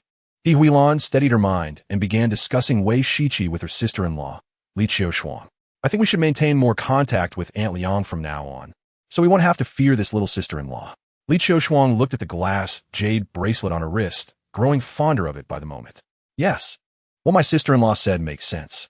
Let's invite Aunt Liang out shopping this Sunday, and we can also call the mother-in-law. It would be good for the two families to socialize more, right?" Chapter 2:17. The first kill Liang Shumin held a submachine gun. As a rural woman, she had never seen such a thing. Although Wei Shiqi had taught her how to use weapons, she still dared not shoot casually. Seeing Wei Shiqi wielding the heavy, six-barreled Vulcan cannon and spraying bullets, she anxiously followed behind, unable to bear to look at the shredded bodies. Wei Shiqi might not be skilled in other areas, but she was smarter than anyone in battle. She immediately thought of a way to make her mother-in-law shoot. She deliberately let an Australian guard escape, knowing that the guard would aim his gun at her. Without hesitation, Liang Shumin fired at the guard, emptying a 30-round magazine into him. The guard was shot to pieces, blood and flesh flying everywhere.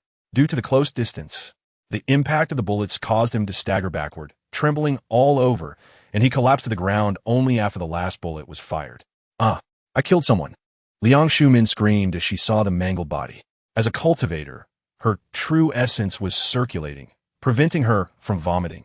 Otherwise, given the scene of her first kill and such a gruesome sight, it would have been strange if she didn't throw up. "Mom, you'll get used to it. Stop shouting. If you hadn't shot him, I might have been injured. Thank you for saving me, Mom." Wei Shiqi secretly laughed. She wasn't worried about Liang Shumin not taking action. She specifically found an opportunity for her to do so. Chapter 2:18. The poisonous hands of the gray-robed youth Shiqi. I think the old man is right. They've already surrendered. Let's not kill them. Let them go this time, and if there's a next time, I'll personally wipe them out. What do you think? Liang Shumin was a kind-hearted woman. After all, she hadn't gone through these experiences and couldn't bear to hear a few good words from others. "Fine. In light of my mom pleading for you, I'll let you go this time. I'll have someone talk to you. If there's a similar incident again, just wait for your country to be destroyed." After Wei Shiqi finished speaking, she stored the Vulcan cannon into her ring, raised her hand to summon her flying sword, and disappeared with her mother-in-law, Liang Shumin. "Thank you, Eastern Immortal. We promise that nothing like this will happen again." The president, seeing Wei Shiqi and the others flying away, hurriedly shouted, not caring whether Wei Shiqi heard him. But he guessed she should have heard him. After all, they were immortals, and they could hear him no matter how far away. His guess was indeed correct, as Wei Shiqi's voice echoed in the conference room. Hoping you can keep your word and not make me come again. The Australian president and the senior officials trembled in fear at this scene, relieved to have saved their lives. Some were secretly thinking that this truly was an Eastern immortal. Otherwise, how could someone fly in the air? They couldn't provoke such a being. Chapter 219. The Overseas Sect Bang. Crack. The sound of bones breaking echoed as the gray-robed youth was slapped away by Wei Shiqi from a distance, screaming as he flew backward and crashed into the wall, leaving a human-shaped imprint. The hand that struck him turned to blood and flesh. Ah, I've killed someone. An officer was shouting when a true essence handprint grasped her throat, cutting off her words. Who sent you? Wei Heping's consciousness swept through, finding no suspicious individuals. There were only a man and a woman, likely under someone's instruction. You soldiers actually attacked civilians.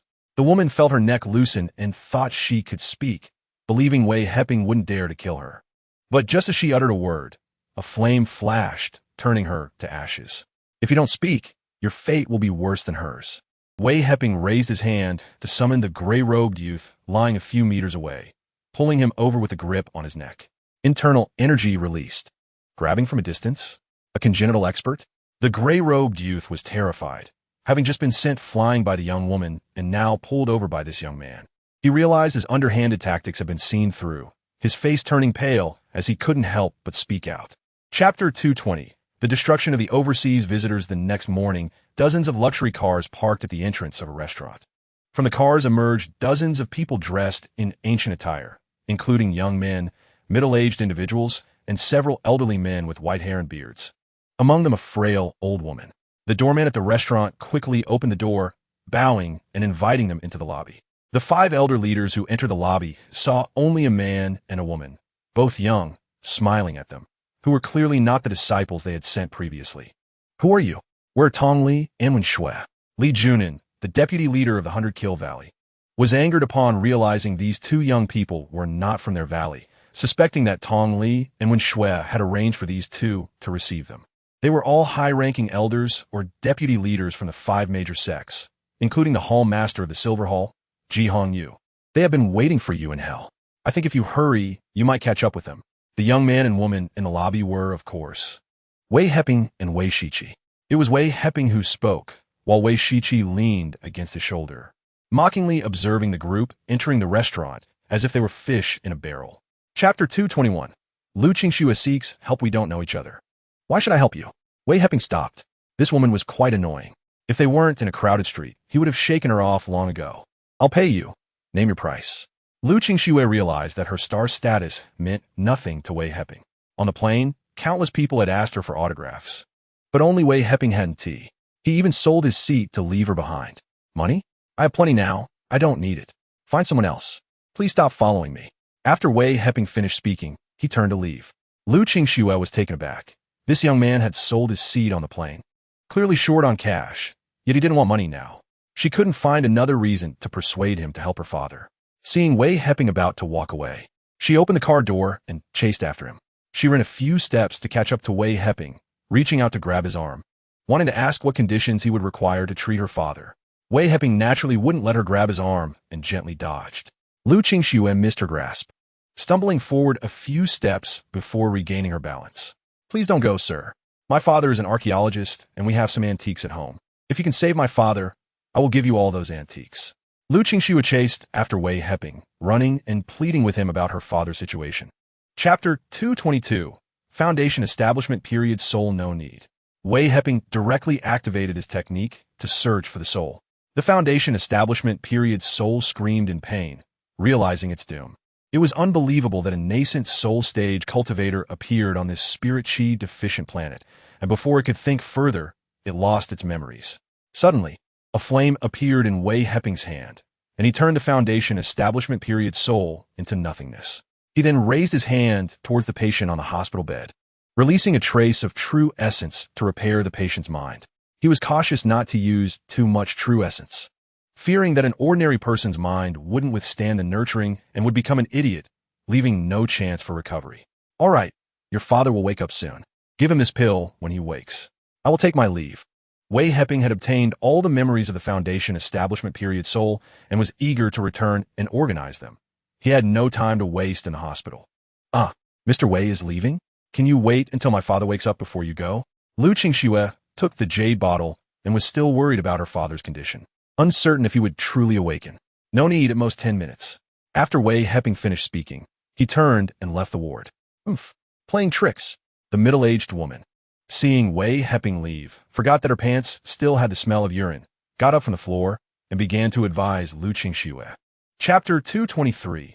Earth has teleportation arrays from the memories of the cultivator Pu Changjia. He was originally a golden core stage cultivator. During a resource competition, he was ambushed by other cultivators, severely injured, and then fell in cultivation level, with severe damage to his sea of consciousness, making recovery in this life nearly impossible. In a panic, he fled aimlessly until he discovered a cave in a valley, wanting to enter the cave to heal. Unintentionally, he found a teleportation array inside the cave. Fearing for his safety and feeling lucky, he activated the teleportation array and escaped to Earth. Upon arriving on Earth, he discovered it was a spirit chi deficient planet, where healing through spirit chi was impossible. As a loose cultivator with limited resources, he had no choice but to drag his severely injured body around Earth in search of cultivation resources. Decades later, his condition worsened, and realizing there was no hope on Earth, he decided to return to Kievan continent. However, when he reached the location of the teleportation array, he found it covered by hundreds of feet of earth due to an earthquake, making it impossible for him to dig it out with his severely injured body, leading to his doom. By chance, he discovered a prince's tomb nearby, threw the prince out of the coffin, occupied his resting place, and let his soul leave his body, hiding in his ring and entering a dormant state. Chapter 224. Obtaining the ancient tomb map after entering the clubhouse. Wei Heping saw Lu Shulin and several elderly men chatting over tea, but he ignored the others and walked straight towards Lu Shulin. Hey, Mr. Wei, that's great. I'm sorry. I forgot to ask for your phone number. I was thinking about how to thank you. Lu Qingxue saw Wei Heping enter the clubhouse hall and quickly walked over, grasping his hand and excitedly apologizing first. No worries. I'm here to ask you about your father. Wei Heping shook hands with Lu Qingxue, but wanted to let go to find Lu Shulin, only to find Lu Qingxue holding on tightly, clearly too excited to release his hand. The young people surrounding Lu Qingxue noticed her shaking hands with an ordinary-looking young man, looking very excited. They exchanged glances, realizing they didn't recognize this young man. Seeing Lu Qingxue, an international superstar, so excitedly greet someone and hold onto his hand without letting go was a first for them. Lu Qingxue had become extremely popular in the entertainment industry in recent years, and since her debut, she had no scandals, being dubbed the cleanest and most aloof goddess in the industry, even when attending award ceremonies and shaking hands with internationally renowned directors. She would lightly shake hands and let go. Today, however, she tightly held onto the hand of this ordinary-looking young man, reluctant to release it. Could this young man have some background? Or is he Lu Qingxue's boyfriend? Chapter 225. The plane about to crash. These people were hired by Chu Jianquan to deal with Wei Heping. The leader, Biao Gu, had done plenty of such work before, and his subordinates had taken several lives. However, they had not yet found Wei Heping when he suddenly killed them, leaving them dead without a clear reason. Upon returning home, Wei Heping saw his parents cultivating in the quiet room and did not disturb them. After breaking through to the golden core stage, their strength had surged, and their lifespans increased, making them more diligent in cultivation, no longer so attached to the mundane world. His mother, Liang Shumin, had killed several people alongside Wei Shiqi and now rarely went out, choosing to cultivate in the quiet room every day. She was afraid that her daughter-in-law would take her out to kill again and found an excuse to hide.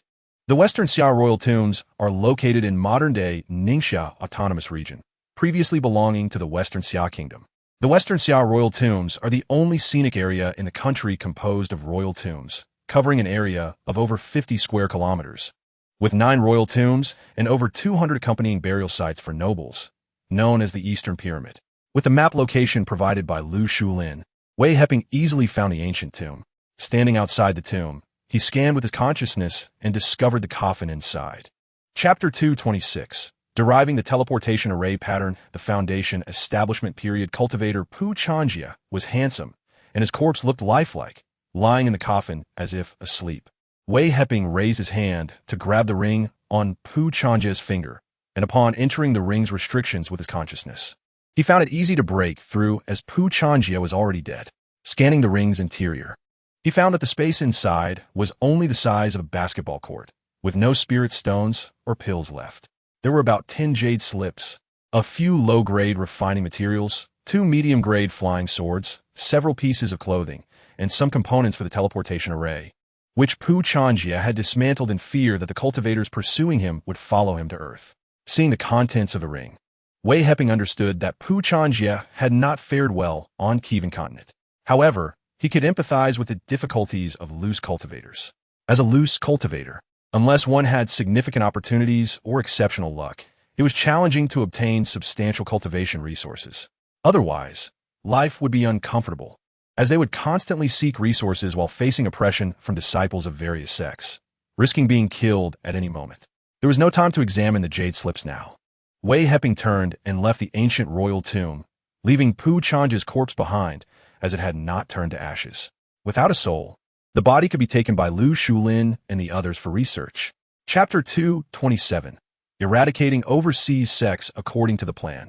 After Wei Shiqi and Zhang Yong occupied the 4 corners of the Tong Tua courtyard, they raised their hands to summon flying swords and shouted, "Bald donkeys! Your end is here." A terrifying giant sword descended from the sky towards the Tong Tua courtyard, crashing down with a loud bang, smashing the entire courtyard to pieces. The courtyard master and several management monks were turned into meat patties by the giant sword. Wei Shiqi did not chop down with the sword. Instead, she used true essence to manipulate the flying sword into a massive iron plate, covering the entire Tong Tua courtyard and directly smashing it to fragments. Zhang Yong and several team members didn't even get a chance to strike back before the Tong Tua Academy was annihilated. They were utterly shocked by Wei Shiqi's actions. This cultivator was incredibly powerful, employing earth-shattering techniques. The treasure vault of the Tong Tua Academy was located several meters underground, which was why Wei Shiqi didn't use cutting techniques, but instead used a spiritual weapon flying sword to smash it like a metal plate, avoiding the collapse of the vault. After cleaning up the Tong Tua Academy, the next target was the nearby Silver Hall, located on an island near the city of Jelongpata in Malaysia. The 100 Kills Valley was within the borders of the Nijia Nation, while the Qingshan Temple was in the territory of the Luzon Nation. Both sects occupied an island. Chapter 228. Arriving at the Kowen continent the next day, Wei Heping bid farewell to his parents. Amid their countless reminders and warnings, he brought Wei Shiqi to the teleportation array at Chilean Mountain. Wei Heping didn't tell his sister Wei Xiaoya about his trip to the Kowen continent, as he was very close to her and feared she would cry upon seeing him leave. Moreover, his purpose for going to the Kowen continent was to find a teleportation array to the Heian continent. He believed the Kowen continent was merely a stepping stone to Heian. "Husband, is this the teleportation array? It doesn't look like much," Wei Shiqi exclaimed as she saw Wei Heping remove the array flags, revealing the teleportation array, which was just a circular disc of several meters in diameter, inscribed with intricate array patterns. "It's nothing unusual. After I leave, seal this place with the array flags to prevent anyone from discovering it. Husband, don't worry. Be careful over there. And don't forget we are all waiting for you at home." Wei Heping nodded. Neither of them had a fussing personality. They said what needed to be said and did what needed to be done. Wei Shiqi came to see him off so she could seal the teleportation array after his departure. He took out a high-grade spiritual stone from his ring, waved his hand to implant it into the groove of the teleportation array, then stepped forward, standing in the center of the array, and activated it. Chapter 229. News received in Changshu City. After a brief moment, a shop assistant came down from the upper floor, followed by a golden core cultivator. Upon seeing Wei Heping, the cultivator quickly bowed and said, "Senior, the map you need is indeed not here, but I have already sent a message to the Merchant Alliance. I believe there will be news coming soon. Please, Senior, come upstairs for some spiritual tea and wait a moment." "All right, thank you. Please lead the way." Wei Heping also wanted to ask someone about the situation in the Kowen continent, and the shopkeeper's invitation to have tea upstairs was just what he needed. The shopkeeper's room on the second floor was simply furnished, with only a table, a tea table, and a few chairs.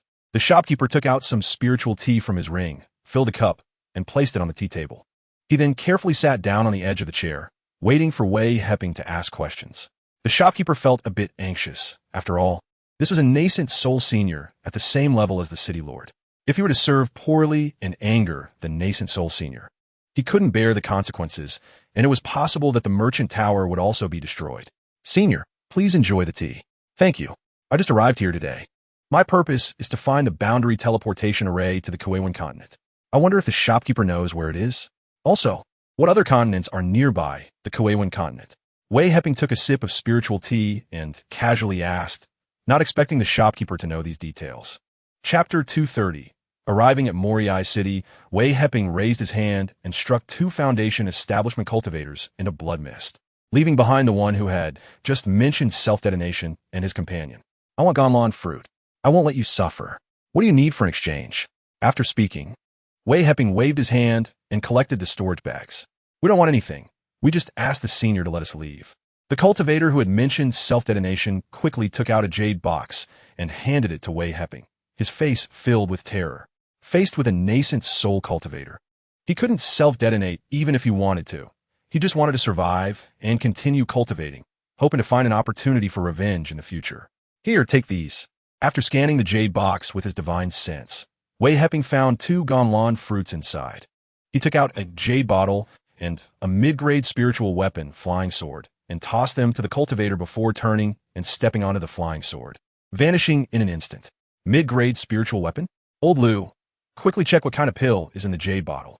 After Wei Heping left, another cultivator snapped back to reality, seeing the mid-grade spiritual weapon, flying sword in his companion's hand, exclaiming in surprise with eager eyes. A mid-grade spiritual weapon. Only golden core cultivators can possess such offensive spiritual weapons. They got it while being Foundation establishment cultivators. Although Ganlan fruit is worth more than a mid-grade spiritual weapon. In terms of practical value, mid-grade spiritual weapons are the most useful. Chapter 231. News of the Lei Fan fruit, 1,000 spiritual stones? Why don't you go rob it? The nascent soul cultivator was taken aback by the remark.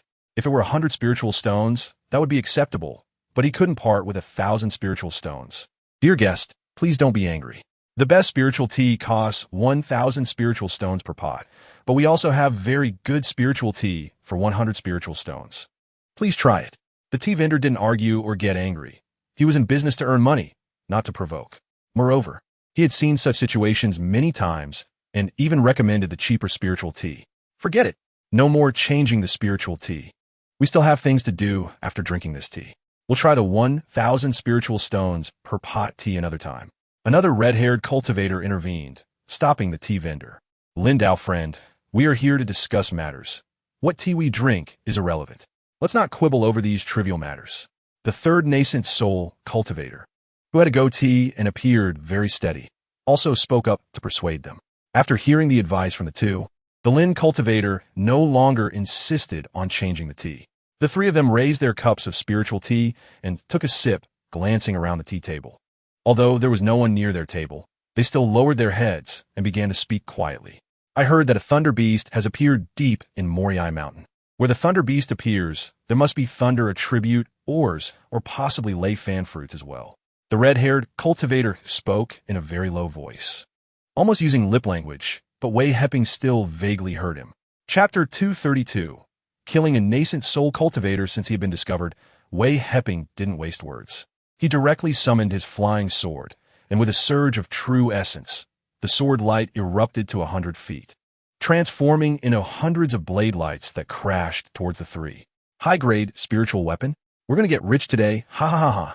The Lin cultivator saw that a nascent soul early-stage cultivator was actually using a high-grade spiritual weapon and dared to attack 3 mid-stage nascent soul cultivators.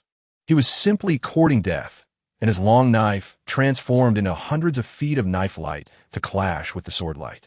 The 2 other mid-stage nascent soul cultivators nearby also had fiery eyes upon seeing the high-grade spiritual weapon, summoning their flying swords and long spears to strike back at the sword light. Wei Heping knew that any one of the mid-stage nascent soul cultivators could easily kill him in a one-on-one fight, but faced with 3 mid-stage nascent soul cultivators, he only had one chance to kill and then swiftly escape. Otherwise, he could be killed. With a loud bang, the sword light and knife light collided, true essence exploding, and the space twisted a few times. Wei Heping quickly dodged back, casually summoning the Yuan 2 sword from his purple mansion, preparing to kill the first nascent soul cultivator that pursued him. Want to run? Leave that to me. Huh? Dao friend Wang is faster? It seems he wants the high-grade spiritual weapon. The Lin cultivator shouted as he chased after Wei Heping, not expecting that there would be someone faster than him. Seeing his companion, the Wang cultivator, already a few steps ahead. Chapter 233. Someone wants to form a Team Yu Dao friend. This suggestion is good. I happen to be alone as well. Let me clean this place up. Wei Heping was not hesitant when he heard that Yu Haoyan wanted to team up with him, and immediately agreed. This is a very normal thing in the cultivation world. Many cultivators temporarily form teams when entering secret realms or dangerous areas. More people means more power. All right, I'll wait for you. The reason Yu Haoyan teamed up with Wei Heping is also because he recognized his exceptional skills. Wei Heping, at the early stage of the nascent soul, can slay late-stage level 4 demon beasts, which shows that his strength is quite formidable. Moreover, they're also a temporary team, and after leaving Molai Mountain, they will go their separate ways, likely meeting very rarely in the future. Such temporary team members might become good friends or adversaries, mainly depending on their intentions. Some teaming cultivators can be trusted and will fight together against enemies, but others might be greedy for benefits and may sneak attack their companions.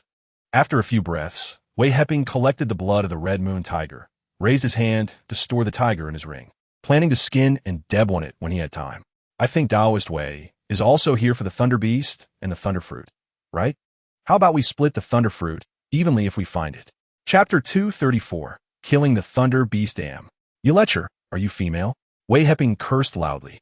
As he activated the Witch God body refining technique, he absorbed the arcs of lightning cleanly, which also helped him refine his body, killing 2 birds with 1 stone. His cultivation level also subtly improved. He quickly took out his clothes to put on. It seemed he would need to refine some spiritual armor in the future, or else he would embarrass himself every time he fought, since he was no longer afraid of the Thunder Beast's lightning arcs. Wei Heping directly flew to the Thunder Beast's side, and the flying sword in his hand transformed into a huge iron plate, slamming down at the Thunder Beast. Be careful. Taoist Wei, Yu Haoyan shouted when he saw Wei Heping attacking up close. Wei Heping was not a reckless person. Cultivators usually fight from a distance, using spells to attack their opponents, relying on true essence, rather than engaging in close combat like martial artists. No problem. The giant sword slammed down on the Thunder Beast's head. The Thunder Beast did not expect this human cultivator to come so close and immediately opened its mouth to spit out a lightning arc, rushing towards the giant sword. With a loud boom, the giant sword and the lightning arc collided at close range, shattering the lightning arc, but the splintering arcs then struck Wei Heping, instantly destroying the clothes he had just put on, leaving him without even his shorts. Chapter 235. Entering the Thunderstorm Tower, the number of cultivators outside the Thunderstorm Tower had not decreased. It was just as busy as usual.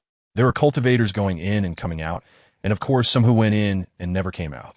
Most of the cultivators who emerged were ragged, their armor broken, with terror still lingering on their faces, some lightly injured, others severely hurt. It was rare to see a cultivator come out unscathed. When the outside cultivators saw those who came out of the Thunderstorm Tower, even though they were all covered in wounds, some cultivators entered the Thunderstorm Tower without hesitation to try their luck. Should we go in now, or wait a bit longer? Yu Haoyan asked, seeing that almost everyone who came out was injured, worried that Wei Heping might be too scared to enter. What are we waiting for? Let's just go in. Or the longer we wait, the more afraid we'll get. After acquiring the Thunder Spirit Root, Wei Heping was eager to enter the Thunderstorm Tower. Just as he was about to step in, Yu Haoyan stopped him.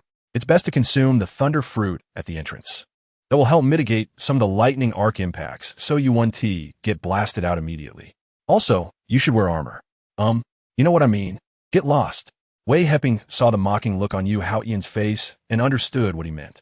Without consuming the Thunder Fruit at the entrance, he relied on his Thunder Spirit Root to absorb the lightning arcs for body refinement, not caring about the impacts.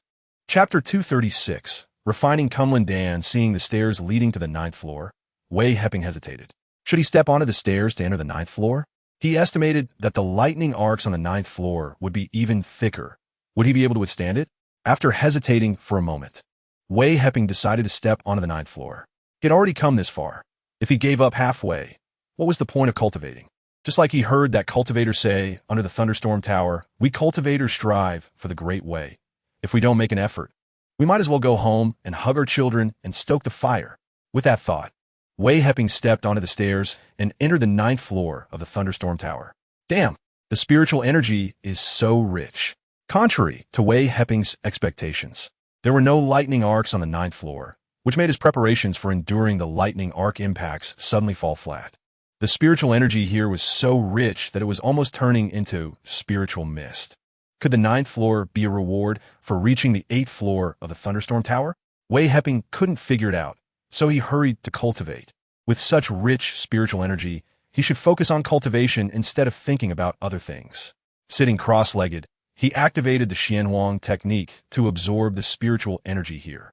As the technique operated, the spiritual energy instantly enveloped him, forming like a black hole. A large amount of spiritual energy was absorbed into his body, then refined into true essence, entering his meridians and acupoints, with each meridian being opened and each acupoint being filled with true essence before moving on to the next acupoint. Chapter 237. Pursuing Wei Heping after leaving the crowd. Wei Heping quickly put on his clothes and rushed towards the west city gate. The law enforcement team in the city quickly detected his whereabouts through the monitoring and warning formations, as this cultivator's timing jade token had long expired, over 6 months ago. According to the rules of Molai City, any cultivator who entered the thunderstorm tower for trials and is outside the timing jade token is subject to questioning.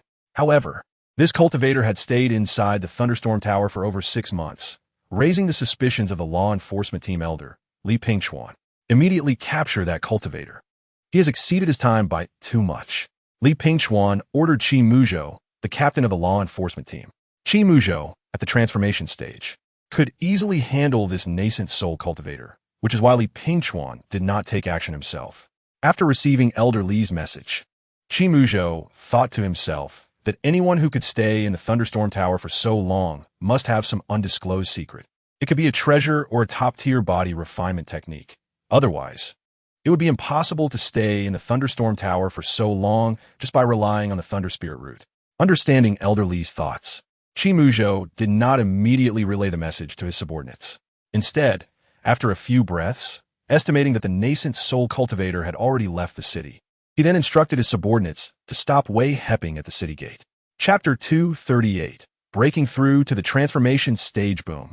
The second wave of 9 lightning tribulations descended.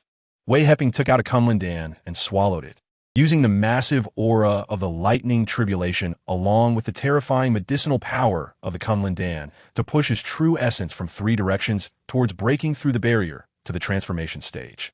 Crack! A sound of breaking echoed within him. On the first attempt, the barrier to the transformation stage was broken. His true essence surged like a flood, rushing towards the newly opened barrier, and a tremendous aura radiated from Wei Heping, like a stone thrown into the center of a lake, spreading outwards. The massive shockwave destroyed the mountains, trees, and vines within a radius of hundreds of miles. So strong. This nascent soul cultivator. No. Now, he's already a transformation stage cultivator. If I were to confront him, the outcome would still be uncertain. Qi Muzhou, pushed back 100 feet by the shockwave, looked at Wei Heping, who was undergoing the tribulation, with a look of shock on his face, contemplating whether to fight or retreat, or wait for another opportunity to deal with this transformation stage cultivator. Boom! The third wave of lightning tribulation arcs, as thick as arms, descended, and Wei Heping seized the chance to absorb the lightning tribulation aura to stabilize his cultivation. The transformation stage involves 5 waves of 9 thunder tribulations, which consist of a total of 81 thunder tribulation arcs. The refining void stage involves 6 waves of 9 thunder tribulations, and so on, with the combined body stage involving 7 waves of 9 thunder tribulations, the great achievement stage involving 8 waves of 9 thunder tribulations, and the tribulation crossing stage involving 9 waves of 9 thunder tribulations, aligning with the heavenly path and the principle of returning to one. After reaching the great perfection of the tribulation crossing stage, one will sense the call for ascension. Chapter 239. High transmission costs. Since he was not planning to refine other innate treasures now, Wei Heping cleaned his body, organized the items in his ring, exited the cave. waved his hand to put away the formation flags, and stepped onto his flying sword, hurrying towards the mountain's edge. He still needed to go to Moriai City. During his second visit to Moriai City, he was too focused on breaking into the Thunderstorm Tower and had not yet visited the teleportation array there. He also didn't know if Yu Hao Ian was still in Moriai City. Neither of them had a communication pearl to contact one another. After slightly changing his appearance and attire, would the transformation stage cultivator still recognize him?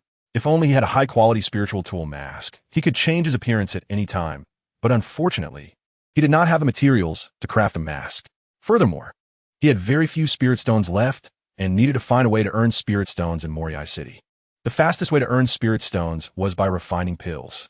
Cultivators searched everywhere for resources just to exchange them for pills to level up or for various spiritual tools they needed. So pills were a must-have for cultivators.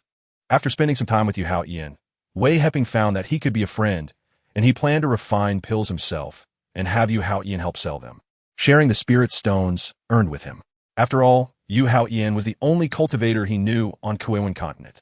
Chapter 240. Jiangnan Pill Pavilion. The cultivator, the management office, did not say much when he saw Wei Heping wanted to rent the remote shop. He handed him the rental jade slip, asking how long he wanted to rent it. The rent for this shop was 100,000 spirit stones per year.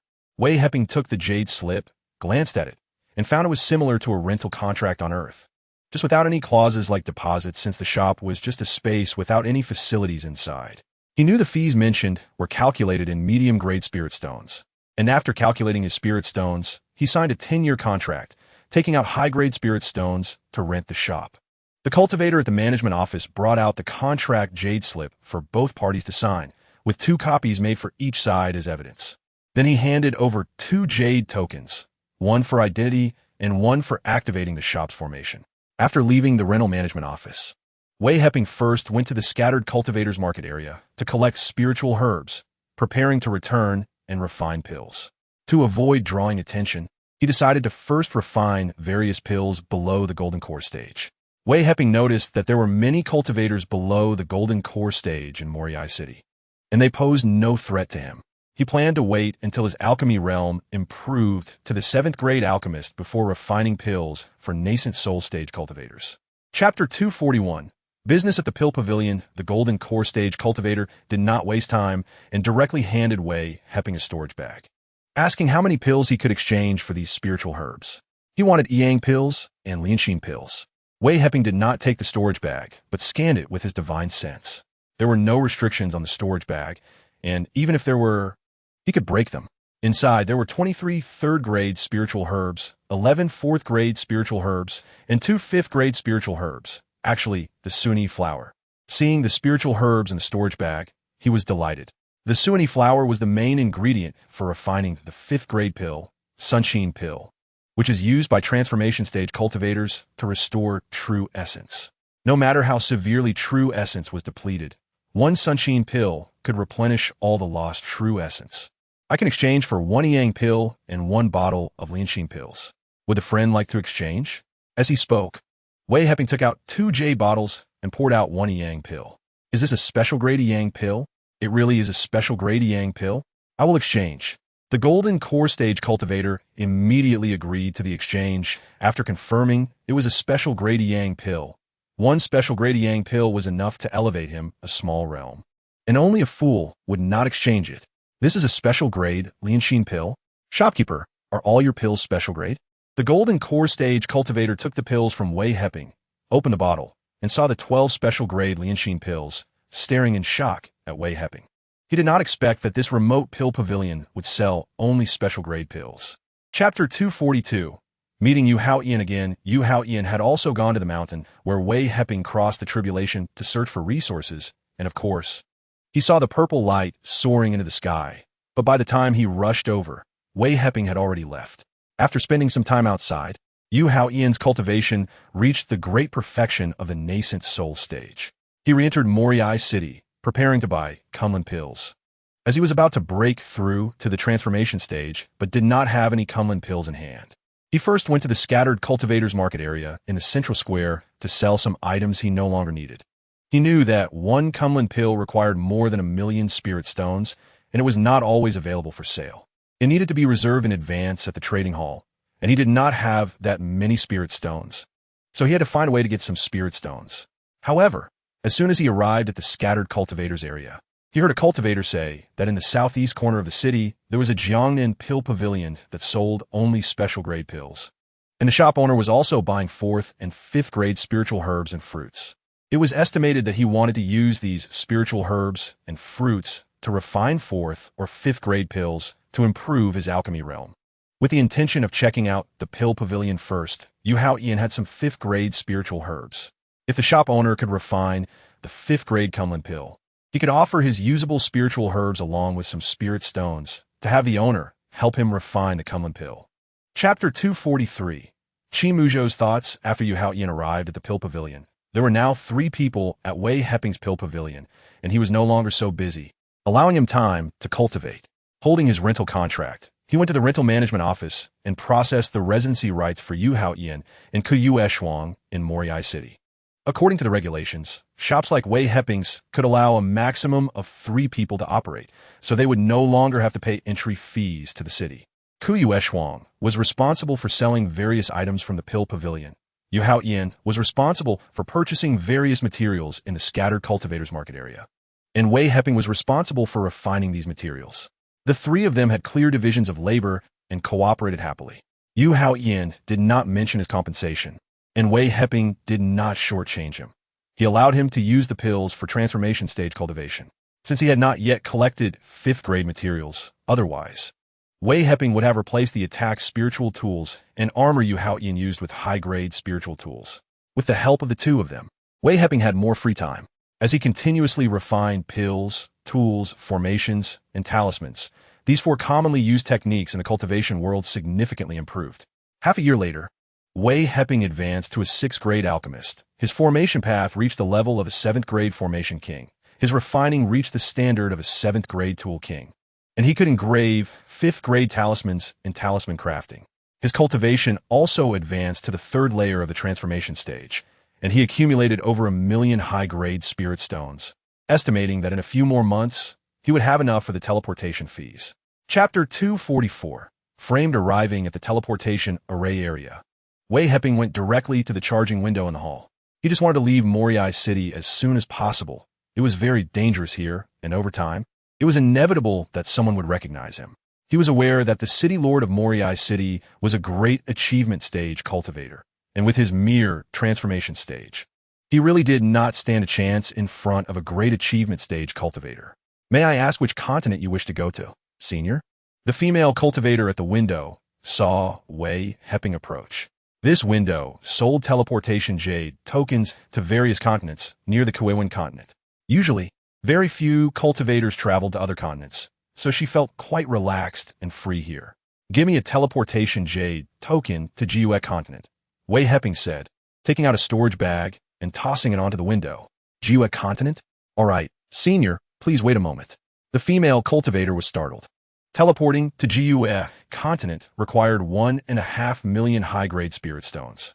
This handsome young cultivator not only possessed profound cultivation, but was also truly wealthy. Here is your teleportation jade token. Please keep it safe, senior. After checking the spirit stones, the female cultivator excitedly handed a teleportation jade token to Wei Heping.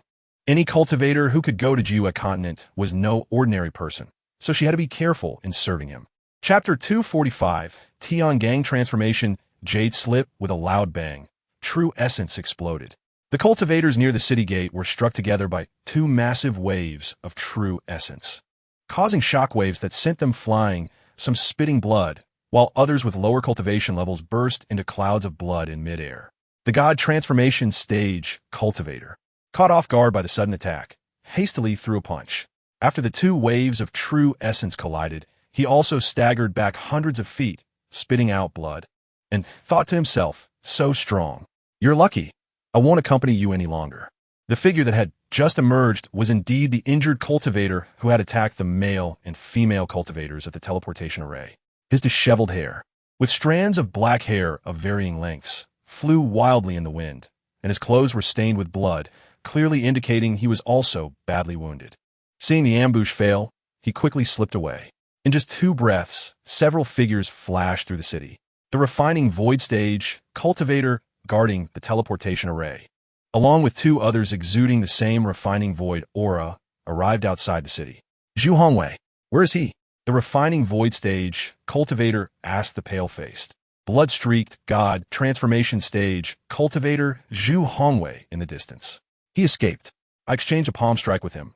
I was no match for him, and he got away. Zhu Hongwei cursed internally. You, a refining void stage cultivator, couldn't even keep that injured god transformation stage cultivator here. And now I almost lost my life because of you. What a shame, and you're still asking me. Chapter 246, Spatial Displacement Blade Light. Seeing the Tian Gang transformation included Zondi Golden Light and Tai transformation, Wei Heping decided to first cultivate these two divine abilities. One was for escape, and the other could change his appearance, which was far more powerful than a mask. Wei Heping had watched Journey to the West as a child and was influenced by the TV series. He thought characters like Sun Wukong, Erlang Shun, and Yo Mo Wang could easily defeat Zhu Beiji, so he naturally assumed that the Earthly Fiend's 72 transformations should be stronger than the Tiangong's 36 transformations. However, that was not the case. The same divine ability could be mastered differently by people with varying levels of comprehension. For instance, while the monkey learned the 72 transformations, when he transformed into something larger like a human, his tail would still be visible, proving that Tiangang was superior to Earthly Fiend. However, those with higher comprehension and deeper foundations could master Earthly Fiend and outperform those with poorer comprehension who learned Tiangang. After reading the introduction on the Jade Slip, Wei Heping realized that Zhu Beiji was actually hiding his capabilities. He was truly clever. He let the monkey exhaust his energy in battles while he merely shouted from the sidelines, gaining merit without exerting himself. Why wouldn't he do that? After understanding the Jade Slip, Wei Heping prepared to first cultivate the Zondi Golden Light divine ability, then the Tai transformation divine ability, leaving the other divine abilities for later. With so many divine abilities and spells, given his current cultivation level, he would need thousands or even tens of thousands of years to reach a minor completion stage. Chapter 247, Yuan Mountain Spirit Stone Mine. Wei Heping was unaware of the spatial displacement occurring in the desert, and it was fortunate that when he entered the desert, he did not experience any spatial displacement. He had just entered and left quickly, avoiding the situation before it could occur, which was lucky. Otherwise, he would eventually encounter spatial displacement in the desert. After more than half a year of cultivation, he had already reached the entry level of the Tai transformation divine ability and was advancing towards the minor completion stage. This was also thanks to the continuous help from the Xian Huang Pearl. Otherwise, with his current cultivation level, he wouldn't have reached even the entry level in decades or centuries. The Xian Huang Pearl, a treasure of creation, along with the legendary 3,000 Dao divine abilities, were treasures of the same era. Wei Heping's fortunate encounters allowed him to obtain both, which were perfectly suited for his cultivation of such divine abilities. After another 3 months, Wei Heping stood up, circulating his true essence. His physical form instantly transformed into a block of stone. Even if a cultivator were to examine it with divine sense, it would only appear as an ordinary rock, without any flaws exposed. Wei Heping was overjoyed. His Tai transformation divine ability had reached the minor completion stage, allowing him to change his appearance at will. Moreover, while performing the Tai transformation, he could even alter his aura freely. Indeed, it was worthy of being a divine ability from ancient legends. Chapter 248, High-Grade Spirit Stone Mine. Wei Heping jumped into a small spirit stone pit. Once at the bottom, he cautiously extended his divine sense towards the medium-sized spirit stone mine. As expected, a barrier blocked his divine sense, and Wei Heping knew that the defensive array had been activated. After examining the defensive array with his divine sense, he discovered it was a 6th-level defensive array. With his 7th-level array King Realm, he quickly found the nodes of the defensive array and identified several flaws left during its setup. He was unsure whether the array master lacked skill or intentionally left some flaws, but he was confident he could break through the defensive array in a few breaths. This spirit stone pit was about 100 miles from the spirit stone mine. Wei Heping calculated and decided to use Earth Escape technique to reach beneath the defensive array and enter the spirit stone mine through the flaws. Just as he was about to use the Earth Escape technique, Wei Heping's divine sense accidentally discovered a figure several dozen miles away from his spirit stone pit, heading towards the defensive array. Clearly, this cultivator had the same intention as him and wanted to enter the spirit stone mine as well. Meeting a fellow cultivator was beneficial. He could let the other go in first while he secretly followed. With this thought, Wei Heping used the earth escape technique and immediately pursued. Chapter 249. Escaping the spirit stone mine a month later, Wei Heping had dug out approximately 1 million spirit stones intermittently, and his cultivation had approached the 5th layer of God transformation. Looking at the pile of spirit stones in his ring, Wei Heping planned to spend another month to dig out over 2 million spirit stones before leaving and teleporting to Heian continent. 20 days later, Wei Heping's cultivation reached the 5th layer of God transformation. His true essence became denser, and his divine sense improved as well. He had already dug out over 200,000 spirit stones, but he was a bit greedy and decided to dig for a few more days before leaving secretly. 2 days later, while Wei Heping was digging for spirit stones, he sensed waves of spiritual energy fluctuations from outside. He quickly scanned with his divine sense and found that the earlier cultivator was engaged in a fierce battle with the guarding disciples in the mining area. The aura he exuded was evidently that of a late-stage God transformation cultivator. Wan Wuzhen, you can't escape. Surrender immediately. It turned out that the array they had set up had a backup plan, as he wanted to sneak into mine spirit stones. Enliha rushed over, and the surrounding Foundation establishment disciples had already been killed by over a dozen, while the remaining nascent soul disciples were all heavily injured, barely managing to prevent this cultivator named Wan Wuzhen from escaping. Chapter 250. Killing the transformation stage cultivator. Although Wan Wuzhen was fleeing, he still heard the loud noises from the mining area and saw the collapsing ground, realizing that someone was secretly mining spirit stones. Hearing Hao Tongxing shouting, he realized that it was actually a high-grade spirit stone mine. Wan Wuzhen felt deep regret. After years of planning, he had finally entered the mining area, but he had only managed to mine a few million mid-grade spirit stones, while others had already extracted high-grade spirit stones. Both were stealing, but his luck was too poor. There was no time to see who was stealing the spirit stones now. While Hao Tongxing chased after the thief, he decided to escape first. Wei Heping watched Wan Wuzhen hurriedly flee, not even having time to collect the formation flags he had set up, which conveniently left him a path for escape. Suddenly, a massive aura approached, and Wei Heping knew that Hao Tongxing was in pursuit. Then a figure flashed past him without stopping. Wei Heping used his divine sense to follow Hao Tongxing, seeing him burrow out of the ground and summon a flying ship to give chase before he moved his body out through a gap in the defensive formation. He raised his hand to collect Wan Wuzhen's formation flags, which could be considered a form of help for him, and since he benefited from it, he took it as a return favor to prevent Hao Tongxing from locating him through the aura of the formation flags left by Wan Wuzhen. Chapter 251. Arriving at Heian continent in just a moment, the aura around Wan Wuzhen suddenly burst forth, and his cultivation level directly elevated to the late stage of the transformation realm, indicating that he had fully recovered from his injuries and made further progress in his cultivation. Thank you for the elixir, fellow Taoist. My name is Wan Wuzhen, a level 6 formation master. If you need help, I will not hesitate to assist you. Wan Wuzhen realized the tremendous benefits of the special elixir. Not only had it healed his severe injuries, but had also elevated his cultivation to perfection. Wei Heping chuckled to himself, thinking, I want to believe your words, but sooner or later, you will end up like the spirit stone mine of Tianyu Gate. You can come and go as you please, but they have already paid for the formation setup, and you still left a backup plan. Who would dare to use such a formation master? Who knows, you might appear in someone else's cultivation room one day. Thank you, Wan Taoist. But I don't need to set up a formation for now. When I do, I will seek you out again. Farewell. After seeing Wan Wuzhen recover from his injuries, Wei Heping had no intention of attacking. Since Wan Wuzhen was all smiles and expressed deep gratitude, it wouldn't make sense to kill him for no reason. Besides, they had no major grievances. Chapter 252. Natural formation of Manstone Valley. When Wei Heping heard Ren Zhongjie mention Deacon Lin Yefeng, he felt relieved. Lin Yefeng was now a deacon, indicating that he had also reached the transformation realm, and he would take on the role of the person in charge here after several hundred years. Thank you. Here is an elixir for you. Wei Heping was in a good mood, smiling as he tossed a jade vial to Ren Zhongjie before turning to leave Bailon Pavilion. Ren Zhongjie received the jade vial and watched Wei Heping leave, feeling a bit surprised. This transformation stage senior only asked a few questions before leaving, without leaving a message for Deacon Lin, and even gave him an elixir, simply to thank him for sharing some information. Opening the jade vial, Ren Zhongjie was instantly filled with excitement, nearly shouting out loud.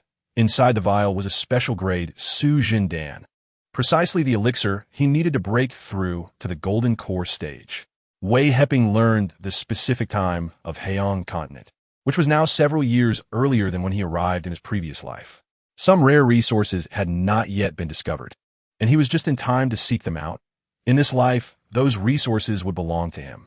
He no longer had any interest in joining a sect, as he now had techniques, resources, and cultivation experience. Why would he need to join a sect? Being a rogue cultivator was quite good. He could kill whoever he wanted without worrying about implicating a sect. Chapter 253. Earth Essence Yellow Lotus. The technique Tian Yin Tong was given to him by Master Luan Yin when he was at Bema Temple, while translating the Witch God Body Refinement Technique. After obtaining this technique, Wei Heping only practiced it for a few days, reaching the entry level. Later, he got busy with other matters and never practiced it again, mainly because he usually used divine sense to observe and rarely needed the Tian Yin Tong ability, so he forgot about it. Today, stuck by a natural formation, he found a scroll in his ring while searching for something. He had already memorized all the incantations of the technique on the scroll, so he didn't need to look again. After seeing the scroll, Wei Heping decided to use the Tian Yin Tong ability to see if he could find the nodes of the natural formation. Sitting cross-legged next to the natural formation, he activated the incantation of Tian Yin Tong to examine the formation. Tian Yin Tong was a Buddhist technique that included abilities like Tian Air Tong, Xian Tong, Ming Yin Tong, Shun Zhu Tong, and Lu Jin Tong, collectively known as the 6 paths of divine powers. By using Tian Yin Tong, one could see the joys and sorrows of beings across the 6 paths and observe various forms in the world, breaking through the illusions of space without any obstacles.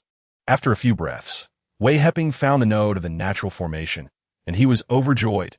Even at the entry level of Tian Yin Tong, the natural formation was fully revealed to him. If he could cultivate Tian Yin Tong to perfection, any star system or chaotic void would no longer be concealed from him. Chapter 254. A bountiful harvest. After collecting all the spirit herbs and spirit fruits, Wei Heping noticed the dense spiritual energy in this area and naturally wouldn't let go to waste. After inspecting with his divine sense, he discovered that someone had implanted a premium spiritual energy vein here, but it had nearly run dry, and it would be exhausted in another decade or so. No wonder a natural formation had formed here. Someone had previously implanted a premium spiritual energy vein and set up a top-tier concealment formation here. After the Earth Essence Yellow Lotus settled here, it formed a natural formation, with a premium spiritual energy vein providing enough energy to sustain the formation's operation. Upon realizing this, Wei Heping understood why he hadn't been able to break through the natural formation and why that cultivator in his previous life could easily do so. Once the premium spiritual energy vein was exhausted, the natural formation would lose its support, and even without anyone attacking it, it would eventually collapse over time. Since the remaining spiritual energy was limited, he wouldn't waste it. Wei Heping took out formation flags to set up a gathering spirit formation to concentrate the spiritual energy here. And then he took out a mat, sat cross-legged, and began cultivating using the Xian Huang technique to absorb the spiritual energy. Chapter 255. Killing the Poison Scholar Dam. So you're a bandit, you bastard. I'll make you regret this. Wei Heping cursed loudly, and the Yuan 2 sword in his hand instantly expanded thousands of feet, unleashing thousands of sword lights towards the 3 bandits, believing that these 3 were all bandits. The other 2 nascent soul cultivators were not bandits by origin. They were genuine rogue cultivators, but following this bandit cultivator in the transformation stage, they quickly became bandits themselves. With a few soft sounds, the 3 cultivators were easily slain by the Yuan 2 sword, as their souls exited their bodies before they had a chance to escape. A flame instantly turned their souls into nothingness. Wei Heping raised his hand to put away the 3 rings, then used the Ziwei heavenly fire to turn their physical bodies into ashes. Looking again, the large net and giant shield had been destroyed, with only the large cauldron that had been blasted away remaining intact. He raised his hand and summoned a large cauldron from hundreds of feet away. It turned out to be a superior spiritual artifact. No wonder it hadn't been shattered. Dao friend, can you sell me this large cauldron? A voice came, and a figure landed several tens of feet in front of him. From the aura emanating from him, Wei Heping recognized that he was a late-stage transformation god cultivator dressed like a scholar at the same level as him. Chapter 256, 5 Elements Great Escape Technique. This transformation god cultivator didn't have many good things in his ring. Either they used them themselves or exchanged them for resources. In the rings of the 2 nascent soul cultivators, besides hundreds of thousands of mid-grade spirit stones, there were some low-grade materials and a few jade slips, all of which contained ordinary cultivation techniques. Wei Heping knew that those who engaged in robbery wouldn't have any top-grade treasures. Having so many spirit stones was already quite good. After all, cultivators with higher cultivation levels than them wouldn't dare to launch a surprise attack against the 3 of them, unless they were looking for death. Unfortunately, the ring of the poisonous scholar disintegrated along with him. Otherwise, it would definitely have contained good items, as his poison could ambush cultivators 1 level higher. The rings of the void refining cultivators would surely contain superior spirit stones and some high-grade materials. After sorting through the rings, Wei Heping took out the Tian's transformation jade slip. This time, he intended to cultivate the 5 Elements Great Escape Technique among the 36 techniques of Tian's. The 5 Elements Great Escape Technique uses the escape methods of gold, wood, water, fire, and earth, leveraging the 5 elemental rules of heaven and earth to execute escape techniques. The 5 elements rules in the Qiang continent are complete and evenly distributed, making it more suitable for cultivating the 5 elements Great Escape than the Golden Light Escape technique, which is easier to cultivate. Chapter 257, Ambushing the Combining Cultivator Boom. With a loud sound, the true Yuan hand of the Qianfeng Zhenren struck against the true Yuan of the Old Man from the Underworld Temple. Poof! The Old Man from the Underworld Temple was blasted into the ground below the waist by the true Yuan hand of Qianfeng Zhenren, spitting out a mouthful of black blood. His already pale face turned red, clearly indicating he had sustained serious internal injuries. Dog thief die! Qianfeng Zhenren raised his hand again and punched out, a beam of white light flashing. The Old Man from the Underworld Temple activated a void-breaking talisman and instantly disappeared. Oomph! You're clever. The next time I see you, I will definitely kill you. After saying this, Qianfeng Zhenren waved his hand and collected the fallen cultivator's rings before disappearing from the battlefield. Wei Heping piloted the flying ship around, knowing the dangers of such a battle from having witnessed it several times. After a clash between major cultivators, the residual true Yuan scattering in all directions was not something he could withstand. Therefore, he had already protected himself in advance, hiding from a distance to observe. Many cultivators like him did the same, to learn from experience, enjoy the excitement, and see if they could take advantage of the situation to gain some benefits. 7 days later, Wei Heping arrived at an extremely cold region. Knowing this was the cold Hong Desert. Just like in his previous life, the extreme icy aura continuously assaulted him. However, he was now a body-refining cultivator and did not need to summon a protective shield. Chapter 258. Entering the ancient cave, Wei Heping took out a healing spirit pill and swallowed it. The attack from the black-faced combining cultivator had first shattered his sword light, and the residual true Yuan had severely injured him. Fortunately, he had practiced the body-refining technique. Otherwise, the true Yuan of this combining cultivator could have shattered his physical body, considering the two had a gap of 2 major realms. And his Yuan Slaughter Sword had only refined 9 layers, not fully unleashing its power. After circulating his technique for 2 cycles, Wei Heping's injuries healed completely. He raised his hand to collect the 7-nail arrows and placed them in his purple mansion to nurture them, then collected the rings of the 2 combining cultivators and burned them into ashes. After ambushing the 2 combining cultivators, Wei Heping's confidence surged. He had initially thought that if the ambush failed, he would use the 7-nail arrows to hold these 2 combining cultivators back and prepare to escape. Unexpectedly, the 7-nail arrows proved to be powerful, destroying the purple mansion of the 2 combining cultivators after only refining 3 layers of restrictions. These were combining cultivators, whose cultivation level was much higher than his.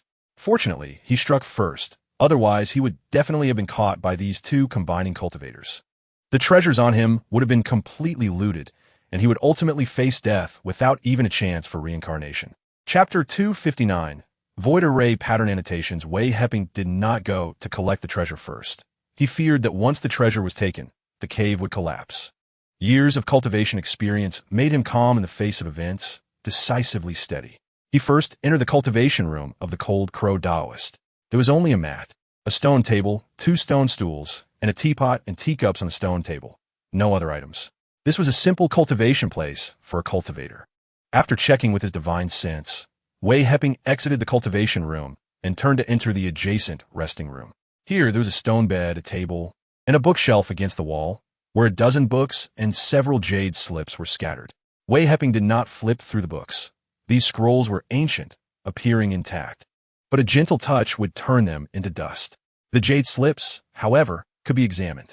First, he used his divine sense to scan these scrolls and found that they recorded the notes of the Cold Crow Taoist, detailing his journey from a mortal entering the cultivation world to the difficulties faced after cultivation. This was the Cold Crow Taoist's blood and tears growth story. Wei Heping didn't care about the Cold Crow Taoist's growth history. After scanning with his divine sense, he broke the restrictions on several jade slips, which recorded the Cold Crow Taoist's insights into cultivation. Chapter 260, Refining the Tying Pearl. After setting up the confinement array, Wei Heping, for safety, summoned the Mountain River Society map to cover the iceberg. He believed that even if the tying pearl managed to escape, it would enter the Mountain River Society map and become a turtle in a jar, ready for him to capture. The Mountain River Society map is a congenital spiritual treasure that can contain all things in the world, forming its own world. Unfortunately, he had only refined 3 layers of restrictions, so the Mountain River Society map could not exert its full power, but it was sufficient to cover an iceberg. Moreover, he hadn't activated the Mountain River Society map. He was merely preventing the tying pearl from escaping and being absorbed into the map. After preparing, Wei Heping performed the escape technique and burrowed into the core area of the iceberg. Upon entering the core area of the iceberg, Wei Heping quickly discovered the tying pearl. This time, he used the Heavenly Eye technique and did not dare to use his divine sense to check, fearing it would disturb the tying pearl and cause it to escape, which would be troublesome. The tying pearl is an ancient spiritual treasure that has already developed its own intelligence and would naturally find a way to escape when encountering danger.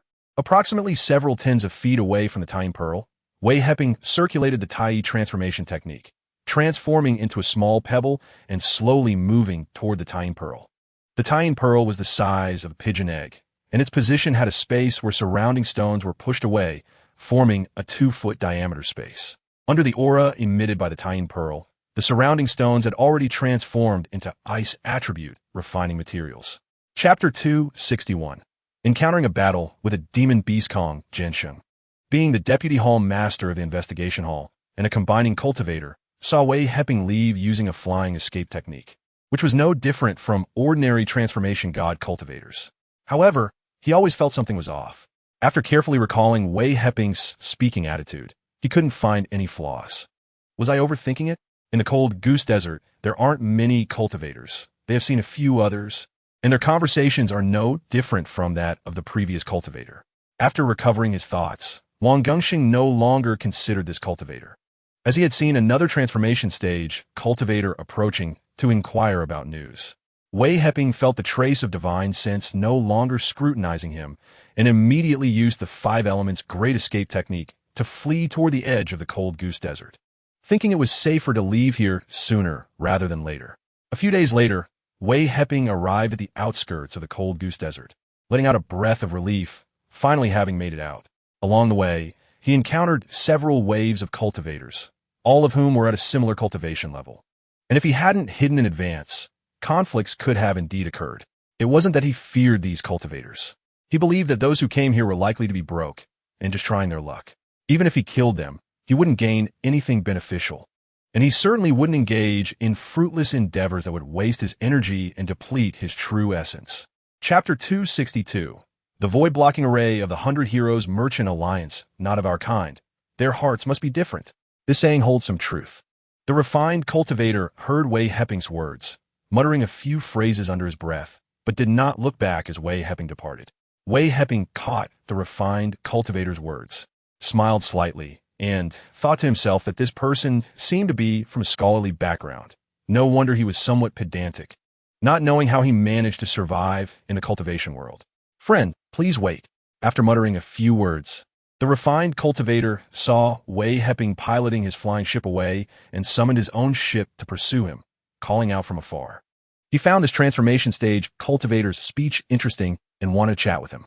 Wei Heping disliked dealing with these literati, a poisonous scholar being a prime example. Besides, he had never liked talking to teachers since his school days, so he generally avoided engaging with such scholars in the cultivation world. Pretending not to hear the refined cultivator calling him and accelerating his ship to leave quickly. A child cannot be taught. The refined cultivator saw Wei Heping ignore him and speed away, angrily cursing a few phrases about literary nonsense, but he did not pursue him further. Wei Heping felt relieved when he saw the refined cultivator did not follow him. He couldn't even be bothered to say a word to someone he disliked. If the refined cultivator had chased him, he wouldn't have known what to say anyway. If the other party didn't make a move, he felt awkward to take the initiative. Chapter 263. The Lei family of Jammu City. Wei Heping took out a formation flag and inserted it into the nodes of the void-blocking array, setting up an explosive formation before activating the flag. After a loud rumble, the oppressive feeling above the source-seeking river immediately vanished. Dao Friend Wei is truly a 7th-level formation master. Let's hurry and leave. The 100 Heroes Merchant Alliance will definitely come to investigate soon. Lei Xiaopu raised his hand to summon his flying ship, gesturing for Wei Heping to board. Other cultivators at the source-seeking river dock saw these 2 transformation stage cultivators first kill members of the 100 Heroes Merchant Alliance and then obliterate their steward. They had long distanced themselves to avoid being implicated. However, they soon saw the void-blocking array above the source-seeking river being breached by one of the transformation stage cultivators, leaving everyone in shock. This transformation stage cultivator was actually a formation master.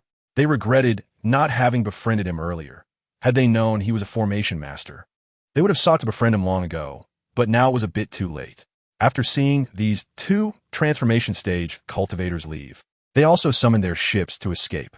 Who would wait for the large ships of the 100 Heroes Merchant Alliance when they could cross the river without using spirit stones? Wei Heping saw Lei Xiaopu inviting him onto the ship and stepped aboard without hesitation. Lei Xiaopu was delighted when he saw Wei Heping on his ship and was determined to befriend him even more. Chapter 264. Advancing to 9th level formation master after flying for just a few breaths, Wei Heping sensed waves of spiritual energy fluctuations ahead. Soon, a flying ship sped toward them, and he knew it must be the cultivators chasing after the noble young man. Scanning with his divine sense, he saw 6 cultivators on the ship, 5 of whom were integration stage cultivators, while 1 was a transformation stage cultivator. He did not stop his escape technique and flew right past the side of their ship. The integration stage cultivator piloting the ship was surprised to see a transformation stage cultivator who, upon seeing their ship approach, did not take a detour, but rather flew directly past them. He thought it strange that a transformation stage cultivator would have such boldness. Instead of stopping to pay respects to a senior integration stage cultivator, he flew away. However, they were currently busy with important matters and had no time to deal with this transformation stage junior, or they would have to teach him a lesson to make him understand the hierarchy. What powerful escape technique. Did everyone remember the appearance of that cultivator? A late integration stage cultivator on the ship noticed Wei Heping flying past. Initially, he didn't think much of it, but after just 2 breaths, he found he could no longer detect the whereabouts of this transformation stage cultivator, igniting a greedy desire for the escape technique he had just displayed. Chapter 265. Transforming into a spirit stone miner. After a short while, Wei Heping arrived at the entrance of the main hall at the center of the secret realm. This hall had no defensive formations set up. With the protection of the natural formation, there was no need for additional formations. Besides, what formation could block the path of a formation master capable of breaching natural formations? Pushing open the large door of the hall, a mist-like spiritual energy enveloped him. After just 2 breaths, Wei Heping felt a light crack within him as his cultivation broke through to the 7th layer of transformation stage, marking his advancement to the late transformation stage. Wei Heping was overjoyed. Calculating the time, he had only been in the cultivation world for a few years, and his cultivation had already reached the late transformation stage, a speed many times faster than his cultivation on Earth. At the innermost part of the hall, there was a table with 3 jade boxes on it, and 12 high-grade spiritual veins were piled on the ground, appearing as if they were ordinary furniture with no apparent rarity. Seeing so many spiritual veins emanating pure spiritual energy, Wei Heping could no longer hold back. He quickly waved his hand to collect these spiritual veins into the Xianhuang pearl, securing his gains. After storing the spiritual veins, he stepped over to the table and saw the 3 jade boxes neatly arranged about a foot apart. Chapter 266, breaking through to late refinement stage after the excitement subsided. Wei Heping used his divine sense to examine the underground and discovered that there was a top-grade spiritual vein. After countless years, the spiritual energy emitted from this top-grade spiritual vein had formed top-grade spirit stones, which in turn had formed high-grade spirit stones on top. Unfortunately, this top-grade spiritual vein was already depleted. Had it not been exhausted, it would have truly brought wealth. Wei Heping sighed at the loss of this top-grade spiritual vein. Then he thought again, feeling lucky to obtain so many spirit stones. It was also thanks to his rebirth. Otherwise, according to the historical timeline of his previous life, he would still be struggling like other cultivators, desperately searching for cultivation resources. Gaining it is my fortune. Losing it is my fate. What a pity. At this moment, Wei Heping's thoughts became clear, and a light crack echoed from within him. His cultivation broke through another small realm. Not bad. Wei Heping did not expect that after his thoughts became clear, his mindset would also elevate, leading to another breakthrough, and his mood was naturally elevated. After leaving the spirit stone mine, Wei Heping expanded his divine sense to sweep through the secret realm and found that his divine sense had expanded several times compared to before. The divine sense he possessed as a transformation stage cultivator was now several levels weaker than what he had now. Chapter 267, Introduction to Void Array Patterns. After seeing the cultivator hurriedly escape, Wei Heping smiled slightly and thought, what a fool. Scared, huh? You don't believe I can scare you away. It's mainly because this is hard to explain. Such a bizarre event greatly shocked the cultivator at the void refinement stage. If he had known that Wei Heping had advanced to the late stage of void refinement in the secret realm, he might have understood, but unfortunately, he had never experienced such things and had not heard of them. So he fled after just a few words from Wei Heping. Wei Heping returned outside the secret realm. After sweeping his divine sense, he saw that the void refinement cultivator was already thousands of miles away, piloting a flying ship toward Kaiha City. With a flash of his figure, he entered the concealment array, sat cross-legged, and took out the jade slip of the void array patterns annotation from his ring to study it. To carve void array patterns, one first needs a powerful divine sense and a thorough understanding of the array patterns. When inscribing void array patterns in the void, one cannot leave traces of the patterns behind. The carved void array patterns must not dissipate with spatial fluctuations, which requires an understanding of spatial rules as well. Wei Heping had never come into contact with spatial rules and had no idea where to learn about them. How could he carve patterns in the void? Even if he could, they would dissipate with spatial fluctuations. Chapter 268. Returning to Earth. Wei Heping did not disturb them. After lingering for a moment at the entrance of the Pill Pavilion, he hurriedly left, as returning to Earth was now the most important thing. Next time he came to Heian Continent, he would find Yu Hao Ian and take him to Heian Continent. After leaving Mori City, he boarded the flying ship and rushed toward Changshu City. Along the way, he encountered many low-level cultivators. These cultivators, seeing him piloting the flying ship at high speed, looked on with envy and secretly thought, when will I also have a flying ship to fly freely in the void? Although these cultivators envied his flying ship, none dared to stop him. Those who could pilot a flying ship were either core disciples of major sects or elders of prominent cultivation families. As the flying ship passed, they sensed the immense aura he emitted and quickly stepped aside to give way. Wei Heping paid no attention to the thoughts of these low-level cultivators. The flying ship he was piloting streaked through the void like lightning, quickly disappearing from sight. A few days later, Wei Heping arrived at the valley governed by the realm of mortals. He found it as quiet as ever. It was understandable. Ordinary people would not venture into the deep mountains. Although there were no demon beasts, there were still many fierce wild animals in the mountains. How could ordinary mortals contend with these beasts? A careless mistake could cost them their lives, and cultivators, seeing the sparse spiritual energy here, would not come to seek cultivation resources. Chapter 269. Alien Creatures Attack. After a few breaths, Wei Heping brought his father and Wei Shiqi back to the Sky Garden, where he noticed that an array had been set up, isolating the Wei family members and Wei Shiqi's family outside, while his family resided in an independent small space. His mother, Liang Shumin, and sister, Wei Xiaoye, had been waiting on the lawn outside for their return. Seeing them back, Liang Shumin's face showed a relaxed smile, while Wei Xiaoya pulled her brother Wei Heping's hand, incessantly asking questions. Once the family was reunited, there was an endless stream of conversation, mostly initiated by Wei Heping, while his parents and Wei Shiqi, along with Wei Xiaoya, listened. Occasionally, they would ask him a few questions about the cultivation world. Brother, what do cultivators in the cultivation world wear? Is there any difference in appearance compared to us? Wei Xiaoya asked, observing the long hair on Wei Heping's head and his clothing resembling ancient attire. Cultivators in the cultivation world dress somewhat like the ancient people of our country, but their language is different. However, there are language jade slips in the cultivation world, which, once examined with divine sense, can be learned quickly. Moreover, there's only one language in the cultivation world, unlike Earth, where many countries have different languages.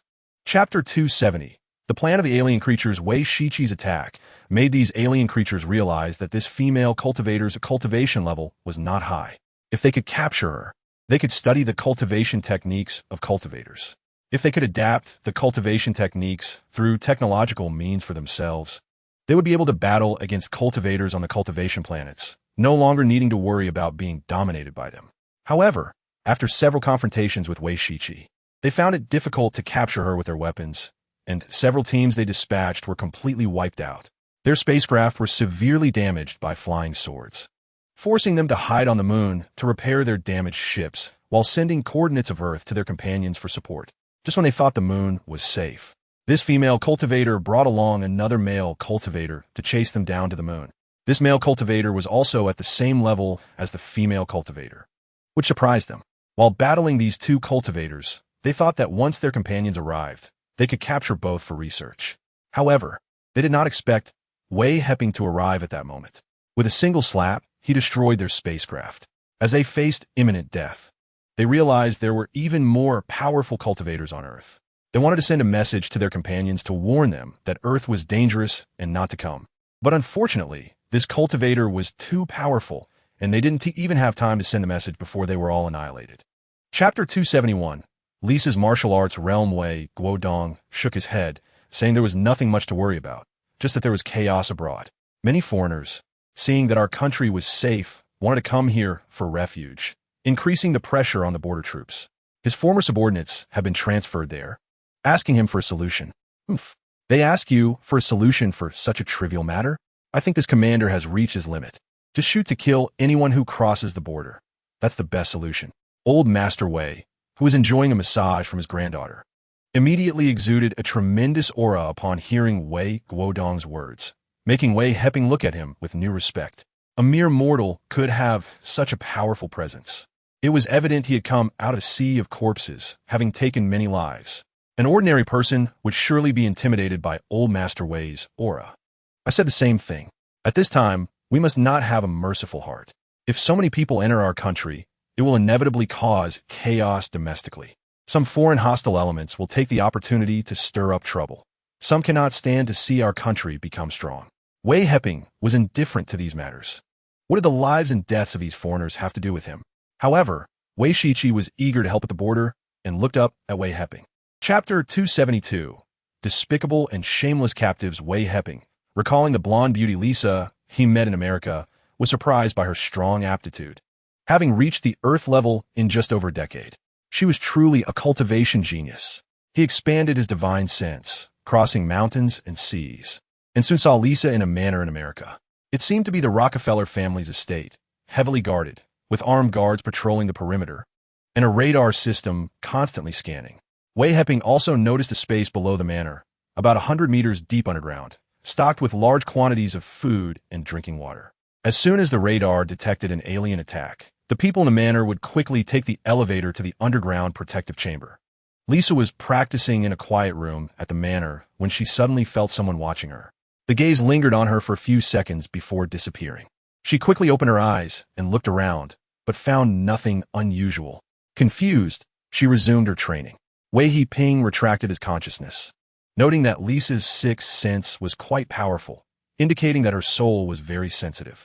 Unfortunately, she was cultivating martial arts and had not developed her consciousness, which could only be born when reaching the innate realm. if she were to truly cultivate, her consciousness would certainly be several times stronger than that of other cultivators at the same level. Chapter 273. The Conspiracy of the Blood Wolf Organization. A burst of gunfire erupted, startling the crowd that was climbing towards the border, causing them to quickly drop to the ground. Some were hit by bullets, screaming and rolling down. The foreigner who shot at the instructors was immediately riddled with bullets from the angry soldiers. Amidst the chaos of flying bullets, many were struck, and it became difficult to distinguish the innocent. The foreigners left behind a dozen corpses and hurriedly fled, stopping only 500 meters away from the border, gasping for breath. Who fired the gun? Bastard. Dog shit. Son of a bitch. After escaping, a muscular blonde man yelled at the crowd. If someone hadn't suddenly opened fire, he would have already entered Hua country and enjoyed the treatment of a prisoner. Why suffer here? I saw him get shot dead with my own eyes. Someone quietly informed the blonde man. The shooter was from the Blood Wolf Organization. I saw the tattoo on the back of his neck. I think this is a conspiracy to deliberately provoke the anger of Hua country soldiers, making them fire at us, so they can claim Hua country's military is slaughtering civilians. An old man explained what had just happened. Chapter 274. The Destruction of the Blood Wolf Organization, the Remnant Wolf, observing their mission's failure through satellite surveillance. Learn some truths about the legends of the Hua country's immortals. Initially, he believed the tales were mere boasts, but he was shocked to find that the Hua country's immortals had sent their missiles back during the attack, causing significant losses for their organization. Everyone, come to the meeting room.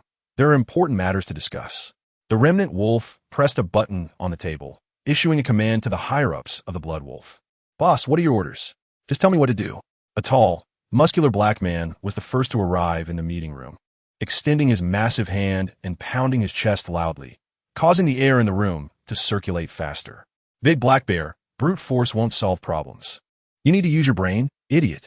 A cunning, skinny blonde sneered as he entered, his eyes glinting with malice. You, Big Black Bear, are clearly intimidated by this skinny blonde, your chest heaving with anger, and your already dark skin turning a purplish hue. Huh. The big dumb bear is being bullied again. If you have the guts, why not fight it out? The third person to enter the meeting room was a middle-aged man with brown hair. His features were well-defined, but he bore a scar from his eyebrow to his right ear, resembling a small centipede. He was the Blood Wolf Organization's third in command. Chapter 275. Eliminate the mastermind behind the scenes at the headquarters of Yuichi Corporation. President Inoue Taro was on the phone in his office, attended by a young secretary catering to him. Oh, great. Inoue Taro hung up the phone, satisfied with the secretary's service, reflecting the excellent traditions of the women from the Wokaku. Bang! A loud noise erupted as the office's security door was kicked open, startling Inoue Taro, who raised his hand to slam the table in anger. Puff! Just as Inoue Taro's hand was raised, a blade flashed, severing his right hand at the elbow. Yet not a drop of blood flowed. Several shrill screams sounded as the limbs of 3 bodyguards were severed by some sharp weapon, lying on the floor in pain, unable to roll over without their limbs. Tat, tat, tat. Footsteps echoed as a young man appeared in the office. He suddenly conjured a fireball in his hand, which quickly expanded, turning the 3 screaming bodyguards to ashes. Inoue Taro, tell me your mastermind behind the scenes, and I can allow you to reincarnate into the animal realm. This young man was Wei Heping. Wei Shiqi had informed him about the attack on the border and that someone was trying to frame Hua country. Also, Wei Shiqi's cultivation was too low to locate the Blood Wolf Organization's base. Otherwise, she would have already eradicated them. Chapter 276. The fate of Su and his son. As Wei Heping passed by a hotel, he saw Wei Ziheng standing at the entrance in security attire, covering his face with his hand, his eyes filled with anger, glaring at several young men, a handprint visible on his face. Damn it, you little security guard. You want to even clean my shoes? I see you don't want to work anymore. One of the young men shouted angrily at Wei Ziheng. Su Xiao, you lost this bet. You're treating today, haha. Not only treating to a meal, but also to a good time at Dong Peng. Su Xiao better not go back on his word. Otherwise, we can't control our mouths and will spread the word. The other young man began to jeer at Su Xiao, making him feel even more humiliated, raising his hand to slap Wei Ziheng again. Wei Heping didn't recognize Wei Ziheng.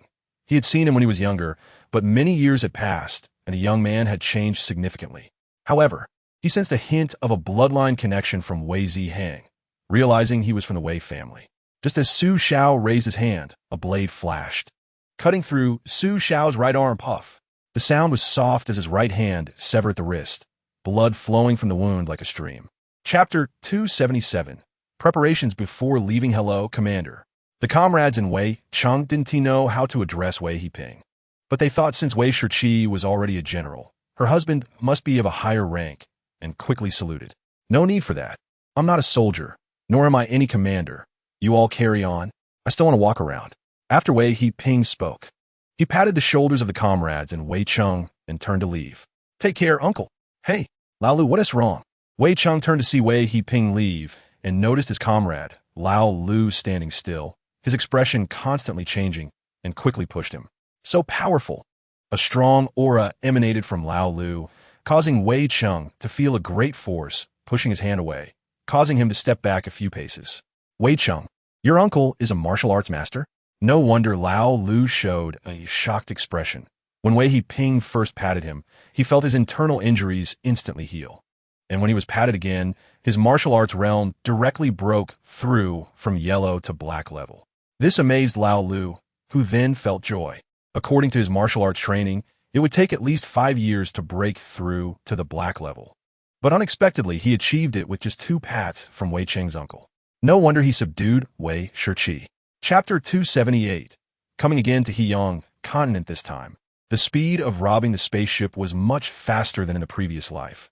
He was at the golden core stage then, but now he was at the void refining stage. If it weren't for the robbery of the spaceship, he could have shattered these spaceships with a single slap. After exterminating the alien creatures, Wei Heping took control of the spaceship.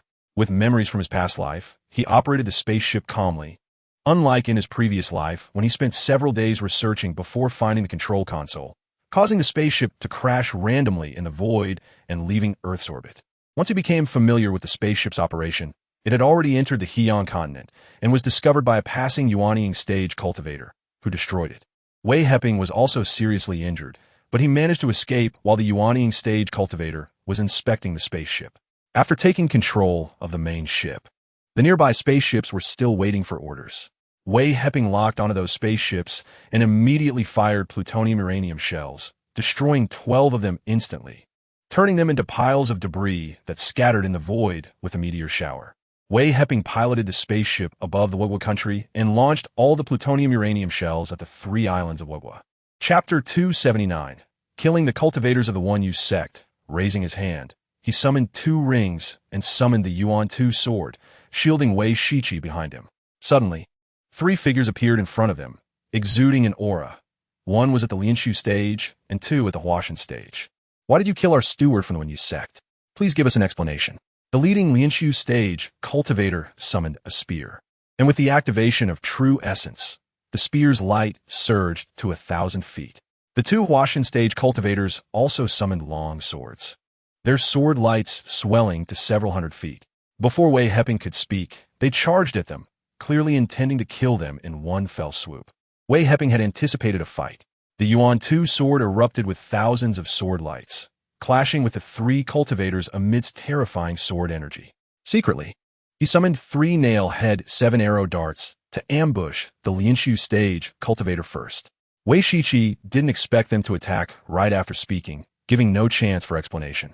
Her cultivation was only at the Jinan stage, and she couldn't help her husband, but she was smart and quickly summoned a shield to defend herself and Wei Heping. Boom! A loud explosion occurred as the spear light and sword light collided, true essence exploding and creating ripples in the void that spread outwards. Chapter 280.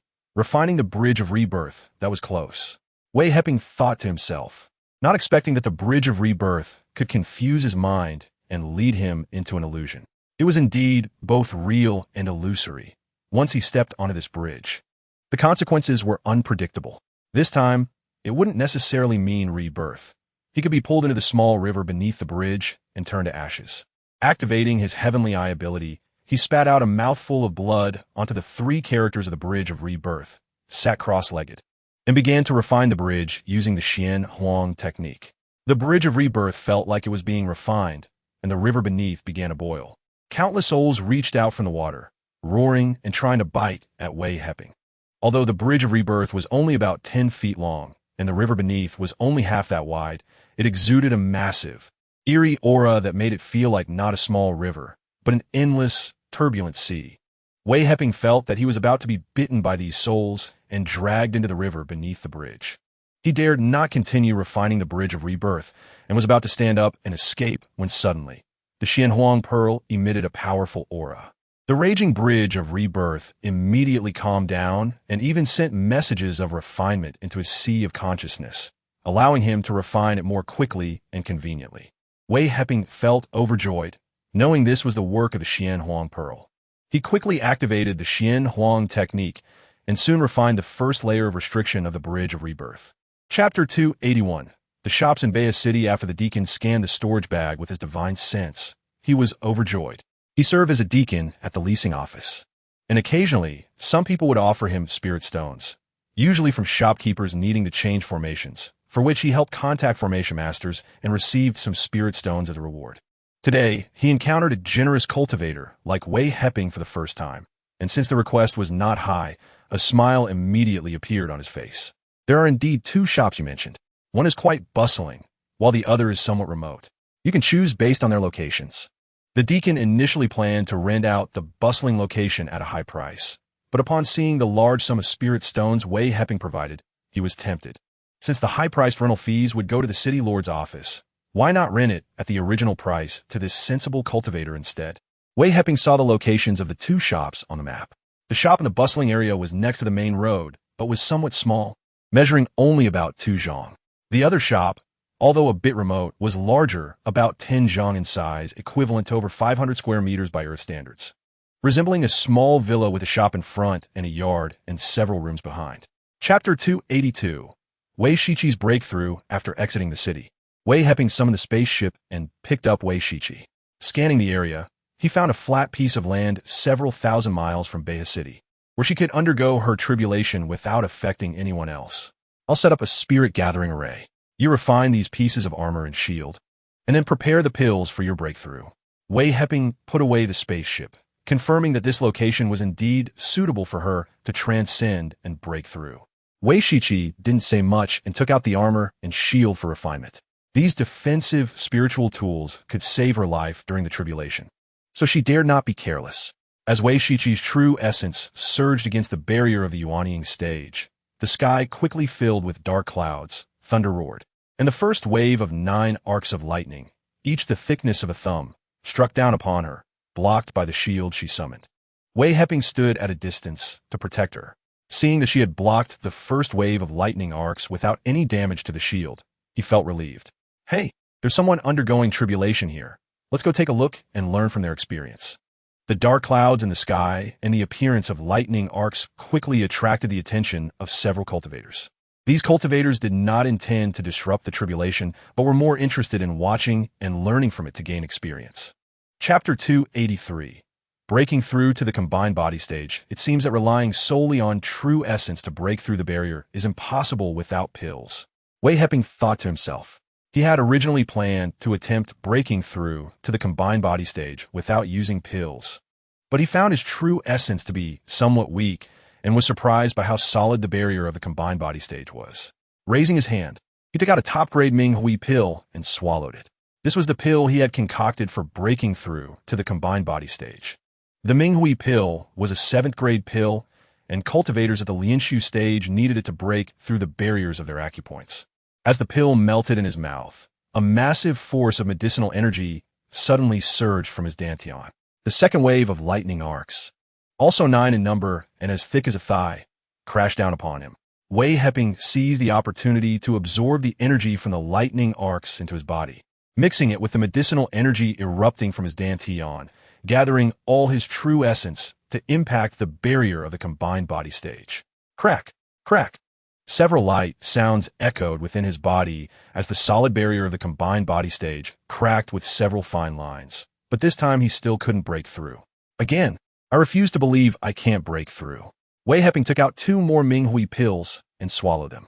Moments later, he felt a massive surge of medicinal energy erupt from his dantian, causing him to feel as if his dantian might explode. Frightened, he quickly activated the Xianhuang technique. directing this powerful medicinal energy towards the barrier of the combined body stage. Chapter 284. Killing the old monster in the tribulation stage. As Feng Yunshan battled against the ever-present Void Blade Light, he was also defending against it. Several wounds from the Void Blade Light had appeared on his body, with the deepest one nearly severing his thigh, exposing his white bones, and blood gushing out like a fountain. At this moment, Wei Heping had arrived outside the formation, continuously inscribing the void formation patterns with his divine sense. Soon, he inscribed a level 2 strangulation formation pattern outside the level 9 killing formation. Since he had started, he would not regret it. Today, he was determined to take down this old monster in the tribulation stage. After setting up the void strangulation formation, Wei Heping raised his hand to summon the 7 arrowheads, entering the formation from outside the killing formation. His divine sense controlled the 7 arrowheads to pass beneath Feng Yunshan's feet, quickly attacking his sea of consciousness and purple palace. Feng Yunshan was focused on defending against the void blade light, clashing with his mountain-splitting blade, completely unprepared for what was happening beneath him. Even if he had been prepared, he would not have been able to withstand the powerful penetrating force of the 7 arrowheads. It was not just a matter of him being a powerful cultivator in the cultivation world. Even if it were an immortal emperor from the immortal realm or a saint emperor from the divine realm, they would also be unable to block the attack of the 7 arrowheads. Fortunately, Wei Heping had not completely refined all the 7 arrowheads. Otherwise, Wei Heping would not have had to put in so much effort. Just one would have been enough to take down Feng Yunshan. Chapter 285. The fear brought by the level 9 formation King Taoist Luo. Take a look. Mo Hongzhou pointed at the ruins before them. He and Luo Qingxian had known each other for quite a while and were considered friends.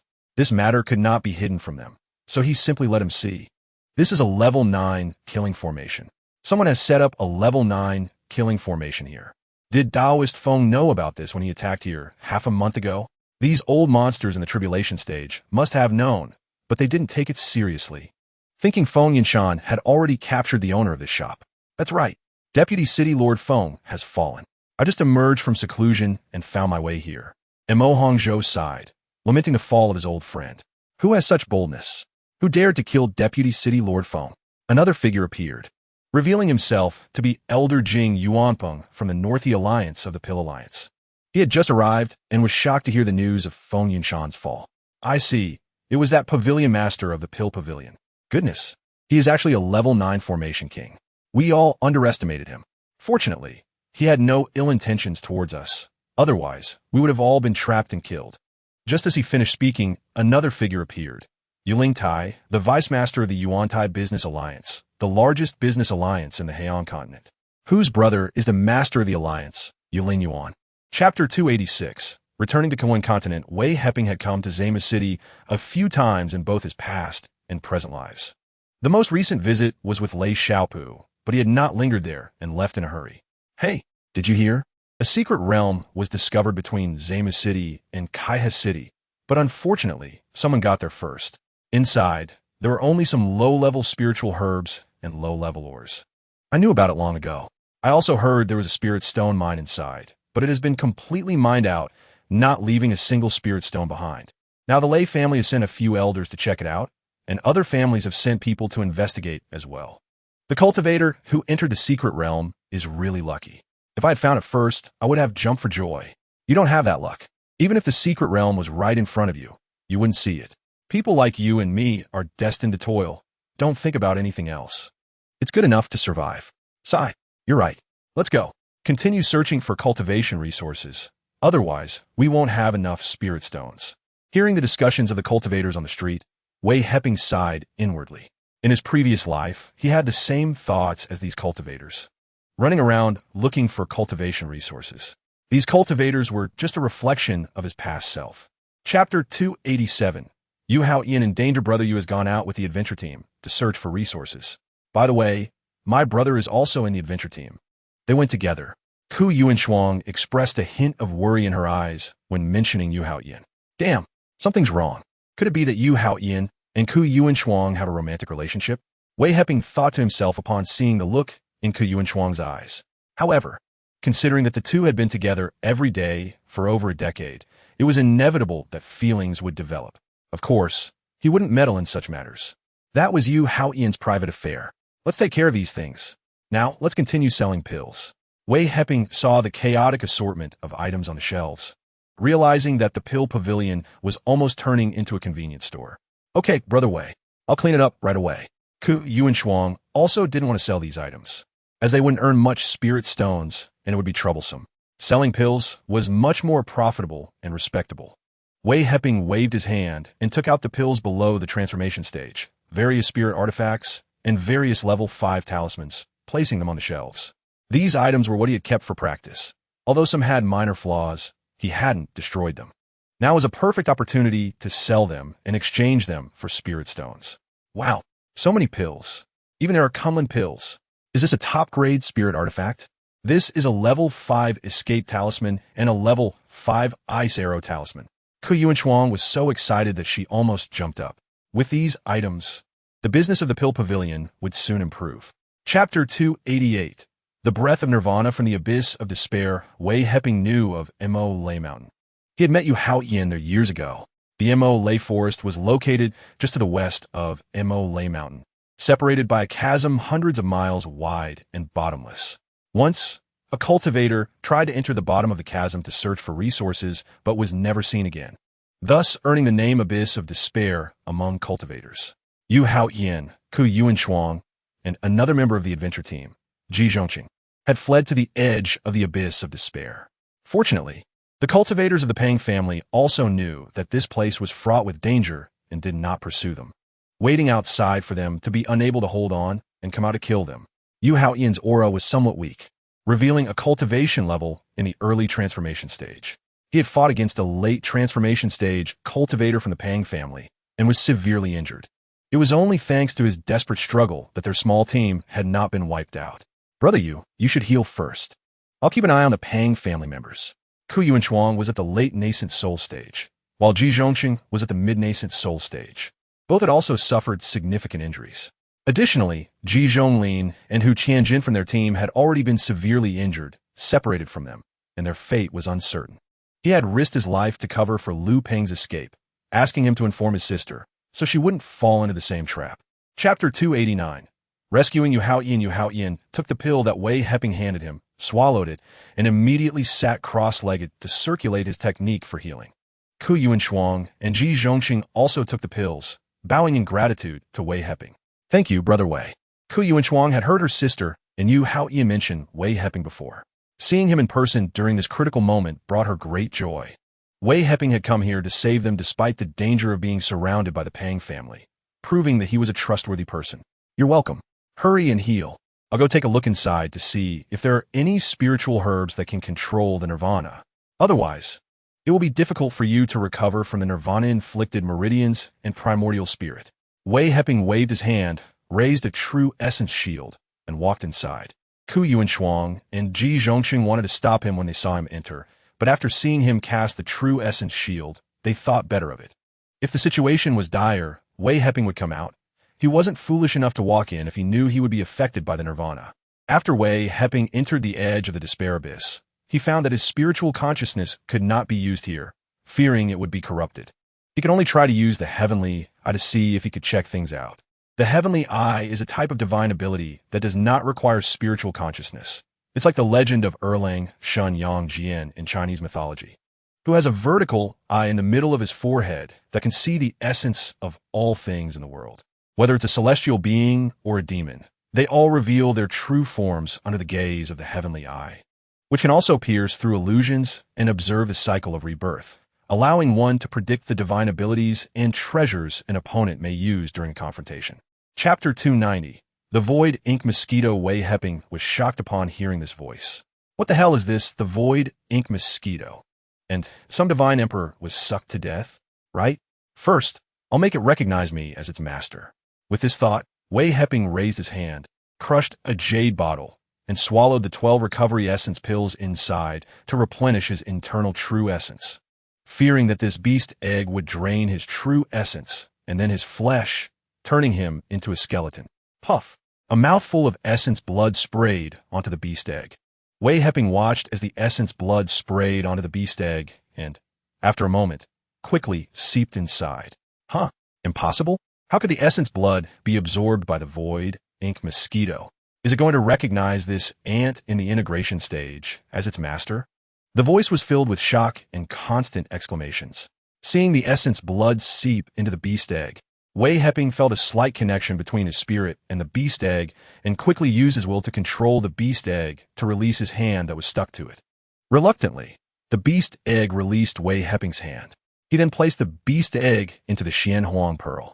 Just as he put away the beast egg and was about to find the source of that voice, he suddenly felt a Onsen, Yuan Shun, entering his purple mansion, startling him. Two words appeared in his consciousness. Seize the body. Chapter 291. The powerful stone. A few days later, Wei Heping opened his eyes, feeling that his true essence had recovered somewhat. He quickly took out a few pills and swallowed them, sitting cross-legged to circulate his cultivation method to restore his internal true essence. 2 days later, Wei Heping stood up. His true essence had fully recovered, and his physical body had become more robust. However, his burned lifespan had not been replenished. Fortunately, he was in the integration stage with a lifespan of several thousand years. Even if half of his lifespan was burned away, it would replenish somewhat once he broke through to the great ascension stage. So he didn't need to worry about his lifespan running out and dying. This time he encountered body seizing. If it weren't for the annihilation mirror, his ascension would have almost been devoured by that old monster. From what the old monster said, he knew the owners of his innate treasures. The Yuan Tu sword belonged to the old ancestor of the Mingyi, and the old monster referred to him as the Old Man of Mingyi, clearly familiar with him. Unfortunately, the annihilation mirror turned the old monster Essensen into nothingness, and he got not a shred of information about that old monster. But the pure energy after the Lunsun S annihilation was absorbed by his Sun. However, this energy was too immense and almost exploded his Sun. Plus, he used the annihilation mirror in a moment of desperation, nearly draining his physical body. The combination of these two attacks caused him to faint. Fortunately, the Xianhuang Pearl resolved this powerful energy while he was unconscious. Chapter 292. Escape from the Despair Abyss. As soon as Wei Heping arrived outside the Despair Abyss, he felt that the stone exploded. He saw Yu Hao Yin and a few others talking, and didn't he have time to greet them, shouting, "Run!" After saying that, he swiftly swept up 2 people and vanished in an instant. Hearing his words, Yu Hao Yin and the others did not hesitate, neglecting to step onto their flying swords or summon their flying ships, immediately using their escape techniques to flee the area. After a few breaths, Wei Heping felt safe and stopped, releasing the 2 people he had swept away, seeing that they were Ji Zhonglin and Lu Peng. What the hell happened inside? So terrifying. Yu Hao Yin and the others soon followed, and fortunately, Wei Heping had warned them in time, allowing everyone to escape. Yu Hao Yin now used this national essence phrase even more fluently than Wei Heping. He thought these 2 words were too classic. They could be said in anger or surprise, and were much more satisfying than saying something else. After all, why cultivate? Isn't it just to live happily? Not only did Yu Hao Yin say this, but the members of their small team also learned from him, and soon this small team passed it on to other cultivators. There was a stone in there this big, Wei Heping said as he gestured with his hands, continuing, "All this nirvana mist is emanating from that stone. Now that this stone has cracked, do you think we should escape?" Chapter 293. The True Void Array Pattern. Understanding the methods of the Void Array Pattern and the restrictions on the J-Box. Wei Heping tried to use his spiritual consciousness to break the restrictions on the J-Box one by one. Crack! With a light sound, he broke the restrictions on the J-Box, and after scanning the box with his spiritual consciousness, he discovered a scroll inside, with the title Void without a ray on the cover. Wei Heping quickly took out the scroll and opened it, flipping to the first page, where it read, "All things in the world are arrays. Only the formless exists in the void." He then turned to the second page, which introduced that all living things have their own required array combinations for growth. Humans, beasts, flowers, trees, mountains, rivers. Only in the vast void is there formlessness. To set up an array in the void, one must learn the void without array to inscribe the void array pattern, allowing the formless void to become an arrayed void. Seeing this, Wei Heping was overjoyed. This void without array scroll was the true original void array pattern. The void array pattern annotation jade slip he obtained was probably a small part copied from this scroll, overly simplified. With this void without array scroll, Wei Heping began to study and inscribe the void array patterns according to the illustrations in the scroll, which were much more detailed and clearer than the annotations on the jade slip. Chapter 294. Infiltrating the city lord's mansion, Wei Heping arrived in Womiai City, which is the territory of the Pang family, and easily found the residence of the Pang family. In Womiai City, the Pang family occupied more than half of the territory, and the city's commercial buildings, inns, spirit tea houses, and spirit wine houses were almost all owned by the Pang family. Only the stalls in the scattered cultivator area were the trading grounds for outside cultivators. Even the largest Yuan merchant alliance in Cultivating continent did not have a foothold here, indicating how powerful the Pang family was in Womiai City. However, the disciples of the Pang family still adhered to family rules, and incidents of strong arming were rare in the city. Their reputation in Cultivating continent was quite good. Otherwise, there would rarely be outside cultivators seen in the city. Wei Heping had his own plans. After scouting the scattered cultivator area, he learned that the Pang family was no longer under the leadership of Pang Womiai.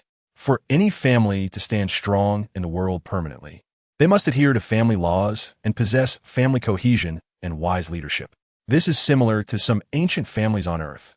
Some families can thrive for generations, while others fade away like a flash in the pan, quickly disappearing in the long river of history, where the vision of family leaders is crucial. Chapter 295. Sneaking attack on the Pang family. After deciding, Wei Heping waited for the third elder Pang Shuan to come out, attaching himself to his boots and following Pang Shuan all the way to his cave dwelling. These family elders who occupy positions without merit only seek benefits for themselves, while pushing aside any difficult and thankless tasks. The family will inevitably fall into ruin under their hands, which truly infuriates me. Pang Shuan returned to his cave dwelling and began to shout angrily. This was his territory, and the cave was protected by restrictions. Without his permission, no one could enter. Not good. In his agitated state, Pang Shuan suddenly felt something foreign enter his body. Just as he was about to circulate his cultivation method to expel it, a figure suddenly appeared before him, merely half a foot away, and punched him on the head. Bang! A cloud of blood mist exploded. Even though Pang Shuan was at the peak of the late integration stage, he could not evade this sudden attack, especially since he was already trying to expel the foreign object from his body and never expected a stranger to appear in his cave. Pang Shuan's physical body exploded, but his primordial spirit was already pinned down by 7 arrows. Instantly, his primordial spirit weakened, and Wei Heping reached out to grab it, casting several complex hand seals to imprison Pang Shuan's primordial spirit before taking out a jade box to store it. Chapter 296. Killing the great elder Pang Washan. Wei Heping was prepared to use the map of mountains and rivers, first trapping Pang Washan within it, and then figuring out a way to eliminate him. Seeing that Pang Washan entered the map of mountains and rivers without hesitation, he was overjoyed, truly, as expected of a congenital treasure. Even a Mahayana stage cultivator could not tell that this living room had already been transformed by the map of mountains and rivers, and he foolishly stepped inside. Wei Heping quickly used his divine sense to activate the map of mountains and rivers, trapping Pang Washan within it. He had only refined 3 layers of restrictions on the map of mountains and rivers, and he did not think that just refining 3 layers would be enough to kill Pang Washan. As long as the map of mountains and rivers bought him a few moments, he was confident he could take down Pang Washan. All 7 arrows were activated, and then he summoned the Yuan-Tu sword, swiftly entering the map of mountains and rivers and unleashing tens of thousands of sword beams at Pang Washan. Pang Washan had just broken free from a bit of the restriction, regaining the freedom of his right hand, when he suddenly felt several terrifying auras erupting from within him. Then he saw tens of thousands of sword beams striking towards him, scaring him into quickly raising his hand to punch out. The terrifying true essence of a late Mahayana stage cultivator erupted, far exceeding that of an early Mahayana stage cultivator by dozens of times. Boom! The punch light and the sword light collided, and Wei Heping felt as though he had been struck by a mountain, spitting out a mouthful of blood and flying back 100 feet, shocked at how much weaker his mid-integration stage cultivation was compared to that of the late Mahayana stage. Chapter 297. Escaping the city lord's mansion. Something feels off. Pang Shuan is not the kind of person to behave like this. Why do I feel a sense of unfamiliarity in his gaze today? That relative muttered a few words in secret, but could not find anything suspicious about the third elder. shaking his head and turning to enter the city lord's mansion. After leaving the city lord's mansion, Wei Heping felt much more relaxed. Upon exiting Womiai City, it was like a fish returning to the sea. He had taken out several important figures of the Pang family, and with the remaining selfish individuals losing the protection of the Great Elder, he believed the Pang family would soon be devoured by others. He boarded a flying ship heading towards Moriai Mountain, intending to say goodbye to Yu Haoyan. It had been a long time since he left, and he was still somewhat worried about Wei Shiqi in Huyang Continent. A few days later, Wei Heping landed the flying ship at the edge of Moriai Mountain, took out a communication talisman, and sent a message to Yu Haoyan. Then he took out the jade box containing the third Elder Pang, Shiwan's primordial spirit, and burned it to nothingness. He no longer needed the identity of the third elder, and keeping his primordial spirit was useless. He then took out a few rings he had obtained, and, after breaking the restrictions in just a few breaths, found that the third elder's ring contained 1,000,000 mid-grade spirit stones, over 100,000 high-grade spirit stones, along with various cultivation method jade slips, elixirs, high-grade offensive spirit tools, and a mid-grade spirit tool flying ship. Chapter 298, Those Coveting Wei Shiqi. Just as Wei Heping was about to unlock the restrictions of his cave dwelling, he noticed a monitoring array beside the cave. The positioning of this monitoring array was very secretive, perfectly capable of observing the comings and goings within the cave. Is someone monitoring Wei Shiqi? Wei Heping felt a surge of anger. After sweeping his surroundings, he found a spirit tea room not far away, where someone was looking in his direction.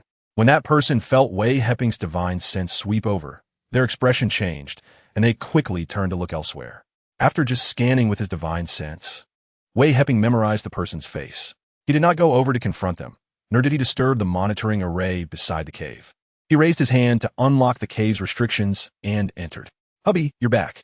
Wei Shiqi had been awakened when Wei Heping opened the cave's restrictions. Upon seeing him return, a happy smile immediately appeared on her face. "I'm back.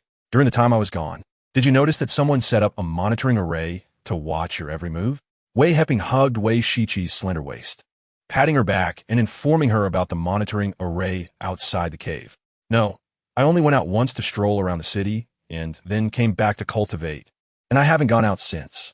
Wei Shiqi's expression changed upon hearing that someone had set up a monitoring array to watch her, and she quickly recounted that after Wei Heping left, she felt unsettled one day and went out for a walk in the city.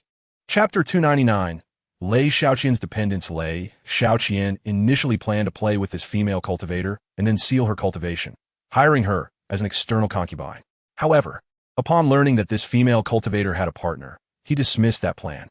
After all, this female cultivator was someone else's partner, and if he were to hire her as an external concubine, it would be uncomfortable to see her every day, feeling like he was playing with someone else's used goods. Lei Xiaoqian was not strict with himself regarding other matters, but when it came to female cultivators, if a female cultivator was not a perfect body, he truly would not be interested. He wouldn't want to hire her as an external concubine, finding it distasteful. He had a certain cleanliness obsession, demanding perfection. If it was just for fun, it didn't matter. After today, who would remember who that female cultivator was? He had played with many such female cultivators before, almost always forgetting them afterwards, never taking them to heart, just like his cultivation. He remembered what was at the front, but forgot everything at the back, having to start all over again, which was also why he disliked cultivating. Now, hearing his grandfather say this, it aligned perfectly with his thoughts. This stunning beauty was indeed a female cultivator he admired, but unfortunately, she was no longer perfect, so he quickly let go of that thought, thinking he could at most play a few more times before going their separate ways, never to meet again. Chapter 300, Lei Xiaoqian's doomed Taoist friend Wei. The family is unfortunate. There are always a few pests. I will immediately capture Lei Xiaoqian and hand him over to the family for handling. I will inform you of the outcome. If you are not satisfied, I will have no face to see you again. After saying this, Lei Xiaopu bowed to Wei Heping and turned to leave. After Lei Xiaopu left, Wei Heping returned to his cave, dwelling, and reinforced the cave's restrictions, finding that Wei Shiqi had already dressed and was waiting for him to return. "Hubby, what happened?" "Nothing. It was just about the monitoring array. I already know who set it up." Wei Heping recounted the events to Wei Shiqi. "Will Lei Xiaopu bring the Lei family members to capture us?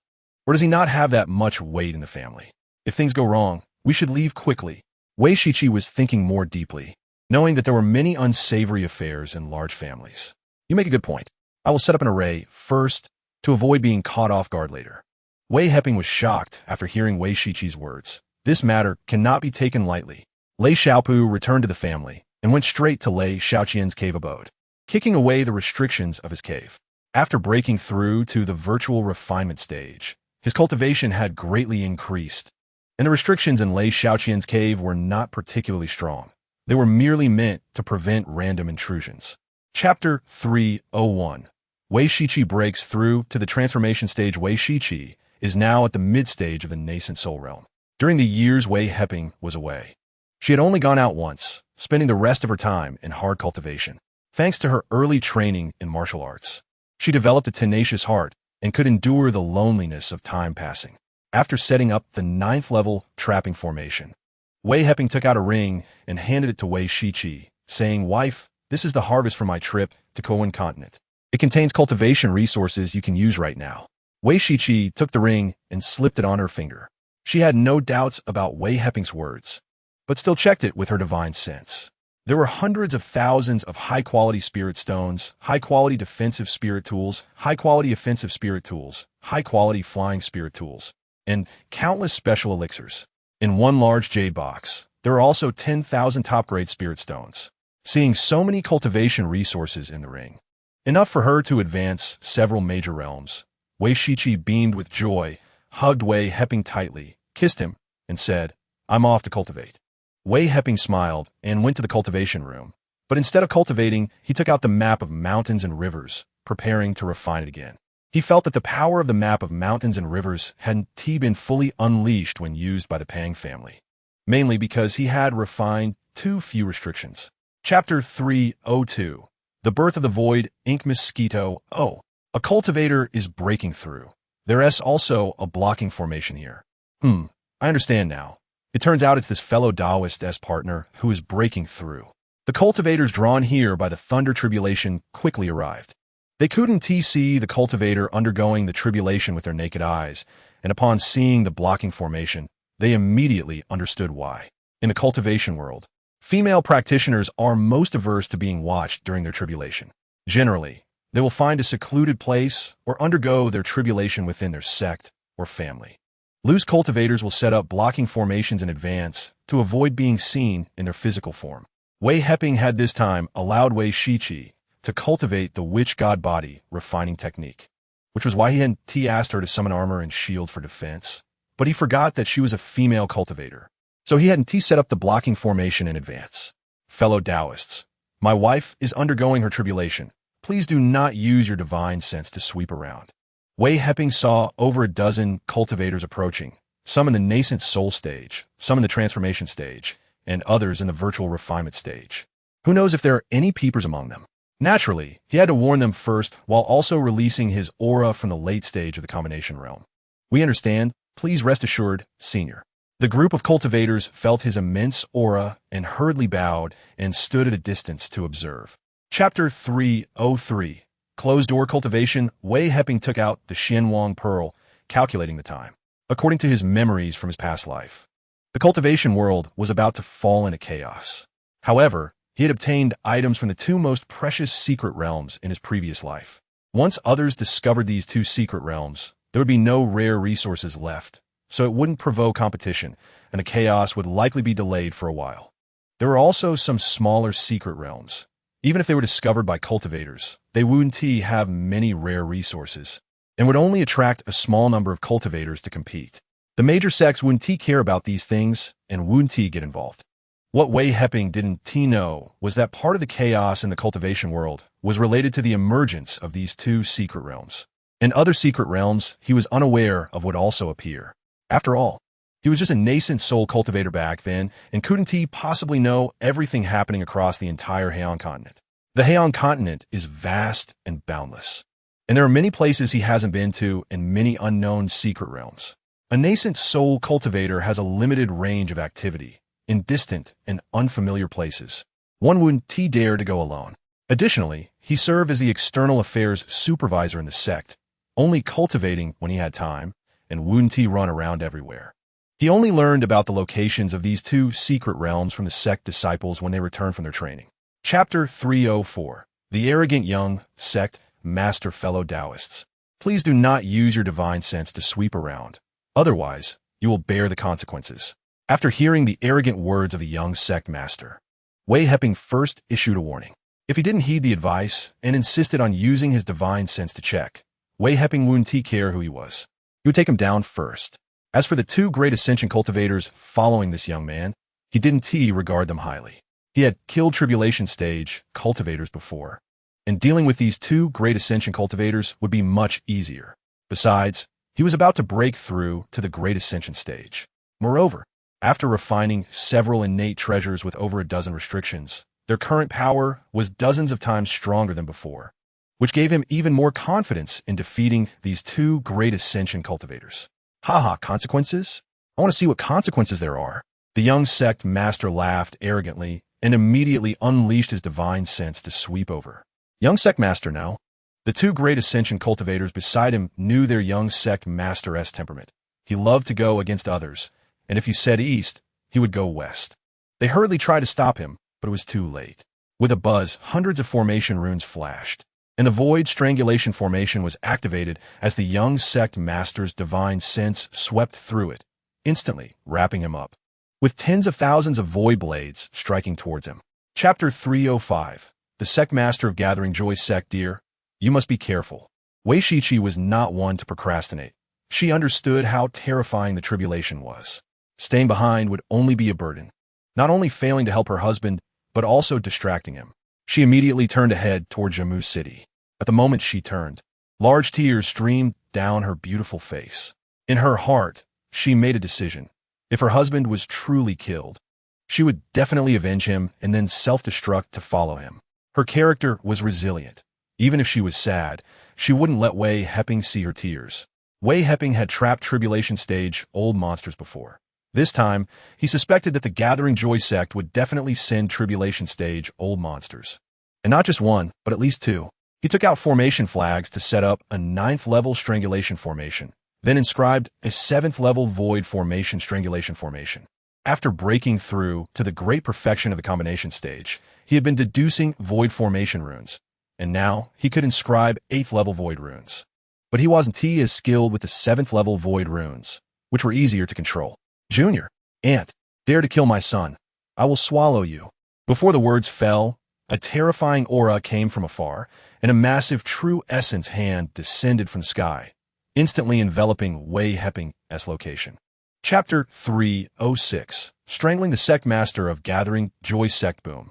Tens of thousands of blade lights struck against Hua Wushuang's shield, one wave after another. The blades continuously bombarded the shield, and with a crack, a seam opened in the shield. Then came more cracking sounds. The shield was about to shatter. Hua Wushuang was frightened and quickly summoned another shield. Her ring still contained several high-quality defensive shields, enough to withstand for several hours. However, she couldn't send out any messages, and the sect elders wouldn't know her location. Over time, she would eventually be killed by the trapping formation. Just as she summoned the shield, she felt a suppressed foreign object within her body suddenly erupt with a terrifying aura. Boom! A burst of blood mist exploded, and her right arm was shattered into pieces. Ah, what a cunning junior! Hua Wushuang cried out in pain, raising her hand to grab a jade box from a ring. She crushed the jade box, revealing a section of 5-colored lotus root inside, which was the treasure for regenerating severed limbs, the 5-colored lotus root. She swallowed it, and in just a few breaths, her right arm grew back. Wasteful. Wei Heping saw that she had taken the colorful lotus root and couldn't help but scold her. This treasure that can regenerate severed limbs is rare even in the cultivation world. To his surprise, this old monster in the tribulation stage actually possessed such a treasure. He needed to take her down quickly, otherwise she would waste all these treasures. Chapter 307. The Furious Elder Honey, you're back. Wei Shiqi exclaimed with a surprised smile when she saw Wei Heping open the cave's restrictions. She wiped her tears with her hand and hugged him tightly. I'm back. It was a close call, but I can't take risks anymore. The tribulation stage old monster is too powerful. Fortunately, I was prepared. Otherwise, I would have definitely perished. Wei Heping wiped away Wei Shiqi's tears. He understood her character. Although she agreed to come back, it was mainly because she didn't want to drag him down. But she was definitely worried about his safety. Let's work hard on our cultivation. It's all my fault for being too weak to help you. If we were both in the Great Ascension stage, we might have some confidence against the Tribulation stage, old monster. I feel a bit discouraged about my low realm. It's all my fault for running around on Earth instead of focusing on cultivation. If I'd started earlier, I could have helped my husband now. It's not as simple as you think. A Tribulation stage cultivator can easily fend off 10 Great Ascension stage cultivators. The gap between each major realm isn't something that just having numbers can overcome. Wei Heping patted her back, explaining the differences between the Tribulation stage and the Great Ascension stage to prevent her from being careless in future battles. Chapter 308. The Battle with the Tribulation. Old monster, what do you want? Are you declaring war on our gathering Joy sect?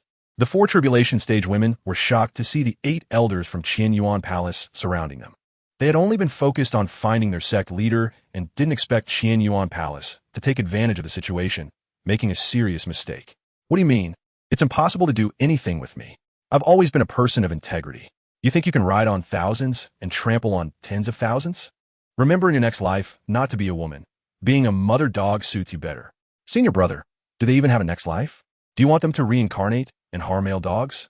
I'm not as kind-hearted as you. Haha, let's do it. With the laughter still echoing, the 8 elders unleashed their respective attacking spiritual artifacts, bombarding the women from the Gathering Joy sect. Boom, boom, boom. True essence exploded, and the space twisted continuously. Flesh and blood flew everywhere, with severed limbs scattered on the ground. The first to fall were the women in the Great Ascension stage. Their cultivation couldn't even allow them to resist or escape against the Tribulation stage old monsters. Good courage. You dare to ambush us when we are unprepared. You still have the face to call yourselves a righteous sect? Bah, you're worse than our Gathering Joy sect. If you have the ability, let's fight one-on-one. Chapter 309. Rich Harvest. Finally, he picked up the ring of the Gathering Joy sect's leader, Hua Wushuang. Upon opening the ring, Wei Heping was taken aback, thinking to himself that it truly was worthy of sect leader's ring. Hua Wushuang's ring was at least 100 miles in size, towering several zhang high. There were 25 top-grade spiritual veins, piled up like small hills of top-grade spirit stones. In one corner, there were 57 jade boxes, and when opened, they contained various 9th-grade spiritual herbs and fruits, which are the main materials for refining 9th-grade pills. Among them, 3 jade boxes contained 3 segments of 5-colored lotus root. And with the original segment, he now had 4 segments of 5-colored lotus root, which pleased him greatly. When he opened the last jade box, Wei Heping was overjoyed and couldn't help but exclaim, Void Flame Essence. This was the high-grade material needed for upgrading the Ziwei Heavenly Fire. According to the fire ranking in the cultivation world, the Ziwei Heavenly Fire was now a 6th-grade flame. With the Void Flame Essence, his Ziwei Heavenly Fire could be upgraded to a 7th-grade flame. Once the Ziwei Heavenly Fire upgraded, its power would soar, enabling him to refine 9th-grade pills and possibly even top-grade spiritual artifacts. Chapter 310. The outbreak of war in the cultivation world. Wei Heping was unaware that after he killed Hua Wushuang, it quickly triggered the Qian Yuan Palace's surprise attack on the Gathering Joy sect, leading to a conflict between the 2 sects. The Gathering Joy sect only had 2 Tribulation stage cultivators left, and they couldn't withstand the siege from Qian Yuan Palace for long. The elders wouldn't allow their sect to be destroyed and began seeking assistance, drawing in more and more sections. There were already some tensions between the major sects. While appearing harmonious on the surface, they secretly slaughtered each other. Now, with the opportunity arising, many came to support the Gathering Joy sect for the sake of their old relationships. The Qian Yuan Palace's initial attacks went smoothly, breaking through most of the Gathering Joy sect's territory. They were on the verge of reaching the sect's headquarters when they encountered the sects coming to aid the Gathering Joy sect. The parties had long-standing grievances, and a few words of disagreement quickly escalated into a fight. In battles of the same realm, one-on-one matches were hard to win, but 2 or 3 attacking one opponent would quickly take them down. Casualties began to appear in Qian Yuan Palace. First, the 3rd elder was killed, his primordial spirit escaping, followed by the 6th elder, who was also killed without even managing to escape his primordial spirit, completely perishing. Seeing the loss of 2 disciples from his sect, the master of Yuan Kong Palace flew into a rage and immediately sent out invitations to friendly sects, promising to share resources after eliminating the Gathering Joy sect. Chapter 311. The pill for restoring the sea of consciousness. The two stewards were delighted to hear Wei Heping's words. They had originally wanted to send a message to their family about a suspicious cultivator they discovered, but now this cultivator wanted to go to the Lei family's residence. They quickly led the way, knowing that once they entered the family residence, it would no longer be their concern, leaving it to the family to handle. The three soon arrived outside the main hall of the city lord's residence. After the two stewards reported, they led Wei Heping into the hall. His friend of Xiaopu? Why haven't I heard Xiaopu mention him? Lei Luojing was surprised upon seeing Wei Heping enter. Good heavens, he was actually in the Great Ascension stage, while Lei Xiaopu was only in the Void Refinement stage. When did he get a friend in the Great Ascension stage? Did this cultivator have ulterior motives? My name is Wei Heping. I heard that Lei Xiaopu's sea of consciousness was damaged and that he was unconscious. Here is a pill for you. When he wakes up, you can ask him about it. Wei Heping noticed the confusion on Lei Luojing's face and suddenly realized that his rapid rise in cultivation might have raised suspicions in this old man. He came here to save Lei Xiaopu. Why not wait for his sea of consciousness to recover and let Lei Xiaopu tell them? When Lei Luojing took the jade bottle and opened it, a cool aura rushed directly to his sea of consciousness.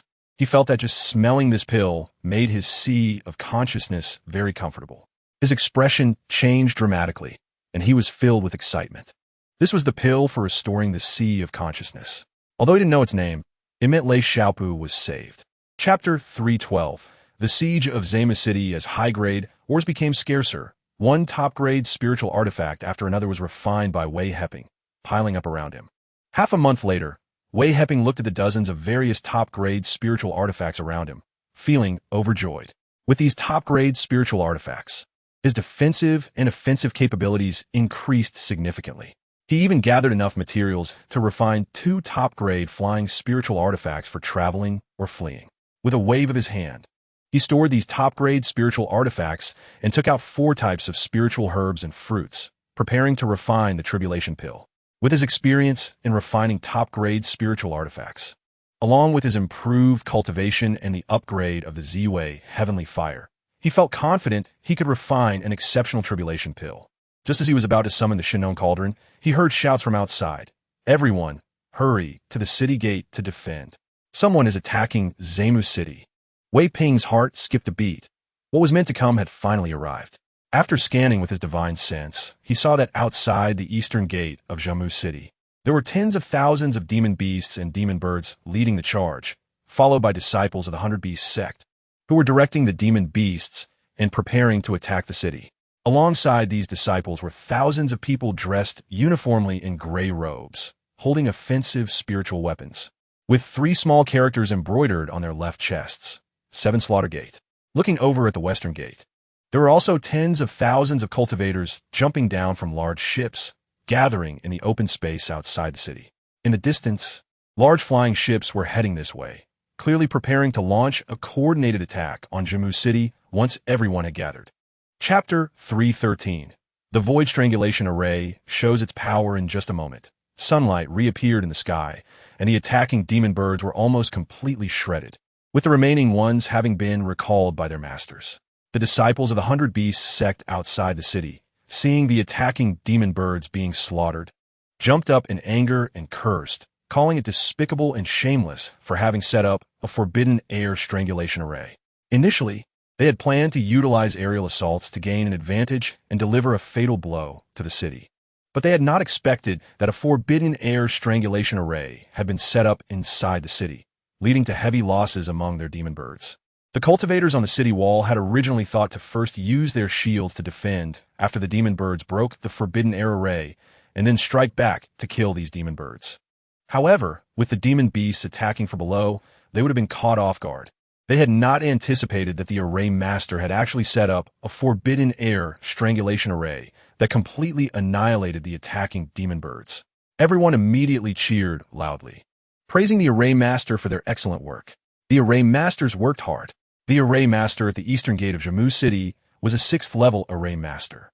He naturally knew that this forbidden air strangulation array was not set up by them. Given their level of array mastery, they could not have arranged such a complex array. He immediately thought of the Array King Elder, who was helping them. Chapter 314. A hard hit against the tribulation stage. Wow, that's impressive. I understand now. It was him who did it. How amazing. Even Hua Wushuang was killed by the Void Strangulation Array. Truly domineering. Lei Luojing gasped, quickly recalling how the leader of the Gathering Joy sect, Hua Wushuang, had fallen, and guessed that it was Wei Heping who had killed her. Originally, he had harbored a slight desire to seize Wei Heping's ring, but now it had turned into fear. If they fell out with Wei Heping, the Lei family would be doomed at his hands. Who knows if there was a Void Strangulation Array set up in the City Lord's mansion. Such an array, King should be befriended, not offended. The other elders of the Lei family, upon hearing Lei Luojing's words, immediately understood what he was referring to. These old-timers were shrewd, able to guess the outcome just from his tone. They were all greatly shocked by Wei Heping's methods and began to consider befriending him. At the eastern gate of Jiamu City, Wei Heping saw the elder of the 100 Beasts sect give an order, and tens of thousands of demon beasts charged forward to attack the city gate with a thunderous momentum, raising clouds of dust and thundering hooves, followed closely by the disciples of the Seven Slaughter Gate. The demon birds had suffered heavy losses, but the demon beasts had sustained none. So they had no choice but to order the demon beasts to attack the city. Chapter 315. Strangling the Tribulation Stage, Old Monster Wei Heping saw this Tribulation Stage, Old Monster, being ambushed by a nail-headed arrow, with its primordial spirit energy being absorbed by the arrow. He quickly raised his hand to retract the nail-headed arrow. The primordial spirit energy of this Tribulation Stage, Old Monster, was too great for him to bear. He grabbed the ring of this Tribulation Stage, Old Monster, and incinerated it to ashes. This was his first time directly confronting a Tribulation Stage, Old Monster. Although he had the powerful assistance of a nail-headed arrow and the primordial Slayer sword, his body refinement technique also played a significant role. Otherwise, he would have been shattered to pieces long ago. How bold! The remaining 2 Tribulation Stage Old Monsters were bombarding the defensive array of Jiamu City. The array patterns on the city wall flickered continuously, with several fragments of the array base shattered. It looked like they were about to break the defensive array, but it was maintained by the array master. Just as they were feeling frustrated, they saw their companion being taken down by a great ascension stage cultivator, and both of them exclaimed in shock, rushing over simultaneously, seeing 2 Tribulation Stage Old Monsters charging towards him. Wei Heping was frightened and quickly raised his hand to throw down several defensive array discs. Faced with the attacks from the 2 Tribulation Stage Old Monsters, no matter how strong his physical body was, he did not dare to confront them head-on. His armor and shields were hardly effective, far weaker than the protective capabilities of a 9th-level defensive array disc. After activating the array discs, Wei Heping turned and fled outside the city. He now understood that he could not stay in Jiamu City any longer. If he could lead away these 2 Tribulation Stage Old Monsters, it would also help Lei Xiaopu by at least reducing some of the crisis for Jiamu City. Chapter 316. The terrifying Void Strangulation Array. While Lei Luojun was puzzled, he sensed another terrifying aura approaching. Soon after, he saw Elder Yuandu from the Qinyuan Hall arrive and immediately understood why Wei Heping had fled. Another Tribulation Stage Old Monster had arrived. Would he just wait to be killed? However, he did not know that Elder Yuandu was an ally. Having met Elder Yuandu, Lei Luojun knew he was a helper and quickly flew down from the city, bowing in gratitude. Fellow Taoist Lei, no need for formalities. Who was that great Ascension Stage cultivator just now? He doesn't seem to be from the Lei family. Elder Yuandu raised his hand to gesture, not allowing Lei Luojun to bow, as this was a time of great battle, and such formalities could be set aside. That was fellow Taoist Wei Heping. He is a friend of my nephew, Lei Xiaopu. I believe he misunderstood you. Fellow Taoist Wei's array techniques are extraordinary. If it weren't for him, our Jiamu City would have been shattered. Lei Luojun quickly explained to Elder Yuandu, as he understood Yuandu had realized Wei Heping had misunderstood him. Oh, what exactly happened? Elder Yuandu had just arrived and had not seen Wei Heping use the strangulation array to slay that Tribulation Stage Old Monster. Fellow Taoist Wei just set up a Void Strangulation Array, first taking down a Tribulation Stage cultivator, and then luring away those 2 Tribulation Stage cultivators who were bombarding the Great Array. Otherwise, if those 3 Tribulation Stage cultivators had joined forces, they would have shattered the defensive array long ago, and Jiamu City would have been doomed. Chapter 317. Refining Tribulation Pills. We first need to shatter the Void Array patterns, and then we can enter the array. Lei Luojun breathed a sigh of relief when he saw Elder Yuandu stop. That was close. Thank you for the reminder. Fellow Taoist Lei. Elder Yindu bowed to Lei Luojun. If it hadn't been for Lei Luojun's reminder, he would have already been trapped by the void strangulation array. He had witnessed 2 tribulation stage cultivators fall within the array, and just thinking about it made him feel terrified. Elder Yuandu, no need for formalities. It's the least I could do as friends. Lei Luojun felt pleased that Elder Yuandu thanked him with a bow. It was not something just anyone could achieve to have a tribulation stage old monster express gratitude like that. Wei Heping had already dug out a cave on a mountainside, and after setting up a few arrays, he released Wei Shiqi from the small world. Honey, where is this? Are we safe? Wei Shiqi had been restless in the small world, worried about the battle outside. After checking the surroundings and organizing various items, she felt it had not been long before her husband let her out. Yes, we escaped. As for what happened to Jammu City now, I don't know. We'll check it out when we have time. This small world is a gift for you. Chapter 3:18. Special grade tribulation pills, 12 tribulation pills. 5 of which were special grade and 7 of which were upper grade, with not a single medium grade pill appearing, left Wei Heping feeling somewhat dissatisfied. He still had 2 sets of spiritual herbs and fruits for refining tribulation pills in his hands. So he picked up an upper grade tribulation pill and continued to examine it. The time for this inspection was quite long. Over a year had passed after checking the 7 high-quality tribulation pills, after identifying a few subtle mistakes and deducing them for several months. He finally found the perfect refining method based on the alchemy inheritance. Continuing to clean the Shinnong Ding, he summoned the Ziwei heavenly fire to refine the tribulation pills. The processes of liquefying, purifying, and discarding residues were a series of skilled operations, and only then did he collect the pills. 12 tribulation pills landed in the jade plate. Wei Heping picked up the jade plate, his face showing joy. All 12 tribulation pills refined this time were top grade, and he finally smiled. In his 3rd attempt at pill refining, producing all top-grade tribulation pills made Wei Heping very satisfied. He then continued with determination, picking up the last set of tribulation pill materials to refine again. In his 4th pill refining attempt, his speed increased a bit, and he became much more skilled during the process. After more than an hour, with a few crisp and pleasant sounds coming from the jade plate, another 12 top-grade tribulation pills were produced. Chapter 3:19. Encountering framing and pursuit, Wei Heping was furious and raised his hand to strike with a punch. Fortunately, the tribulation period old monster did not use all his power to kill him, thinking that a great ascension period cultivator was not worth his full effort. Boom!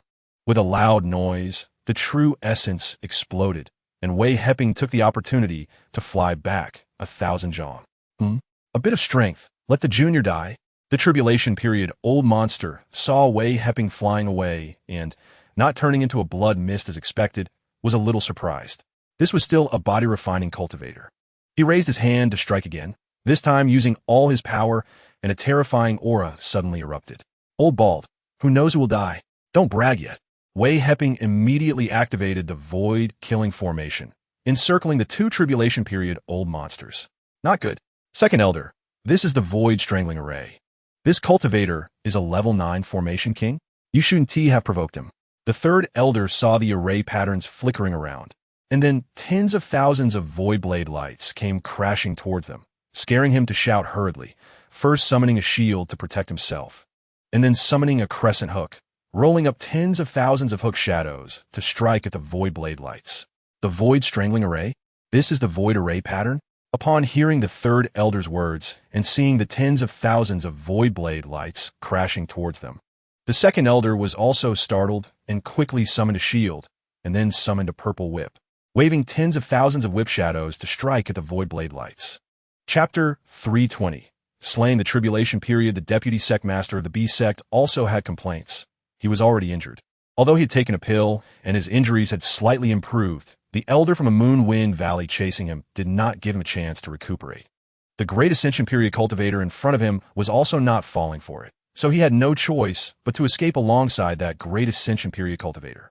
3 days later, Wei Heping felt that his true essence was excessively depleted, took out a pill and swallowed it, while simultaneously using the 5 elements great escape technique to flee and recover the true essence he had lost. The deputy sect master of the B sect had already swallowed a bottle of true essence recovery pills, although he was in the late stage of the Great Ascension. His true essence was still not as rich as Wei Heping's, and coupled with his injuries, it was even further reduced. If it weren't for his exceptional talent, and having cultivated escape techniques to the extreme, he would have been caught up by the tribulation period old monster behind him long ago. The tribulation period old monster at the back was also quite frustrated. These two great ascension period cultivators had been escaping for 5 days without showing a hint of fatigue, making him reluctant to give up. He could only continue the pursuit. The three of them flew in a straight line, but the distance between them gradually widened, reaching 1,000 zhang, then 3,000 zhang, and then 5,000 zhang. Just as the distance was about to stretch to 10,000 zhang, Wei Heping's divine sense spotted the location of Jiamu City.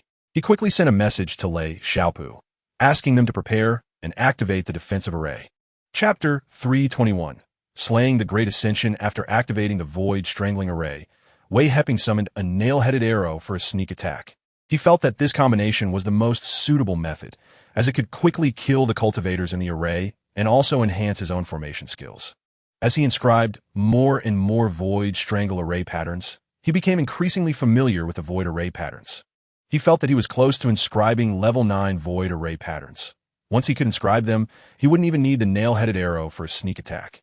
The Void Strangling Array alone would be enough to quickly eliminate the tribulation period old monsters. If you dare to chase me, be prepared to fall. The Old Bolt. Wei Heping cursed a few times, urging the nail-headed arrow to enter the body of the Moon Wind Valley Elder. Before he could react, the nail-headed arrow had already penetrated his purple palace, pinning down his primordial spirit. With a few muffled sounds, the shield shattered into fragments.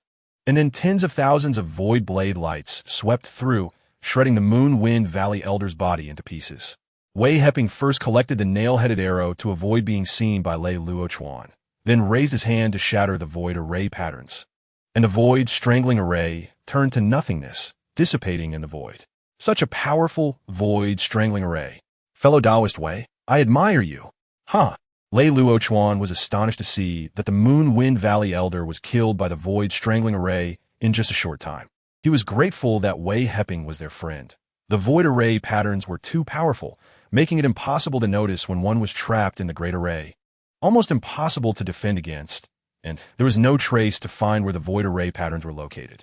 Chapter 322. Being pursued again. Fellow Taoist, wait. Do we have any misunderstandings? The other two great Ascension period cultivators who were in combat immediately realized that their companion had been killed by a sudden great Ascension period cultivator and quickly inquired. No misunderstandings. I just find you both unpleasant.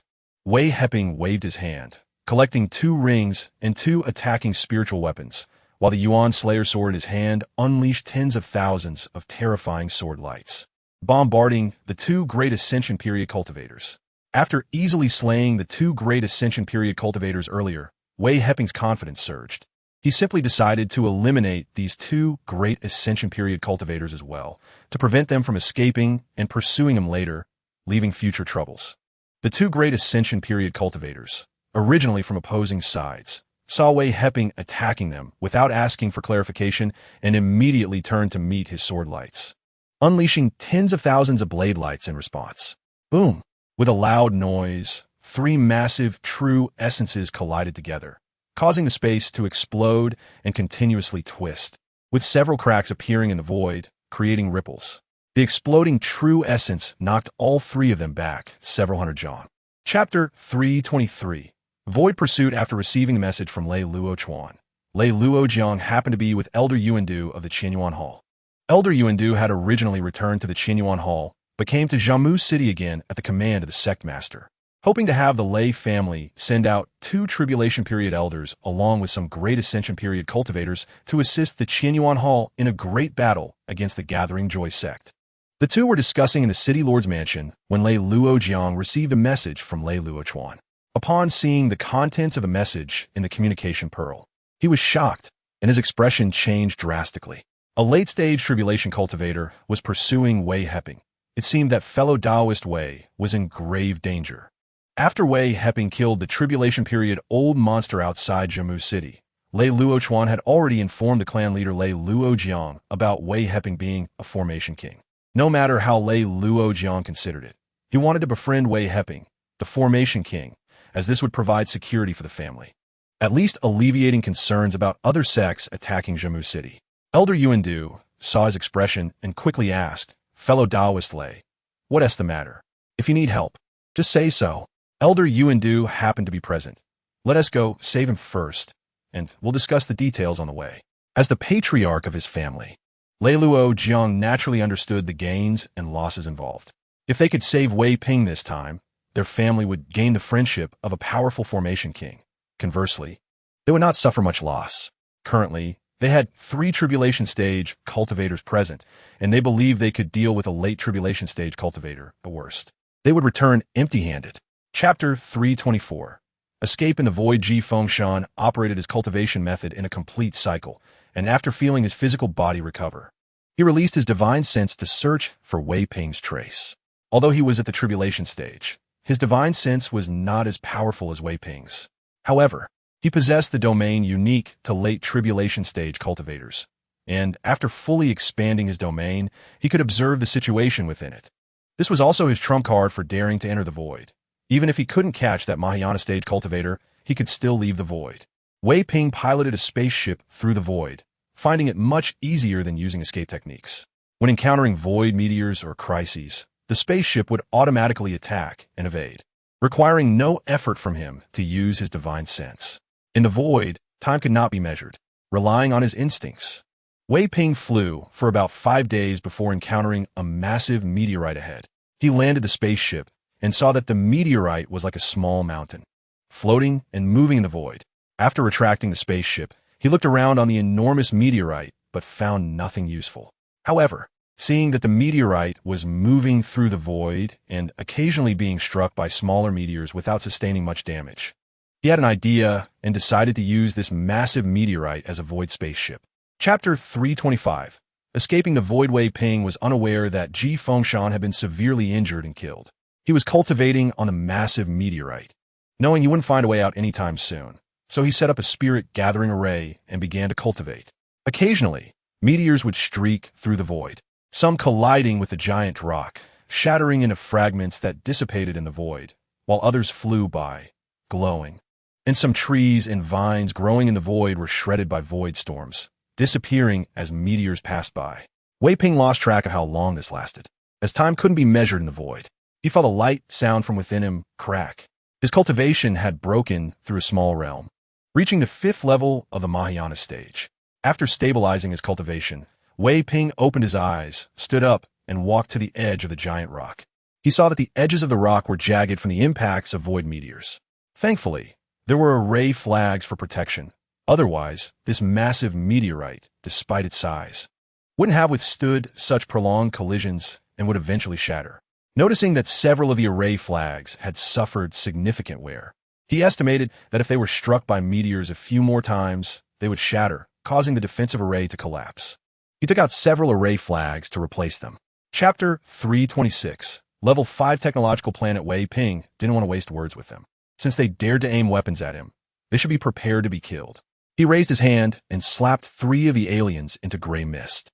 The remaining alien, frightened, had wide eyes that kept darting around, displaying fear in his eyes, though his face remained expressionless. It turned out to be a person with a facial paralysis. Their face showed no expression, but their eyes revealed fear.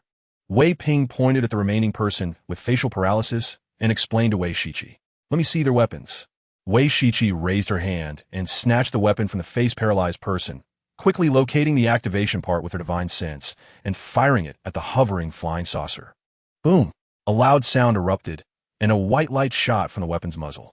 The hovering flying saucer shook but sustained no damage, demonstrating how sturdy its material was. What a solid shell! Wei Shiqi, who had used various weapons in the military, knew how powerful the weapon in her hand was, and the fact that it hadn't shattered the flying saucer made her exclaim in surprise. After the flying saucer was attacked, it immediately retaliated, shooting a white beam towards them from its launch point. Chapter 327. Seeking an exit. Our Lord will not meet strangers. Please follow us to the law enforcement department and clarify your origins. The people behind saw Wei Ping and the others continue forward and hurriedly ran a few steps ahead, their eyes filled with anger. Shut up! Wei Ping raised his hand and slapped the enforcer who appeared before them. sending him flying and exploding into a cloud of gray mist midair. Ah, a murder! The onlookers, witnessing Wei Heping's sudden attack that killed the enforcer, were frightened and scattered, shouting as they ran, "Let us go!" Wei Heping was tired of walking this way, feeling uncomfortable being watched and obstructed. He wrapped an arm around Wei Shiqi's waist and in a flash, appeared in front of the tallest building in Lanshan City. The guards at the entrance were crushed by the aura he emanated, exploding into a cloud of gray mist. "Who dares to intrude on the Lord's Hall?" A loud shout came from the second floor, followed by a figure jumping down. Before landing, they were crushed by Wei Heping's aura, resulting in a loud bang and another explosion of gray mist. The entire building's alarms blared, resembling ambulance sirens on Earth. "It's over." A team of law enforcers armed with weapons rushed out from various parts of the building. Chapter 328. Re-entering Jiue continent, Wei Heping took Wei Shiqi aboard a cosmic war disk and left Kongyue Nation. This war disk was more powerful than the spaceship in terms of speed and weaponry, a gift from Kong Liangshua to express gratitude or curry favor with them. Mayu Nation was located in the eastern hemisphere of the Krypton planet, not far from Kongyue Nation. Once Wei Heping became familiar with operating the war disk, they had already entered the territory of Mayu Nation. Scanning with his divine sense, he found the area desolate, filled with destroyed ruins. With only a few scattered cities standing in various locations of Mayu Nation, and the population was much lower than that of Kongyue Nation. In the southern border region of Mayu Nation, there was a void fissure stretching thousands of miles, extending through Mayu Nation into the distance. The pressure in the void was absent here due to the large rupture, so no void wind blades emerged, although some meteors occasionally fell from the fissure. Wei Heping knew this fissure was left behind after the destruction of the Xiantian planet. As the rules of heaven and earth continued to repair themselves, the fissure was slowly closing, but due to its size, the fusion was slow. It was estimated that it would take several hundred more years for the fissure to completely close. Chapter 329. Exchanging for the City Lord's token after finding a place to rest for 2 days, Wei Heping and Wei Shiqi returned to the teleportation hall. Seeing that the teleportation array to Heian continent was starting, some cultivators were departing from Jiue continent, but the announcement on the wall had not changed.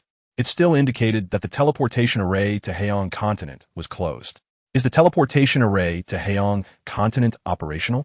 Give me a teleportation jade token. Wei Heping approached the window of the teleportation hall and asked the female cultivator behind it. "I'm sorry, senior, but you need to present the City Lord's token to use the teleportation array. The person you just saw has the City Lord's token." The female cultivator quickly explained when she saw Wei Heping's displeased expression. "All right, I understand." Upon hearing that it was a backdoor issue, Wei Heping turned and left the teleportation hall with Wei Shiqi. Lanyue City is under the jurisdiction of Lanyue Sect in the Jiue continent.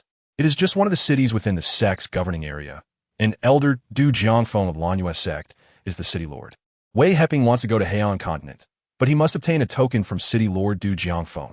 He does not know Du Jiangfeng and has no way to ask for the token, but he still plans to give it a try. If Du Jiangfeng does not give him the token, he will seek out the sect master of Lanyue Sect. He has ways to make the sect master give him the token. Chapter 330. Revenge for past life. Wei Heping took the city lord's token and turned to leave. He arrived at the resting inn and let Wei Shiqi enter the small world. For safety, he placed the small world inside the Xianwang Pearl and headed straight to the teleportation hall. He took out spirit stones to purchase a teleportation jade token, stepped onto the teleportation array, and with a flash of white light, he disappeared from the array. "Elder Du, where is that tribulation period cultivator?" The two elders of Lanyue Sect arrived outside the city lord's mansion, seeing the joy on Du Jiangfeng's face, but they did not notice the tribulation period cultivator he mentioned. "Oh, you two elders came too late. I've already sent that tribulation period senior away. I guess when he saw you two, he didn't say much and left Lanyue City directly." Du Jiangfeng lied without changing his expression and even flattered the two elders a bit. It's good that he knows his place. With us here, what is a mere tribulation period cultivator? In the future, if anything happens, inform us in advance. I want to see who dares to act arrogantly in Lanyue City. After saying this, the two elders turned and went back to the city lord's mansion. Du Jiangfeng did not pay attention to the two elders boasting. He had just obtained a tribulation pill and was too happy to care about such trivial matters. Chapter 331. The crisis of Jammu City. As Wei Heping and Wei Shiqi arrived at the entrance of Jammu City, Lei Luojun, who was patrolling the city wall, spotted them immediately. He quickly took out a communication pearl to send a message to the clan leader and then descended from the wall. Haha, Wei Heping, the lucky one, has finally returned. Please, friend Lei, good to see you again. Wei Heping was also very happy to see the familiar Lei Luojun, laughing heartily. The two exchanged greetings as cultivators and entered Jammu City together. Brother Wei, I knew you would be fine. Lei Luochuan, who was discussing family affairs with the clan leader in the city lord's mansion, flew over after hearing the content of the communication pearl from the clan leader, Lei Luojiang. Seeing that it was indeed Wei Heping returning, he laughed heartily and welcomed him. Brother Lei, I'm glad to see you too. Wei Heping was also very happy to see Lei Luochuan and quickly returned the greeting. Brother Wei, that tribulation period cultivator who was chasing you was killed by me. The clan leader, an elder Yuandu at the Void Rift. We waited for you for a few months, but had to return since you didn't come out. Lei Luochuan explained, assuring Wei Heping that no one would chase him anymore. Chapter 332. The might of the mixed great formation. Wei Heping ignored the gathered cultivators outside the city and focused on setting up the mixed great formation. As he placed the last formation flag, the tribulation period old monster outside the city gave an order, and countless blades of light shot toward him. With a crisp sound, the 8th level defensive formation did not last even a breath before being shattered by the massive true essence blades, creating a gap. Although the cultivators outside the city knew the result in advance, they cheered in unison. Several tribulation period old monsters flew towards the shattered area of the defensive formation, tried to enlarge the gap and storm into the city. Formation masters, step back. Seeing several formation masters rushing to repair the shattered formation, Wei Heping shouted and raised a top-grade attacking spirit tool into the formation core, activating the 9th level mixed great formation. A dazzling light suddenly flickered, enveloping the entire west side of Jammu City. The top-grade attacking spirit tool in the formation core kept flashing, and millions of blades of light suddenly erupted, indiscriminately bombarding the attacking cultivators outside the city. The sound of blades cutting through flesh echoed continuously, followed by piercing screams. The attacking cultivators outside were instantly decimated by the blades of the mixed great formation. Chapter 333. Qinyuan Hall wants to recruit after everyone left. Wei Heping opened the ring sent by Lei Luojiang on the city wall. After scanning with his divine sense, he was surprised to find 2 high-grade spirit veins, 20,000 top-grade spirit stones, and a mountain of various mining materials, as well as several bottles of pills needed by great ascension cultivators. The Lei family is very wealthy, truly worthy of being a large family in the cultivation world. Clan leader Lei Luojiang is quite generous. With these materials, he could quickly set up a great formation. After examining the items in the ring, Wei Heping realized that the spirit veins and spirit stones were gifts from Lei Luojiang in gratitude, and he couldn't help but sigh. Lei Xiaopu arranged a cave dwelling rich in spiritual energy for Wei Shiqi. After seeing her enter the cave, he returned to the family hall. Lei Luojiang and several elders returned to the main hall of the city lord's mansion to discuss family matters and prepare for the upcoming battle. Elder Yuandu returned to his cave in the city lord's mansion, took out a communication pearl, and sent a message to the sect master of Qinyuan Hall, detailing the events that just occurred in Jammu City and expressing his wish for the sect master to agree to recruit Wei Heping into Qinyuan Hall. Qinyuan Hall ranks among the top sects in the cultivation world, possessing strong strength, a 9th grade pill king, and an 8th level formation king, but lacking a 9th level formation king. Chapter 334. Joining Qinyuan Hall 10 days later, Wei Heping refined a large number of formation bases and flags, enough to set up the mixed defensive formation of Jammu City. He put away the furnace and called back the ZY Tianhua into the purple mansion for nurturing. Friend Lei, now we will set up the great formation. Take these formation bases and flags. This jade slip is for you. Follow the positions indicated in the jade slip to place them underground without any mistakes. When Lei Luocheng heard that Wei Heping wanted him to help set up the formation, he was extremely excited. Over the past few days, he had been refining formation bases and flags with Wei Heping. After Wei Heping's explanations, he understood the formation path, feeling that he would definitely advance to a 7th level formation king after completing the formation. He quickly took the jade slip from Wei Heping, stored the formation bases and flags. and flew into the air, placing them underground according to the positions in the jade slip. Wei Heping also took the remaining formation bases and flags, flying into the air and continuously placing them underground outside Jammu City. 3 days later, the defensive mixed Great Formation of Jammu City was completed, and Lei Luocheng also advanced to a 7th-level Formation King. He was extremely excited and respectfully bowed to Wei Heping after landing, thanking him for his guidance that allowed him to advance in the formation path. Chapter 335. Moonwind Valley joins the alliance after Wei Heping agreed to join Qianyuan Hall. Elder Yuandu immediately sent a message to the sect master of Qianyuan Hall, also informing him of Wei Heping's requests. Upon receiving Elder Yuandu's message, the sect master of Qianyuan Hall was overjoyed. The conditions proposed by Wei Heping were not conditions at all, being able to recruit a 9th-level Formation King, let alone Wei Heping bringing in 2 people. Even if he brought in 200 people, he would agree. After the mixed defensive formation of Jammu City was completed, it became as solid as a fortress. The Lei family gained confidence, and the entire Jammu City was filled with joy. Both incoming cultivators and those who had fled here for refuge were very glad to have come to Jammu City. The major sects and families that had unsuccessfully attacked Jammu City suffered heavy losses and retreated to regroup, preparing to attack Jammu City again. Since the Moon Wind Valley completely cleared the Moon Wind Forest, the Valley Master, Yu Qifeng, summoned the elders of the sect to discuss future plans, only to find that the sect had lost 3 elders in the tribulation stage, which caused a change in his plans. Yu Qifeng originally thought that clearing the surrounding sects of the Moon Wind Forest would result in some losses, but the elders in the tribulation stage would not fall. At most, they would lose a few great ascension stage cultivators, as the highest cultivation level among the surrounding sects was only at the great ascension stage. How could that lead to the fall of a tribulation stage elder? Chapter 336.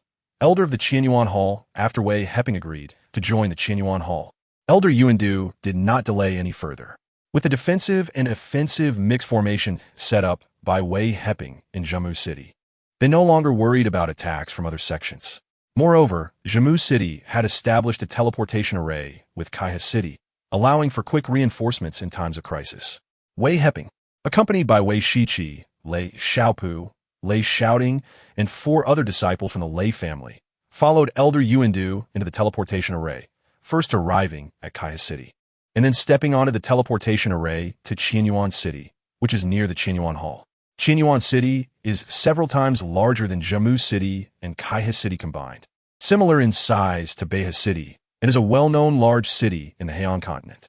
Its prosperity is not much inferior to that of Beha City, but Qianyuan City lacks a domain teleportation array, resulting in fewer cultivators from other domains coming and going, which is somewhat inferior to Beha City.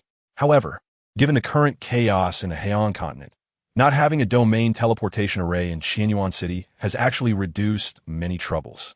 Furthermore, Qianyuan City is backed by the enormous Qianyuan Hall, which offers a wealth of resources.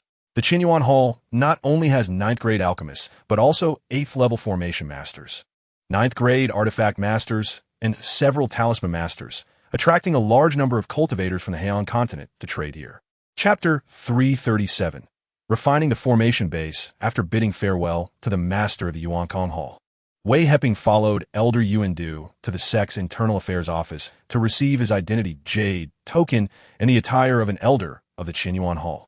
The Qianyuan Hall has 5 peaks. The front peak is for the disciples and deacons of the sect. The right peak is for the elders of the Qianyuan Hall. The left peak is for the senior brothers of the master of the Yuankang Hall. The central main peak is the master of the Yuankang Hall's residence. And the back peak is for the supreme elders. Wei Heping chose a cave dwelling on the right peak. The cave dwellings for the elders here are vast, and the spiritual energy is incredibly dense. It is estimated that there are at least 5 high-grade spiritual veins implanted beneath this peak. Otherwise, the spiritual energy would not be so rich. Elder Wei, you, in Fairy Wei, should rest first. If there's anything, send me a message. Elder Yuandu saw that Wei Heping had chosen a cave dwelling and would need to organize it, so he proposed to take his leave. The two had already exchanged messaging pearls on the way to the Qianyuan Hall, so they could communicate if needed.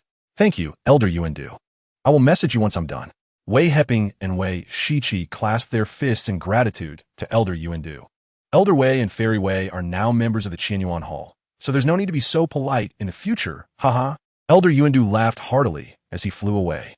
Chapter 338. Ninth grade mixed formation. Fu Yongjin saw the formation bases refined by Wei Heping. Each base was engraved with several formation patterns, and he couldn't help but admire Wei Heping's powerful spiritual sense. Wei Heping had refined so many formation bases without resting. Although the true essence required for refining these bases was not much, the effort demanded a great deal of spiritual sense. Especially since each formation base required spiritual sense to engrave the patterns. He knew that if too much spiritual sense was consumed, it would harm his sea of consciousness. 5 days later, after refining the necessary formation bases, Wei Heping raised his hand to cast a restriction and sat cross-legged to circulate his cultivation method to recover the true essence and spiritual sense he had expended. During these 5 days, Fu Yongjin gained more understanding of formations. But he did not know how to connect the direction of the formation patterns that Wei Heping had engraved with other formation bases.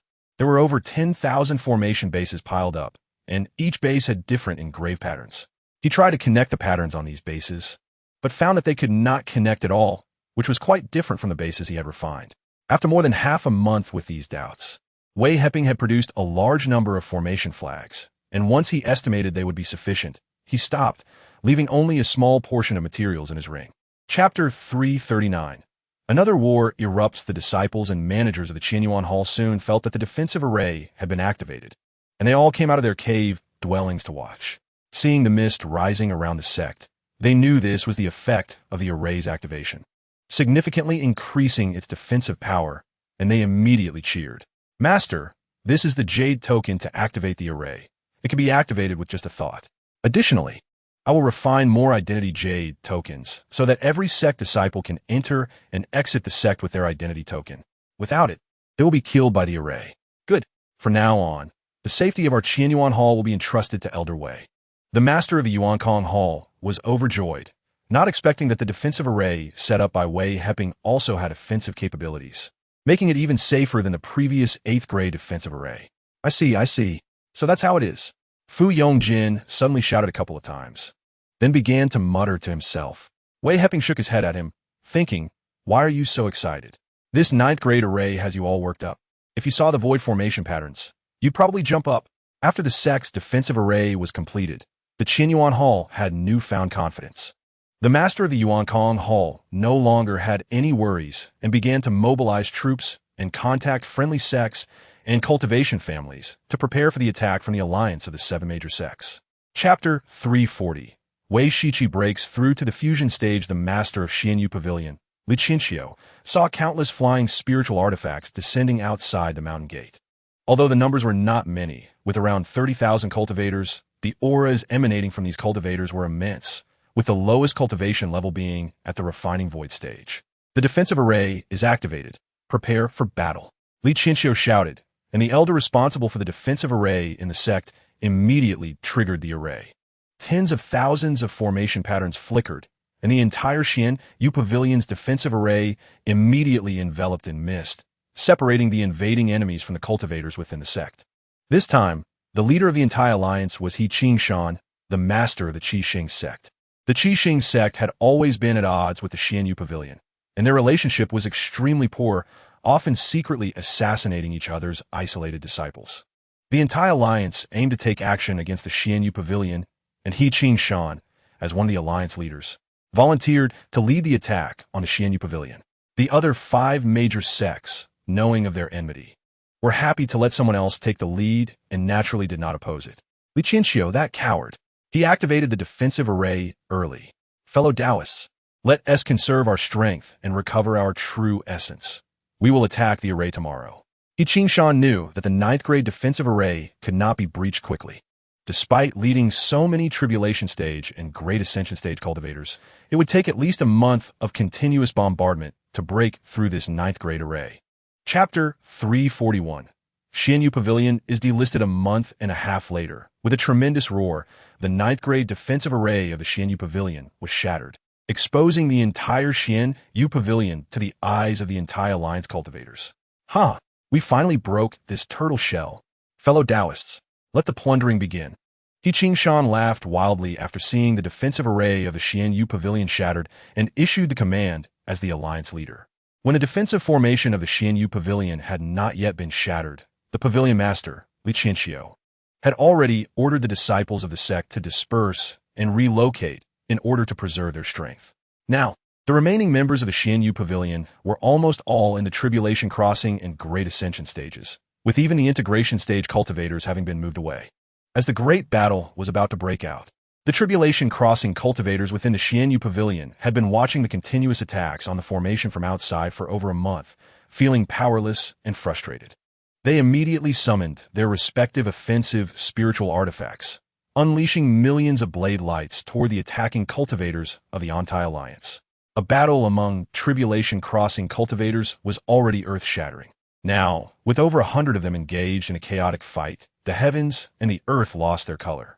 The Great Ascension and Integration Stage cultivators of the Anti-Alliance, who had followed the Tribulation Crossing cultivators to attack the formation, were the first to bear the brunt of the sudden assault from 30 Tribulation Crossing old monsters, resulting in the instant death of most of them, while 5 Tribulation Crossing cultivators were severely injured and forced to retreat. Chapter 342.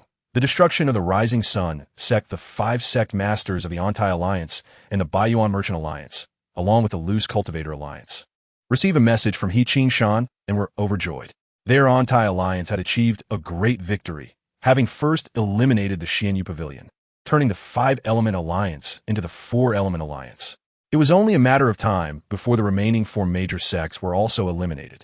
Each of them was filled with confidence, fantasizing that the Heyong continent was now in their hands. Although several Tribulation Crossing cultivators had fallen during this battle, they did not consider it a loss, as casualties were inevitable in war. After destroying the Xianyu Pavilion, they seized several spiritual stone mines and a large amount of resources, which meant they came out ahead.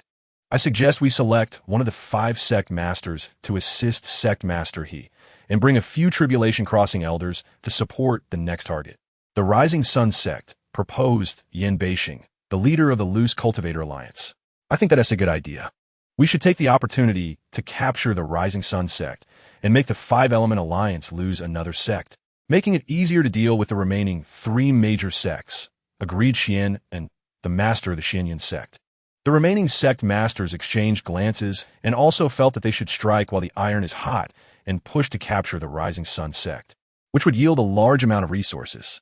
It should be noted that each of the 12 major sects of the Heyong continent controlled several large spiritual stone mines and many medium and small ones. Otherwise, how could they provide spiritual stones for the disciples of these major sects to cultivate?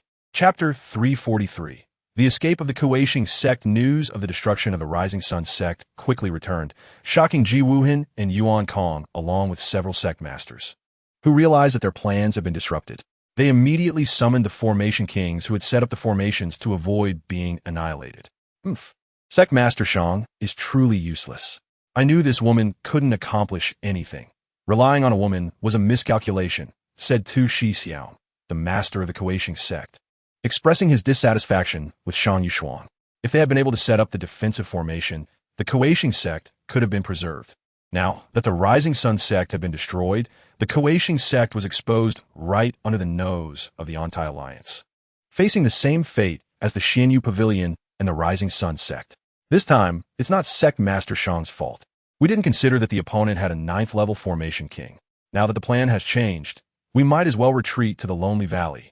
Hopefully, our sect's defensive formation can withstand the attacks of the Anti-Alliance. Ji Wuhan knew that the Kueishing sect would eventually meet its end as well. After the Kueishing sect was destroyed, it would be their turn in the Lonely Valley. It would be better to have a battle in the Lonely Valley against the Anti-Alliance. At least the Lonely Valley had a 9th-level formation king maintaining the defensive formation, and perhaps the Anti-Alliance would be unable to break through and would bypass the Lonely Valley to attack the Qin Yuan Hall. Yuan Kong, the master of Yuan Kong Hall, nodded in agreement with Ji Wuhan's suggestion. He also knew of Ji Wuhan's ulterior motives, wanting the Anti-Alliance to attack the Qin Yuan Hall. But Ji Wuhan was unaware that the Qin Yuan Hall also possessed a 9th-level formation king, and that their original 8th-level defensive formation had been upgraded to a 9th-level formation. Chapter 344. The plan of the Anti-Alliance in the Lonely Valley the 9th level formation king Jing Wenjie had long been leading several 7th level formation kings from a sect, along with some 5th and 6th level formation masters, preparing to repair the formation around the defensive array. The Valley Master, Ji Wuhan, knew that if they could not withstand the anti-alliance's attack this time, the Lonely Valley would be finished. Although the Qian Yuan Hall was powerful, they did not have a 9th level defensive formation, and it was only a matter of time before the anti-alliance would destroy them.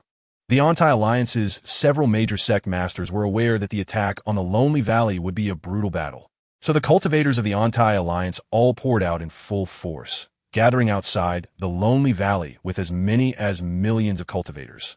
Their momentum more imposing and grander than ever. It was still the 9th level formation king from the Biyun Pavilion who struck first, arriving at the front of the Lonely Valley's defensive formation with the protection of 2 Tribulation Crossing elders, searching for the nodes of the defensive formation. This siege of the Lonely Valley was not only a battle among Tribulation Crossing cultivators, but also a contest between 2 9th level formation kings. The 9th level formation king in the Lonely Valley, Jing Wenjie, had already moved the sect's defensive formation nodes to a position guarded by over 20 Tribulation Crossing elders. As long as the anti-alliance attacked this node, they would be met with lethal force from the Tribulation Crossing elders. Chapter 345.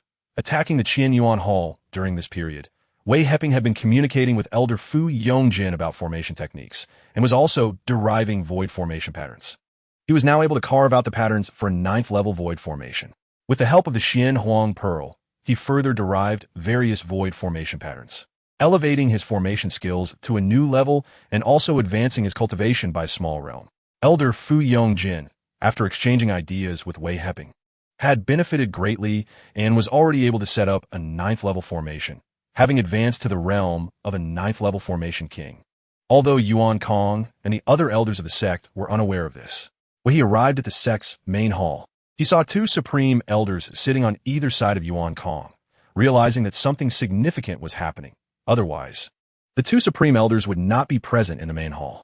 Upon seeing Wei Heping enter, Yuan Kong and the 2 supreme elders smiled at him and gestured for him to sit on their right side. Soon, several elders from the sect arrived in the main hall. Wei Heping noticed that there were 4 Tribulation Crossing elders, along with the Hall Master and the supreme elders. The Qian Yuan Hall had a total of 7 Tribulation Crossing cultivators, with 13 others holding various positions in the sect at the Great Ascension stage. The purpose of gathering all the elders today was to discuss the fact that the anti-alliance had bypassed the Lonely Valley and was attacking their Qian Yuan Hall. This time, the anti-alliance had 30 Tribulation Crossing cultivators, along with a 9th level formation king from the Biyun Pavilion. So the defense of the sect's formation relied on Elder Wei. Chapter 346. Strangling the anti-alliance, Kawuju arrived at the front of the defensive formation and did not receive any attacks from the Qian Yuan Hall, which put him at ease. The 4 Tribulation Crossing elders were also anxious. After all, the supreme elders of the Qian Yuan Hall were incredibly powerful. They felt confident against 1 supreme elder, but if 2 supreme elders attacked simultaneously, they feared they would not be able to withstand it.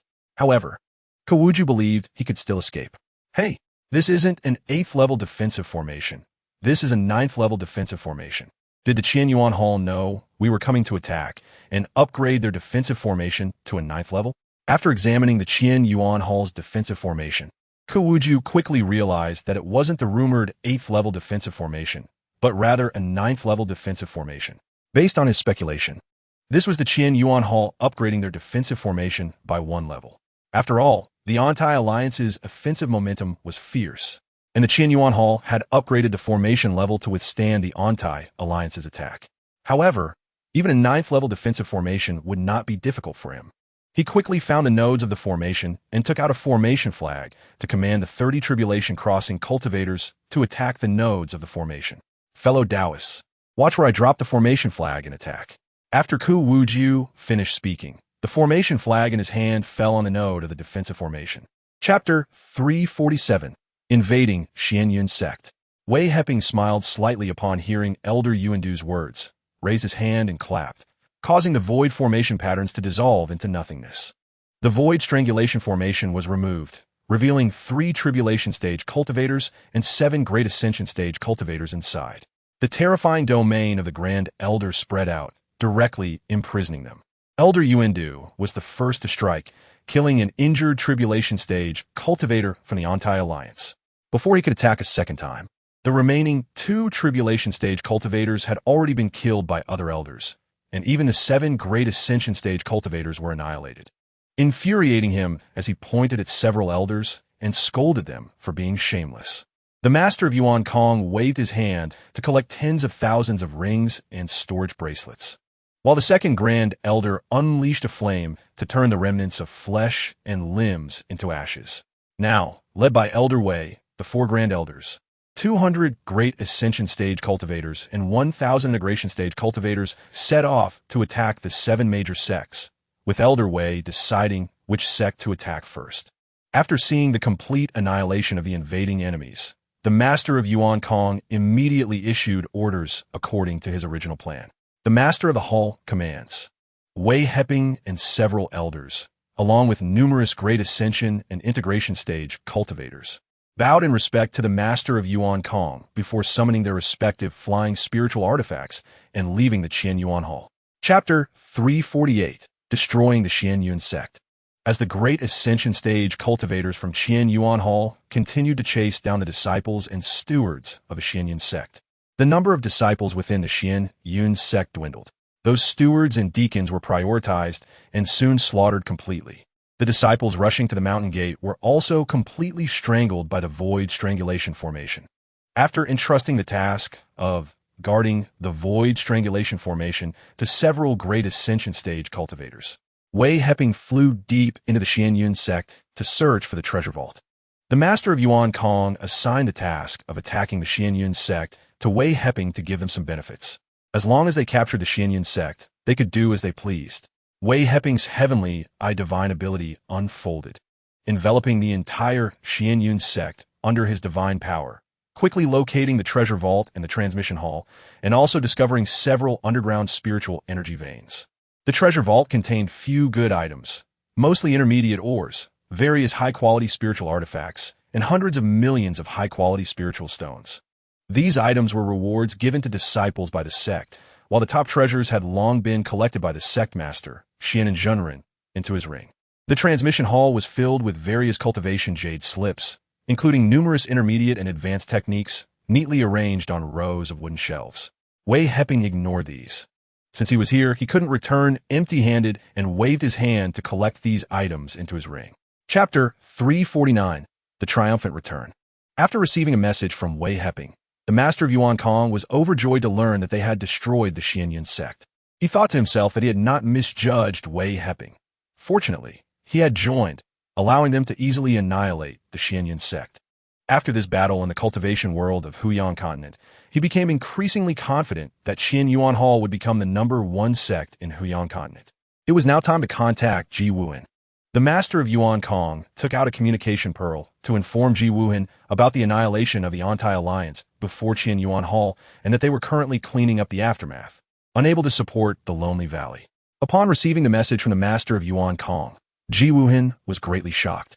He had initially thought that once Qian Yuan Hall was destroyed by the anti-alliance, his Lonely Valley would become the #1 sect in Huyang continent. He did not expect Qian Yuan Hall to be so powerful, completely wiping out the anti-alliance that was going to attack them. Although Qian Yuan Hall had disrupted his plans, Ji Wuhan also knew that Qian Yuan Hall must have suffered heavy losses in this battle. Otherwise, the master of Yuan Kong would not have said they were unable to support the Lonely Valley, which gave him a bit more hope for dominating the cultivation world. Immediately, he opened the defensive formation and commanded a decisive battle against the anti-alliance. With Ji Wuhan's order, the 3 major sect masters remaining in the Lonely Valley, along with their tribulation stage elders, and the tribulation stage elders from the Lonely Valley, totaling 18, faced off against 20 tired tribulation stage elders from the anti-alliance, who had been attacking the Lonely Valley for several days, with both side strengths nearly equal. Chapter 350, The Conspiracy of the Alchemy Alliance. Everyone returned to the main hall of Qian Yuan Hall, where Wei Heping took out a ring and handed it to the master of Yuan Kong. Master, this is our loot from this time. We will hand over most of the sect, and the rest will be divided among us elders and deacons. The master of Yuan Kong did not expect Wei Heping to contribute part of the gains to the sect. He had originally thought of rewarding Wei Heping and allowing him to lead the sect members to profit. They only needed to hand over the captured spiritual stone mines to the sect. Now, seeing that Wei Heping had given him another ring, he was overjoyed. He thought to himself, this elder Wei is not greedy and knows how to act with discretion. By doing this, he won't be envied by others in the sect. Very good. After scanning the items in the ring with his divine sense, the master of Yuan Kong was even more delighted. Although he had obtained the rings and storage bracelets of the tribulation stage cultivators from the Anti-Alliance, gaining a large amount of cultivation resources from the rings, he was still shocked after seeing what Wei Heping handed him. Good, good, good. Elder Wei has made great contributions to this operation, and the other elders have also done well. After we organize these spoils, we will discuss rewards. For now, let us all raise our glasses and celebrate. The master of Yuan Kong repeatedly exclaimed good 3 times and praised Wei Heping and the others, raising his spiritual wine, and everyone toasted to celebrate their great victory. Chapter 351. News of the Fire Rhythmic Mother Lotus. After listening to Ji Wuhan's thoughts, Shang Yueshuang felt that there was some truth in what he said. Now, among the 12 major sects, only Qian Yuan Hall had not suffered losses, and their strength had increased significantly. For the sake of face, Qian Yuan Hall would not necessarily come to destroy them. However, the Moon Wind Valley was different. They were originally enemies, and their sect was the one that suffered the least within the Anti-Alliance. If Lonely Valley and the Sunset sect faced off against the Moon Wind Valley alone, they would indeed not be their match, and could potentially be annihilated by the Moon Wind Valley. If the Moon Wind Valley really wanted to deal with these two sects, Qian Yuan Hall would surely find an excuse not to provide support.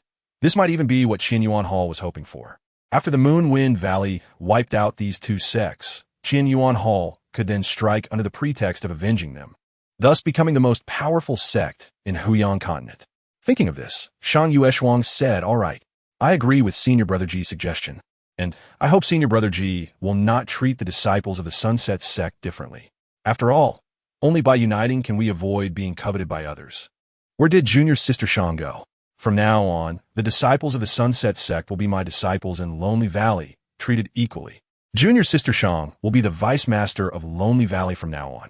Chapter 352. Obtaining the Fire Rhythmic Mother Lotus. Wei Heping ignored their discussions, raised his hand to cast a restriction, and began refining the tribulation elixir, liquefying, purifying, and throwing away dross in a dazzling series of operations. He had already refined tribulation elixirs before, so it was even more effortless for him now. After half an hour, everyone smelled an aura spreading in the hall, the scent of the elixir nearing completion, and everyone nervously watched Wei Heping, fearing he might fail at the final moment of collecting the elixir. When a crisp and pleasant sound rang from the jade plate, 12 tribulation elixirs spun continuously in the plate. Elder Xiang, please take a look. After Wei Heping lifted the restriction, he put away the Shinong Ding and Ziwei Tianhua and handed the jade plate to Xiang Yitian. Is this a special grade tribulation elixir? Xiang Yitian looked at the 12 tribulation pills in the jade plate that had stopped spinning, almost dropping the plate from excitement. He steadied himself. The Lord of Yuan Kong waved his hand and snatched the jade plate from Xiang Yitian's hand, staring at the 12 tribulation pills with a halo, so excited that he couldn't even speak. Indeed, they were top-grade tribulation pills. Oh my! Elder Wei was not only a level 9 array king, but also a level 9 pill king. No, wait. A level 9 pill king wouldn't be able to refine top-grade tribulation pills. This was the level of an immortal alchemist. Chapter 353. Shocked the sect after Wei Heping left the sect hall. He made an agreement with Xiang Yitian to hold a master-disciple ceremony in the transmission hall a month later. As for the 12 tribulation pills, Xiang Yitian didn't ask, and Wei Heping didn't seek out the Lord of Yuan Kong for them. He knew that the Lord of Yuan Kong would definitely not treat them unfairly. These 12 tribulation pills could allow Qian Yuan Hall to add 12 tribulation stage cultivators.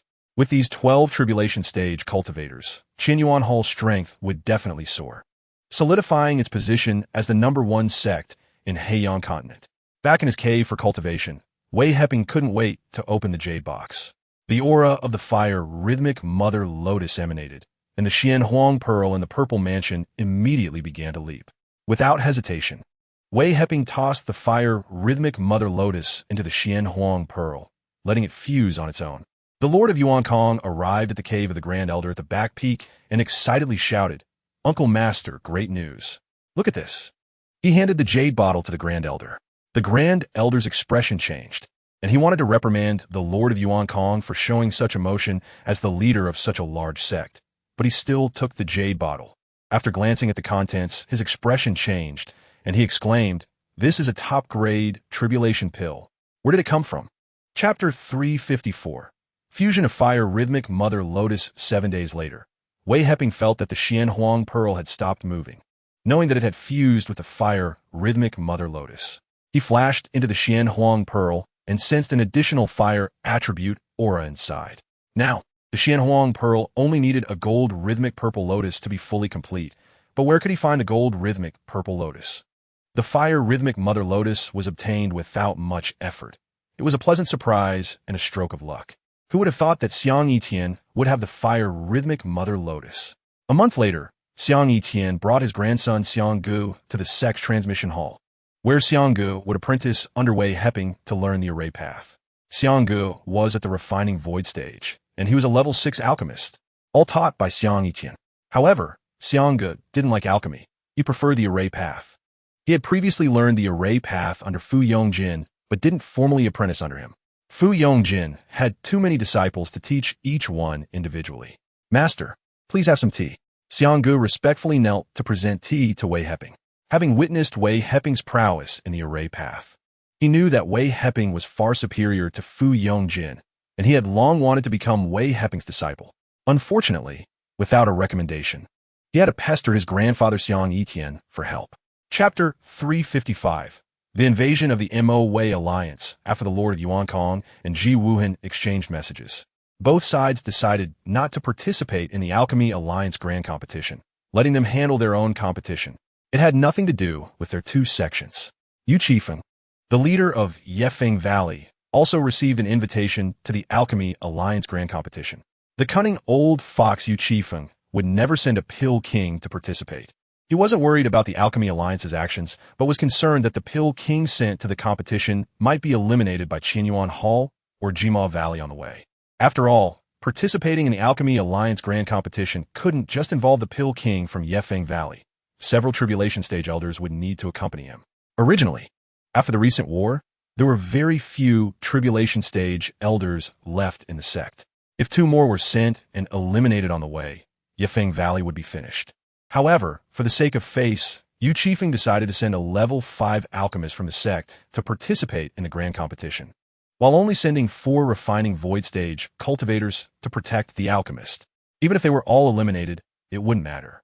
The Alchemy Alliance held its grand competition every 100 years to see if any talented alchemists had emerged and to recruit those with potential into the Alchemy Alliance, strengthening its power and reinforcing its dominant position in the cultivation world.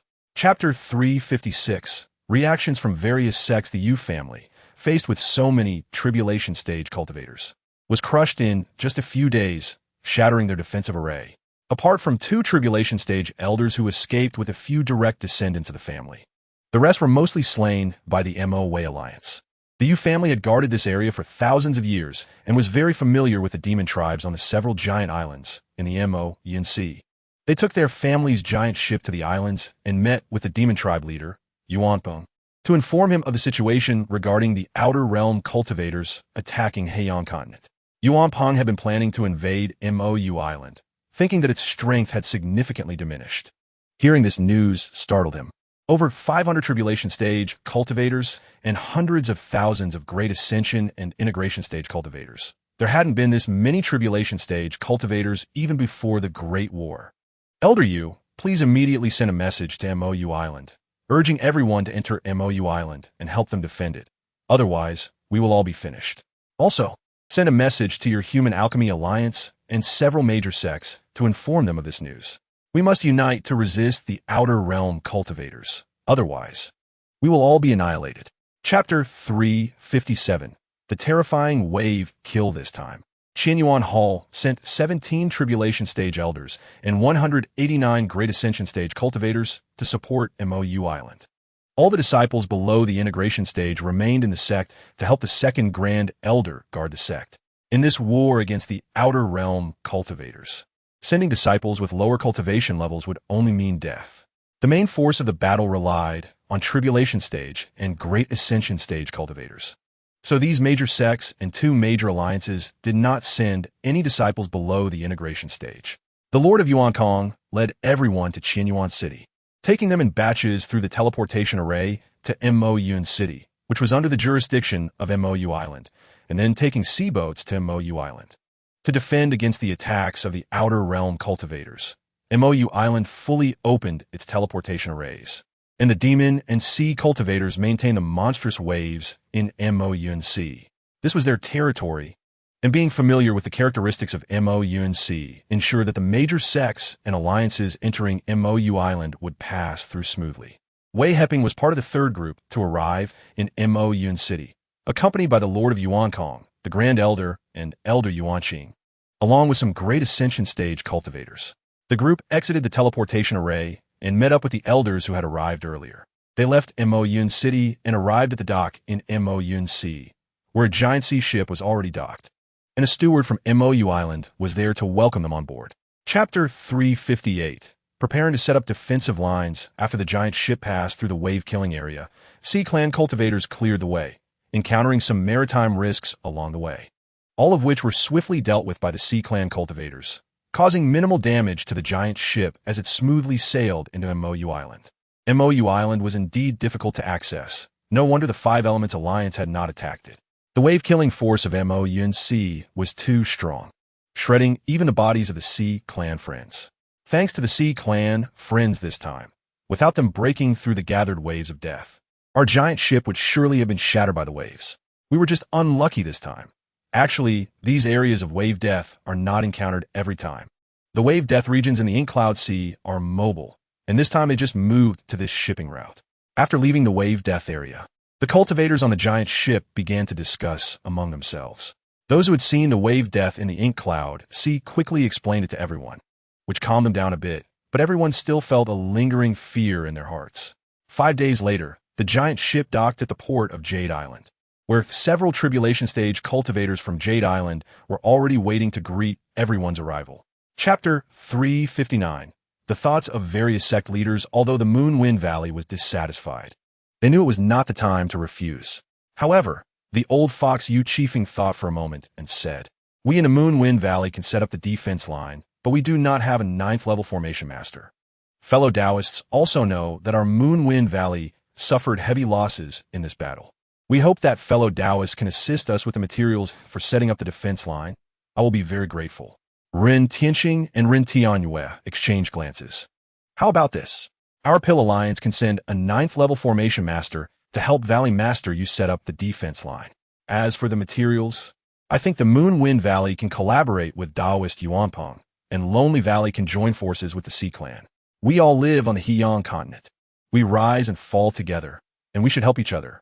The leader of the Monster Clan, Yuanpeng, and the leader of the Sea Clan, Arwen, initially felt happy that Ren Tianyue's words excluded their two clans. But now, Ren Tianxing's words changed their expressions, and they scolded in their hearts. These humans are indeed cunning, using grand principles to suppress us and leaving us speechless. Ji Wuhin and Yu Qifeng were overjoyed upon hearing Ren Tianxing's words and quickly cupped their fists in gratitude to Yuanpeng and Arwen. Although Yuanpeng and Arwen were unhappy at heart, they smiled and returned the gesture, indicating they would definitely unite. Chapter 360. The attack of the Mo Wei Alliance. Wei Heping saw the fleeting change in the face of the Lord of the Yuan Kong Palace. Although it was a minor change, he caught it and was startled, secretly thinking, could it be that the Lord of Yuan Kong is jealous of me because of this? It seems that the Qianyuan Palace is not my ideal place. I should make plans early. In the base of the Mo Wei Alliance, an Outer Realm cultivator, a middle-aged man with a black beard, sat in the main seat. This middle-aged man was the leader of the Mo Wei Alliance, Lang Yushan. At the late stage of Tribulation Crossing, fellow Taoists, although we have invaded the Heyang continent and occupied the residence of the Yu family, we have been blocked by the Ink Cloud Sea, resulting in the loss of 60 Tribulation Stage elders and thousands of Great Ascension cultivators. It seems that the products of this technological planet can cross the void fairly well, but they are powerless against the Ink Cloud Sea. Therefore, I have decided to use our spiritual weapon battleships to cross the Ink Cloud Sea and invade the Heyang continent. Leader, Our spiritual weapon battleships need to understand the various crises encountered in the Ink Cloud Sea before crossing. After searching the souls of the U family cultivators, I obtained information that across the Ink Cloud Sea, we need the help of Sea Clan cultivators to break the giant waves and whirlpools in the Ink Cloud Sea. Secondly, we must prevent the wave death that can gather in the Ink Cloud Sea, which can move at any time, and we do not know where it will appear. Lastly, we need to wait for 2 months, as the monstrous waves in the Ink Cloud Sea will disappear for 3 days at this time every year, and the sea surface will be as smooth as a mirror with no crises appearing. I believe this is the best time to attack into the Ink Cloud Sea. Chapter 361. The last line of defense after the spiritual weapon battleships entered the islands occupied by the Sea Clan, they began to reorganize and check for losses. Discovering that 2 of the 19 spiritual weapon battleships that had departed were already torn apart by deep-sea whirlpools, and 3 others were half destroyed by wave death and had become unusable, lying at the dock on the island. Leader, this time crossing the Ink Cloud Sea, we lost 2 spiritual weapon battleships, 3 were destroyed, 13 Tribulation Stage Elders, 173 Great Ascension Cultivators, and 2,252 Integration Stage Cultivators. Elder Gui Yonghuai reported the losses to Lang Yushan. How many days are we ahead of Jade Island? Lang Yushan did not pay attention to the fallen cultivators.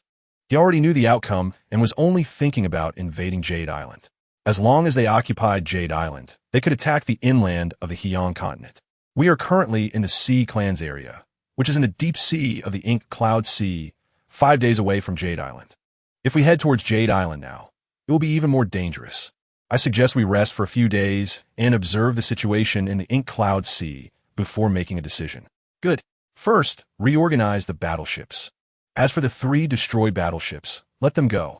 Lang Yushan was unfamiliar with the situation in the Ink Cloud Sea and did not dare to risk ordering further advancement.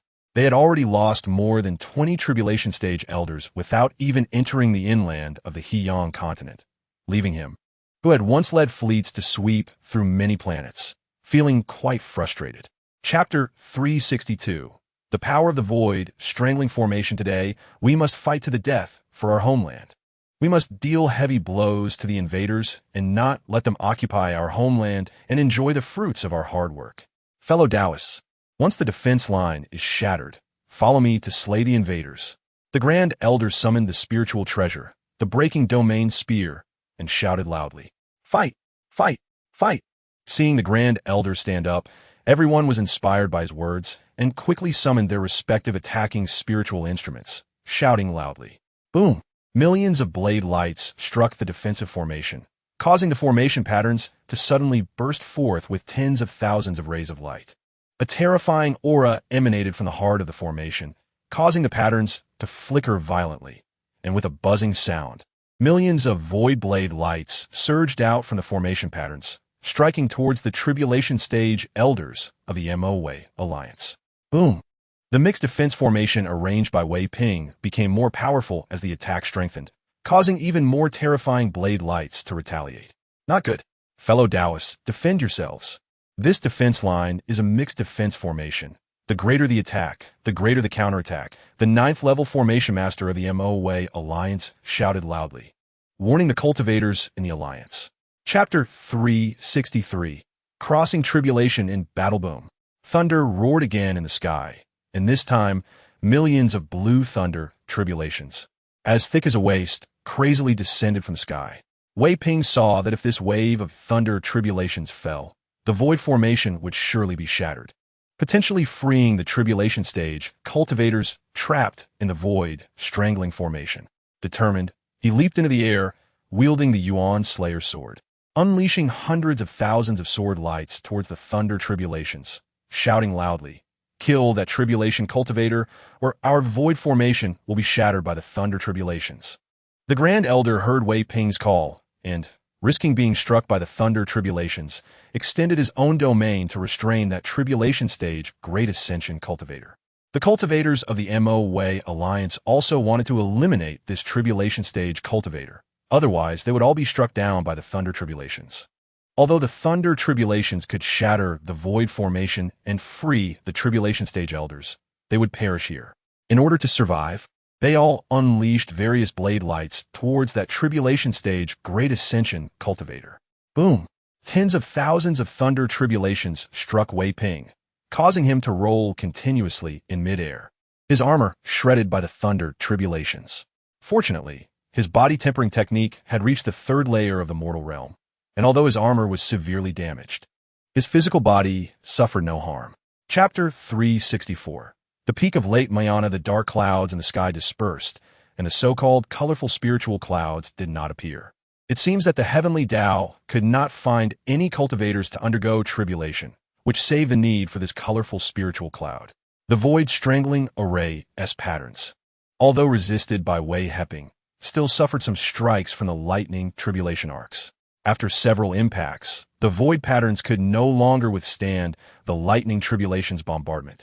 And at that moment, crack, a light sound was heard as the void pattern shattered, revealing the elders in the tribulation period within the strangling array.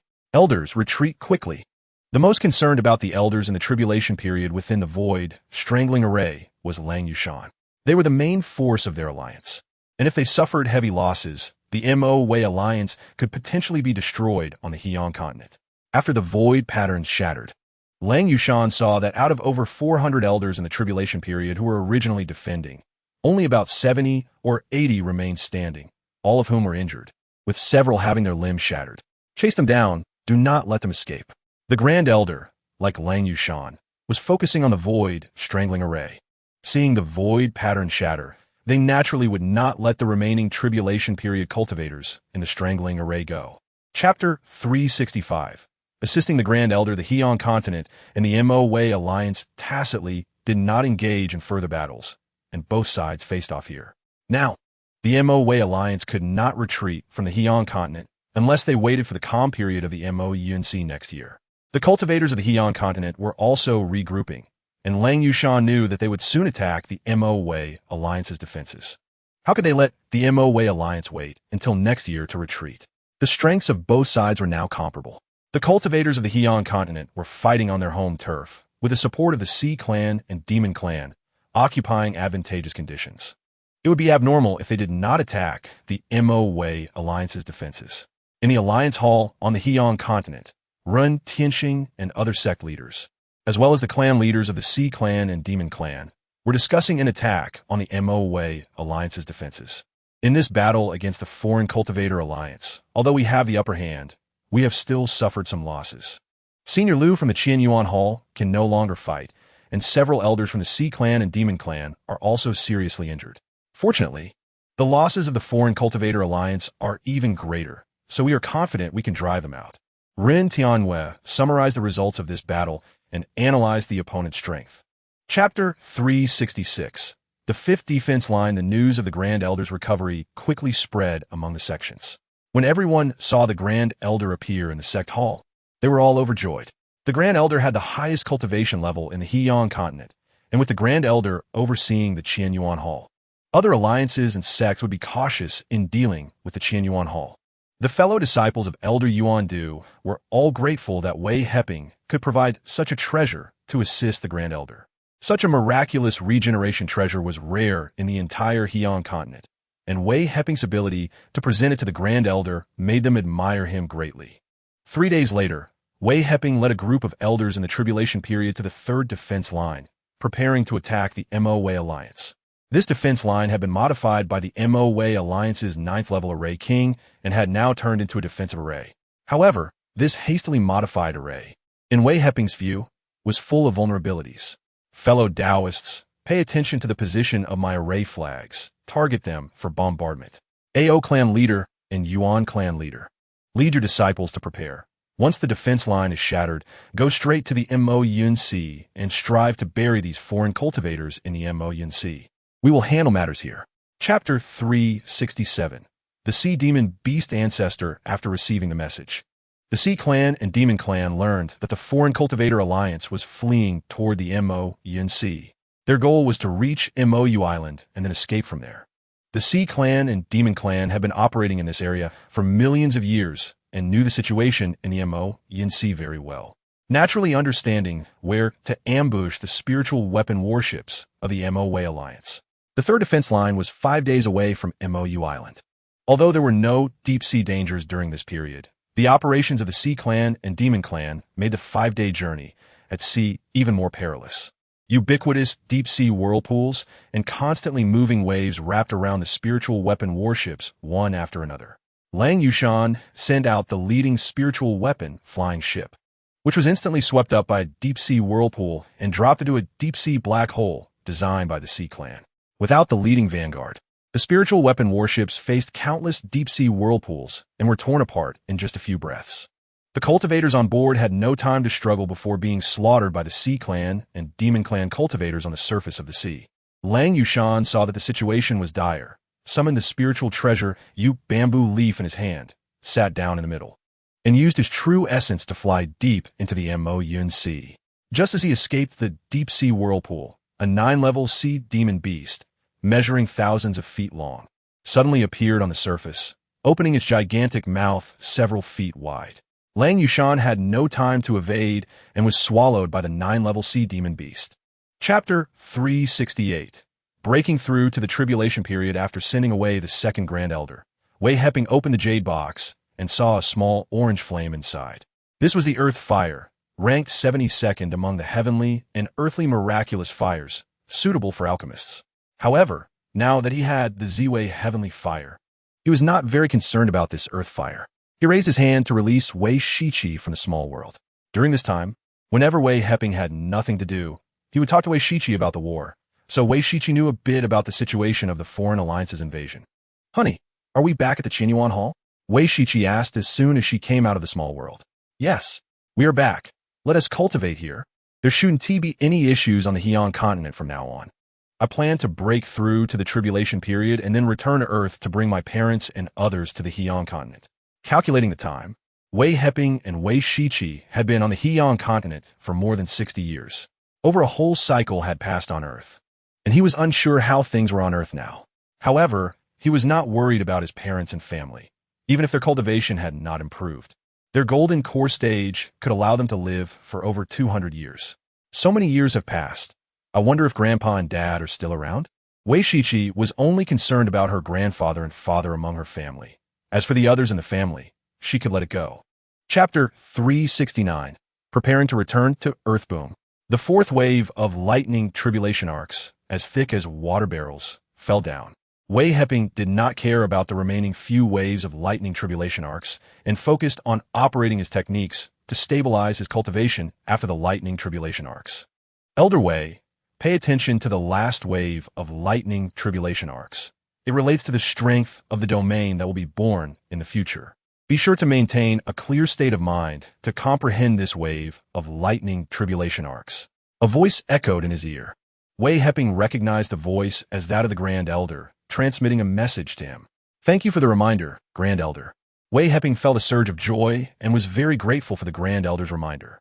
According to his previous thoughts, after overcoming the lightning tribulation, the appearance of the colorful spiritual cloud would signify the end.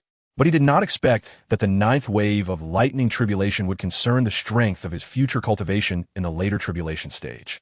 The Grand Elder was in seclusion, and upon hearing the sound of the lightning tribulation, he scanned with his divine sense and found that it was Wei Heping undergoing tribulation. He knew that Wei Heping was about to break through to the tribulation period and hurriedly transmitted a reminder to him, which could be seen as a small repayment for Wei Heping's earlier assistance.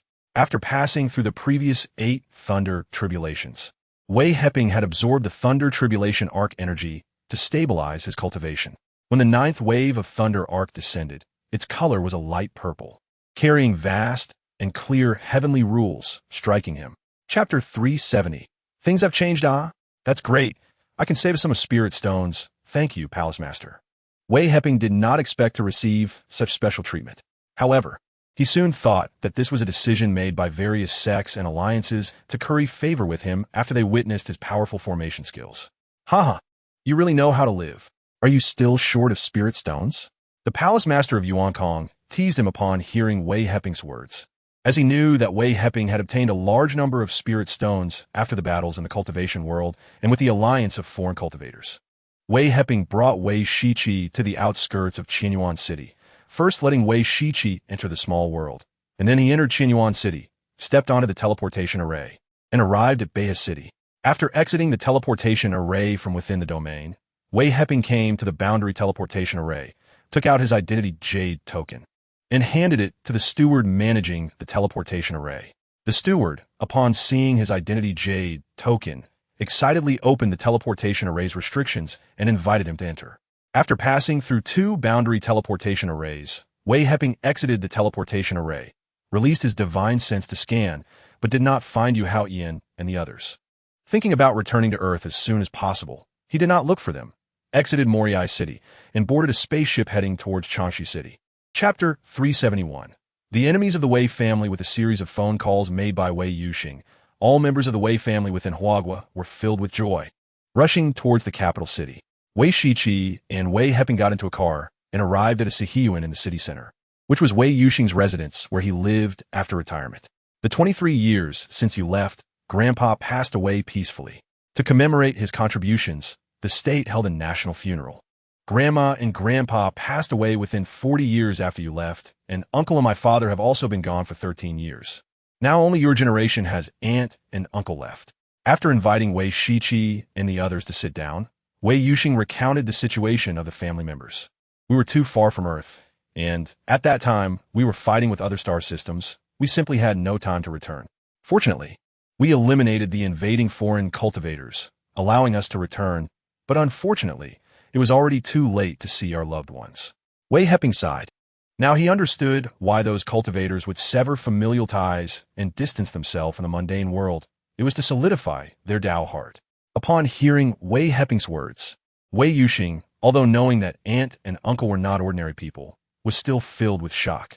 He originally thought Aunt and Uncle were cultivating in deep mountains and forests, but did not expect that they had long since left Earth and were fighting with other star systems. If it weren't for seeing Aunt and Uncle looking so young and being his relatives, he would never have believed Wei Heping's words. Chapter 372. Returning to Wei family village the next morning, the Wei family members came to the cemetery, and Wei Shiqi saw the graves of her grandparents and parents, uncles and aunts, recalling their appearances. Even the strong-hearted her couldn't help but shed tears.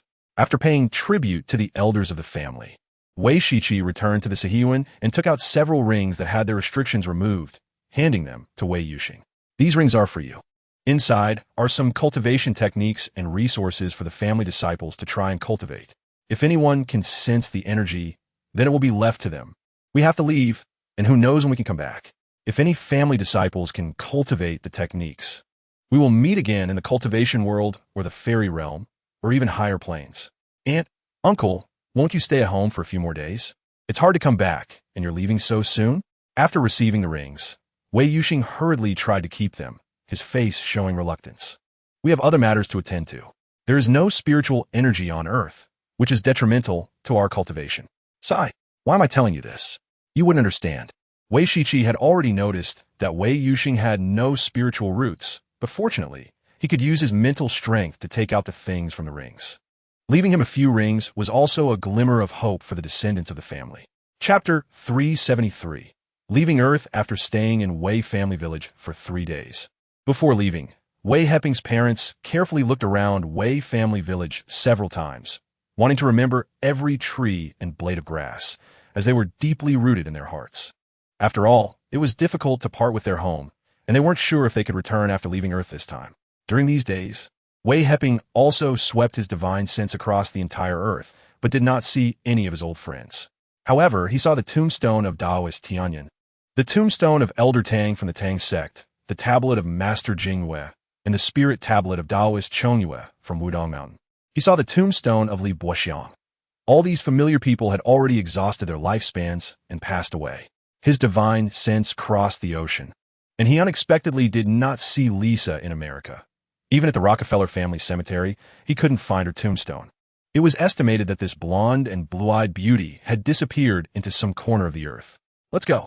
If you want to come back and take a look, you can return anytime. Seeing his parents' reluctant expressions, Wei Heping had to give them a glimmer of hope. We can still come back? Alas. But it's a pity that upon returning, everything has changed, and there is nothing worth cherishing anymore. Let's go. Upon hearing his words, his mother was first surprised, but then sighed, saying that it didn't matter whether they could come back or not. Chapter 374. Invitation to the Pill Alliance Grand Elders of Qianyuan Palace. Upon learning that Wei Heping had returned, came to visit with various precious gifts. They knew that Wei Heping was not only a 9th-grade formation king, but also a 9th-grade pill king. To befriend him, the gifts they sent were naturally not ordinary items. Mostly rare spirit fruits, top-grade spirit tea, and spirit wine. The Grand Elder saw Wei Xiaoya and directly accepted her as a disciple. Partly out of gratitude for Wei Heping's help, and partly because he saw that Wei Xiaoya was very suitable for cultivating his techniques. When Wei Xiaoya just arrived at Qianyuan Palace, her generation was on par with the palace master of Yuankong, addressing the elders of the Yuan generation as senior brothers. Wei Heping was naturally happy to see Wei Xiaoya take the Grand Elder as her master, as his cultivation and knowledge were somewhat inferior to that of the Grand Elder. He was aware of his shortcomings, and with the Grand Elder's guidance, along with the various cultivation resources provided, Wei Xiaoya's cultivation would definitely advance by leaps and bounds. Time flew by, and in the blink of an eye, 100 years had passed. In this century, the Heian continent had seen no wars and was filled with tranquility. The major sects and the two alliances had rapidly developed, and the entire Heian continent was thriving. During this century, Wei Heping's parents, under the supply of a large amount of rare resources, had quickly improved their cultivation and had now reached the mid-stage of the Void Refinement realm. Chapter 375. Arriving at the Pill Alliance for this Pill Alliance Grand Competition. Qianyuan Palace not only sent 4 elders in the Tribulation Crossing stage to accompany them, but also dispatched the 2nd Grand Elder for escort. On the surface, it was to escort the 9th-grade Pill King Xiang Yitian, but secretly it was to protect Wei Heping, the king of pills, formations, and arrays.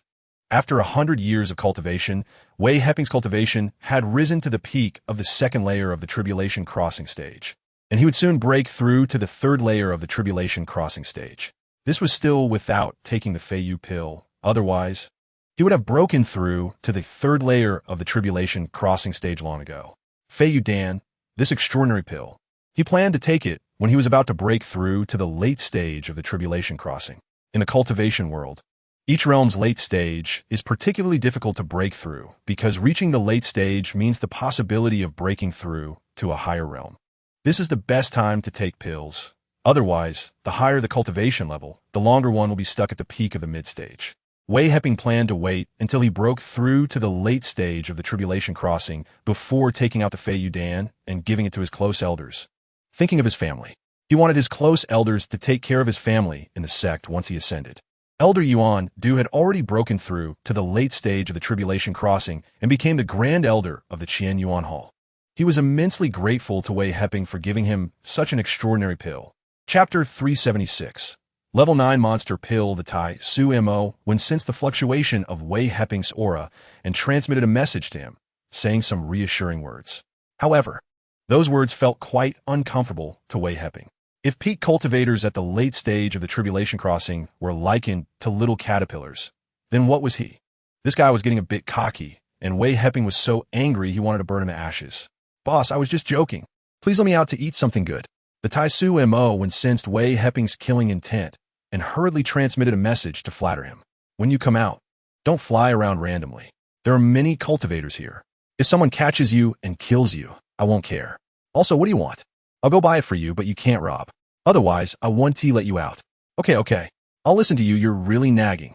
The Tai Su Mo when S transmission made Wei Heping furious, and he immediately transmitted back.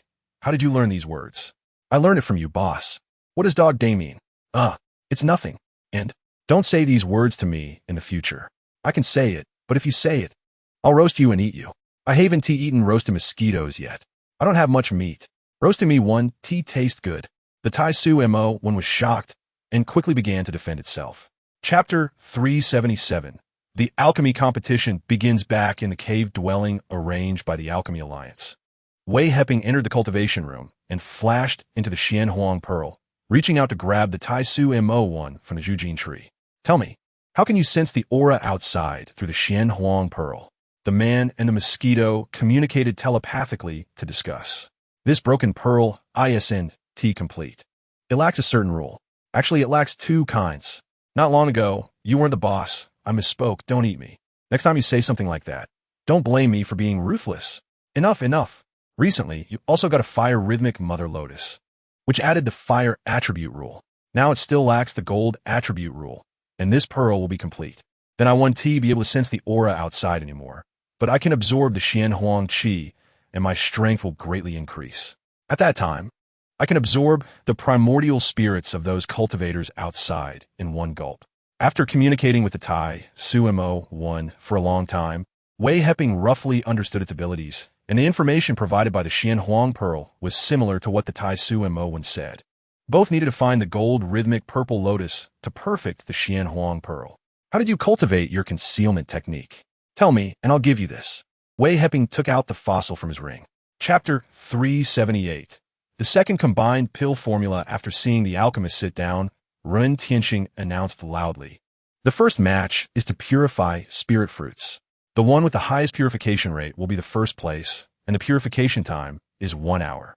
The level 9 alchemist Yu Huisheng stood up, waved his hand, and over 20,000 level 4 spirit fruits, Ku Longgua, fell onto the tables in front of each alchemist. He then took out a timing hourglass and started the countdown. Ku Longgua is used to refine healing pills for Yuanying stage cultivators. Wei Heping had also refined this kind of pill on Earth. But due to the thin spiritual energy the pills produced, they were not very effective. After arriving in the cultivation world, and with the improvement of his cultivation, he had become experienced and cautious during his lower cultivation stages, so he no longer needed such low-level healing pills. Wei Heping saw the alchemists begin to summon their flames to purify the Ku Longgua. Among these alchemists, the lowest was also a level 4 alchemist, and purifying Ku Longgua just matched their alchemy level, so he no longer watched. The timing hourglass quickly finished pouring out the fine sand, and with a shout from level 9 alchemist Yu Huisheng, time was up. The alchemists poured the purified Ku Longgua liquid into jade bottles, labeled them with their numbers, and placed them on the teleportation array pattern in the corner of the table to be sent to the detection array. Chapter 379. Wei Heping's combined pill formula. Yuan Hedong stood up and bowed to Wei Heping, saying, "Impressive, impressive. Friend Wei not only has a powerful array technique, but also has a high talent in alchemy." Yi Qingtian also stood up and cupped his hands, saying, "Friend Wei can combine a pill formula in such a short time and refine it into a top-quality pill, which impresses me greatly. I just don't know what effect your pill has. Please enlighten us." Wei Heping stood up in return and said, "My pill doesn't have a name yet, but it is for Huashan stage cultivators. One pill can likely help a Huashan stage cultivator advance a small realm, but only the first pill is effective. The effect of taking a second pill is minimal. Oh, can I let my disciple try it?" Upon hearing the effect of Wei Heping's pill, Yi Qingtian thought of his disciple who was at the mid-Huashan stage. If this pill could elevate him to the late Huashan stage, it would save a lot of cultivation resources. "Sure, feel free to try, friend Yi." Wei Heping thought to himself, "Aren't you afraid of ruining your disciple's stomach? I don't even know if this pill has such an effect. I just mentioned it casually, and you dare to let your disciple take it. It seems this disciple isn't very favored in your eyes. Maybe you want to use my hands to get rid of him." Chapter 380. The pill refined by Wei Heping. Ren Tianxing and several judges, hearing what Yuan Hedong and Yi Qingtian said, quickly approached. They had previously seen Wei Heping combine the pill formula, but no one had paid attention. Now, seeing the aura emanating from Wei Heping, it was evident that he had just broken through a small realm, and they all looked at the jade bottles on the table. What kind of pill did friend Wei refine? Can everyone appreciate it? Although Ren Tianxing was the leader of the Alchemy Alliance, he spoke to Wei Heping very politely, as they had all seen Wei Heping's powerful array techniques. "Alliance leader Ren, please feel free. I just randomly refined it, and I didn't expect it to have such an effect." Wei Heping pointed to the jade bottle on the table, indicating that everyone could take a look. Ren Tianxing picked up the jade bottle and poured out a pill surrounded by mist. He was shocked, being an 8-level alchemist himself. He naturally knew that this was the mist unique to top-quality pills. Top-quality pill? It really is a top-quality pill. Friend Wei, you are only a level 6 alchemist? How amazing. The judges next to him couldn't help but exclaim upon seeing the pill in Ren Tianxing's hand. Their gazes towards Wei Heping were filled with astonishment. To reach the peak in array techniques and also achieve level 6 in alchemy, this was true genius. Chapter 381. The demon race requests help for the transformation pill. Wei Heping watched as the alchemists began to refine pills after obtaining the spiritual herbs they needed. They started with 4th-grade pills, which were transmitted to the Pill Alliance's pill pavilion. After being inspected and approved by a 7th-grade pill king, the alchemists could continue refining the next grade of pills. This business was quite profitable. The Pill Alliance only provided spiritual herbs, and with free alchemists refining pills, how could they possibly lose money? Wei Heping cursed the Pill Alliance in his heart for being shameless and calculating. He was glad he didn't participate in the alchemy competition. Otherwise, his alchemical heritage would have been openly stolen by the Pill Alliance. It seemed that experience still mattered. He realized he was somewhat lacking compared to those old-timers, and he could easily fall into their traps. As the pill grades increased, more alchemists experienced furnace explosions. Fortunately, the Pill Alliance's protective formations ensured that these failed alchemists were not harmed. 3 days later, only 3 alchemists remained on the platform: an 8th-grade pill king from the Lonely Valley, an 8th-grade pill king from the Pill Alliance, and another 8th-grade pill king from the Moonwind Valley. The 7th-grade pill king from the Qinyuan Hall had failed in refining 8th-grade pills and had already been eliminated. Chapter 382. The Secret Realm Map. Jade Slipper Tianxing was very pleased with the cheers from the crowd below, smiling as he accepted the gratitude of the cultivators, which helped the Pill Alliance win the hearts of many. Wei Heping returned to the cave dwelling of the Qinyuan Hall, where the 2nd elder brought the leader of the Yuanpeng tribe to meet him. Greetings, Dao Friend Wei. The Yuanpeng leader, who had participated in the battle against the invading outsiders, naturally knew how powerful Wei Heping's formations were. Upon entering Wei Heping's cave dwelling, he quickly performed a cultivator salute. Dao Friend Yuan, you're too polite. Please have a seat. Wei Heping poured spiritual tea for the two and placed a plate of spiritual fruits on the tea table. Dao Friend Yuan, please take out your transformation fruit. Elder Wei can help you refine the transformation pill. The 2nd elder raised his teacup, took a sip of the spiritual tea, and turned to the Yuanpeng leader with a smile. The Yuanpeng leader was taken aback. He had thought the 2nd elder brought him to Wei Heping's cave to wait for Pill King Etian to help him refine the transformation pill. But unexpectedly, it was Wei Heping who would do it. Are you surprised, Dao Friend Yuan? I dare say Elder Wei's alchemy skills are second to none on the Heian continent. No one dares to claim a top spot. You'll find out soon enough. The 2nd elder continued, still smiling, seeing the shocked expression on the Yuanpeng leader's face. Chapter 383. The 2nd elder's reminder. Take this jade slip. When you return to the sect, select a few people to enter the secret realm. I suspect that this secret realm of the demon race requires powerful formations to open it. Since the demon race couldn't break it open, they presented it to you as a token of thanks for your help with alchemy. That Yuanpeng fellow is quite crafty. The 2nd elder waved his hand. Based on his understanding of the demon race, he quickly guessed the reason behind the Yuanpeng leader's gift of the secret realm. Just because the demon race couldn't open it didn't mean Wei Heping couldn't. It was likely that the Yuanpeng leader had given it considerable thought before deciding to present it. Thank you for your guidance, 2nd elder. Wei Heping had no idea the demon race had such schemes. He had never dealt with them in either of his lifetimes. In his previous life, he had only reached the nascent soul stage, while in this life, he had advanced to the tribulation transcendent stage. The people and matters he encountered were all ancient beings who had lived for millions of years. In terms of experience, he was still far behind them. We are all from the same sect and should help each other. No need for so many polite words. Prepare yourself. We are about to return to Qinyuan Hall. Chapter 384. Speculations about the secret realm with the send-off from the Pill Alliance's leader Ren Tianxing and a group of Tribulation Transcendence cultivators. The 2nd elder led the people of Qinyuan Hall onto the teleportation array and returned to Qinyuan Hall.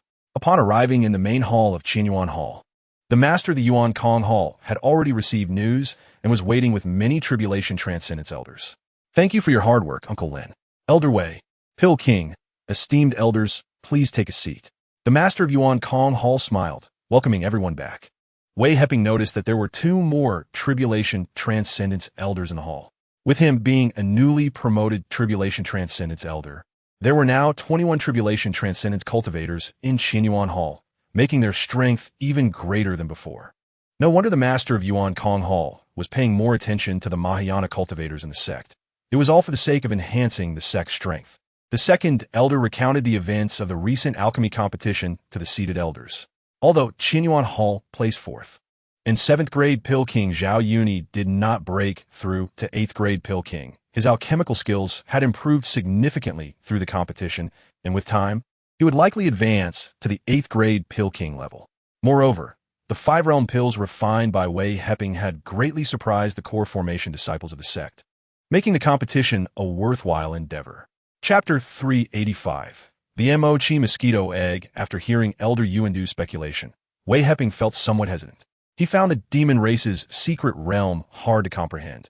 Was the Yuanpeng leader scheming against him, or were they overthinking it? Did the Yuanpeng leader genuinely want to gift him the secret realm to build a good relationship? Wei Heping felt uncertain about the master of Yuan Kong Hall's plan and shared it with Elder Yuandu. That could be worth a try, but to ensure everything goes smoothly, we could invite Uncle Lu to accompany us. What do you think? Elder Yuandu winked at him, a knowing expression on his face. Wei Heping felt a surge of excitement at Elder Yuandu's expression. Yes, inviting the Grand Elder to join would give them a better chance, and they would have a powerful ally. If they encountered a crisis, the master of Yuan Kong Hall could gather the sect's elders for rescue. After all, if the Grand Elder were in danger, the master of Yuan Kong Hall would not sit idly by. All right, then I'll go invite Elder Yuancheng. We'll go as a group of 4. Wei Heping thought of Elder Yuancheng and decided to bring along a few core elders from Qinyuan Hall. If there was danger, they would share the burden together, and if there were benefits, they would share them as well. Chapter 386. Luring the snake out of its hole after losing contact with the Mochi Mosquito Egg. Wei Heping felt relieved and activated his heavenly eye to start searching for the nodes of the formation in the secret realm. After inspecting for a while, he discovered that the formation in the secret realm was not naturally formed, but rather a man-made arrangement. It turned out that someone had locked the formation inside the secret realm, which explained why the demon race could not break it open. Everyone, pay attention. There are people inside this secret realm. I suspect someone is controlling this formation, and the formation is powered by high-grade spiritual veins. Each connection point of the formation base has a high-grade spiritual vein. Looking at the formation's base, there are as many as 36 high-grade spiritual veins providing energy for the formation. What could be inside that requires such an extravagant formation? What? Someone is controlling the formation inside? The Grand Elder and Elders Yuandu and Yuancheng were taken aback by Wei Heping's words and quickly gathered around. Yes, I don't think I'm wrong. Should we still try to open the secret realm? Wei Heping was unsure about who was inside, how many people there were, and what their cultivation levels were. Could they handle them? This needs to be decided after discussion among everyone. Chapter 387. Immortal in the secret realm, the demon and sea tribes invited several human loose cultivator formation masters. After these human formation masters arrived, they shook their heads, indicating that they were powerless. They couldn't find the nodes of the formation at all. In anger, the leader of the Yuanpeng tribe killed these human formation masters and then went to the North Lawn Chamber of Commerce, promising heavy rewards to hire an 8th-level formation king. This 8th-level formation king examined the formation for several months, but was also unable to unlock it. He didn't even accept the heavy rewards promised by the Yuanpeng leader and found an opportunity to escape. Finally, the Yuanpeng leader thought of cooperating with the North Lawn Chamber of Commerce. But he didn't tell Ren Tianyue that there was an old patriarch of their demon tribe in the secret realm.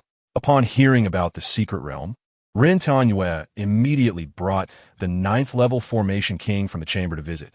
But unfortunately, this 9th-level formation king was also unable to unlock the secret realm's formation. Moreover, this 9th-level formation king told them not to waste their efforts attacking the large formation because it was flawless. Even if they broke through one area, the formation would immediately repair itself automatically. This was no formation that could be opened by a formation king from the cultivation world. The members of the demon and sea tribes saw that even the 9th-level formation king was helpless, so they had to return to their respective tribes. Over 100 years later, when the foreign cultivators invaded, the Huayan continent saw the emergence of Wei Heping, the 9th-level formation king, which gave the Yuanpeng tribe hope again. Chapter 388. Fragmentation of the Rule Talisman. Is the golden person in this secret realm an immortal? No wonder he is so powerful. Wei Heping was shocked by the words of the Grand Elder. He knew that when cultivators from the immortal realm came to lower planes, they would certainly be suppressed by the laws of heaven and earth. However, with the Rule Talisman protecting him, the immortal's aura could be suppressed within the rules of the cultivation world, allowing him to survive there. But once the rule talisman on him shattered, the laws of heaven and earth in the cultivation world would immediately crush him. The rule talismans on this immortal already had several cracks, which was why he was hiding in the secret realm. There was a formation protecting him, blocking the laws of heaven and earth outside the Great Formation. The immortal did not dare to leave the Great Formation, preparing to repair the rule talismans before leaving the secret realm. At this time, the old patriarchs of the demon and sea tribes discovered the secret realm, and after entering, they were quickly killed by the immortal. Wei Heping suddenly detonated the void explosion formation, shattering the formation of the secret realm. And the laws of heaven and earth from the Huayan continent rushed into the secret realm, crushing the rule talismans on the immortal that had not yet been repaired. This was also the golden light that Wei Heping and the others saw when the runes flickered, the light emitted after the rule talisman shattered. When the immortal saw the secret realm being destroyed, he knew he was finished and chose to self-destruct, then fell into reincarnation. However, the laws of heaven and earth came too fiercely. He had just begun to reverse his cultivation technique when he was crushed by the laws of heaven and earth. Chapter 389. The strange transparent monster Qingmi Valley is a geographical location with a medium-sized spirit stone mine, which originally belonged to the Qixing sect among the 12 major sects. After the war in the cultivation world, the spirit stone mine was seized by the Qinyuan Hall, and a great ascension period cultivator from the sect was stationed there. The master of the Yuankong Hall, upon receiving a blood sword message, realized that there was an emergency, prompting the sect's steward to use their own blood to infuse the flying sword message. He immediately summoned the elders of the sect to gather in the main hall to discuss. An unexpected situation occurred at the Qingmi Valley Spirit Stone Mine, as an unknown creature was discovered. I suspect that the steward guarding the Spirit Stone Mine has fallen. Junior brother Yuanqing, you take 3 elders in the tribulation period to quickly ascertain the situation. The master of the Yuankong Hall saw Elder Yuanqing arriving first at the hall and immediately arranged for him to go to the Qingmi Valley Spirit Stone Mine. Given the urgency of the situation, he couldn't wait for other elders to arrive for discussion. Yes, Elder Yuanqing, upon hearing of the unexpected situation at the Spirit Stone Mine, immediately called for the 3 elders who had just entered the hall, and the 4 of them left the hall heading towards the Qingmi Valley Spirit Stone Mine.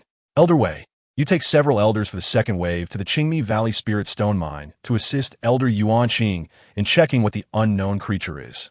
When Wei Heping arrived at the hall, the master of the Yuankong Hall immediately arranged for him to go to Qingmi Valley. With the formation King Wei Heping stepping in, it was believed they would soon find out where the unknown creature came from. Chapter 390.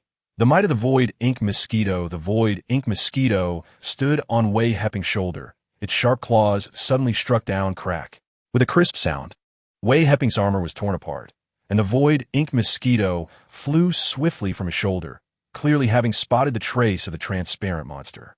This African chicken is not bad. It turned out to be even better than my heavenly eye technique, discovering those transparent monsters so quickly. At this moment, Wei Heping also saw the transparent monsters deep in the mine. He didn't expect the Void Ink Mosquito to act before him, and had already charged toward the transparent monsters. When the Void Ink Mosquito was less than 100 zhang away from the transparent monsters, it opened its long beak and sucked in several of them, then continued to fly downward. As it went deeper, the number of transparent monsters it encountered increased, and their sizes grew larger. After burrowing down 1,000 zhang, Wei Heping saw that the transparent monsters here were nearly human-sized, yet he still couldn't see their legs. They looked like wingless weebles flying in the air, which appeared very strange. The enormous transparent monsters were now too large for the Void Ink Mosquito to transform into a stream to suck in, but it would attach itself to these transparent monsters, directly inserting its long beak into them. In just a couple of breaths, the transparent monster, which had a body size similar to that of a human, shrank at a visible speed and was sucked into its mouth. Chapter 391. The abilities of the guinea pig. Wei Heping saw that these 2 guys had jumped inside the monster's body and took a long time to come back to his senses. Quickly moving to the monster's side. The skin is nice. It can be refined into armor. Wei Heping felt the monster's skin. It was tough, thin, and soft. Although it was less than half a point thick, its defensive power was immense. Even the long beak of the Void Ink Mosquito couldn't penetrate it. Truly a good item. What kind of creature is this guinea pig? Its horns also don't look sharp, yet they're more powerful than the long beak of the Void Ink Mosquito. Wei Heping thought for a long time, but couldn't figure out what kind of beast this was. At this moment, the void ink mosquito drilled out from within the monster, not speaking to Wei Heping, and quickly flew to a branch of a hibiscus tree, clearly busy absorbing and refining what it had taken from the monster's body. Wei Heping lifted the monster's skin, and the guinea pig fell out from inside, revealing that it had been asleep within the monster. Looking again inside the monster, only a layer of skin remained. He had no idea what else was inside the monster, as it had all been devoured by these two creatures. He stored the monster's skin in his ring, tossed the guinea pig under the hibiscus tree, then vanished from the Xianhuang Pearl, needing to find Elder Yuanqing and the others. Chapter 392. The strange monster. A dull roar echoed from the mountain wall, and then the entire mine began to tremble. The loose stones on the mountain wall fell. The ground shook, and the entire mine swayed, yet it did not collapse. At this moment, a larger monster burrowed out from the mountain wall, leaving no trace of passage. If it weren't seen with the naked eye, it seemed as if this monster had appeared out of thin air. The smaller monster nearby trembled upon seeing the larger one, then leaped onto the larger monster, quickly merging with it. The larger monster swelled up like an inflated balloon, visibly expanding at a rapid pace. Its body soon filling the mine, becoming even larger. Wei Heping and the others had never encountered such a bizarre situation. Just as they were about to turn and flee, the monster opened its mouth and sucked in, causing everyone to feel an immense pulling force. Even though they were all at the tribulation stage, they could not withstand this overwhelming suction and were instantly drawn into the monster's mouth. Even Elder Yuanqing, who was leaning against the mountainside, and another elder, along with the fallen elder lying on the ground, were also sucked into the monster's belly. Damn, we're inside its mouth. Everyone, hurry and protect yourselves. Wei Heping exclaimed in shock, quickly summoning a shield to protect himself, and using 2 more shields to protect Elders Yuanqing and the other elder. As for the fallen elder, since he was already dead, there was no need to use a shield on him. Chapter 393. Surrounding and killing the fusion monster. Thinking of this, Wei Heping raised his hand and summoned the Ziwei Heavenly Fire, transforming it into hundreds of flame spears that struck in one direction. With a loud bang, hundreds of flame spears hit that spot, causing a shower of light purple fragments. Wei Heping seemed to see the monster's skin shattered in several places, revealing the mountainside outside. But soon those openings mended themselves. A piercing scream echoed, and everyone felt the monster's speed through the mountainside increase by hundreds of times. With a loud bang, they saw a light from the outside, followed by ripples flashing by, as if after several spatial jumps, the monster finally came to a stop, revealing a desolate plain. After the monster stopped, it collapsed to the ground with a thud, presumably due to the massive energy consumption from passing through the mountainside, combined with the internal damage caused by Wei Heping's flame spears, having suffered severe injuries after several spatial jumps. Everyone attack this spot.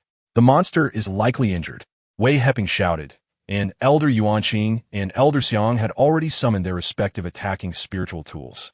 At this moment, everyone acted without hesitation, urging their true essence to strike. Chapter 394. Lost on Weifeng continent. Wei Heping flew over, transforming the Yuan sword into a giant sword several dozen meters long, and plunged it into the monster's wound, slicing it in half. Is it really dead this time? Elder Du followed closely, seeing the monster's skin color in the giant pit slowly change to light blue, then to white. I estimate it's really dead this time, but to reassure everyone, I think we should burn it to ashes. Elder Yuanqing raised his hand to summon his flames, a red flame appearing in his palm. Wei Heping nodded. He didn't dare to store the monster in the Xianhuang Pearl since the guinea pig and the Taishu Mo mosquito were sleeping. If he stored it inside, and the monster used the Xianhuang Pearl to recover from its injuries, it would be troublesome. He also raised his hand to summon the Ziwei Heavenly Fire. The other elders who had flames also summoned their fires, while those without flames stood by with spiritual tools on guard, ready to attack in case the monster was not truly dead. Several flames landed on the monster, instantly covering the giant pit, and the fire erupted violently. Boss, I want to swallow those flames. A childish voice suddenly echoed in Wei Heping's sea of consciousness. No, Wei Heping was taken aback, initially thinking it was the Taishu Mo mosquito communicating with him, but feeling something was off, he soon realized it was the Ziwei Heavenly Fire. He quickly sent a message to stop it. Chapter 395. The War of Mortals. Fire the arrows. A loud shout came from the city wall, and hundreds of sharp arrows, whistling through the air, shot toward the people below. The soldiers on the city wall paid no attention to the captured leader's fate, truly following orders without hesitation. Bold! Elder Ping raised his hand and swept the crossbow arrows together, throwing them back at the soldiers on the city wall with a speed several times faster than when they had been fired. The soldiers on the wall had no time to dodge, and one by one fell to the ground, unable to even scream as the arrows pierced their foreheads and emerged from the back of their heads, with helmets nailed together. Wei Heping leaped onto the city wall, and the others followed, seeing thousands of soldiers running toward the city wall, likely coming to provide support. They ignored the soldiers' chaotic cries. After all, killing these mortals was of no use, only wasting true essence. They expanded their spiritual senses to scan the city, hoping to find any records of teleportation arrays. Found it.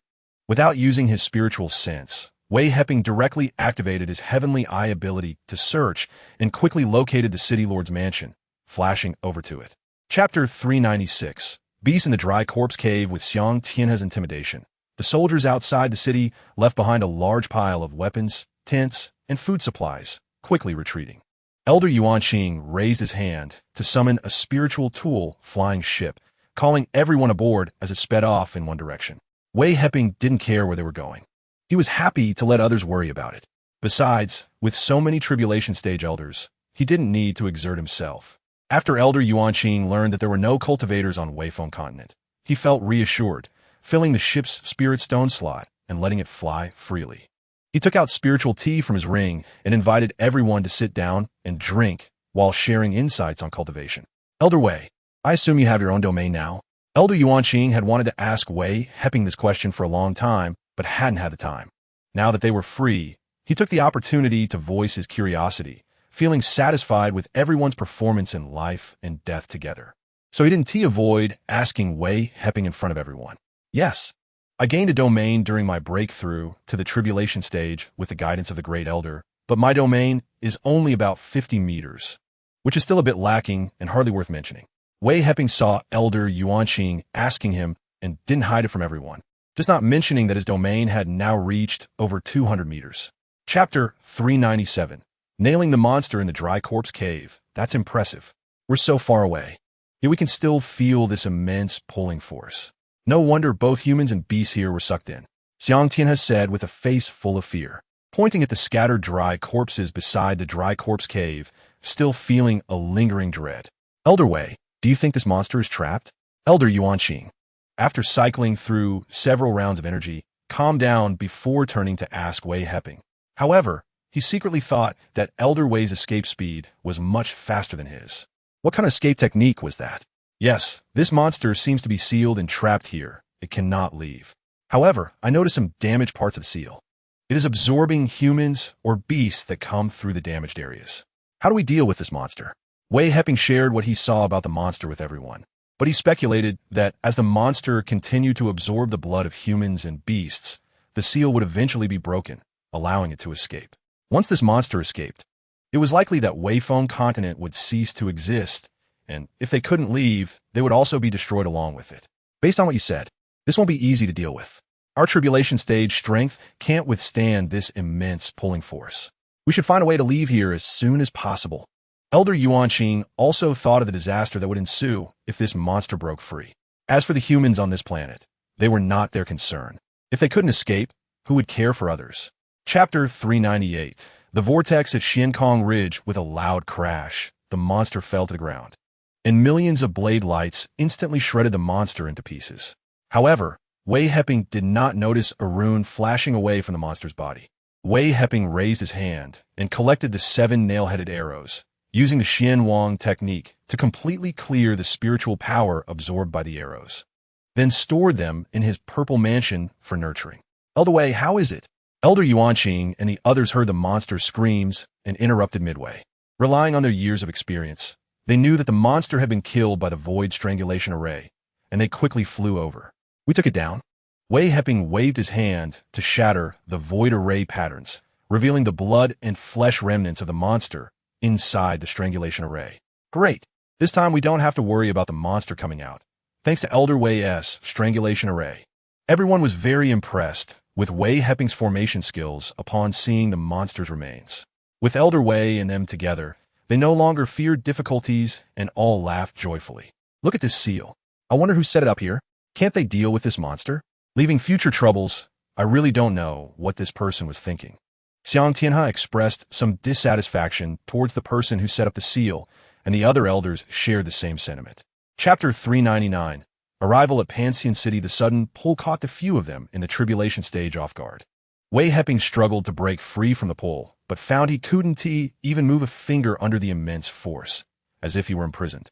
He thought about communicating with the Xianhuang pearl to hide inside, but before he could do so, his vision brightened, and then there were several muffled thuds as he and the others fell to the ground. Haha, everyone has come down. I was thinking you would be down soon.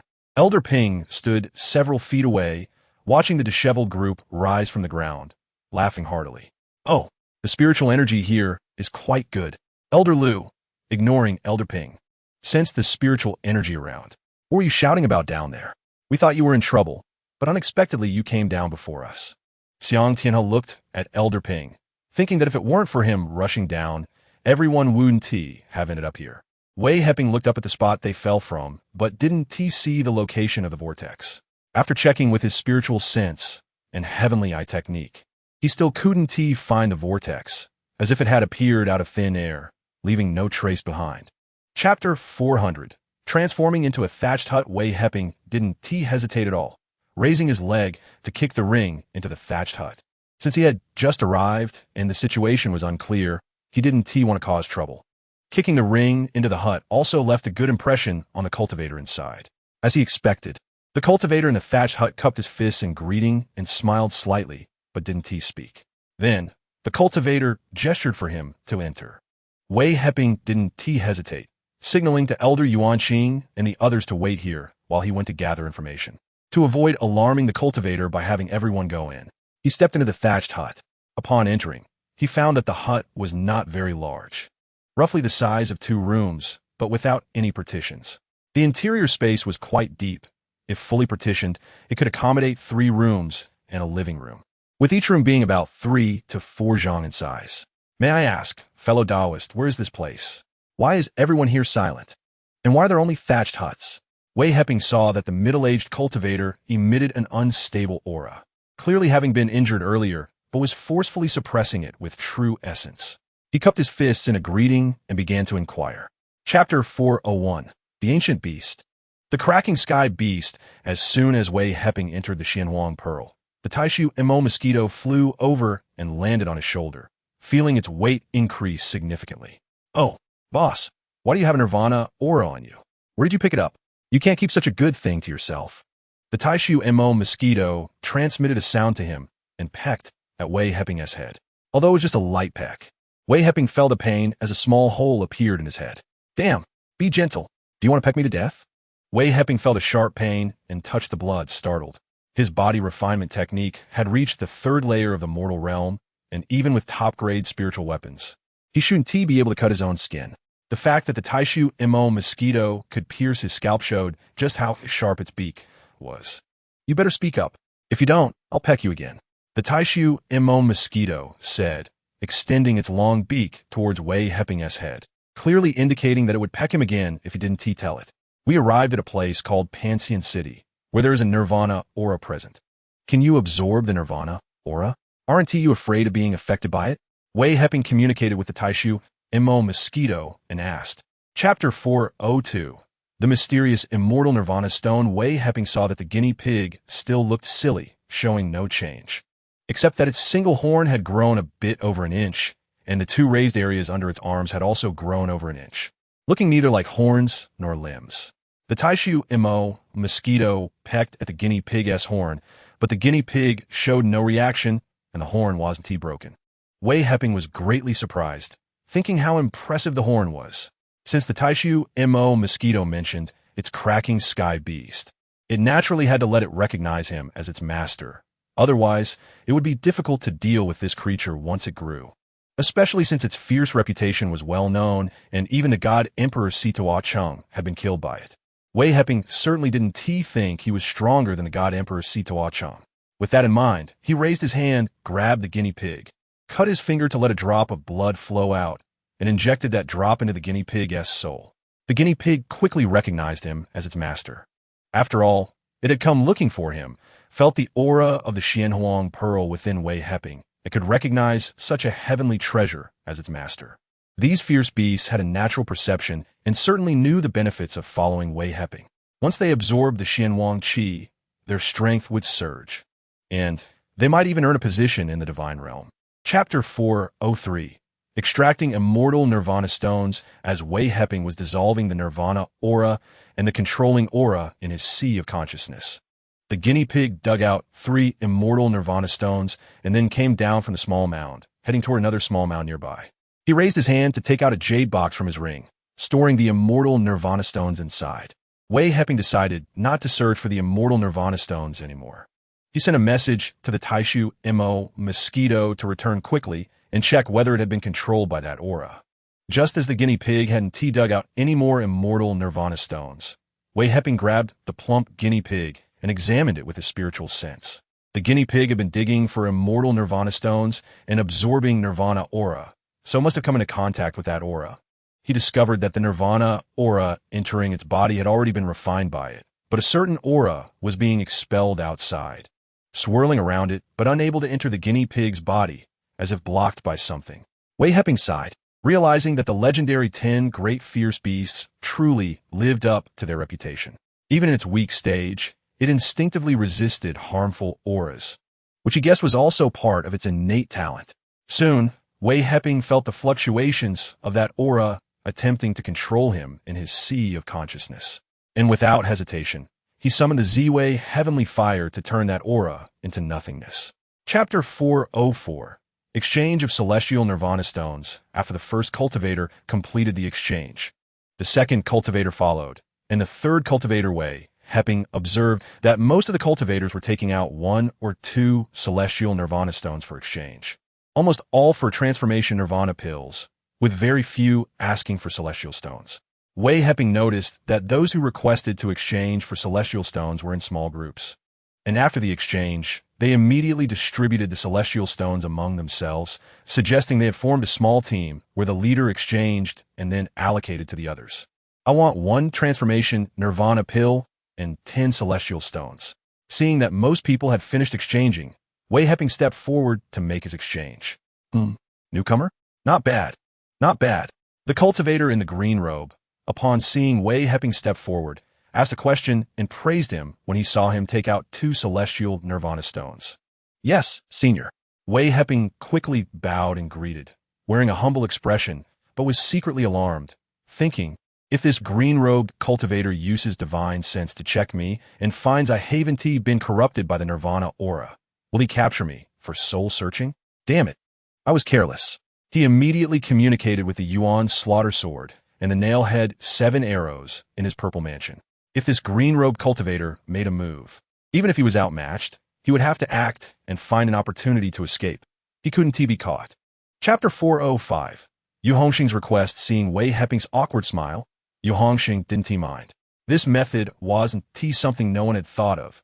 He had considered it too, but everyone quickly dismissed it. No cultivator would foolishly destroy their own treasures for such a plan. Every cultivator is selfish, and there is no such thing as selfless devotion in the cultivation world. Can the transformation nirvana pill resolve the nirvana aura? Wei Heping wrote to inquire. Yes, the medicinal power of the transformation nirvana pill can dissolve the nirvana aura, but its effects only last for a month. After taking the transformation nirvana pill, it must be used in conjunction with celestial stones. Otherwise, with our true essence, it's hard to bear the medicinal power of the transformation nirvana pill. With the thatched hut built from transformation grass, it should be able to resist the nirvana aura, right? Why do we still need to take the transformation nirvana pill?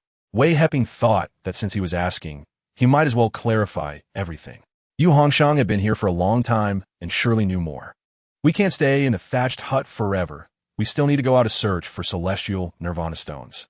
The more celestial nirvana stones we find, the more we can exchange for celestial stones and transformation nirvana pills. Once we have more celestial stones, we can absorb them to convert our true essence into celestial essence. With celestial essence in our bodies, we can resist the nirvana aura more effectively and live longer.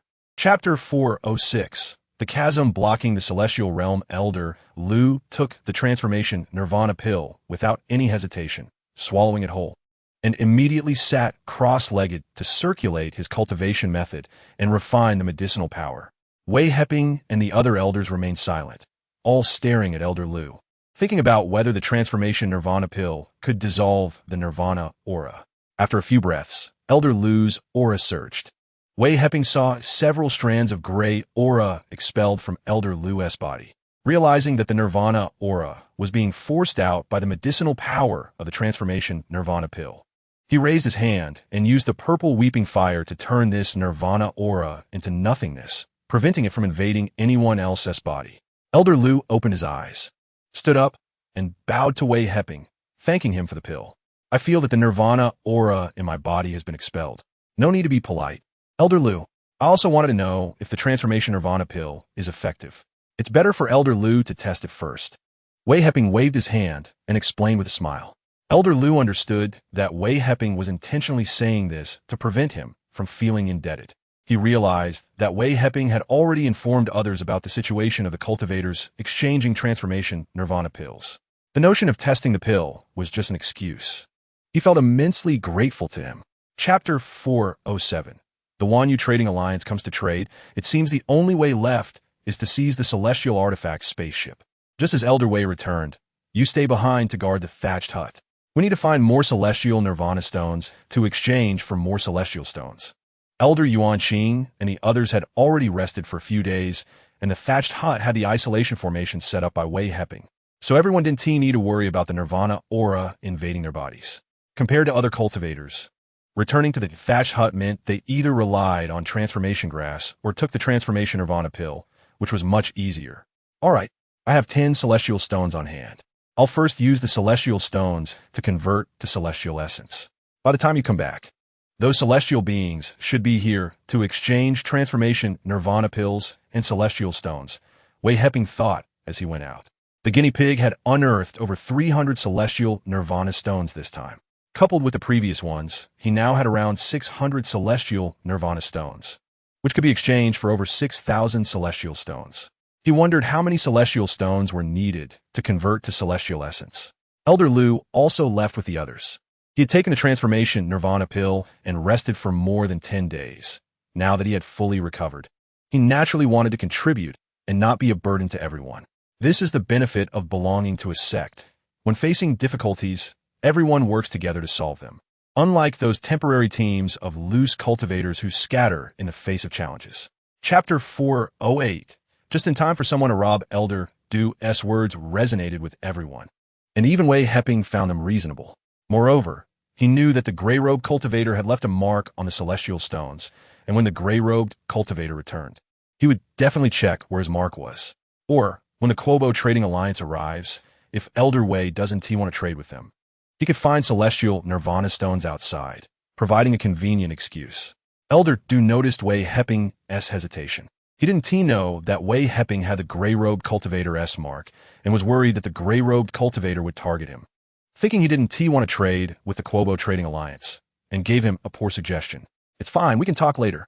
Wei Heping knew that if there were 1 or 2 instances of bad luck, there would still be reasonable explanations, but over time, it would definitely arouse the gray-robed cultivator's suspicion. He sighed inwardly, feeling outmatched, and decided to endure for now, further resolving to take down these 2 celestial beings in the future. Half a month later, the 2 celestial beings from the Quobo Trading Alliance returned to Pantheon City. Wei Heping did not hide or avoid them, knowing he would have to face them eventually, and also betting that these 2 celestial beings wouldn't act against him now. After all, they only suspected him, and in their eyes, he was just an ant that could be crushed at any time. Chapter 409. Killing the Mark Cultivator using the 5 elements Great Escape, Wei Heping swiftly headed to Pantheon City. As his divine sense scanned the outline of Pantheon City, he stopped and landed next to a cultivator. He raised his hand and unleashed a punch. A massive wave of aura surged, distorting the surrounding space, and struck the cultivator who was searching for celestial nirvana stones. Bold. The cultivator was one of those who had robbed his celestial stones. Inside him were 2 marks, One was the divine sense mark left by Wei Heping, and the other was the mark left by the gray-robed celestial being. Wei Heping was already familiar with the gray-robed celestial being S mark and had long wanted to eliminate this cultivator, so he wouldn't let this opportunity pass.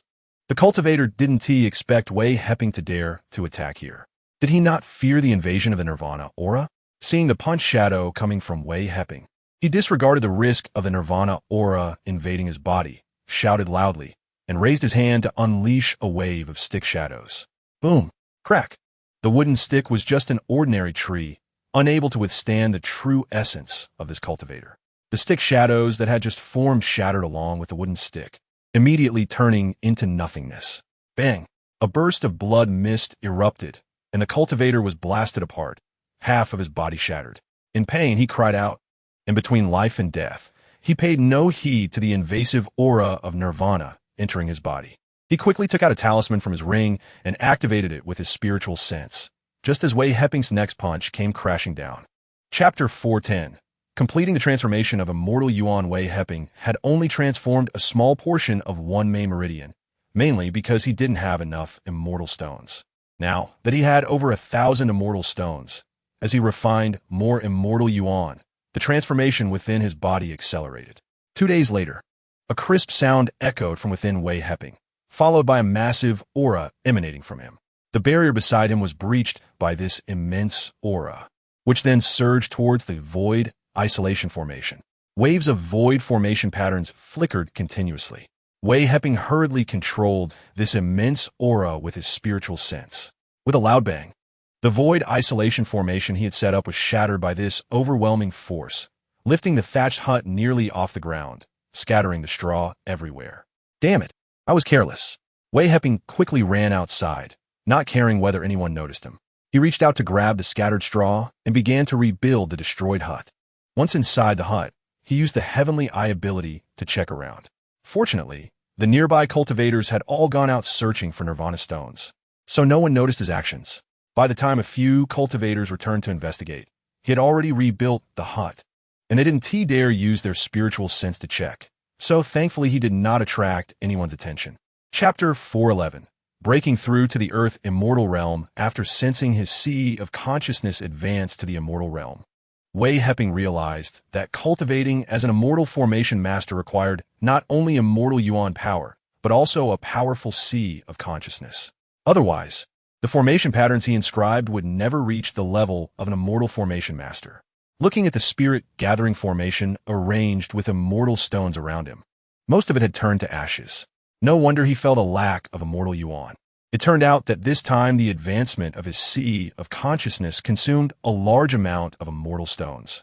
He took out more immortal stones from the jade box and added them back to the spirit gathering formation. Suddenly, he remembered the jade box he had snatched from the ring of the primordial spirit that tried to take over him in the despair abyss. Inside were a dozen powerful energy stones. He reached into the Xianhuang pearl and took out the jade box, extracting one of the stones from it. It felt different from the exchanged immortal stones. Could this be a superior immortal stone? Now that his body was filled with immortal Yuan, he should be able to use these powerful energy stones. Let's see if he could absorb the energy within the stone. Holding one of the stones, he activated the Xianhuang technique, and a massive energy burst forth from the stone. As soon as this energy entered his meridians, it caused several of them to burst, and blood mist exploded from his body, scaring him enough to drop the stone. Chapter 412. Advancing to immortal formation, Master Wei Heping bowed to everyone and returned to his position, setting up several barriers before sitting cross-legged to study and deduce the path of immortal formations. No one disturbed him, and after a few days of rest, they went out again to search for Nirvana stones. This time, however, an elder stayed behind in the thatched hut to protect Wei Heping, preventing anyone from interrupting him. After reflecting on his previous insights into formations, Wei Heping realized that after his breakthrough, the formation path in the cultivation world was like a toddler learning to speak compared to the immortal realm, vastly different. He began deducing formation patterns according to the rules of heaven and earth in the immortal realm. Thanks to his breakthrough to the earth immortal realm, he was now able to deduce immortal formations. Otherwise, even if his true essence had transformed into immortal Yuan, he would not have been able to deduce the path of immortal formations. The difference in realm also led to different insights into the rules of heaven and earth. While contemplating the rules of heaven and earth, Wei Heping discovered why this place was called Xian City. It not only had the aura of nirvana, but also contained a trace of immortal spiritual energy. This trace of immortal spiritual energy was infused with the rules of heaven and earth from the immortal realm. But the nirvana aura here had also transformed the immortal spiritual energy. The cultivators here were all in the tribulation period, which was why they could not sense the presence of the immortal spiritual energy. Wei Heping was able to detect the immortal spiritual energy here for two reasons.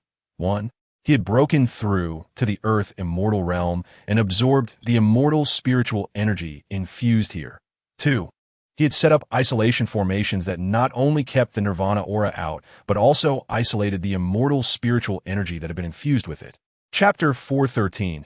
Preparing to rob an immortal artifact flying ship Taoist you. You're decisive. I plan to act in half a month. At that time, you and Elder Yuanqing will guard the immortal formation patterns to prevent other cultivators from shattering them from outside. The rest will be left to me to deal with the immortals of the Kibo Merchant Alliance. As long as we take them down, we will have a chance to leave here and enter the immortal realm. Seeing Yu Hongshang so understanding of the rules, Wei Heping immediately shared his plan with him and the others present. Elder Liang, what level of immortal formation patterns can you inscribe now?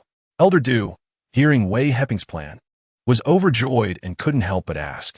However, he was meticulous and noticed that Wei Heping hadn't mentioned to Yu Hongshang that he had changed his surname. So he also referred to Wei Heping as Elder Liang. I can now inscribe second-level immortal formation patterns. It's mainly because my cultivation is too low. I still can't inscribe third-level immortal formation patterns. However, I think taking down those two immortals should be about right. Wei Heping felt somewhat confident because he planned to refine a few more barriers from the nail-headed seven-arrow book during these 2 weeks. After breaking through to the Earth immortal realm, these innate treasures should be able to refine a few more barriers. The two immortals of the Kibo Merchant Alliance are both at the true immortal realm. This was what I heard when a cultivator asked about their cultivation system in the immortal realm. Yu Hongshang quickly added a few notes after hearing that Wei Heping could inscribe second-level immortal formation patterns.